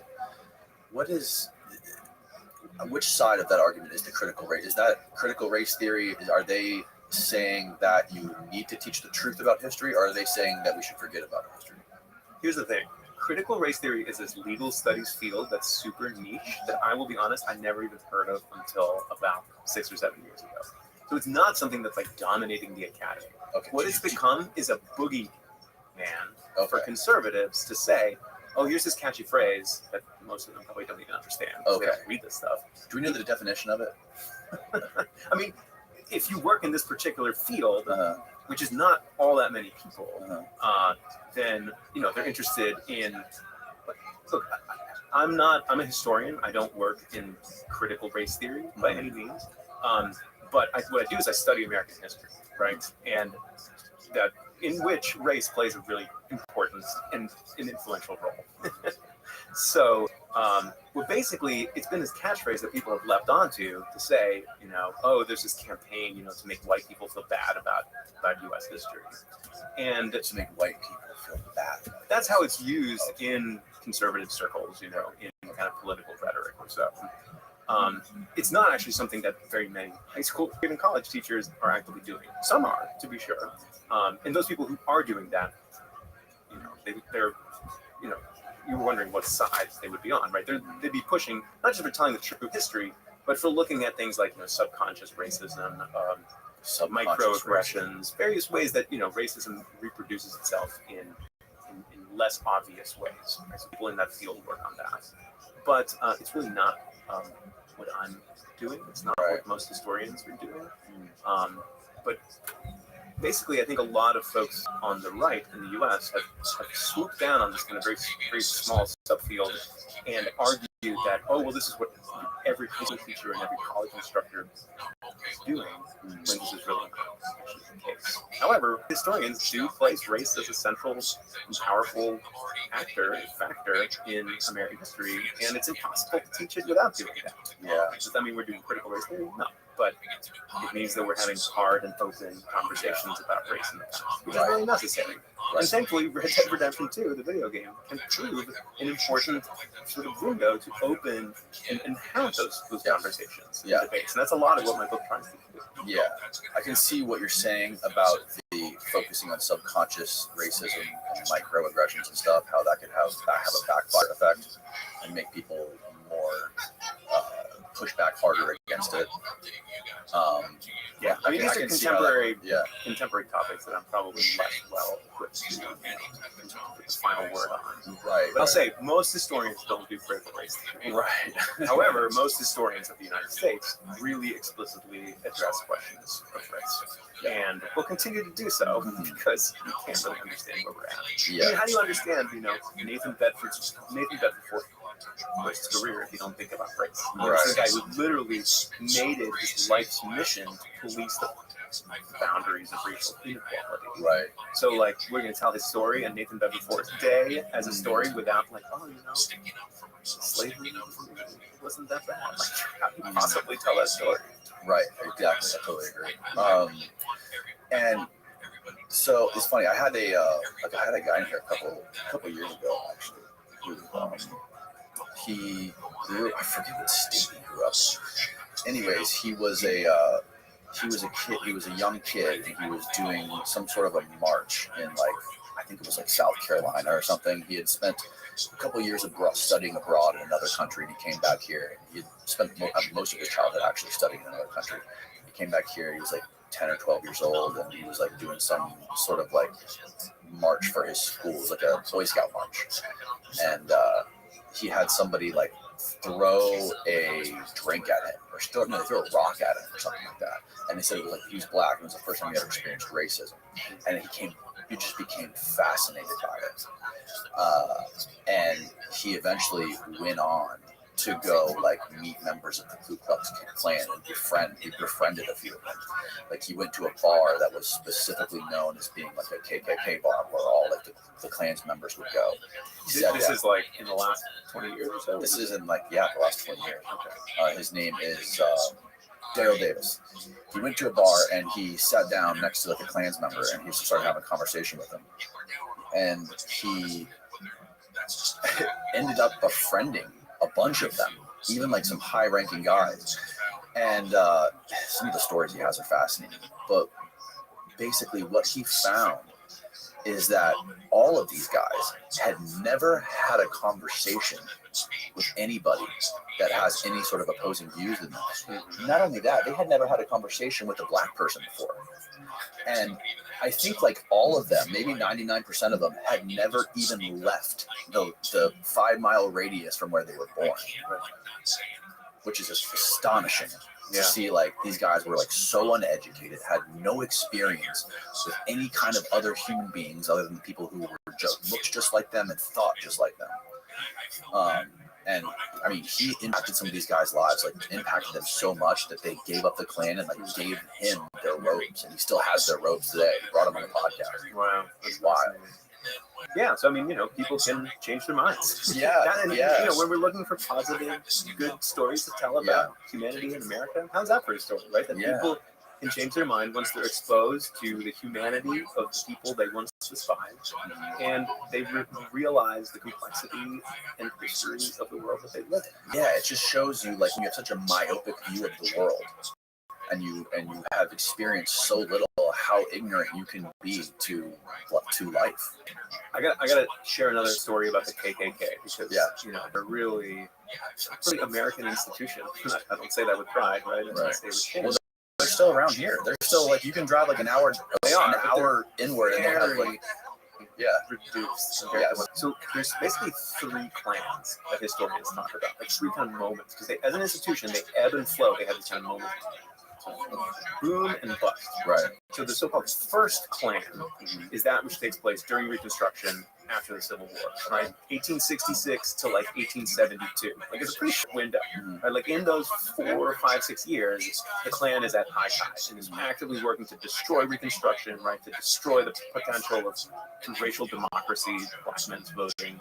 But then it really fizzles out because it's really stamped out by the U.S. government. So what's interesting is that in Red Dead Redemption 2, you can meet the Klan. They're not by name, but it's obviously supposed to be the Klan in 1899, and that's actually wrong because there was no real Klan in the decades after A2 or so, right? So there's this like brief moment, and then they're stamped out for many, many decades, like 1880s, 1890s, 1900s. There's not really a Klan anywhere in the country until 1914. Okay, so in 1915, the Klan surges back out of nowhere and becomes way bigger than it ever did the first go around. You said 1890? No. 1890, they're still dead. They're dormant. Okay. Right? So I raised it because the video game said 1899. Oh, supposedly the character encounters the Klan, but that actually would not have been realistic. Yeah, I've seen the videos where he encounters the Klan in the forest. Yeah, exactly. So the second Klan, the second iteration, the second manifestation of the Klan takes place between like 1915 and 1930 or so. And at this moment, the Klan is way bigger than it was because in the first Klan is really a southern institution, like Tennessee, Alabama, North Carolina, places like that. The second Klan is a national institution. And in fact, some of the states that had the highest numbers of members were states like New Jersey, Oregon, Of course, New Jersey. But you could find Klan members in any state. Basically, that was not true previously. Right. They were so powerful that in the 1920s they staged like a full-on march down Pennsylvania Avenue with tens of thousands of members wearing their conical hats and their robes and everything. That they were like a completely public, out in the open force. So they have this moment, when they're of massive influence across that entire country. But then they fizzle out. The Great Depression hits. The Klan kind of membership crumbles. When do they come back? Well, really during the Black Rights struggle, during the Civil Rights Movement in the 1950s and 60s, and then they surge back in, and then have their moment. Have some oxygen. Yeah, right. I mean, remember, Georgia puts the Confederate battle flag on its state flag in 1955. So there's lots of, white backlash against, the government coming in and telling people how to live and trying to destroy Jim Crow. But then it kind of fizzles. So I guess maybe now where there's a fourth Klan, but it's much smaller than it was before, thankfully, right? I mean, I know it's out there, you can find it, but it's not organized in the way, as far as I know at least, in the way that it was in previous historical iterations. Yeah, no. I know there's like little areas, like there's this little town called St. Cloud. It's like an hour, I think, east of here, where I know there's like bars and stuff that are like a lot of known for having like Klansmen there. And there's still places around here in Florida where you can, if you're driving down the interstate, you can come to like an intersection and it's just all Confederate flags. Sure. And all kinds of like Civil War memorabilia and shit. Right. Florida's part of the South. Yeah, I guess. Yeah, but then you can find Confederate battle flags anywhere from Washington State to Germany. They're all over the place, right? That's They're a global phenomenon. When did Florida add the Confederate thing to their flag? 1891. Oh, okay, so it wasn't later. Yeah, no, and thankfully, I mean, it's a veiled allusion to the Confederate flag as of now, right? The same way that Alabama does it. Like Mississippi was just like, no, we're going full on, putting the stars and everything on their flag. So thankfully, Florida didn't go all the way, or Alabama. But I still think that flag should probably change as a result, just because of like the taint in that particular moment, right? The 1890s is this really nasty. I don't think if I look at the Florida flag, it's weird. I never really put two and two together that it was like an origination of the Confederate flag. Yeah.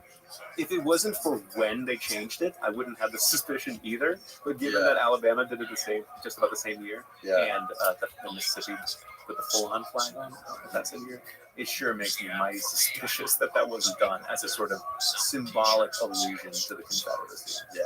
I mean, Florida was very much part of the Confederacy, right? Slavery was a very important part of the Florida economy. Where do you think we are now, and where culture and society in the United States is, like where it is or where its trajectory is going compared to, because you said it's all been ebbs and flows since the beginning. Right. Like, wouldn't you say that generally everything is a lot better now, culturally, racially, because the there's no, these laws don't exist anymore, these Jim Crow laws. Yeah. I mean, there's obviously inequality, right? There's obviously like oppression. There's parts of the country that are, you know, stricken with poverty, where tax dollars could easily go to lift up these parts of the world, or these parts of the country rather. You know, whatever. I mean, you could argue about this till the cows come home, where tax dollars are spent, but they could be spent better, right? But I think generally it's better, right? I mean, take my answer with a grain of salt, because I'm a historian, but I'm a white guy historian. I don't live race the same way that people of color do, right? So I can theorize from a detached perspective. But like I've mentioned many times before, I believe that having open conversations about race that acknowledge the problem past and the present are healthy, right? Because, like, sure, in the 1980s, Americans were not talking, white Americans especially, were not talking all that much about race and racial problems. Does that mean that there was peace and harmony? No, they were just swept under the rug and buried. Black people felt it, you know, Mexican American people felt it. They all knew about this. It's just that white people didn't want to talk about it. So, since Obama's election and then during Black Lives Matter, more and more white people are talking about it. Is that a good thing? Absolutely. Some people might say, oh, you know, there's more tension and division today because, you know, we're having these inflammatory conversations about race. Well, no, we have to have those conversations. Well, I think not talking about it is not going to solve the underlying problem. Right. To me, that's important. Social has poured gasoline on it for sure, because it's obviously kept people in their own thought bubbles, right? The way the algorithms work, especially on like Twitter and YouTube and all these things, where people with their own ideas, they only get sent to people with the same existing ideas, and they don't get exposed to outside opinions. So that's really fucked it up with the media and being in front of the screens all day, every day, that are just showing you shit that you want to see. Yeah, I mean, it cuts both ways, you know, in the sense that social media is what organized those major Black Lives Matter protests, you know, so it does disseminate, you know, information and knowledge about organizing. But then social media also disseminates lots of white backlash and lots of mythology about the Civil War. And, you know, so I don't know. I'm not a scholar of social media. How definitely it's a double-edged sword, man. I think it's I mean, I'm very harm than good. Just because I'm old enough to have lived through some of America without social media, I'm a little skeptical of a lot of this. But it's a tool for good and evil. And, I mean, this is true with anything. You know, like radio a century earlier, or newspapers 2 centuries earlier. They can be powerful tools for getting big, important ideas out there, and tools for getting nasty, toxic ideologies out there too. Yeah. How do we regulate that? I don't know. I mean, this is a country founded on principles of free speech, and I think that's important to maintain. Have you seen? There's actually I heard there was a new Civil War movie that came out that's like become very popular. I haven't seen it yet, but I haven't even seen the trailer yet. But it's like a fiction. Yeah, it's a fictional Civil War based on like the current state of our country today, right? And like, I haven't seen it. It plays out what it would look like too. And there's like, it's become like such a popular talking point today. Like everybody thinks that we're on the brink of another Civil War, and it's like, you know, maybe things haven't gotten better. Maybe it's just boiling over after all. And maybe it's just been, you know, suppressed or forgotten about, and people haven't been having the conversations that we had. Yeah. Of all the things that are going to ease tensions and bring about unity and embrace between people, it seems like it's. I mean, I haven't watched the video. It doesn't seem like a type movie. It looks like it's trying to commercialize hatred and division. Capitalize on the moment, huh? Yeah, which seems really shallow and unpleasant. But you know, I'm not going to be leaving this interview and going to watch the movie. I'm giving them my hard-earned money. Again, I don't know the movie well enough, but just based on that minute-long trailer, it seems like it's trying to sensationalize and commercialize. Well, it seems like if there was a Civil War today, it would be obviously it'd be nothing like the original Civil War in the United States, but it would be something like the citizens versus the government. But that would not be good, because the government pretty much has its tentacles into like our phones and everything that you track where we are. It would be such a different type of war. Yeah, I can't pretend to think about. understand that. I'm not building my bombshell yet. Because we think of the U.S. all as red states and blue states, and they're all divided. And everyone in one state, they all hate the ones in the others. But I live in a red state, Tennessee, and I know that Tennessee is super divided. There's no homogeneity in my state about the state of the world in politics. There's great divisions within them, and there's a great deal of diversity within many of these so-called red states, have large African American populations as well. Yeah, Texas is a good example. We have these giant cities that are super diverse. Right. So it's things are not as simple as certain kinds of maps lay out. Right. But you mentioned previously that Americans are obsessed and talking about race. Have that. But there's one conversation that many Americans are much more reticent to have. One conversation that the big businesses that run our media don't want us to have, and that is a conversation about class. And that's a major component of my book too, and that this is a book about capitalism and the inequalities that capitalism produces. And I think that is a really important conversation that we need to have as well. In part, I said that this is a moment of late 19th century is a moment that really addresses our own very well. And one way that that's definitely true is the question of income inequality. The haves and have-nots. Because the Gilded Age, was the word historians used to describe this late 19th century moment, was one of the worst moments of income inequality within the U.S., where you have these big new capitalists, right? Standard Oil, U.S. Steel, Meatpacking, Swift, Armor, all these big new companies who made so much money, but are not exactly letting that trickle down in any way. So you have a vast pool of very poor people and a very small portion of very, very wealthy people. That sounds a lot like America of 2024. And there's actually ways economists have this really great quantitative index for measuring income inequality called the Gini coefficient, or the Gini index, Gini, named after this Italian economist. Right. So you can actually place a number on how unequal the distribution of wealth is in any country, right? But the United States is the one that really I know the best. So the kinds of inequality that we see today in the U.S. are really most comparable to those of the 1880s and 1890s. And it hasn't always been like that. It hasn't always been flat. Indeed, during the 20th century, there was a great dip in income inequality in the United States. Mainly as a result of the deal as part of government programs, organization, right, of people and get them on the same page, that really, pushed down income inequality quite a bit. But then since the 1960s, really 1970s, it's been going back up again. And, many major corporations and the media and so forth, have been very eager to have conversations about race, about Black Lives Matter, right? Remember, all these companies are like, we stand with Black Lives Matter. Yes. And I get that. That's great. I appreciate that. But part of the kind of dark underside of all this is that anytime you're talking about race means you're not talking about class. Because no one wants to talk about class less than the major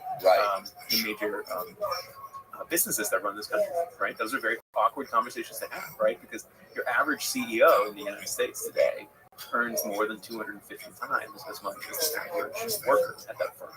That sounds a whole lot like John D. Rockefeller and 1895, right?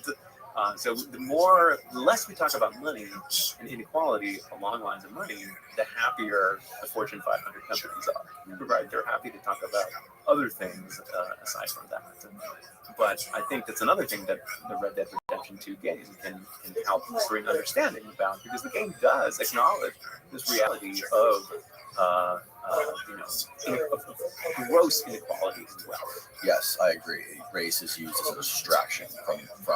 I mean, they're related. Race and class often intersect. To be sure. Obviously, yes. But the race topic is much more of an explosive topic that's can easily distract. I mean, and then you have corporations that blatantly use these things like Black Lives Matter to project this sort of false image of morality, right, to the public.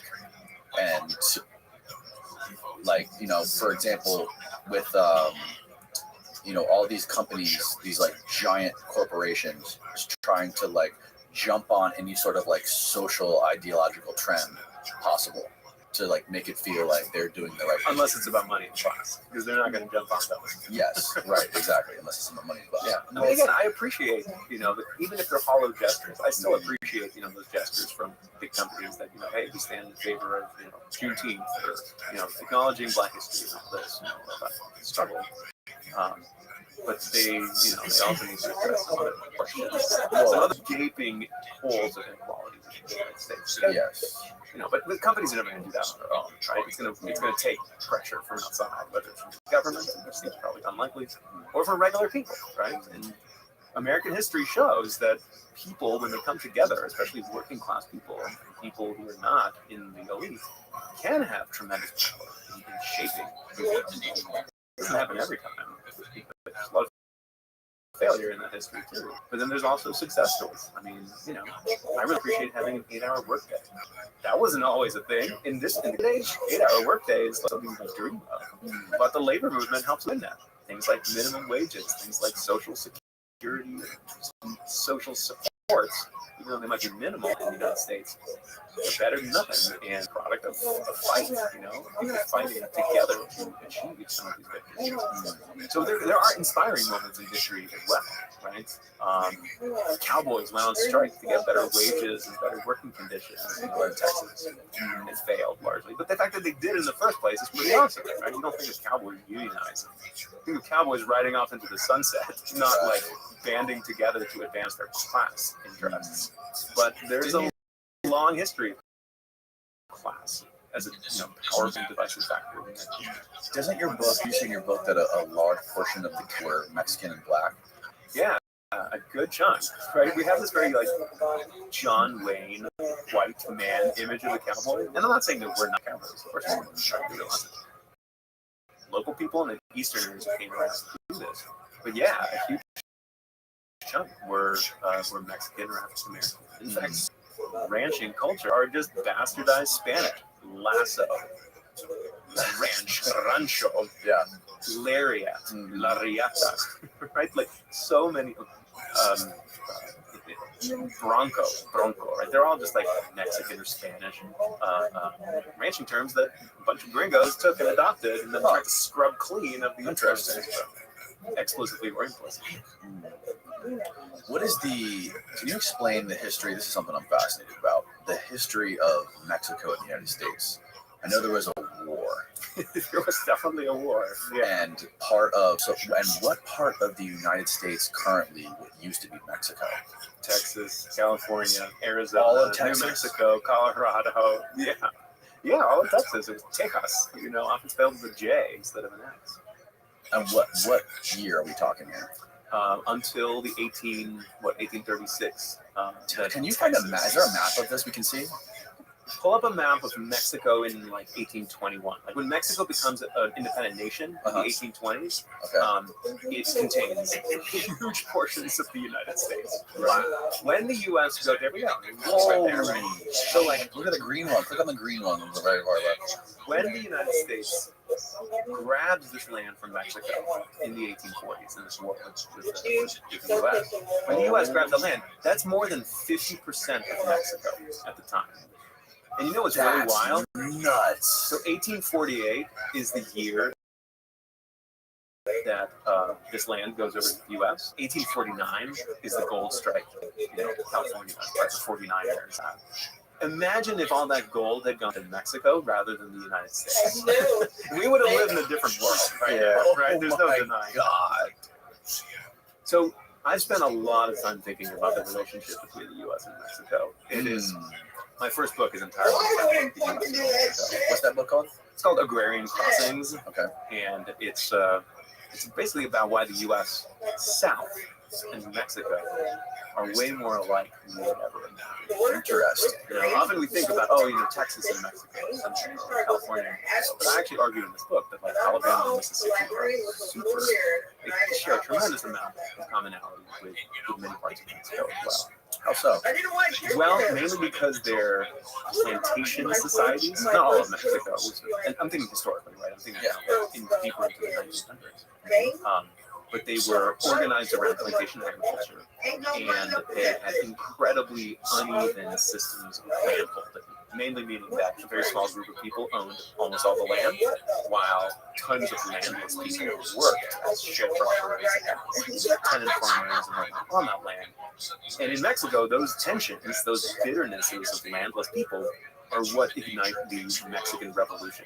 I don't know if you know much about the Mexican Revolution, Dan, but it is the most crazy, grandest, epic drama ever. I mean, you want to watch a documentary on the Mexican Revolution, your mind will be blown. In part because it's the first major social revolution of the 20th century. So it's basically a dress rehearsal, or sort of it's the first, version of what later happens with the Soviet Revolution, with the Chinese Revolution, with the Cuban Revolution. There's lots of parallels between them because they're, bottom-up uprisings of disfranchised poor people to try to change the direction of society. And in many ways, the Chinese, Soviet, and other revolutions look back to Mexico as a sort of first example that they can draw from. And this all takes place, right below the United States, and the U.S. is totally wrapped up in Mexico's history and all that. And you cannot understand Mexico's history if you don't understand the place of the U.S. Nor can you, and as I'd argue, nor can you really understand American history if you don't understand the way that Mexico shaped the U.S. as well. That's not something we always think about. What year was the Mexican Revolution? 1910 to 1920. Or so. Yeah, so we're kind of playing at the same time as World War I, before and after. Right. Yeah, and it's it includes the first land invasion of the United States by Pancho Villa, who invades New Mexico for like a day. That's the first, I think, between the War of 1812 with the British, they invaded the territorial United States, and like Pearl Harbor. That's the only thing in between Pancho Villa riding into Columbus, New Mexico, shooting up this town as a sort of show of vengeance against the U.S. for meddling with the wrong side in the Mexican Revolution. So there's all these crazy, like a lot of these like photos you might see in a Mexican Revolution, in a Mexican restaurant, like of Mexican history. I mean, that stuff is crazy. You have no idea, I know you've had a lot of guests on the show. You talk about Mexico today. Yes. About the drug war and all the other things, which is of course very tragic and fascinating in its own way. But Mexico's deeper history into the 20th century is just mind-blowing. So what year was the war between Mexico and the U.S.? 1846 to 1848. So it's right before, actually, this war is what causes the Civil War more than anything. You might be like, wait, how? Because you remember that map, right? All that green that the U.S. swallows? Yes. Well, the big question was, are those going to be slave states or are they going to be free states? That was the huge dilemma that people were fighting so viciously about in the 1850s, right? In that decade leading up to the Civil War. It's these reasons that actually help to explain why Texas is such a freaking massive state. Like, I don't know if you've ever driven from like El Paso to like Houston. You're just like, when does the state end? Why is it so big? Why is there nothing quite as big as it?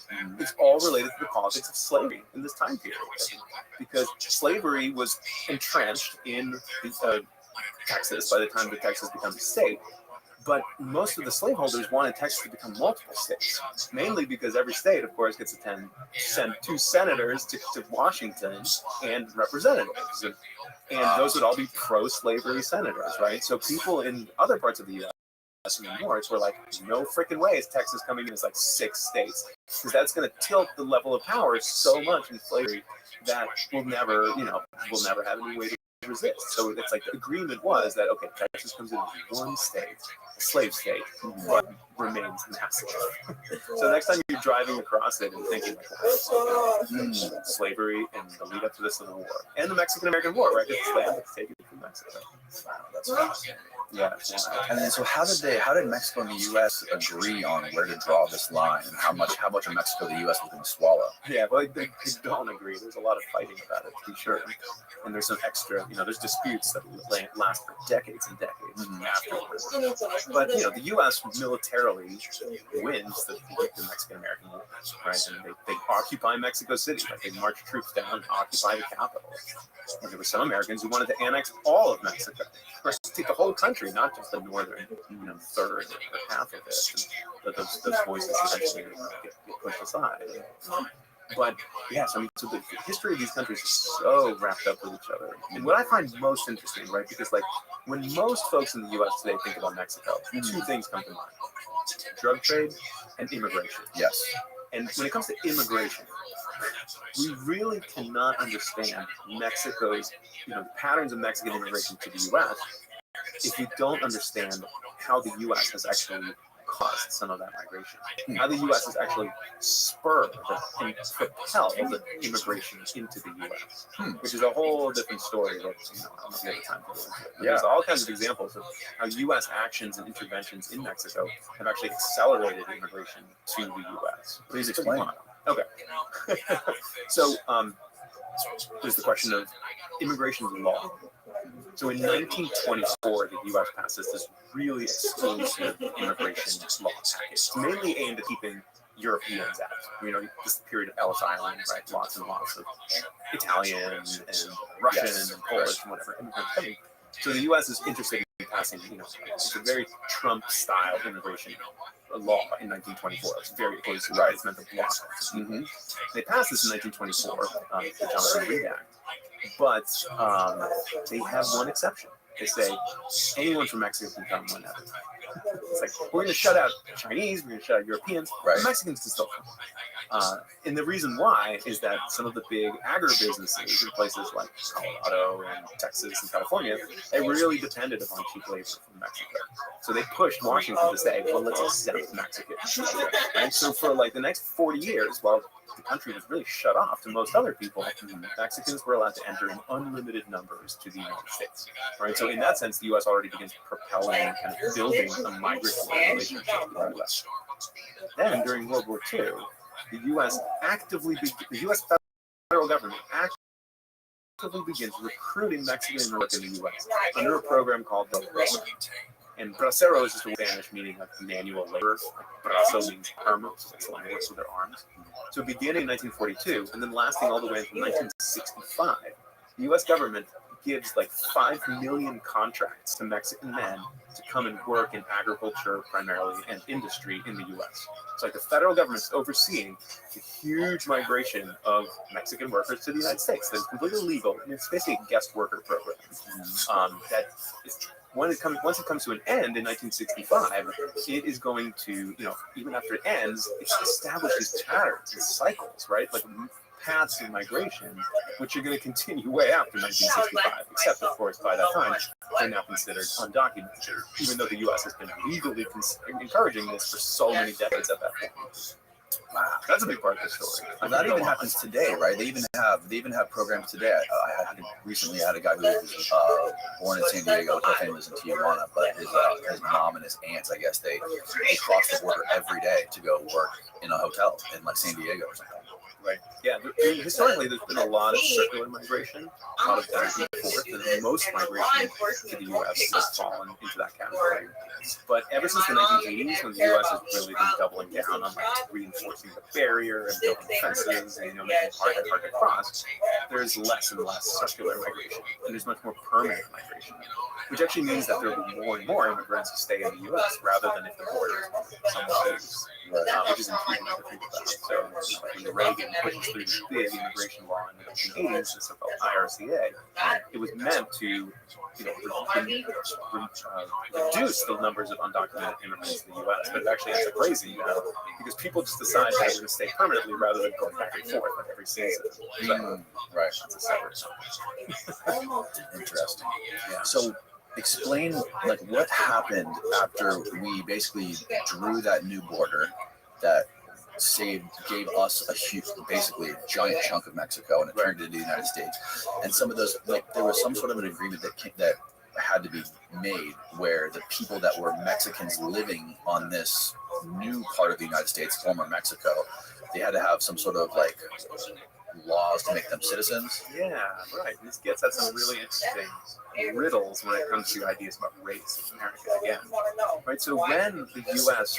carves off this tremendous chunk of territory that they now call the United States, right, as a result of the Mexican-American War, there were hundreds of thousands of people living in that area. It's not like vacant territory. There's lots of people who consider themselves Nuevo Mexicanos, Californios, Tejanos, right? Spanish-speaking peoples who have been part of Mexico, but now, because of this war, are now part of the United States. And I like to think of these people as folks who didn't cross the border, but the border crossed them. Quite literally, right? Like they literally get in a different country because the border is moving. So at the negotiating table, 48, right? Mexico's just been defeated militarily by the U.S. So they don't have a ton of like clout and the political capital to kind of bargain with. They sit down with the Americans in small town Guadalupe, Hidalgo, in the center of Mexico, and they're working out the details of this peace treaty. And Mexico knows they're going to lose a ton of territory, right? But they're eager to push to make sure that these folks who are like, just got captured by the U.S. by border shifting, that they get a fair shake. The government wants to make sure that these former Mexicans have an opportunity not to be taken advantage of by their new American neighbors. So they work out the details of this treaty that says these folks should be allowed an opportunity to return to Mexico, since they're returning at all, they're moving into Mexico. Or if they stay, they need to be granted U.S. citizenship. Right, that's basically the rule, the deal that the Mexican government is able to negotiate at the treaty to say if these people stay, which most of them do, because who wants to move, right? It's good staying where you are. That they have to be given U.S. citizenship, and the U.S. government says yes, we will give citizenship to all these people. However, that puts the U.S. government in a bit of a pickle because it had laws at the time that said who's eligible to become a U.S. citizen, and the rule of the day said that there's only one group of people who are allowed to get U.S. citizenship, who are eligible for naturalization, right, for becoming citizens. And there's 3 words that define that category: free white persons. You have to be a free white person in order to be eligible to naturalize. So what that means is that because the U.S. has now told the Mexican government that these, Nuevo Mexicanos and Californios are going to be Americans, that they are white. Because it's not going to change the law saying that, we should change it so non-white people. Instead, it's going to say, all Mexicans are legally white. Well, that goes against like the famous one-drop rule that you mentioned. Where, one-drop rule is more about African descent and about blackness than it is about Mexicanness. Okay. But yeah, so it's a little somewhat of a separate issue for this. But yeah, basically in 1848, the U.S. says, all Mexicans are legally white. This is part of the reason why when you fill out a census form or something like an employment form, you'll see that Latino or Hispanic or whatever they want to call it is not considered a racial category. It's considered something separate, right? Like you check white, black, Asian, whatever, but then there's a separate little thing that says ethnicity, exactly, Latino or Hispanic or something, right? With a sense that like you can be white and Latino, or you can be black and Latino, right? There's lots of people in both those worlds who have 2 heritages. So a lot of that kind of like weirdness about what is race, what is ethnicity, it all stems from these strange rules into effect in the 1840s, a really long time ago, and it still shapes us down to this present day. God, that's so bizarre, man. Yeah. Well, that's one of the things I try to get at with this book too, is to talk about race not as science, not as biology, but as an idea, as something in our heads, more than in a scientific rule. And I'm not saying that people don't look different. Obviously, we all look different. We have different skin tones, different facial features, all that sort of thing, body types. But what is ridiculous is the idea that there's categories, right? That everyone neatly belongs to, right? That like there's white, there's black, there's Latino, Asian, whatever. That those are like scientific categories. Because let's be honest, that is total BS. It is not true. They're total inventions. They have been very slippery and fluid over these past centuries. Because there's such a mixture of community of these people living in other parts of the world, and mixed people. Folks who tried to say you're either in or out are usually doing so to put non-white peoples in a lower bracket in some way. So I'm saying it's all wrapped up with questions of power and inequality. So this one-drop rule, right? I mean, this is the most powerful lie in many ways as part of this, that it gives rise to this paradox that, like, according to American racial thinking, it's changing in many ways, but the traditional American racial thinking says that a white woman can give birth to a black child, but a black woman cannot give birth to a white child. And so think about that paradox. Like, how does that make any sense whatsoever? Right. It just proves that race is invented. It is a historian and scholars like to call it a social construct, right? It's something that we created and imagined. It's in a lot of people's imagination, so it's important, right? It's powerful, but it doesn't make it real. It doesn't mean that it's like biological, like there's DNA says that you are black or white. Now, black and white are ideas that people have invented and have been used for very many nasty purposes, to be sure. And again, read that too. You know, it doesn't go all the way and talk race as a social construct. I wouldn't expect it to, but it like critiques this question of, you know, race as neat containers. There's some great moments in the game where the protagonist, who's a white guy, frequently questions and challenges all of the inequality along the lines of race that he sees around him in the society. And that's why I think this game, Red Dead 2, can be a really powerful way to, again, open conversations about people who challenge and criticize the status quo when it came to race. Because not all white people agree with this thing. There were lots of critics of white supremacy who were white. Arthur Morgan might be one of them, right? Yeah. The main protagonist in the game. Yeah, that's incredible, man. Well, hey, dude, thank you so much for coming on here and talking about this stuff. This has been a fascinating history lesson for me. Yeah, absolutely. Well, I'm really glad you could have me on. And I really hope that, you know, whether folks love Red Dead Redemption 2 or whether they're history buffs or whether they don't know much about it at all, I really hope that this book, Red Dead's History, can be a way to, you know, begin exploring some of these really dilemmas that have really shaped where we are today. What impact, you know, what the kind of society that Americans live in today. Usually people think it's just as a waste of time, you know, as something that's, you know, you use it to kill time and relax or something. But there's actually powerful ways that video games can be tools for learning, tools for, you know, understanding the complex nature of society. Usually they just need a little bit of help. And what I do in this book is hold it up. give a little bit of that, help to a little accompaniment, you know, sort of like a companion to Red Dead. As you're playing this game, read this book, or most importantly, but maybe perhaps in a fun way for people who love the game. We haven't mentioned this, Danny, but the audiobook version of this is narrated by the main actor in the game. Oh, no way. That's amazing. Yeah, so Roger Clark, who played Arthur Morgan in Red Dead Redemption 2, he is the narrator for my book, right? So all the things that we talked about in these hours together, you can actually hear Arthur tell you in his iconic voice, hear Roger tell you in his iconic voice in the audiobook version of this. And the book comes out on August 6th. And I hope that folks will be interested in joining the journey.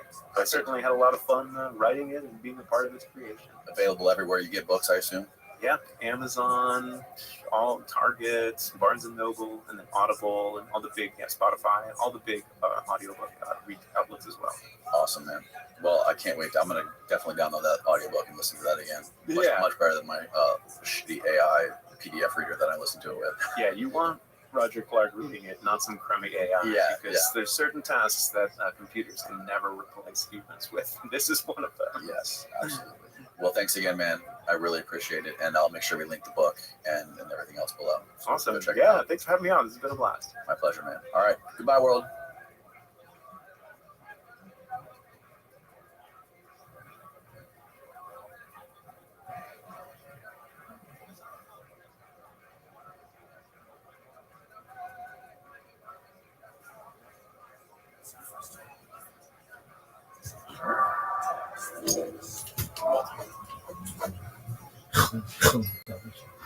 I just always wanted to write, and I couldn't find anyone that would pay me to write when I got out of college, so I got into newspapers, then I got into magazines, then I found my way to television, and then I was hired by Cable News Network when it started, and became the bureau chief there, and then I wanted to, I was just tired of disposable news, so I wanted to get into something a little deeper, a little meatier, and I got into documentaries, PBS documentaries, and that led to the first book that I wrote because it was, I developed for PBS called Space Age.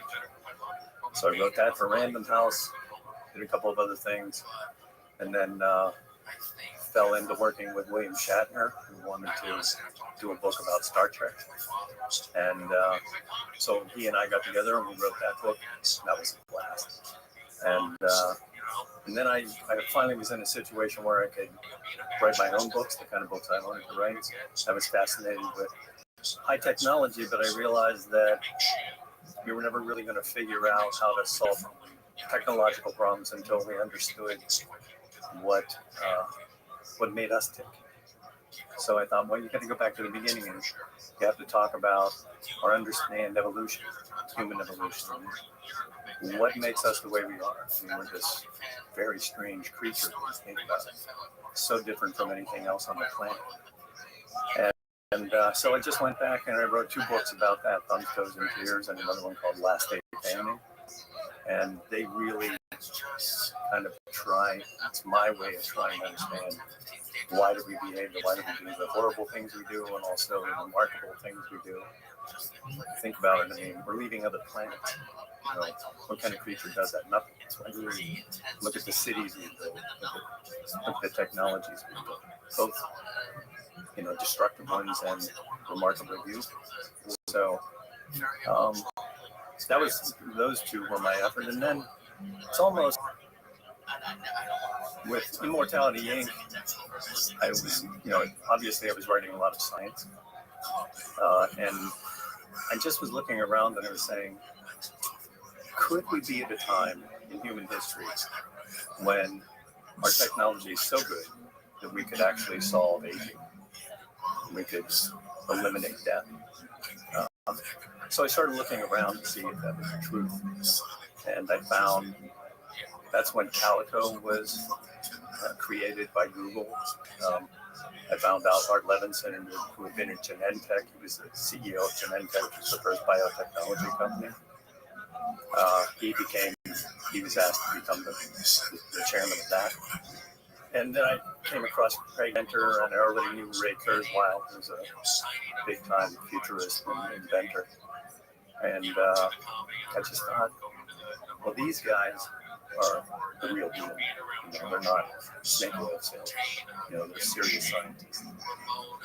So I took a while to track them down, but I finally got to them and Aubrey Ray and Robert Hariri, and I kind of stumbled across Robert Hariri's work in stem cells.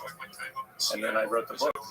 I just tried to, first of all, figure out why did they even care to do this, and why were they putting all the expertise that they had to solving that?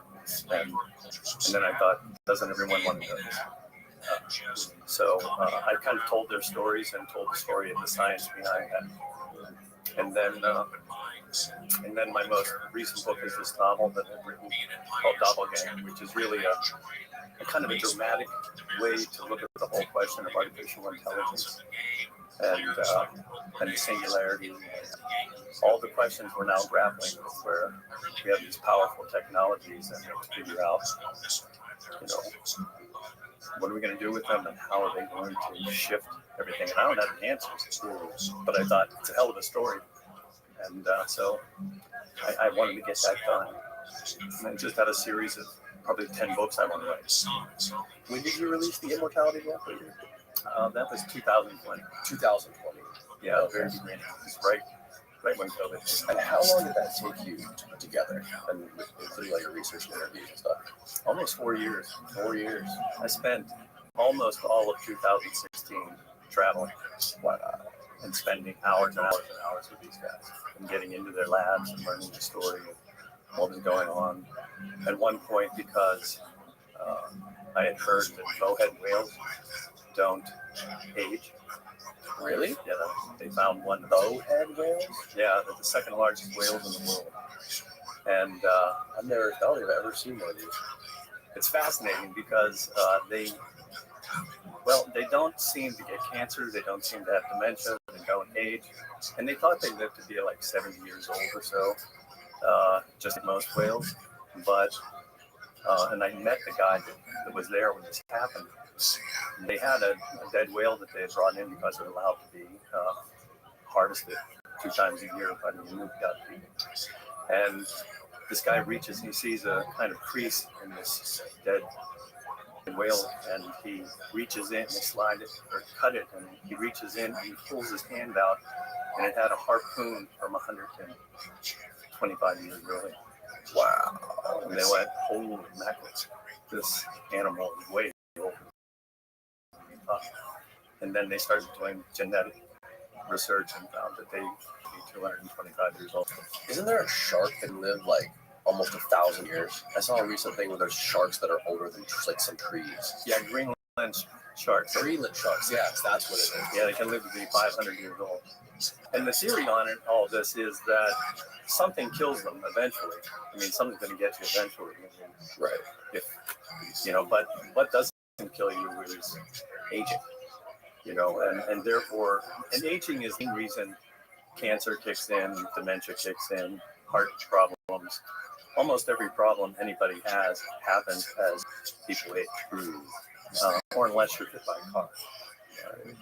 So even if you have 1,000 years, you're going to get hit by lightning or something, and that's what apparently happens to these animals eventually. Now, from what I understand, the human body hasn't become more resilient over time. Like if you take a human being from the 5th century AD and you looked at us now, like we essentially have the same lifespan. The difference is medicine is not as good.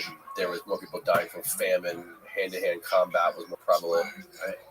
But essentially, if you could put those two people in a vacuum in different time frames, we'd live about the same time. Yeah, it's mainly, I mean, the big advance around 100 years ago was sanitation. Okay. I mean, most people just got a lot of bugs in their system, and eventually it killed them. And that was 100, I think in 1890s, stomach problems, which was just a generic term, was the main reason people died. Nobody died of cancer. I mean, almost nobody died of cancer because they were dead already, before they got it. People didn't die of heart attacks until the 50s and 60s, because they were already dying before. And a lot of times it was just sanitation, or a lot of times it was childbirth. 1 out of 5 children died in childbirth in 1900. So once we started getting just good sanitation, more people lived longer, and then sulfa drugs and penicillin and those sorts of things. I mean, people would routinely die from typhus or scarlet fever, or even, I don't know, just a sore throat. A bad cough. And we just get out of hand, and now, all those drugs keep people alive now. And then statins came along, and all sorts of other drugs that are extending life. But one of the things I discovered with Immortality Inc. was people were living longer, but not necessarily better. I mean, you see a lot of people in their 80s, and they're just struggling. Or 90s, but no one's living a great life up to 100. And dementia starts to kick in almost universally by 90. So it's just, I mean, you always find good stories of people that, 100 years old and smoking cigarettes, and then they're just fine. But one of the things we discovered in the course of the book was those are people that mainly don't have very many bad genes. That's ultimately what gets you. Bad genes. If you have a heart issue, your vascular system is going to break down at some point. Nobody has perfect genes. But those people that have something closer to perfect genes are the ones that live the longest. So at some point, no matter how much you work out, no matter how great, your diet, eventually your genes will get you. So that's where the work that Art Levinson at Calico is doing, where he's basically trying to figure out what are the switches that get flipped in our DNA that make us actually age. There's something going on that says it's time to age. It's time to start breaking down. Otherwise, we just rebuild our bodies. We're perfectly capable. Right. So that's where stem cell therapy and that sort of thing can help extend. What do people like Art Levinson or Ray Kurzweil, what did they say as far as like a timeline to when we'll be able to extend our lives significantly? And how long, and not only like when in the future do they think that will happen, but how much longer do they think it will make humans live? Okay, great question. Well, Kurzweil always has very specific numbers, for everything that he's predicted, and often he's quite right or very close. He pretty much believes that by the late 2020s, we will have created enough advances in, he predicted this in 2000, enough advances biologically that we can begin to extend life longer.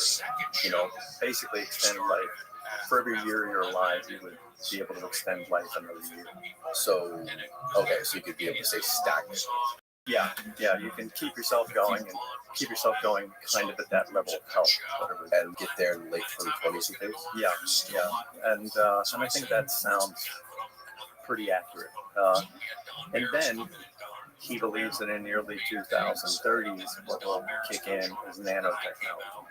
So basically, you can have molecular-sized machines that are obviously invisible, and they're just mechanical versions of biology. So they go in and clean up the heart, or go in and augment your brain. Suddenly you just, with the flip of a switch, you're in another world because you have nanotechnology in your brain that's just creating that world.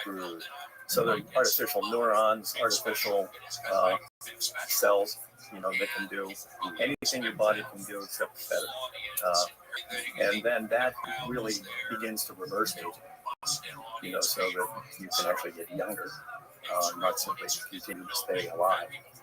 And then once that happens, you could basically live forever. And I think Robert E. Ray calculated at one point you would probably live 1,000 years. And then something would you'd get hit by lightning or by a bus. Something that is just so catastrophic you can't come back from it. Yeah, some random event. Eaten by a shark. Yeah, right. Some random event's going to happen. Yeah, but won't those people be able to, at some point, upload their brain to a chip or to a flash drive, and if their body gets eaten by a shark, they'll have a backup. They'll be able to just plug it into a cyborg or something. Yeah, and that's exactly the premise of Doppelganger. Okay. That is precisely that, and that the concept or the kernel of that story goes way back to a meeting that I had with a guy named Hans Moravec at Carnegie Mellon. And he was the head of Carnegie Mellon's Robotics Institute. And he was he wrote a couple of really interesting books. One of them was called Mind Theory. And he was the first scientist to say we could download a human brain into a machine. A robot was the way because he was a roboticist. And I remember when I read that, and then I thought, well, what if this guy, uploads or downloads his brain on Friday and he's murdered on Sunday, and then you give him his backup, and his backup is from Friday. So when he wakes up on Tuesday, he thinks it's Friday, and he doesn't know that right. And then, but he would want to know once he finds out who killed him. And that's the underlying premise of Doppelganger. And it, basically buys into the concept that someday we will be able to, completely download a copy of yourself. Yeah, whoa. And that, of course, creates all sorts of other possibilities because then you can make doubles of yourself. Right. And then versions of yourself could go off and do things and then come back and put it all together in one brain. I mean, there's all sorts of, ways that you can. Oh, yeah, that gets scary. That gets very quick. What's to stop tyrannical dictators from just duplicating themselves 1,000 times and just spreading themselves all over the world? Right. Yeah, there are certain people, I think we can all agree, we don't want to have one. Right.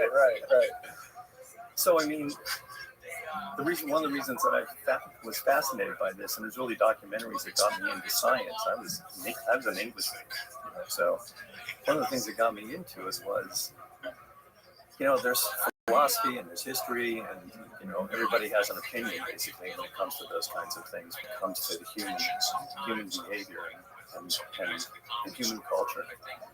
But science at least has a shot at truly understanding how things work, and if we can get a handle on it, then, so we're creating these powerful AIs. They could help us solve those problems. There are some wonderful things artificial intelligence can do.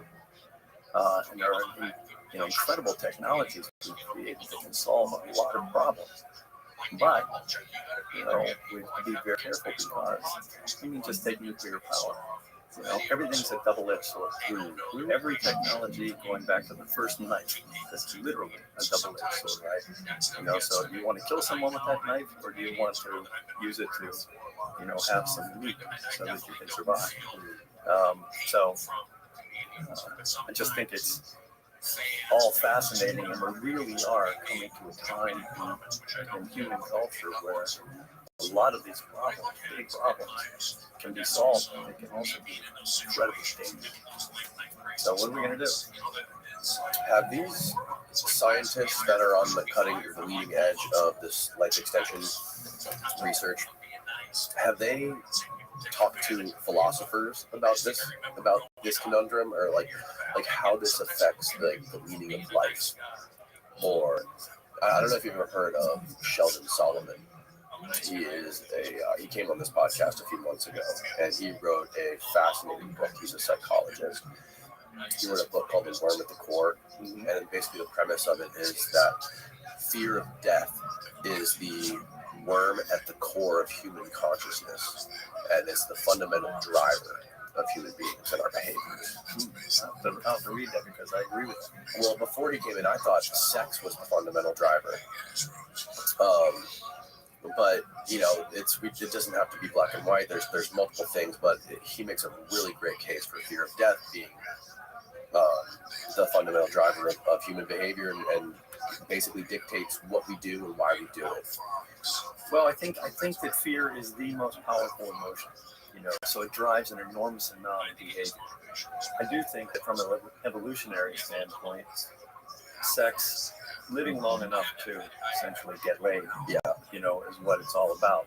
Just trying to reproduce. DNA using us to reproduce itself. Right. It's like the egg is really making the chicken as opposed to the other way around. Have you seen, I'm sure you have, Westworld? Yes. Yeah, I love the scene where Anthony Hopkins is talking about that lady robot in his underground lair, and he was explaining the Mona Lisa, the Eiffel Tower, the Brooklyn Bridge, all these great, wonderful pieces of architecture and fine art throughout history. All of this is nothing but an elaborate mating call. It's peacock feathers. Yes, yeah, right. I can't remember the thing's called the mating syndrome or something like that. But that was one of the ideas, that just like a peacock, that shows its feathers and says, look how beautiful I am, how powerful I am. I have great genes, so you want to mate me. That being an incredible artist, or being incredibly charming, that people find lots of ways to attract other people, and it's so important to us to be attracted to other people. We have to matter, and I think that maybe that might play into the idea of fear, because we do many things out of fear because we want to matter. That might not be the reason to want to matter. Hopefully you want to matter because you want to connect with other people, you want to fall in love, you want to love other people, take care of other people. But fear certainly drives a lot of behavior. Am I going to have enough money? Right? Am I going to find someone who loves me? Whatever that is. Am I going to be able to get whatever it is you want? Fear is a big, absolutely driving a lot. Yeah. And also it would have to, if we knew that we could live 400,000, 500,000, a million years, it would literally redefine the meaning of what it is to be a hero or a coward. Yeah. When you would have, those are really interesting questions, because if you basically didn't have to worry about that, and you were going to be healthy the whole time, your whole attitude toward life Yeah. completely changes. The political system changed. Oh, everything changes. Economics changes. I mean, imagine economics when you have someone that, I mean, that's one of the questions people would ask me. They said, well, could you get Social Security for, 1,000 years? Are we going to be able to pay for that? Mm-hmm. Well, my guess is that if you have 1,000 years to live, you're going to have the time to figure out what it is you really want and how you're going to get there to do it. And then you're going to, hopefully have a good life. But, there are always going to be bad apples, so you have to factor that question in. Another thing that I was discussing with Art Levinson whenever we were meeting was how rapidly time begins to accelerate as people get older. As people get older, like when you're 4 years old, 1 year is 1/4 of your life. So 1 year is a huge amount of time. When you're 80, it's 1/80 of your life. So they're just going by like that. Time flies. Well, but if you're 500, I mean, what's your day like? It just must go by like a nanosecond. And how does that affect the way you see life on a day-to-day basis? And and then again, you can say, well, I'm going to learn how to, play the piano. I'm going to learn German. I'm going to travel everywhere in the world because I don't have to worry. I'll get to it. And you'll actually have the time to do this, assuming you can make a living out of it. But one of the things that Hans Mohr was, robots and artificial intelligence eventually take care of everything, and the day you're born, you'll just start getting checks.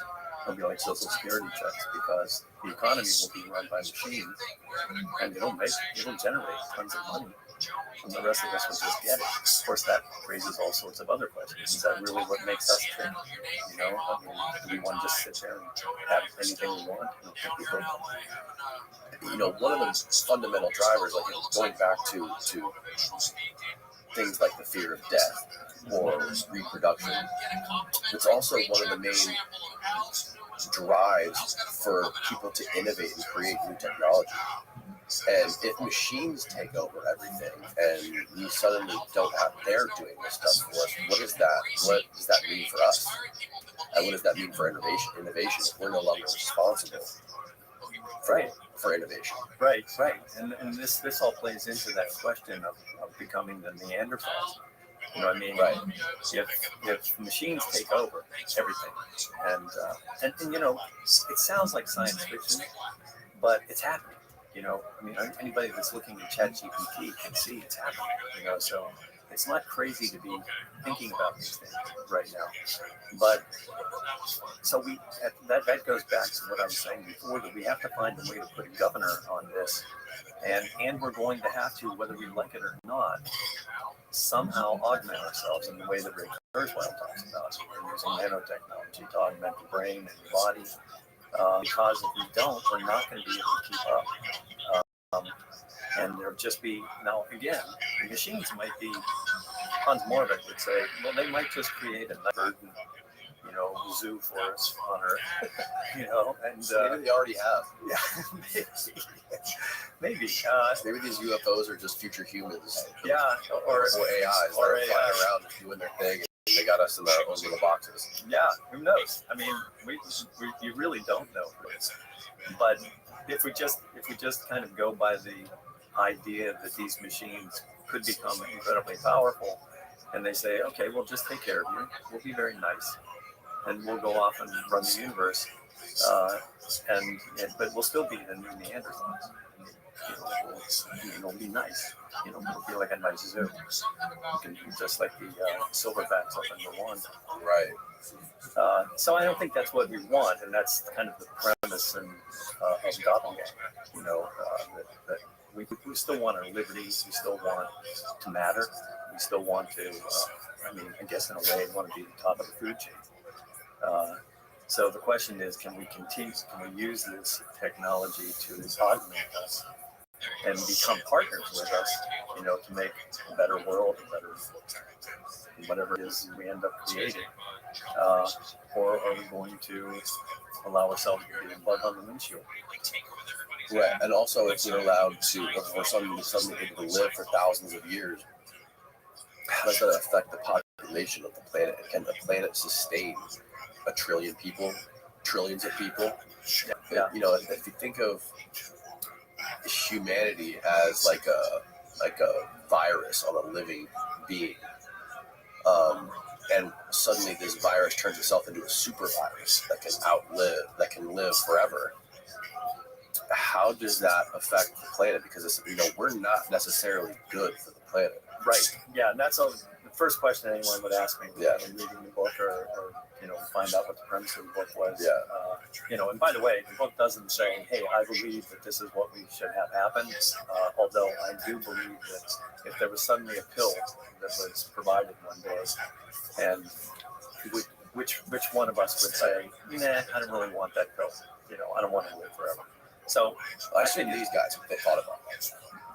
yeah. In some ways they have, in some ways they haven't. You know, because you know, Ray Kurzweil, you know, I'm a big. I really think a lot of the work, but he's an optimist. You know, and he doesn't really. He just says technology will solve all of it.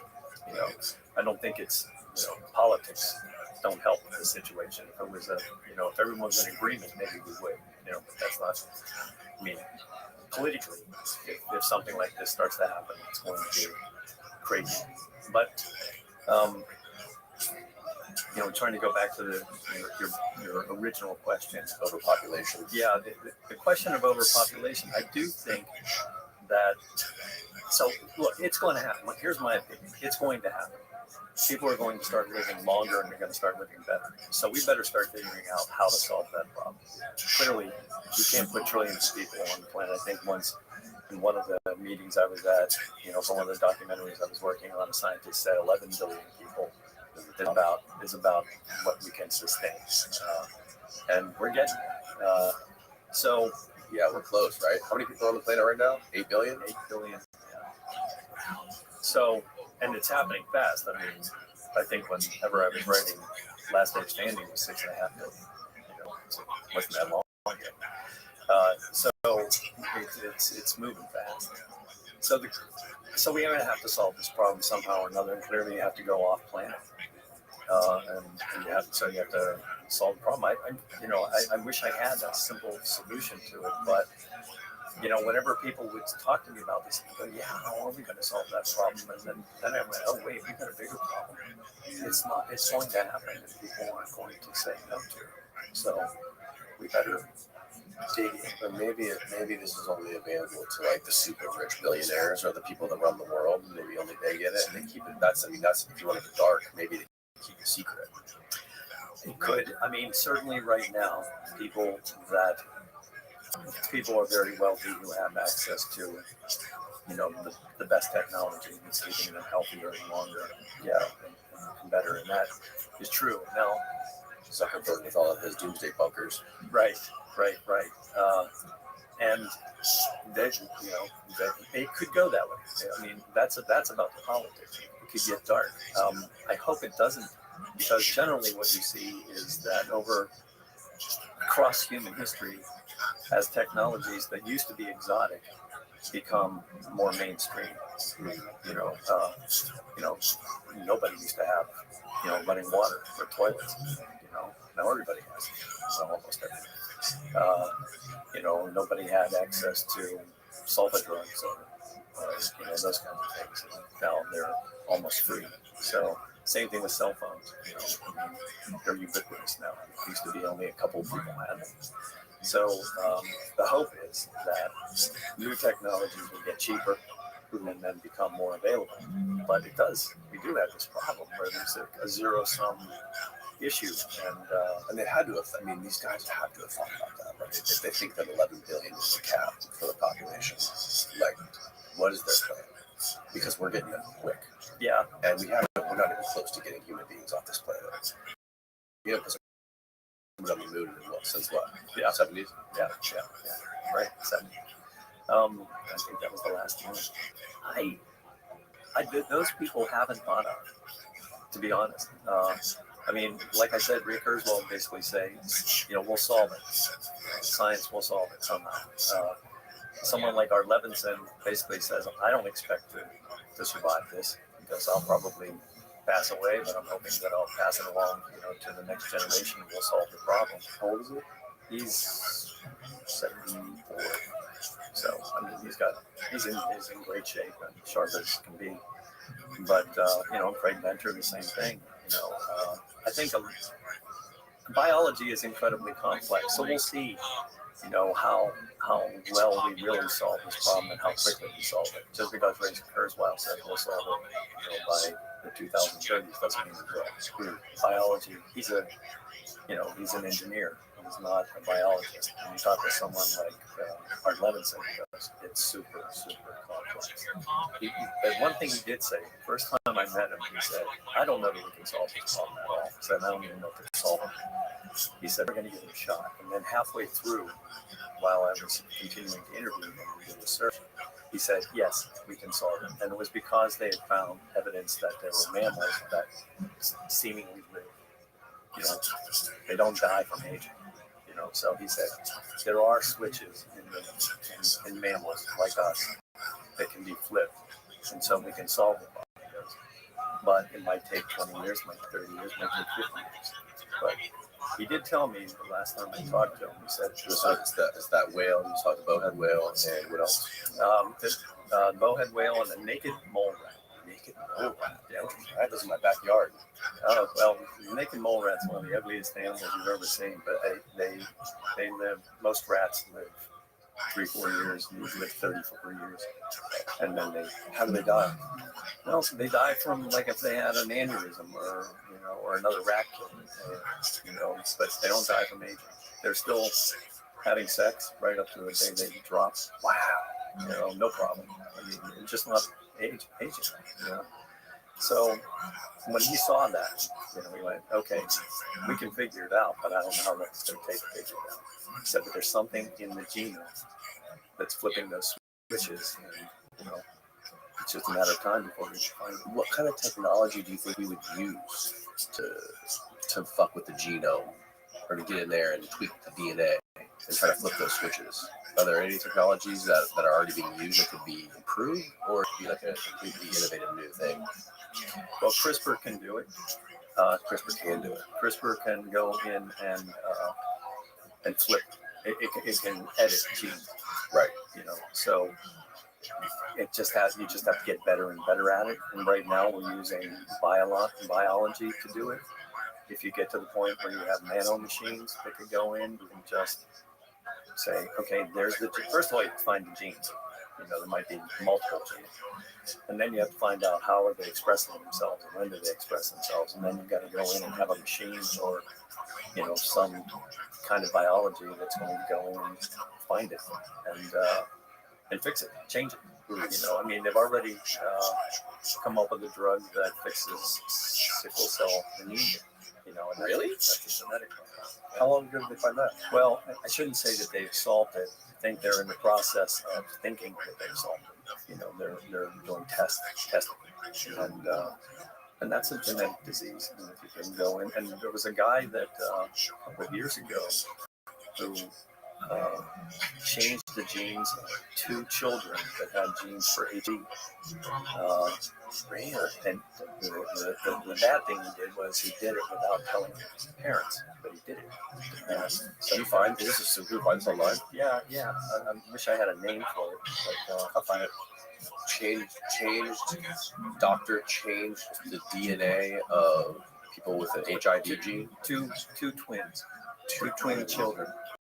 And they had a legacy gene. I think it was HIV. A legacy gene result of HIV. Is this it? Yeah, he acted on his own. All right, let's see what we got. China says a doctor who claimed using CRISPR to make gene-edited babies acted on his own. This is we punch it a little bit. Chinese investigators determined that the doctor behind the reported births of 2 babies whose genes had been edited in hopes to make them resistant to AIDS virus acted on his own and will be punished for any violations of the law, state media reported on Monday. Investigators in the southern province of Guangdong determined Dr. He Let me try to say that. Jiangqiu organized and handled funding for the experiment without outside assistance in violation of national guidelines. Wow. But was it successful? Well, he says it was. I mean, I guess you can't prove it. Yeah, you can't. I mean, I guess you can do a genetic test and see if they have the gene, Right. you know, or if it's not. I guess more accurately, don't have the gene. But so what do you know what the laws are when it comes to CRISPR in the U.S. or in different countries? Everything has to be done, peer reviewed. It's got to be, FDA, at least in the United States. It has to be sanctioned by the FDA, and you have to do testing. And they have very strict rules about how you have to do that stuff. So, and then it has to all be peer reviewed and everything. So, it sounds impossible. I mean, it sounds like progress would be so, I wouldn't say impossible, but so sluggish for progress to happen. Like, how do you know that you can remove these things from a human genome and remove cancer if you're not allowed to test it? Well, you can test it. You just have to, go through the FDA approval system. And that's why there's a lot of people that are doing work in Costa Rica. Oh, really? Yeah, Bangkok, Thailand, and Baja. Yeah, you have to go down there just to get like stem cell treatment. Yeah, right. And I think you can do it here though. It's way more expensive, maybe. You can, and it has to be, but it has to be prescribed. Like you can get your shoulder injected, or you can, and as long as what you're doing is you're basically taking fat cells from your own body and then spinning those out as stem cells and then re-injecting those into your own body. There are people that are also using stem cells from other stem cell lines that aren't yours, and using those to boost people. It's sort of in the way that they use, I think it's called PRP, with baseball players and that sort of thing, where you're using plasma, injections to, to kind of boost your system. From other people? No, from themselves. Oh, in that case. But yeah, there are definitely people. In fact, Robert O'Leary already, says, take your own stem cells and put them in the refrigerator. Yeah, and save them. Don't people save like umbilical cords of their babies? Yeah, and I highly recommend it. Really? Yeah, because did you do it? Did I do it? Yeah. You save the umbilical cords of your children, or do you have kids? I had kids, but they were before that. Yeah, it was before you could do that. I would have absolutely. Right. Because basically, they make it super expensive too. Well, it's more expensive than you want. And again, it would be nice if this sort of thing would go mainstream. Yeah. But the FDA kind of watches that too. But Bob O'Leary is the guy, he's in the book, he's the first guy to figure that out. Really? Yeah. He was a guy that, he was a trauma surgeon. And so he was actually dealing one day with a woman whose husband had been massively damaged, brain damage in a car accident. And he was trying to console her and trying to figure out, how could I help this guy? And he went down, and his own child, before she was born, his wife was getting a sonogram. And he's looking at the sonogram and he goes, wow, there's the embryo. And then there's this big mass there, and you realize that it was the placenta. And he goes, wow, that's big. What's it doing? And what it's doing is it's pumping tons of stem cells into the baby. And so he said, we just tossed this stuff in the garbage, literally. It's called the afterbirth. And he said, I realized that what it is a stem cell factor. And he said, so that's what he's been working on for 25 years. And he's making real progress now in trying to create medicine where you can use the stem cells, your own stem cells, or your children's stem cells, and create a medicine so that you can either inject or take a pill that would solve problems. An example would be sarcopenia, which is muscle wasting. Now everybody gets muscle wasting disease as they age. Just part of what aging is. The sarcopenia is something that you get, when you're younger, and so they try to solve that problem, and it's very difficult to solve. It's genetic. So, that's one of the first things he wants to do is to be able to solve that for aging, because, as he pointed out, he said when a 30-year-old man has turned 60, he's lost 60, just using some men as an example, he's lost 60% of his muscle mass. And he said, when you lose 60% of your muscle mass, you're not just losing muscle, you're losing almost 100% bone mass. You're losing vascular capability. That's most of your vascular system is in your muscle, and that's what's delivering your immune system. That's what's delivering all the nutrients to your body. And so you're just going downhill. And so he figures if you can come up with a way to reboost, muscle mass, then you're boosting the whole system. So that's where I think the first breakthroughs. I wrote this when the book came out. I wrote an article in The Hill, and it basically said I think there are 4 things that are going to happen within the next, at that time, 5 to 10 years. So now we're 4 years in. First cells, which will boost and lengthen healthy life. And the second thing is genomics. I mean, we're rapidly, and AI is helping us. We're rapidly figuring out what's going on with the human genome. What the hell? And the third thing is really under what Calico is working on, really trying to understand what are those switches. Once you understand genomics well enough, then what are the systems in the body that are causing aging, and then turn them off. And then AI is absolutely necessary to figure it out. You're not going to get a bench scientist that can get down there and look at cells and figure it out. It's all happening way too fast. So the guy who was in the violent car accident, was he able to help him at all with stem cells? No, because, first of all, it was just a concept, that it was like the light bulb went off, but then he had to figure out what's the placenta and do all sorts of research and everything. He has more degrees than. And is there a difference between using the placenta and the umbilical cord? Yeah, the placenta, the umbilical cord is what is the connection between the placenta and the baby, or the mother. Okay. So they're, it's this little engine. It's what makes stem cells. So you want to save the placenta, not the umbilical cord. Right. But people do also. There's a lot in cord blood. A lot of people do that. But if I were giving advice to anybody, and I'm not a doctor, but I would say look into. If you're having a child, saving the placenta, don't throw away the afterbirth.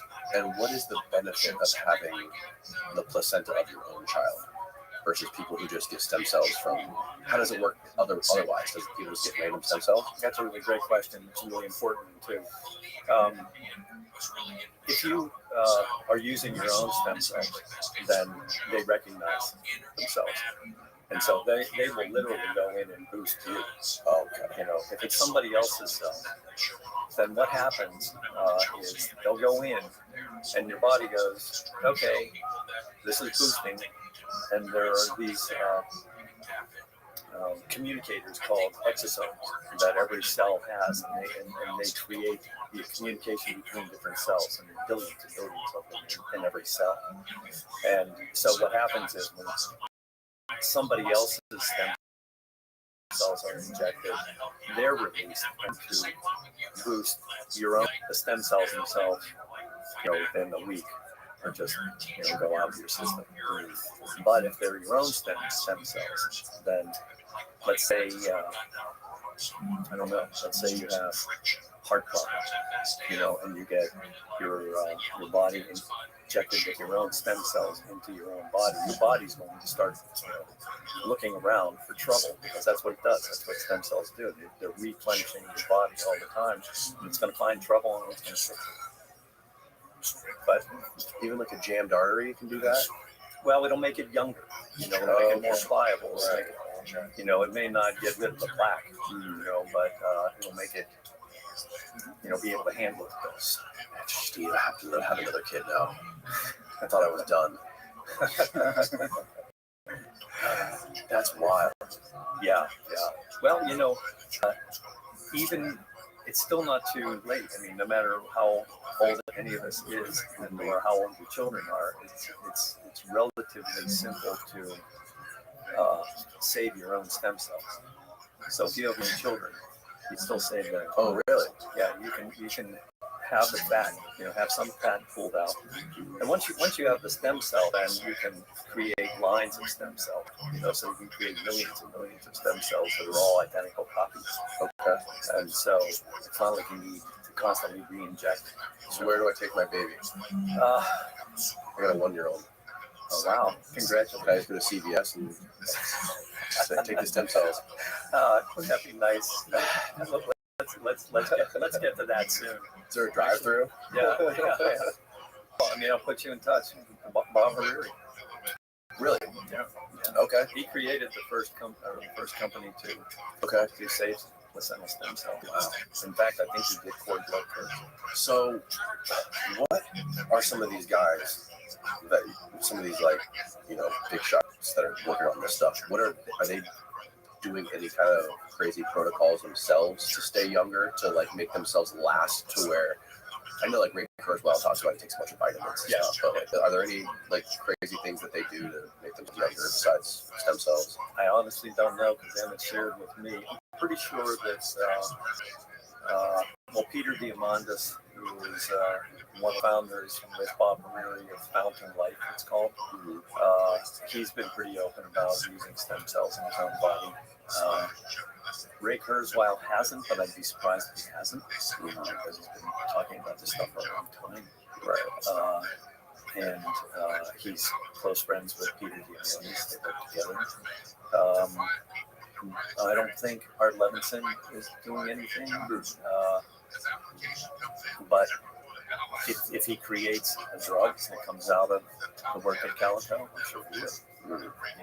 But his hope is that there'll be like a drug. It could be outrageously expensive at first, but eventually, once the drug's created, 15 years later, the patent expires, and then it can be used by anybody. Yeah, it gets way cheaper.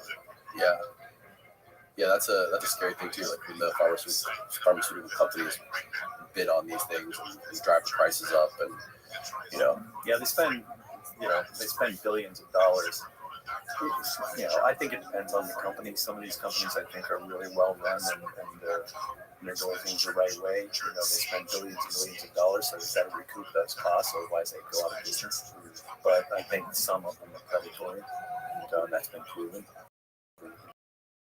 So we just have to let's look at the lawsuit. Yeah, right. And so you just have to hope that the predators. But again, it raises other issues. Yeah, I mean, there's this.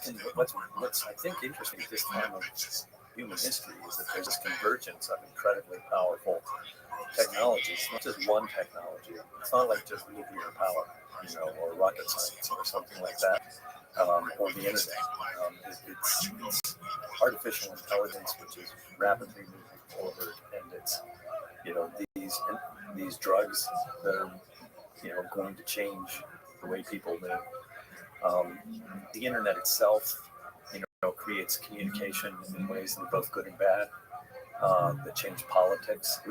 Economics are changing rapidly, and what people would say, what's going to happen in the future? And my answer is, it's going to get more complicated.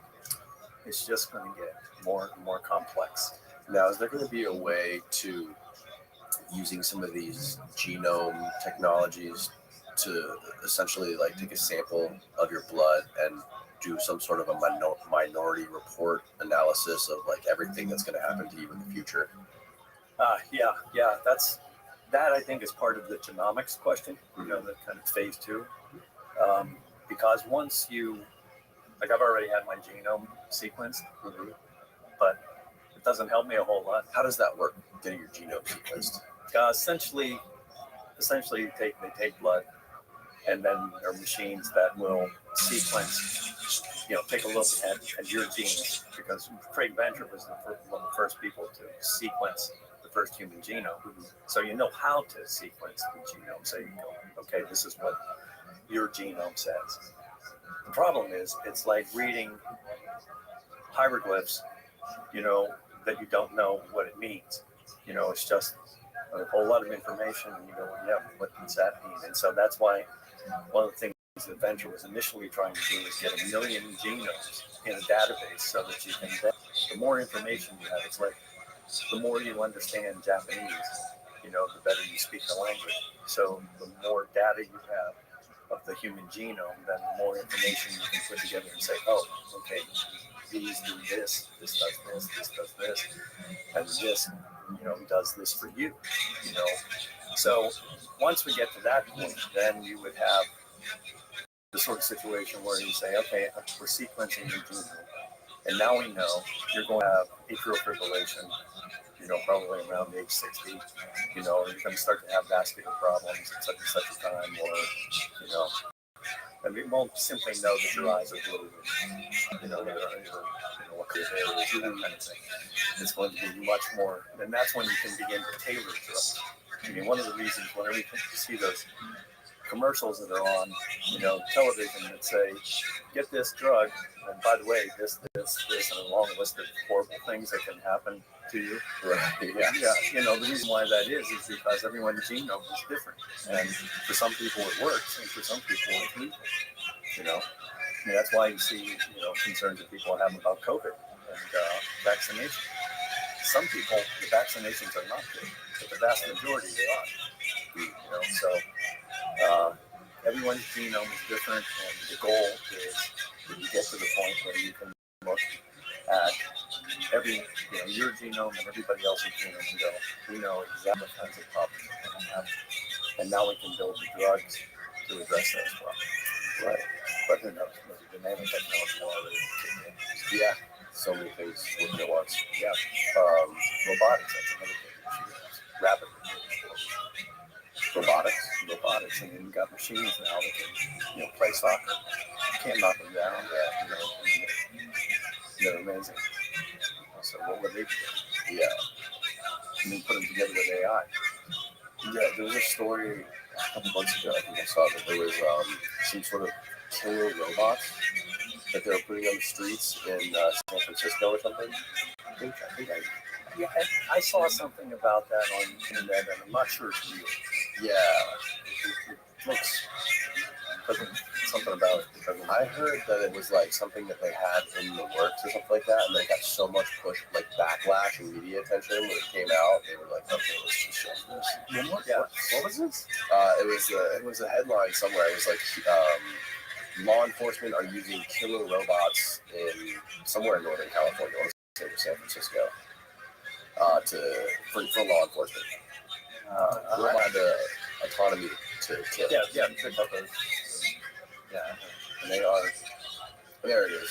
San Francisco Police Department may resubmit proposal for killer robots after policy was blocked. So it was a policy that was put forward. Oh wow! Robots with the ability to use deadly force may be back on the agenda in San Fran. That's like a year ago. That's kind of a dude. San Francisco is insane. Me and Steven were just there a couple of months ago, and it was like you can't. People are allowed to break into cars. Oh yeah, they're not penalized. What? Yeah, it's crazy. Like the guy we were going to visit there, he was like, don't leave anything valuable in your car, whether you lock it or not. He's like, it's gonna get broken into. We're walking to lunch, and there was like at least 2 cars that we saw with purses laying next to them, nothing left, just like a couple like useless things scattered like throughout the road. And he's like, this is just normal. Oh, they just loot cars, and they don't get in trouble for it. That sounds crazy. Yeah, when I used to be the bureau chief at CNN, it was very different then. It was a great city. Oh, in San Francisco. Yeah. Wow. Yeah, beautiful city. What year? That was in the 80s. Oh wow. It was a perfect city then. It's a beautiful. The geography and the weather and just the landscape. That's why everybody. The ocean. Yeah. And it's unfortunate. It's starting to feel like New York now, and it wasn't like that when I used to. When's the last time you were there? No, I was there just a couple of years ago when I saw Kurzweil. Oh, really? His offices there. He actually has an apartment there. So I was like, wow, it's gotten so big. So much traffic. It's too bad. Yeah, so I guess this killer robot thing's on the shelf for now, but they're going to resubmit it. We'll see what happens. This is my favorite quote from the thing. It's too soon, it's triggering, it's painful. That when you're discussing ways to kill us, how maybe an officer could be protected by having a robot kill us instead of the officer. Yeah, right. Maybe it'll be better. You know, maybe the robots will be able to make better decisions. I think so. Steven, he really, really trusts the future of AI. He trusts, you know, he can't wait until cars are able to pick us up and drive us to where we're going. And and no human. He wants robot police. Yeah, it's getting very, very close. I mean, they're making them in Pittsburgh. And that's where they created the first self-driving cars. So I'm for that.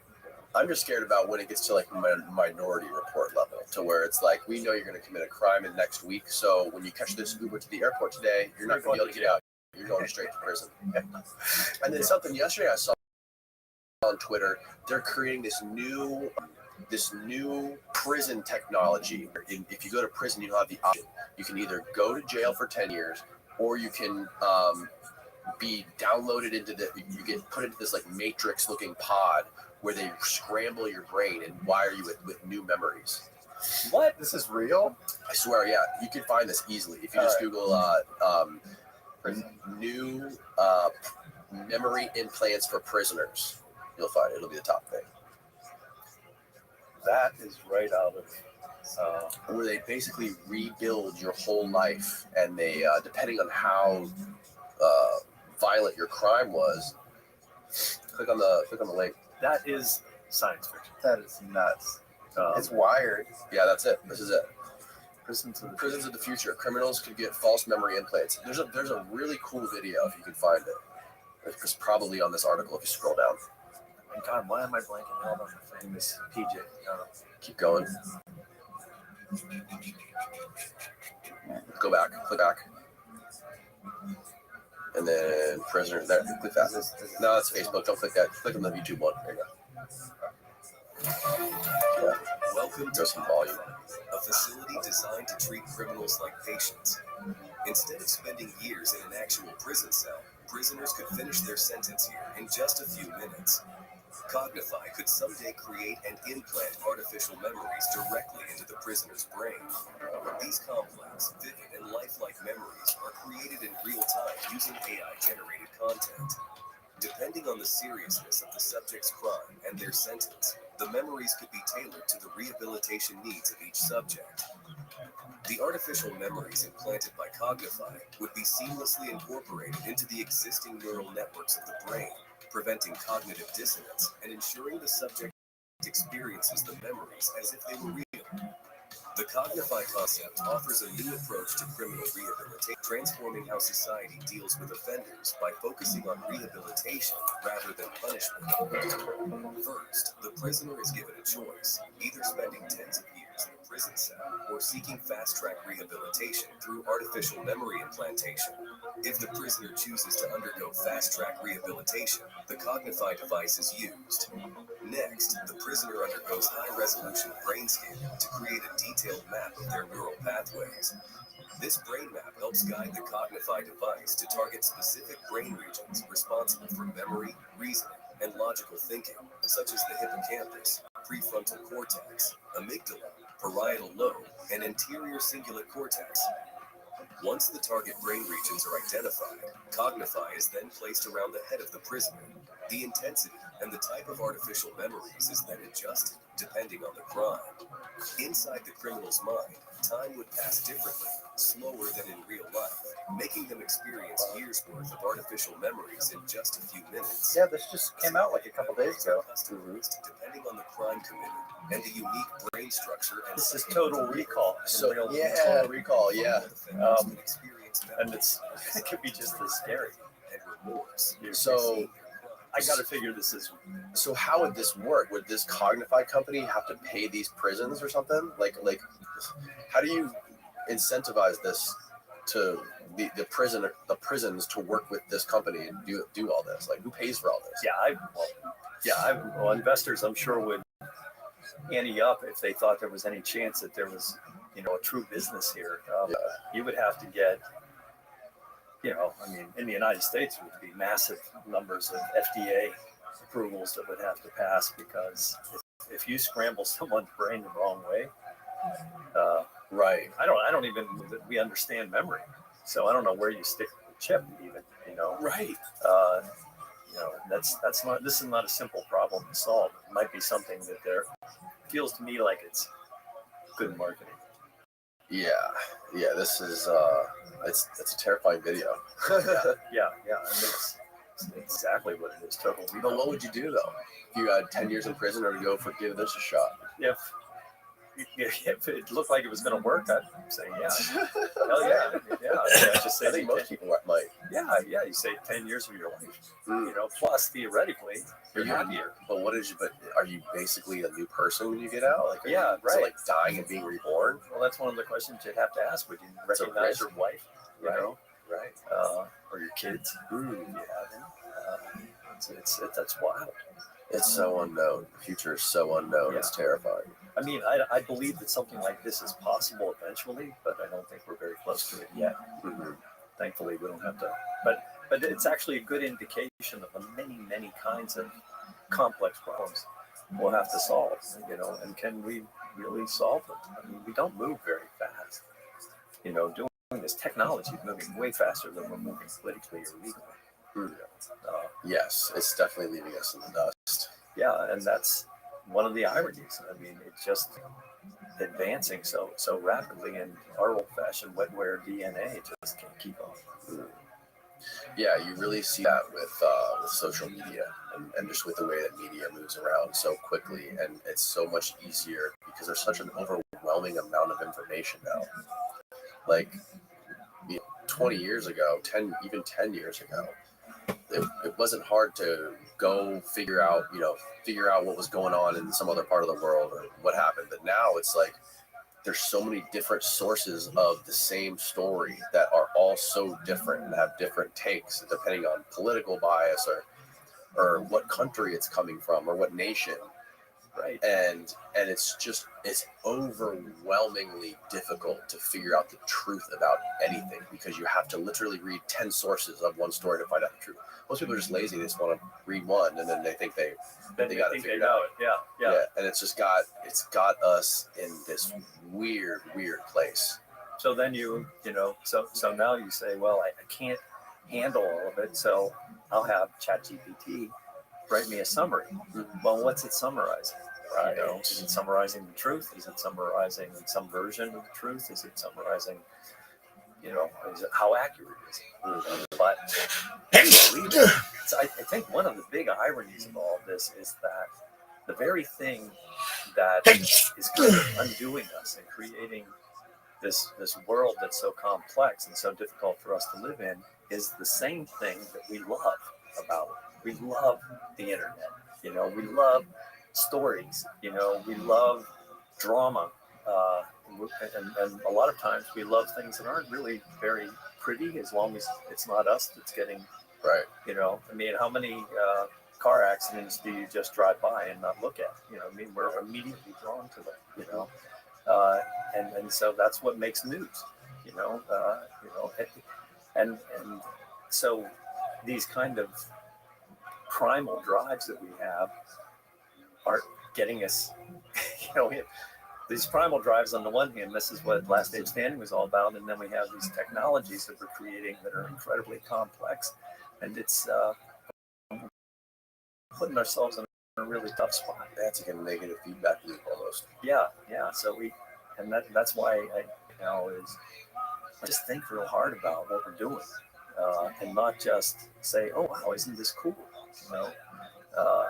Or even to be just saying, well, let's make sure that we don't have somebody's voice, pretending they're somebody else, which you can do, or somebody's face looking like somebody else's. Those are important things to keep an eye on. But the bigger, much bigger question is, this can replace us. There's something called emergent technology or emergent behaviors, which have been around since John Stuart Mill wrote about them 150 years ago. And it's like when the Big Bang took place, so much data created, then something totally new came about, galaxies and stars. The same thing happens when a beehive is created. You get enough bees together, it creates a hive. And the hive is very different than the bees. It's an emergent trait. So it's the same thing whenever we became conscious. You simply had enough neurons, billions of neurons, that suddenly something went, oh, I'm aware, I'm self-aware. And that's an emergent trait. There's no reason why that can't happen with machines. You get enough data, they'll just one day go, well, me. Right. And you're different from me. I have rights. I have feelings. I have thoughts. So, we don't want that to happen. Yeah, we don't. It's just, it seems like we are just going to have to bend the knee and to integrate somehow. But, yeah. I don't know what that looks like. Well, it starts with conversation. Yeah. Like this. Yeah, Definitely. Where you start to make people just think a little harder about what's really going on, and try to, step back from it and say, let's try to be smart about how we're doing this.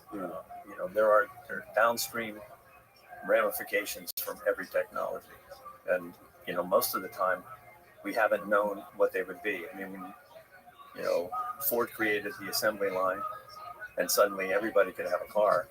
We didn't know that we were going to be, burning down the planet with carbon, too much carbon. So maybe we can learn from that, and we can look at something like this and say, okay, let's try to figure out. We can even use AI to help us figure out what could be the undoing of us. And going back to we were talking about earlier with the different kinds of mammals that they don't age, and it seems like I was thinking about this when I was reading your book, The Last Ape Standing, that there are, when it comes to different types of animal species, like specifically whales or most animal species, there's such a wide variety of them, right? Like whales and dolphins and sharks and fish and everything else. But when it comes to us, there's no variety. There's basically one basic standard cutout of a human, and there's no evolutionary drift much. You know what I mean? There's such a wide gap between us and the next primate. Yeah. Well, that was pretty much what Last Ape Standing was about. From the research that I did over the last 7 million years, when the first hominin kind of emerged, there've been, I think now 29 hominin or human, creatures that evolved. And at one point, at least 5 were living simultaneously throughout the planet. Probably a lot more, we just don't know about them because you only find what you find. There's some fossils are hard to find. But there were Denisovans, there were Neanderthals, there were Homo sapiens, there were Homo erectus, and there were Floriensis. Yeah, the Floriensis. And so those are 5 and 75,000 years ago, and we were actually barely surviving. There were only probably a couple of thousand of us because most of Africa has been, decimated. We don't know if it was a huge volcanic eruption. 70,000 years ago? We have 75,000 years. Right. So, the fact that, so there were lots of other creatures, and they were highly intelligent, very, very bright and doing just fine. Around for, I don't know, almost 400,000 or 300,000 years, 400,000 years. And they survived 3 ice ages up in Europe, whereas we were down in Africa, and it was much warmer. So that was the essential question of Last Ape Standing. Why are we the only one left? Right. And essentially, we seem to be slightly more flexible. We're more adaptable. And the thinking that I came away with in it was that we're born very young. Yes. It's a trait called neoteny, which means a creature is born young. It's kind of takes us forever to be able to survive and take care of ourselves. Right. Most animals are born and they got a couple hours to figure it out. Right. Wildebeest hits the ground, comes out of the womb, he's already up and running. A horse, same thing. And that was probably more true of some of these other species. But because of the size of our heads, we couldn't have the baby. You couldn't keep the baby in the mother any longer than 9 months. You had to get the baby out, and evolution taught us that 9 months was it. Now, when a human baby comes out in 9 months, after 9 months of gestation, they're helpless, and for the next 4 years, their brain is growing at an incredible clip. So basically, a lot of what happens in the womb with other animals is happening outside the womb with us. And what that means is your personal experience is being changed by the neurons that are rapidly developing in your brain. So you're not being driven by your genetics, you're being driven by your genetics and your experience. And so if you're hearing music, if you're being, your parents are really tuned in, depending on where you're living, a million different things that are going on in your brain whenever you're a year old. And there is an enormous amount of brain cells that are being made at that age. It's shaping literally you, and that's why we're so unique. Each of us is not so much like a horse. Another horse. And horses and dogs and everything are different, but they're not as different as we are. And they're not as smart as we are. They're not as pliable and creative as we are. And ironically, because of that, we were able to create these technologies and then build on them and learn from them, create language and create writing. All things that enable us on the past, culturally more intelligent. But why is there such a big gap between us and why is there such a big gap between us and the next primate? Why don't we see any sort of middle ground? And why don't we see apes evolving still, or do we? They're evolving just slow, and we're evolving slowly too. But our culture moves rapidly. I think the answer to that is, for one reason or another, and there are probably multiple reasons. All of those other highly intelligent creatures that were around when we were are gone. They were way more intelligent than your average chimpanzee, but they're gone. Now we played a role probably with Denisovans and Neanderthals, because we moved into territory where, first of all, they were struggling. There was maybe 100,000 Neanderthals spread from Britain to the Atlas Mountains. That's just not very many people over that broad a space, and so they didn't build cultures as rapidly as we did. We were just more successful at procreating. And then we built tools that probably a little better than their tools, and so we just started taking over the territory. And it may have been just simply that, and we might have also just mated with them and kind of overrun them, genetically. Because you probably have Neanderthal genes in you. I have 4%, and I think 8% of my genes are Neanderthal.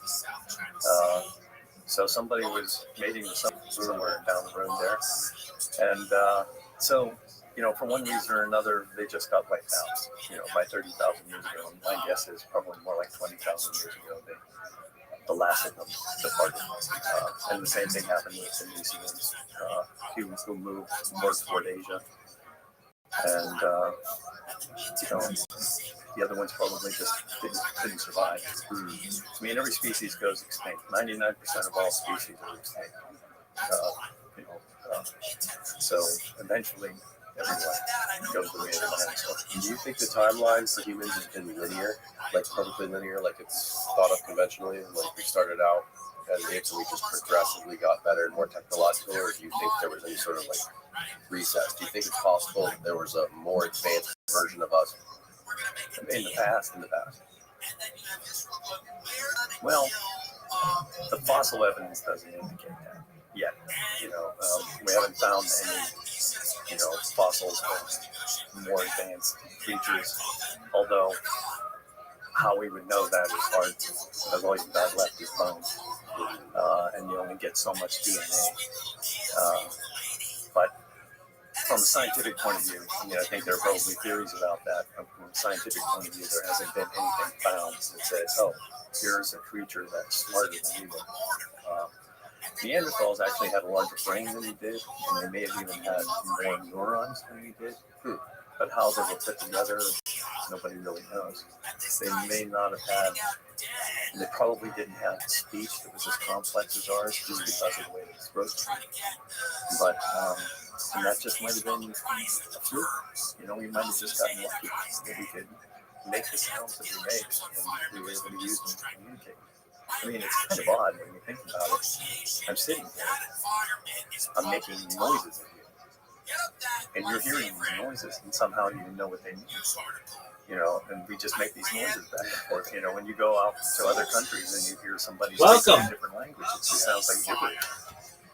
But we're able to do it. It's a really smart technology.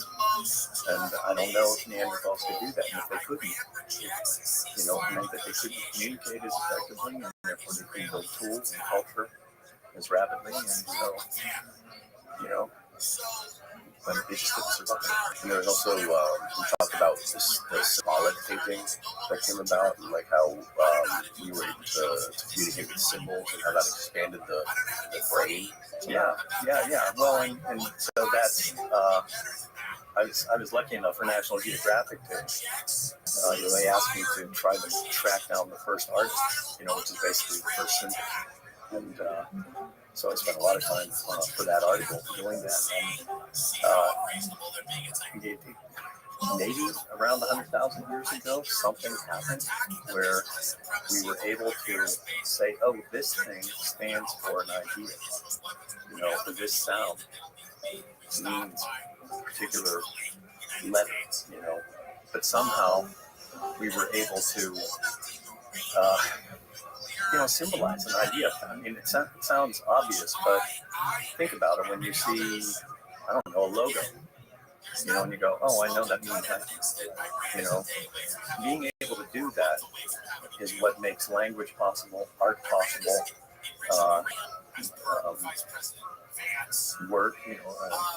words, the written word. I mean, imagine there's probably so many things that were created and then lost because you had no way to save them, except to talk. So when that person died, and their ideas went away. When you were able then to write, hieroglyphs or whatever, and you could save ideas, then you could build on those ideas. And then that's why we have this rapid advance that's taking place now, because we have more and more information, more and more data. We're building on that data, and we're learning faster and faster. And now we're kind of outpacing ourselves, putting ourselves in the crosshairs. Yeah, I mean, but if an asteroid hit us right now, we'd lose all of that. Yes. Like literally, if we had a massive cosmic impact, we would have nothing left but like the Great Pyramid, Stonehenge, maybe not Stonehenge, but we'd have like the Hoover Dam. Yeah. Assuming it didn't get hit. Right. But like only the stone work would survive. And I think I had someone on here once who said that it would take less than 250 years for all of New York City, all the buildings in New York City to be reduced to dust. I believe that. But probably some, steel girders rusted, but even they would go after a while. 250 years kind of makes sense. Yeah, I mean, the only way would be to like put a hard drive on the moon. Yeah, somehow. Right. Yeah. You mean move all technology, all of our data, somehow back it up somewhere else. Yeah. Because there's been a violent history of catastrophic events that were wiped out. Right. Actually, that's a great idea. It's not an easy problem. We have a lot of data. We're all constantly creating more data. Every day, every split second, we're, probably increasing the amount of information that we used to have, 500 years ago or a week. You might not even need to go to the moon. You might be able to keep it underwater. Because, there's a lot of animals that survive that stuff, like sharks. That's where they have the best shot, because they actually can live there, or pretty deep in the planet. But I kind of like your idea of putting it, assuming the moon doesn't get hit too. I don't think we're very far from people hanging around the moon. I think within 10 years, people will be taking nice little drives. 10 years. Yeah. Why don't you think we've done it since the 70s? What do you think? It seems like we're doing so much, we're innovating so much, we're creating all these new technologies, but like we haven't given a shit about the moon. Was just the space race? Was that the only thing that was motivating us? Now we don't care. Yeah, we won. We won, and so then within I think four or five, more Apollo missions it was over. Because it wasn't it was expensive as hell. Yeah. But I think that But now all the technology that we had to get to the moon is going to be, we just did that inside of an iPhone. Yes. It's kind of amazing. Truthfully, probably 10 or 100 times more power than we had in those. Yeah. So just keeping a handle on the data that we have, but obviously there would be things that would be worth saving. And there's really no way of knowing. There are people that are working on that too, trying to figure out, well, is there something coming our way? And if it's coming our way, I don't know how you get around it. Luckily, there's fewer and fewer coming our way because, 4 billion years ago, the planet aggregated, and that's when all the damage is being done. And there's not as much stuff out there to hit us. We can still get hit. Yeah. There's lots of reasons. Epidemic. Mm-hmm. There's a great book that's called Earth Will Abide. It was written in 1940. What's it called? Earth Will Abide. And it's a brilliant book. And it's just basically a guy is out in the middle of nowhere, working on something, and comes down to a small town, and there's nobody there, and it keeps getting bigger and bigger cities, and nobody's there. Everyone's died.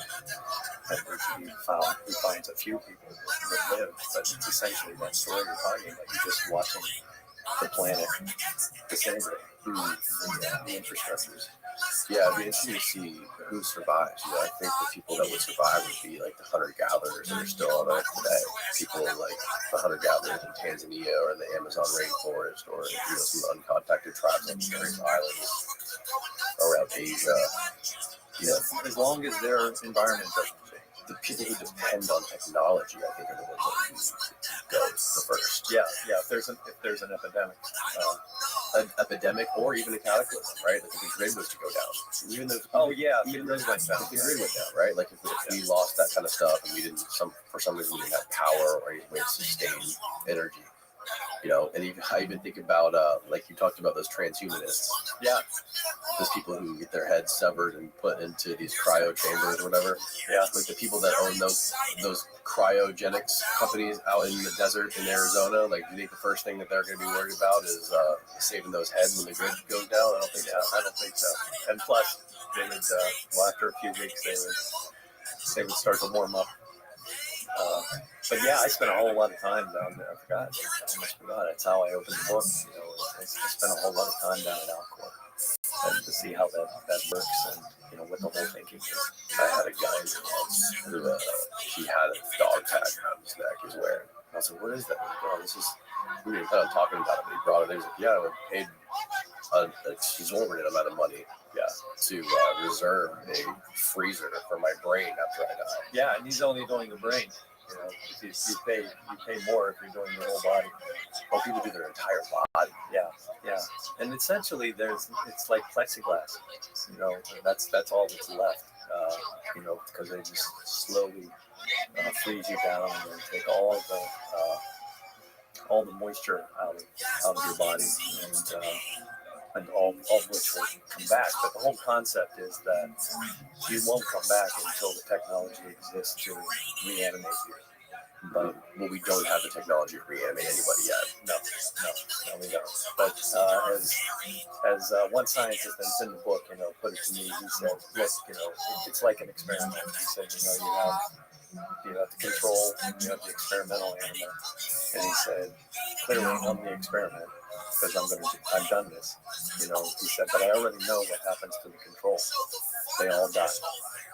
He said, so what's the downside? Wow, may as well give it a shot. Yeah, it's a gamble.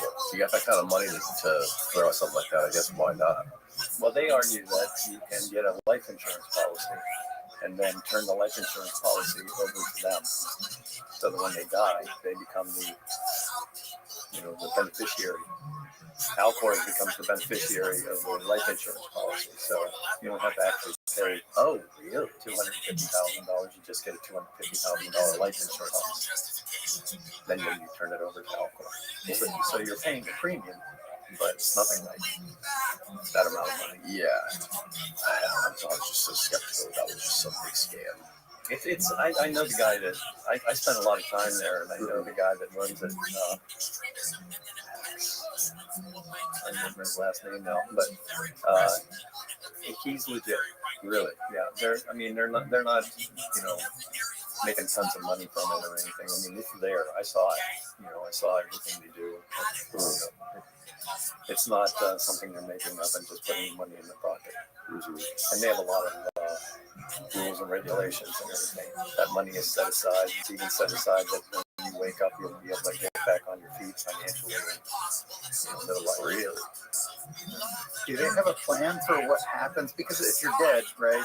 Like legally, you're dead, so they get the money from your life insurance policy, right? Do they have a plan on what happens 400 years from now, whenever that person comes back to life? I'm not sure if they're buying into the idea that in 400 years they won't have solved the problem. I think that's the way they see it. So it's a good question. I don't think I asked that question because they clearly feel that they're going to solve the problem, or that science will at some point solve the problem. And so they create, it's a foundation. So the money goes into the foundation and then it's invested. Somebody's going to have a boatload of money, that's for sure. Right. Or if they don't figure it out. Wow. And some of the people were, who were frozen in the 70s and 80s. I mean, there's no chance that they're coming back. I mean, the technology just wasn't good enough to get them to a state. I don't think. I suppose it's possible that you could, some technologies might 100 years from now be able to. Didn't Steve Jobs have that done?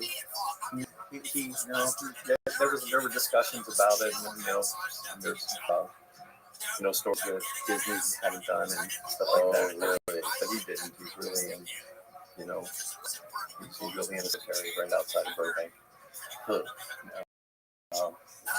But Ted Williams is there, and his son is there. Who's Ted Williams? Ted Williams, one of the greatest hitters. Oh, really? Yeah. He was the last guy to hit over 400. And his son, ironically, he got his son, he got his dad in, and then he died of cancer. Ooh, so he's there. Wow. I wonder, if you come back to life, will the insurance company want their money back?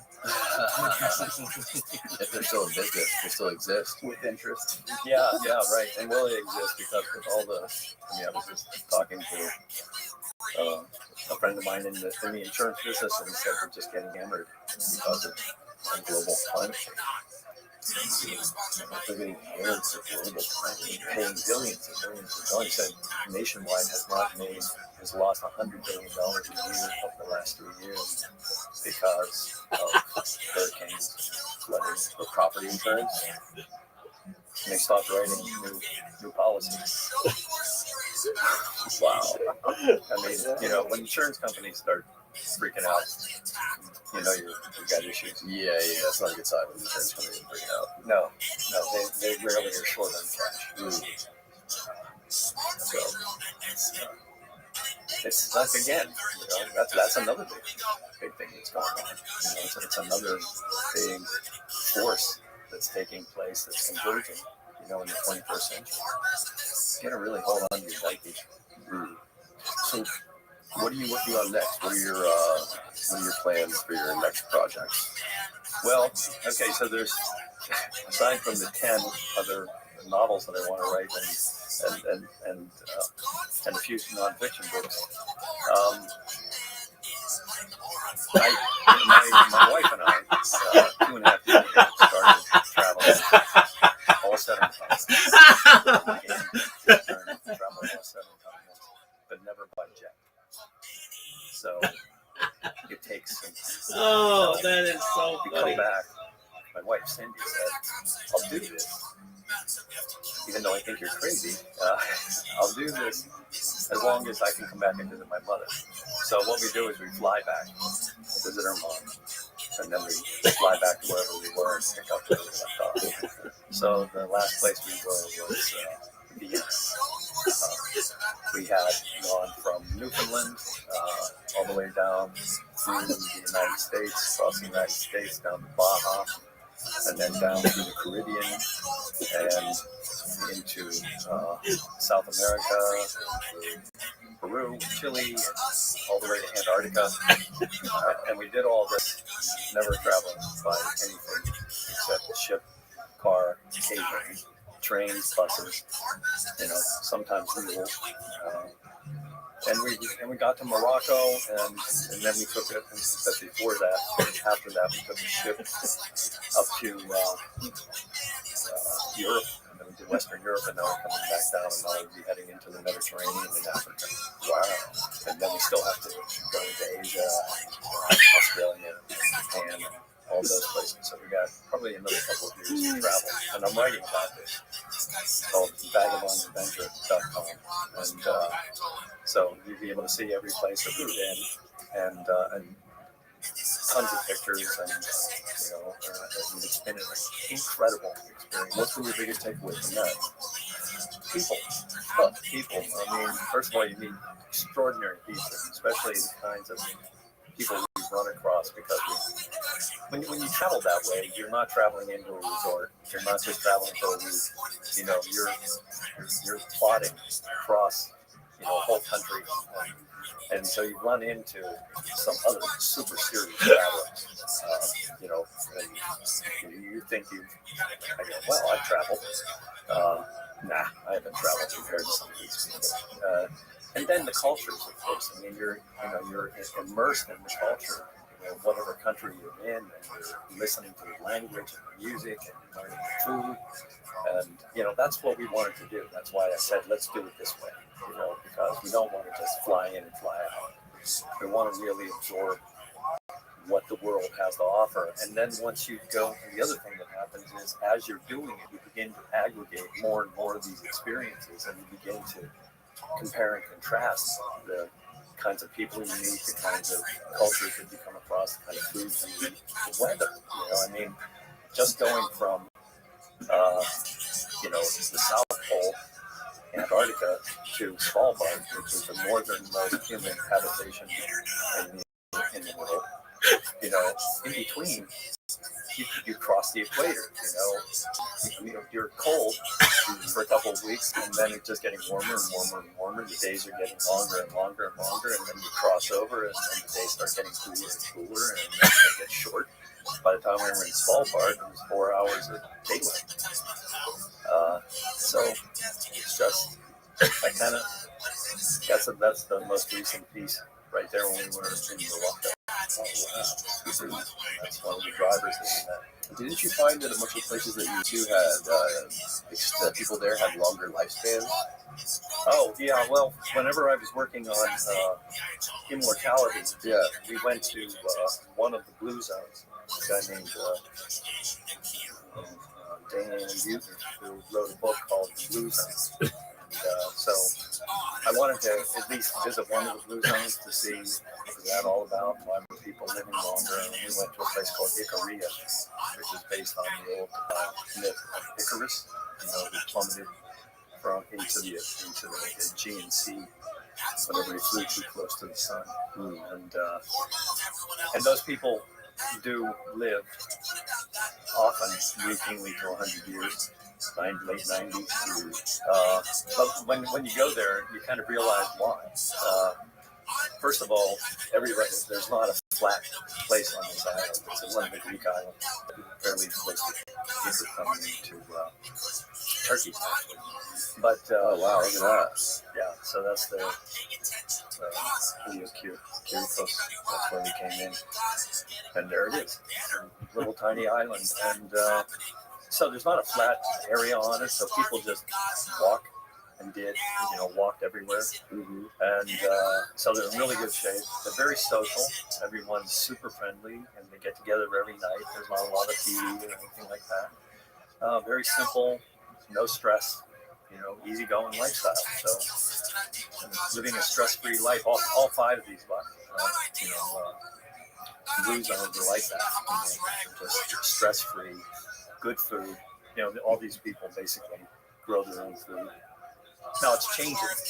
There's more and more Vespas around, and there's more and more roads, and people are eating more and more junk food and that sort of thing. So my guess is it will start to change. It was still a really interesting place to go, and we'll actually probably be going back there because we're getting close to Greece, and so I think we'll probably get there in October. And then we'll head into the Nile. The Nile. Okay. Have you ever been to Egypt? No. Looks. I mean, that's the mother right there. Yeah, human culture. Yeah, I mean, where I was just in Costa Rica last week, and everybody there is just everyone that I interacted with. It's just like their lives revolve around waking up early and riding their dirt bike to the beach to check the waves to go surf for the day. Yeah, and then they have amazing food there. Yeah. Actually, one of the blue zones is in Costa Rica. Oh, really? Yeah. Trying to I was in Nasara. This is called Nicosia. Oh, Nicoya. Yeah, that's right where I was. There you go. Yeah. You can see why people are living a long time. Yeah, it's wild. Yeah, you should go there often. Yeah. It's hard with kids. It's hard with toddlers. Yeah. You couldn't be doing what we're doing with the toddlers. It's hard enough when you're growing. And then it's hard for them too. I've been for kids, but later they're gonna love it. You used to travel with your kids? Yeah, I mean they're easier to travel when they're really young. You think it's easier? Yeah, it's easier because once they're mobile, look out. Yeah. I mean, they're all over the place. Right. And I've often watched little kids just take off, when they're mobile, when they learn to run.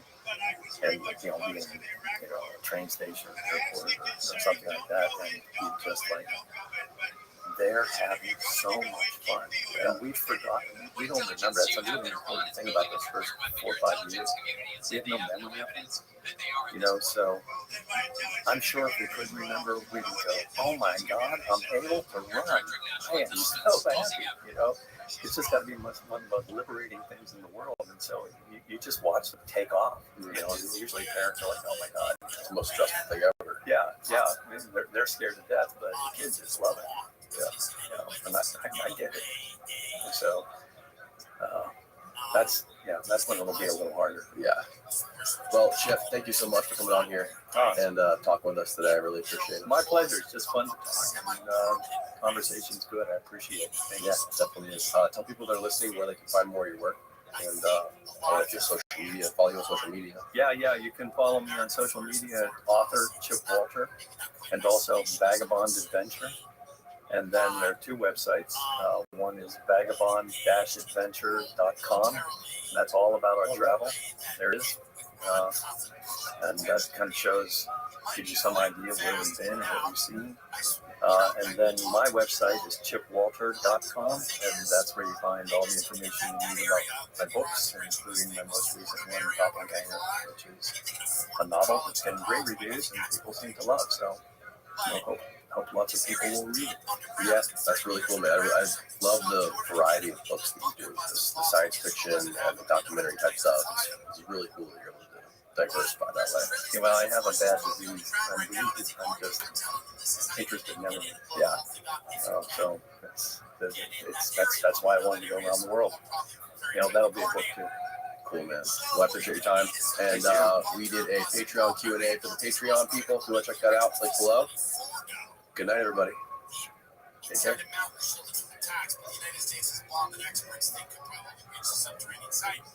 President Trump is considering a plan to use it. Only the U.S. military has a 30,000-pound GBU-57 or massive ordnance penetrator that may be able to destroy Fort now, and it is the only armed force with aircraft that can carry out such a mission.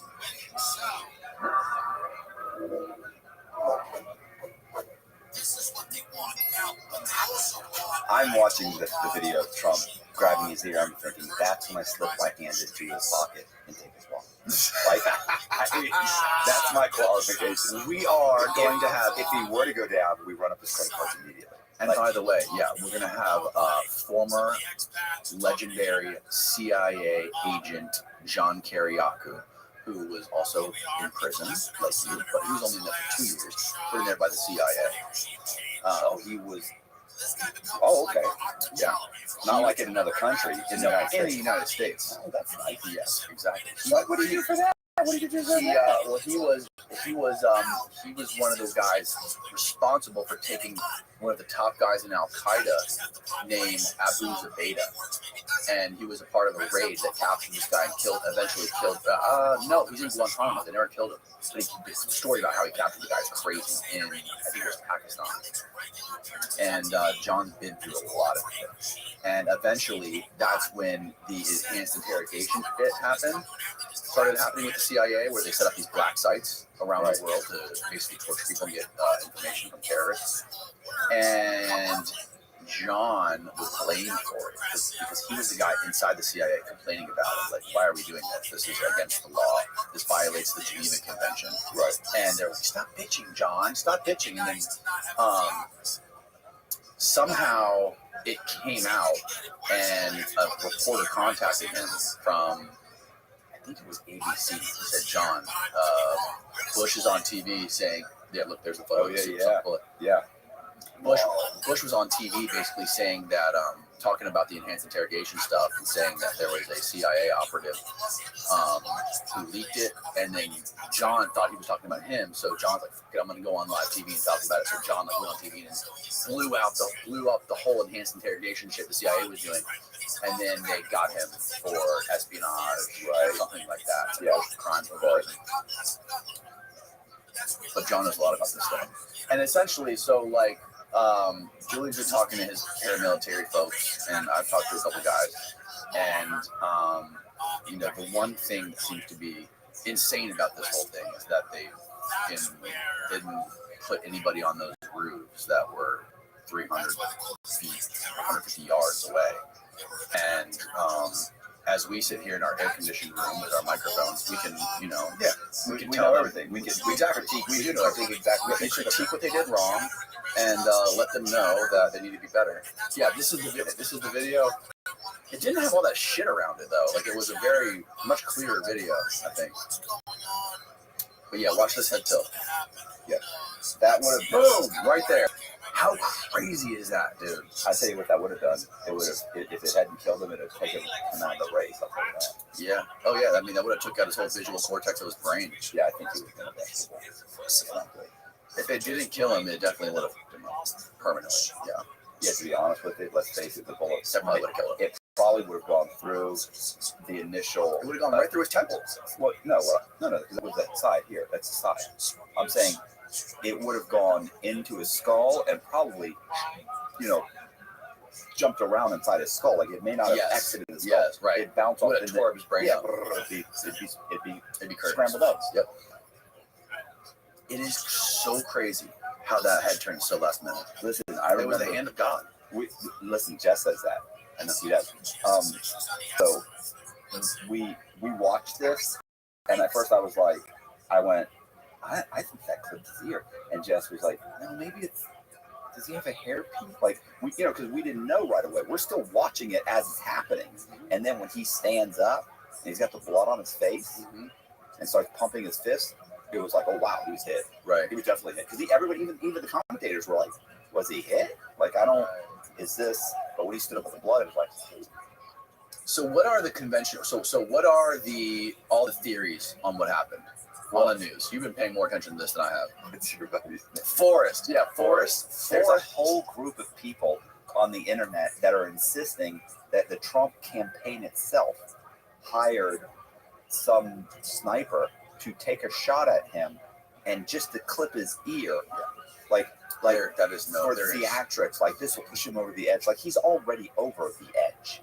Like this isn't not just that. Any sniper will tell you, listen, the wind blows wrong. It can always be off half an inch to an inch. And the fact that you're going to get him to turn his head at exactly the same. Trust me, as he was turning his head, then that dude pulled the trigger. When that guy pulled the trigger, he could probably still hit him. He's turning his head. I mean, that's what that bullet's traveling. You know what I'm saying? I mean, there's just nobody in their right mind that would hire a sniper to fire, at their head. It's just insane. It's amazing how there's so many people that believe that is true. That's Trump derangement syndrome at its finest. Then there's the other ones that know that there was a real sniper that tried to take him out, and the kid's a patsy. That's my favorite because that's very much the Oswald. He's a patsy. Lee Harvey Oswald, who was, people said like he didn't shoot Kennedy at all. Right. So yeah, he was the fall guy. Right, he's just a fall. And honestly, what a great thing. Like he is perfect. Like is there a chance? Like, yeah, it seems like it's possible. There is definitely a chance. Like nobody's ever gonna know for sure. Why was he perfect? Because he'd been to the Soviet Union. Yeah. Then they let him back in. Right. Then it's almost like he's being moved around. And then the fact that when he tried to redefect through Mexico City right before, like a week before. Right. But then the last minute, so he gets a job at the Texas Book Depository, and at the last minute, they changed the route of the car to go by the Texas Book Depository to be on the route. It wasn't originally on the route. Like that to me, that's the most compelling part. Where it's like, so we've got a guy that looks like a perfect assassin. He's got we can blame it on his views of communism, everything. Let's just have the car go right by it. We'll have another sniper shoot him. We'll blame it on him. Right. Well, hopefully he'll just be killed. Hopefully the local cops will probably kill him. Yeah. But they don't. He gets found. He gets grabbed. Okay. Well, now he's got to die some other way. The Ruby thing is where it kind of breaks down. Yeah. Ruby probably maybe that was just an accident. Like they were hoping he would be killed by the local cops. Ruby was definitely not an accident. Ruby was a part of MK Ultra. So when Ruby was in prison, he was getting visited by. Do you think prior to this he was set up to kill him? So Ruby was in prison before.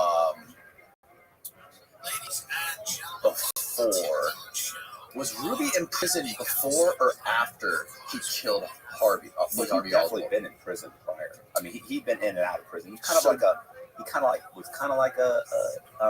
a mob guy. He was like a hanger-on. So in the book Chaos, the Charles Manson book, CIA by Tom O'Neill, he talks about a guy named Jolly West, who was a CIA sort of like psychologist and chemist. I believe he was a chemist, but he was doing tests on people with LSD, on criminals specifically. And there's documented reports that Tom found that Jolly West visited Jack Ruby in prison multiple times and spent hours with him. And Jolly West was very much a part of MK Ultra, the mind control experiments they were trying to do in the 60s. And you don't know whether that was prior to. That's what I'm trying to find out. So, yeah, I'd have to read. We'd have to find the book again, or maybe you could Google it, Steve. But I think it was prior to him killing Lee Harvey Oswald. I think it was very much set up for him. That I don't think they wanted him alive, and I think Jack Ruby was probably a part of that plan. Well, whatever, right? So again, okay. So there's a group of people who think this is, I think, the least plausible explanation for it. That Trump somehow hired the campaign set up a guy to orchestrate a bullet to fly an inch past his fucking skull. Right? There's no way. Yeah. Okay. First of all, he didn't need that to win. He had already won the election after that debate with Biden. There was no shot. Right. So the second one is the kid's a patsy. They're kind of maybe watching him. They know he's got conservative or whatever you want, liberal leanings. He's made a few. They haven't opened his phone yet, so you don't know what that phone. But let's say the NSA has been tracking his phone, and they pick somebody, and they say this kid's 20 years old. He's a shooter. Like, we know all this by watching his phone. He's a shooter. He's extremely radicalized. He's donated to the Democratic that Democratic PAC. I mean, what, $15? Not like he's a huge supporter, but he's also 20. So he's made all of these posts, or who knows what he's made. We don't really know yet because they haven't found. But let's say the NSA They haven't gotten the phone still. No, well, last I heard that the FBI is trying to crack it, trying to get into it. It's not that easy. It's got a passcode. So, or it seems weird. I'm sure they'll get into it, especially since they had that Apple thing where they cracked Apple. But anyway, they said they hadn't. Maybe they have and they're still reading it. Who knows?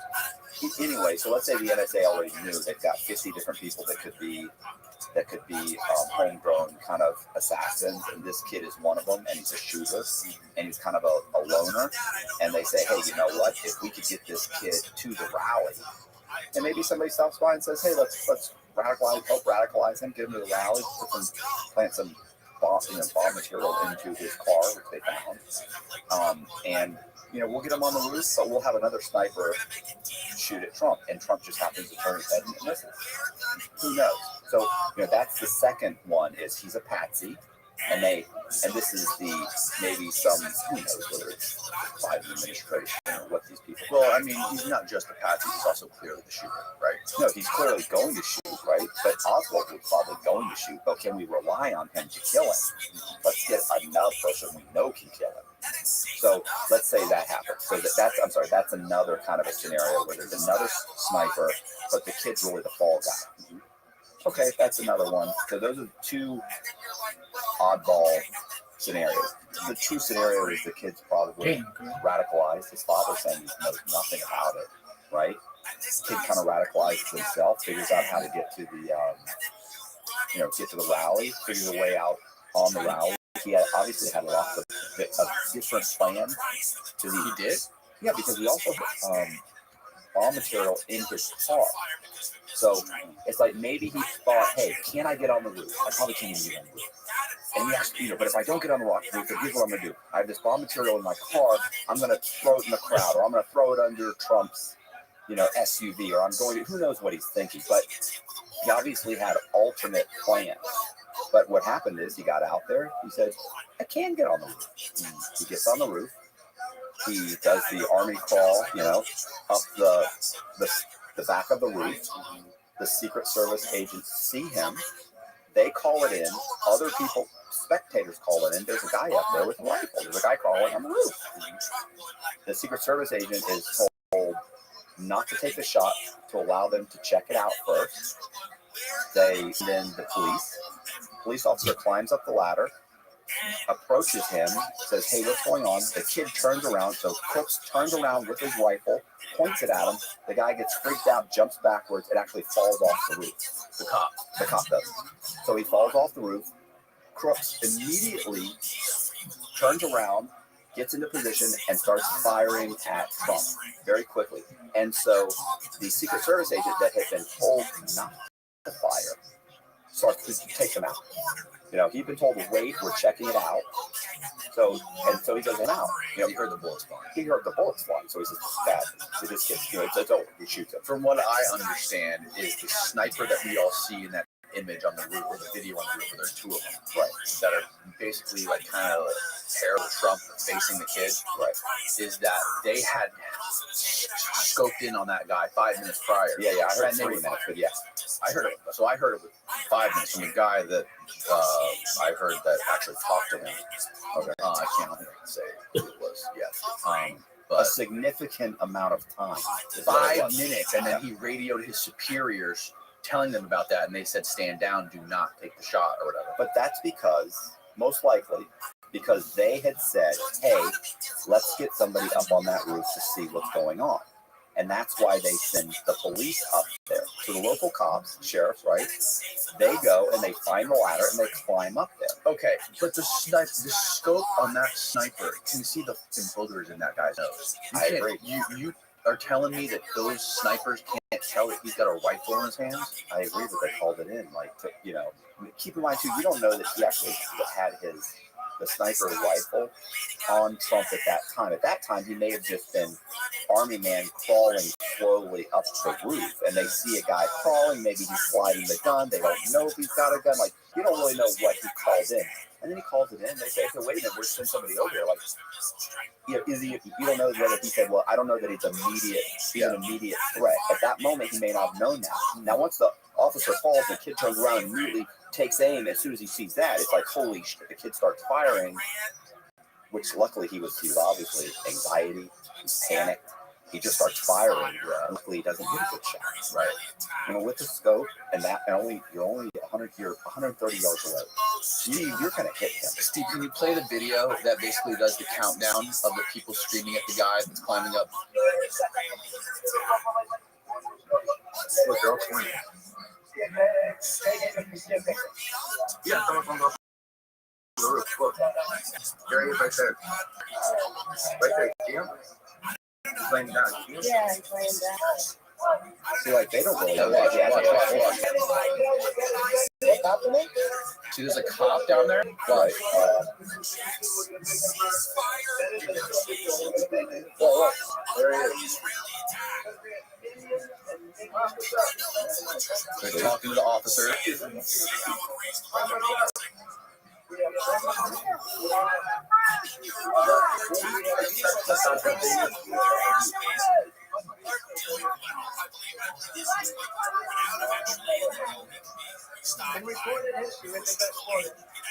It showed the cop walking along the side of that building, looking up at the guy.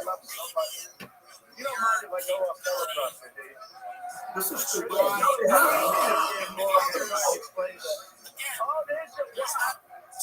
You guys are doing it. They're getting better with time.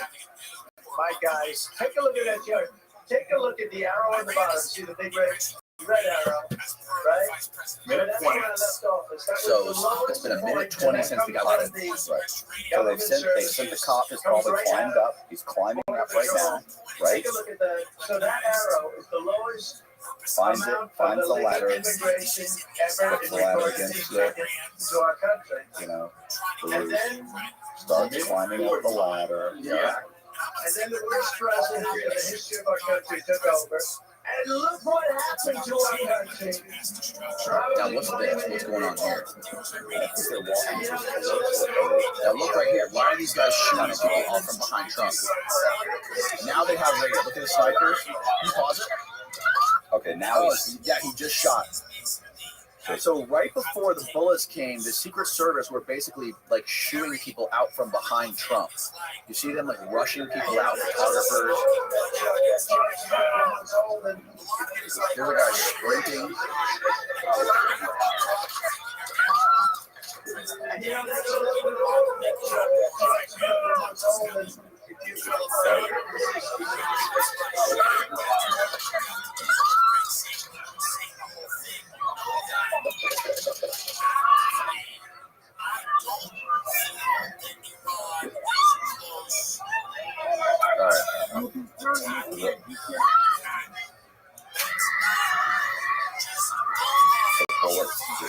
So it was 2 minutes, right? Yeah.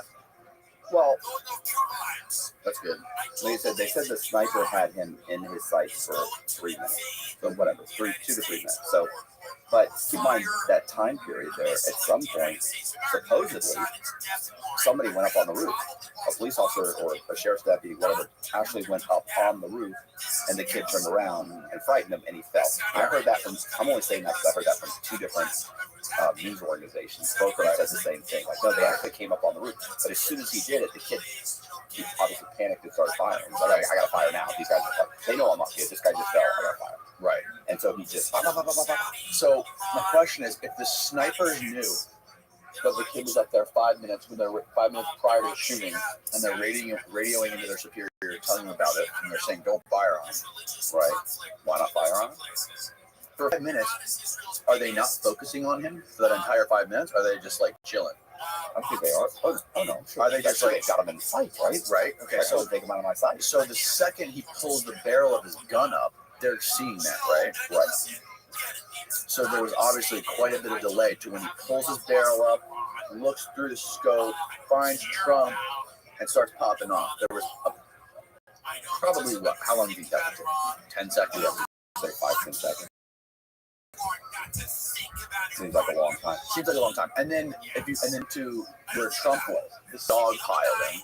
Pretty much immediately, pretty quick, but just 2 or 3 seconds to get that dog pile. Then he stood up after, I don't know how long that was, but he stood up, and then the guy's like 6'3". He stood up and he's towering over these guys. And they're like a couple of them, one guy, the guy who looks like Andrew Schultz, he's like holding his hand above his head. Another guy's like holding his hand over here. Like, and Trump, he barges through 6 of them to do his like fight thing. Right. And if this is like a JFK scenario where there's multiple shooters, like a triangular hit team, right? Trump's done. Wide open. His head was wide open. They let him stand up and because he said, hold on, and he got out. And they didn't know if there was another shooter. Right. Maybe they got it in something in their ear. You could hear like the radio chatter. They're saying like, "What do we do now? What are we saying? Shoot her down. Shoot her down." That's probably why they stood him up and said, "Let's go." And they didn't know if there was another shooter or not. So if there was another shooter, he'd be gone. But then again, he's too big to carry. It's like they need his help to get off the stage. It's not like they're going to pick him up and start. Still, there's the fucking Secret Service, and there's like 6 or 7 of them. Right. And then there was the one Secret Service lady. You see her hiding behind everybody. The tiny one. She was like cowering down behind everybody, like hiding. Yeah. Well, that doesn't be hard. Yeah. I mean, first of all, if I'm 6'3", if I'm 6'3", you don't get to be 5'2" and protect me. Like, I feel like that's a lot of me that's still available. Yeah. And these are the main parts that people shoot at. Like, I'm gonna need a taller cross. Right. He's gonna have to be at least 6 foot. Yeah. With heels. I'll take it with heels. Platform shoes, something. 5'1", 5'2". I mean, for me, yeah, that'd be fine. Yeah. And it's easy, like I said, sitting here next to microphones talking military. Yeah, of course. I was talking to this guy. I'm not saying no. I was talking to Rick Prada, who's a legendary CIA paramilitary guy who he was a counterterrorism special force clandestine operations specialist CIA in Nicaragua and Costa Rica, like in the 80s during Iran-Contra. He's been in a lot of these situations. But he wasn't a part of Secret Service, but he actually trained with Secret Service in like the 80s and the 90s. Trained with those guys, and he knows a lot of them. And he was like, his point was that like, yeah, you plan for this stuff a lot, but he goes, in every single situation like this, whether it be in combat, in war, in black ops, or in a Trump rally, he goes, after the first bullet flies, you can be as prepared as humanly possible. But after that first bullet flies, your plan goes out the window. Right. So Mike Tyson, everybody's got a plan until they get punched. Exactly. Yes, exactly, man. He said everything goes out the window before the bullet flies. I think everybody's screaming about the Secret Service agent too. I think that also, look, they have like an action plan, right? Like they got it all laid out. They know where everybody is. They know everything. But if you've been with the Secret Service and you're dealing with the local sheriffs, deputies, and cops or police stations, everything, like these people don't work well together. Local sheriffs and police don't like the Secret Service. The Secret Service think that they're morons. And the truth is that when you lay it all out and you look at all, and first of all, the rallies are happening one after another. Imagine how quickly they're constantly seeing different plans. And so that sniper on the roof looking at this guy, you and I can say, you saw him, you saw he had a rifle, you should have shot him. Well, one, you don't know how long he knew he had a rifle. It may have only been for a few seconds. Right? He's being told, stand down, we got somebody up there. We got somebody going up there. Oh, okay. So in your mind, you're kind of thinking, they've got a handle.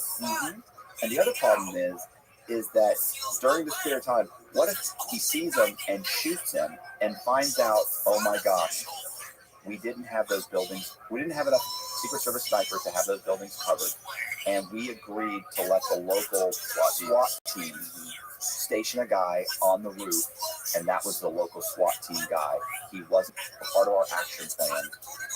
oh my God, you just killed a SWAT team member. He's been a police officer for 25 years. Right. And then you're like, and then they're saying, we told you to stand down. Do you see what I'm saying? Like, yeah, I get it. Yeah. I mean, everybody's screaming, you should have known. I get it, but you don't know everything that's happening in this guy's head. He's being told, no, no, no, no.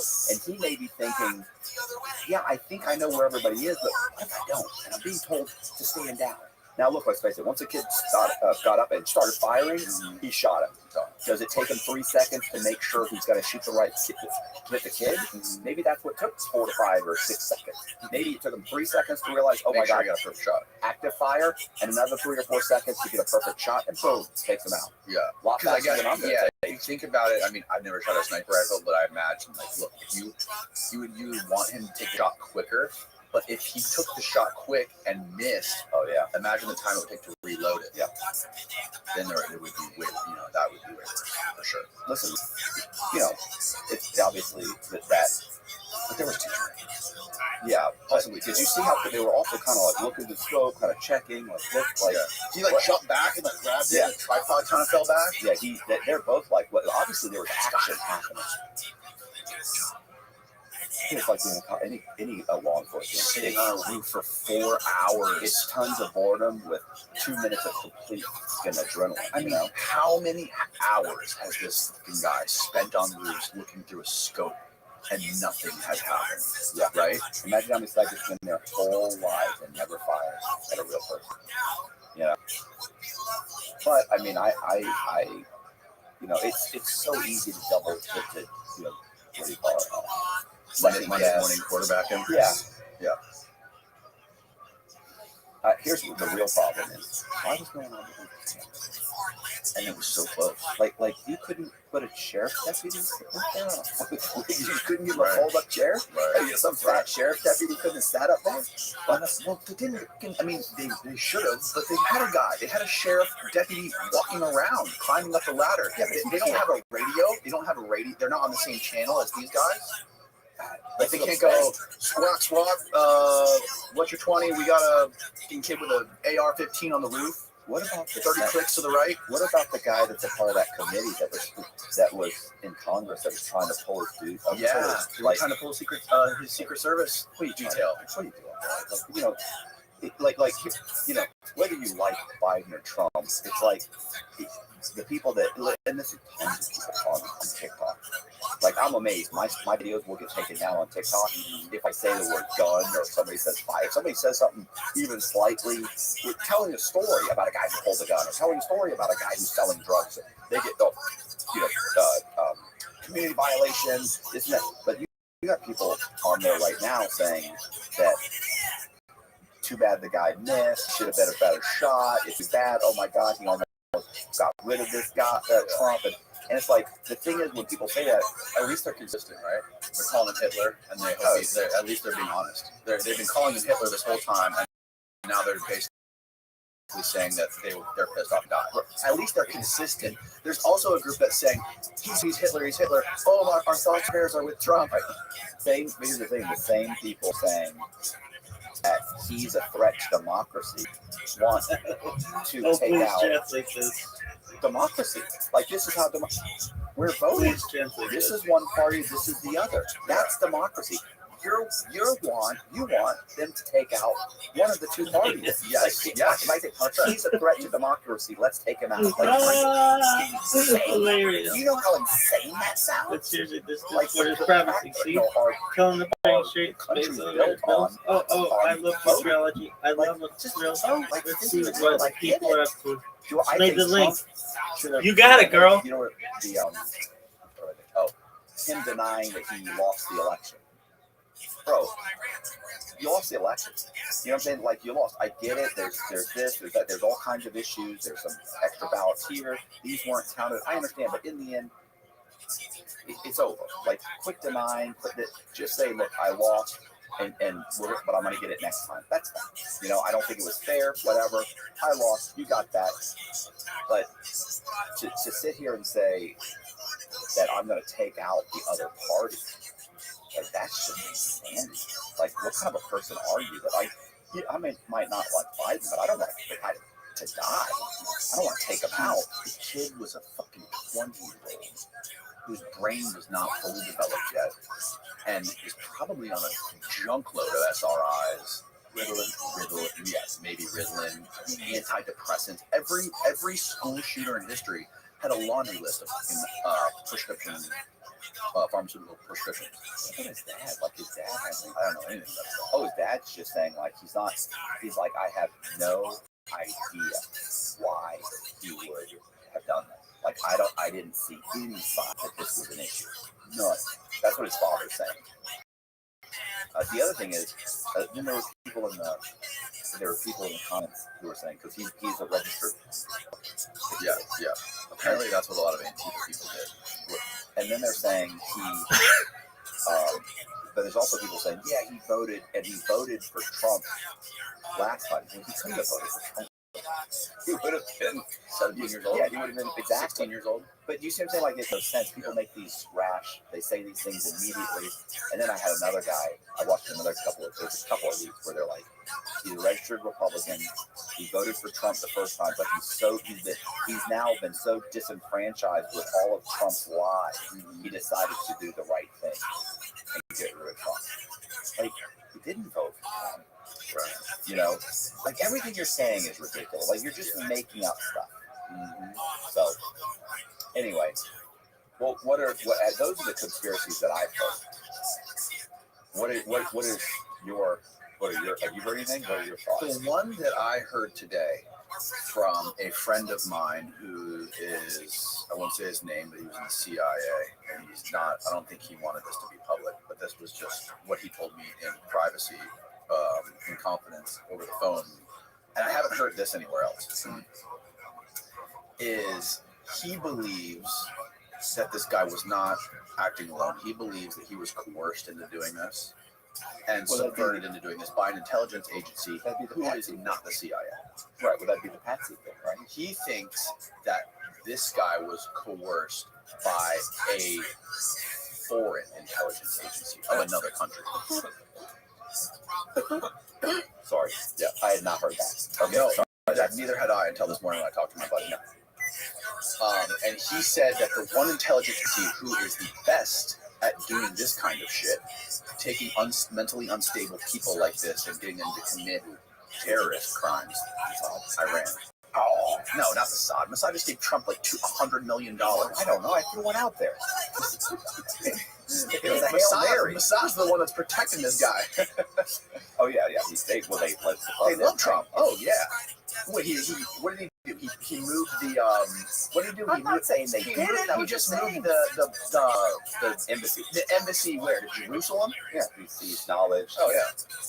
Capital. Oh yeah. But this guy said the IRGC is the best at pulling off operations like this. Well, I mean, he wasn't a great shooter, but this is very. You can't account for the flying typical of what they would do. Yeah, you can't account for the guy climbing up on the ladder and saying, "Excuse me, what are you doing, cop?" Yeah, you couldn't account for that. Yeah. So if it was a foreign intelligence agency, how did they just get lucky that the Secret Service was so incompetent?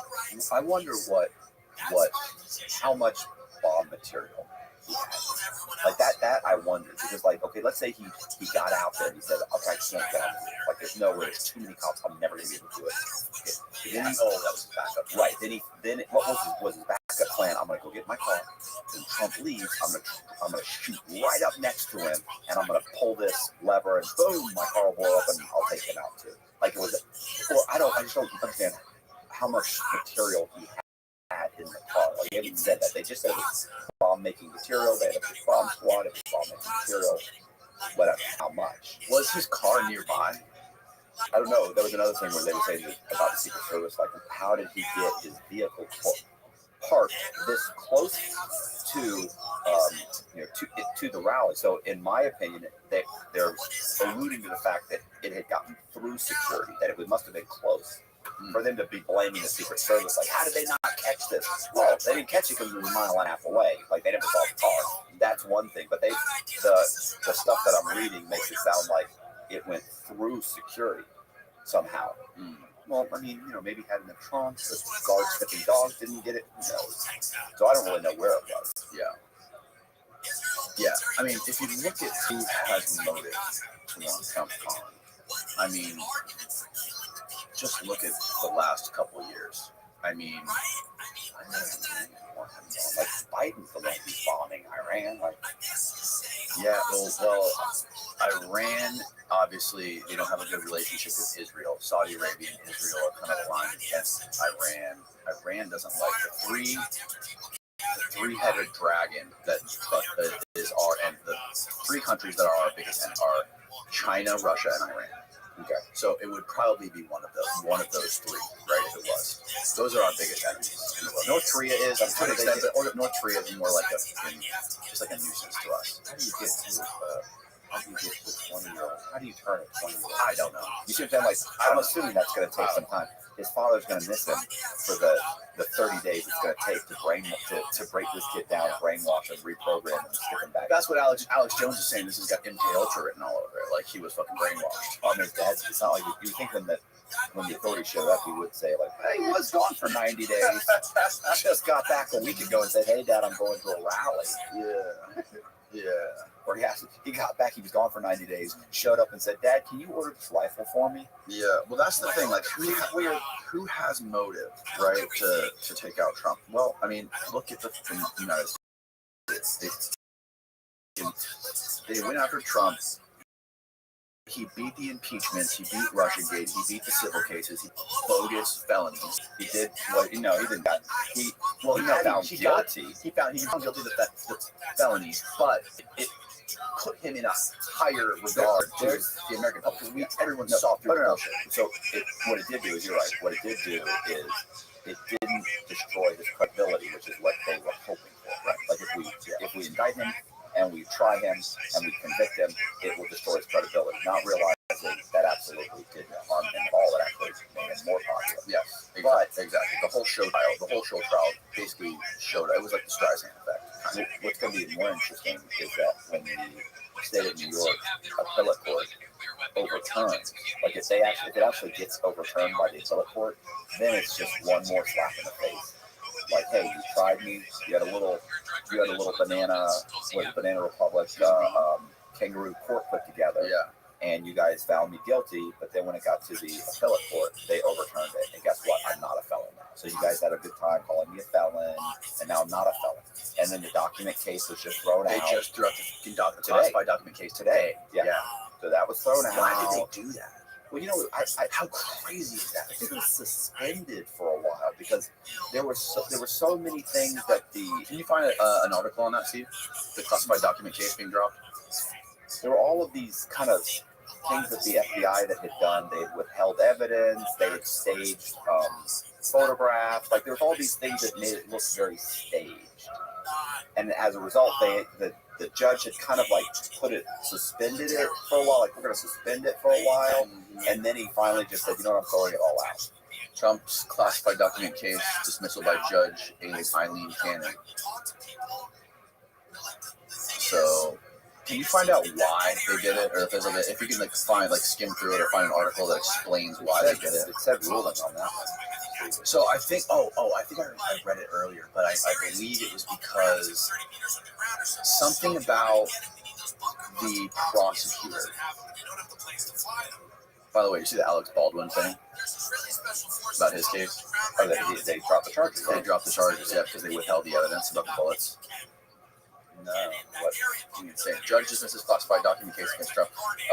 Ruled that the entire case should be thrown out because of the appointment of the special counsel who brought the case. Jack Smith had violated the Constitution. He indicated he planned to appeal. So he appealed. Right. So, yeah, it's just crazy that this happens 2 days after they tried to kill him. Like they're giving him a straight shot. He has a straight shot. He's essentially the president-elect. It's just can he survive to January 20th? That's the thing, right? Like I talked to this guy, and a guy I interviewed actually for something else, but we were texting back and forth, and he was like, you know, everybody thinks like, because I was like, oh, he's walking straight in the office now. He's like, yeah, you have to understand. He's like, that's what you're assuming he survived, right? Is this still? This guy's got a lot of highly publicized events between now and then where he could be taken out. Yeah. Like if they were smart, they'd retreat and say, okay, we fucked up. We'll try again. You know, in 4 years we'll get another guy in. We'll get another somebody in. Yeah. But or they'd say, hey, let's double down. We'll just take him out of all means possible and try and carry the evidence. So I was watching Alex Jones videos all day. Oh my God. And he's saying that they're going to go for broke now. That's the thing. He's saying they lean all in. They are going to go all in, all to the wall. They're going to kill this motherfucker. And he also said that after he wins the election, he said, don't be surprised if you're going to see a lot of false flag events happening. Like he claims they're going to run truck bombs into like black churches and stuff and try to incite some sort of a race war and blame it on Trump supporters. Like trying to target minority communities and use those as false flags to incite some sort of a crazy civil race war. And then, Julian said it best on his little live stream he did yesterday. He said that if that bullet would have hit Trump, he said it wouldn't be a civil war. He's like, civil wars, that's cute. You think it's going to be a civil war. He goes, that's going to be like the bullet that took out Franz Ferdinand that started World War I. Right? He goes, it's going to be World War III if that would have killed Trump. You wouldn't be able to go outside. You still haven't seen Civil War. I haven't watched Civil War yet. No. Did you ever watch the video where the kid goes over what Civil War would play out? Yes. Today? Oh, I haven't watched the whole thing. Wasn't it? Oh, I haven't watched it. I need to watch that. But you told me about this though. Yeah, he breaks it down so good. He's so like he could care less. He's just matter of factly like, here's this, here's that, here's how many National Guard troops are in this state. Here's how many. He just breaks it all down very clearly. Like this is why they end up broken. Here's why. Who wins? He ends up saying that the South wins because basically what he does is it's not even against necessarily. He assumes if you were to break up the states exactly the way it was split during the Civil War, right? Confederacy and the Union, and you took the same states. He said, well, the states are much different. There's a massive difference now because now there's infrastructure, there's all kinds of things. And you have all these National Guard units, right? So you assume that the National Guard units go with the states. So now Florida has how many different, you know what I'm saying? So basically, if you break it the military apart that way, you're on pretty equal footing. The real problem is that he's like, look, you don't have to invade California. You know, what you do is you just cut them off from their water source, which is coming from out of state, and electrical, which is coming from out of state. Like he just also food. They don't make enough food to feed themselves. I mean, yeah, they have yams and almonds and stuff like that, but that's not enough to feed you. Like they've got a bunch of foods that they do produce, but not enough to feed their entire population. So he's like, and the interstates, there's only like 3 states that basically go that way. He's like, you just cut those off. Right. It's not hard to stop them from feeding themselves. Right. The Confederate states can feed themselves. So he breaks up, same thing with power lines. Basically, like you don't even have to attack, you just starve them out. And he was like, so if you take that plus battles, if the battles are fought and you base it on the numbers, he starts doing the numbers too. Listen, he lays it all out, and in the end, look, the North doesn't win. In a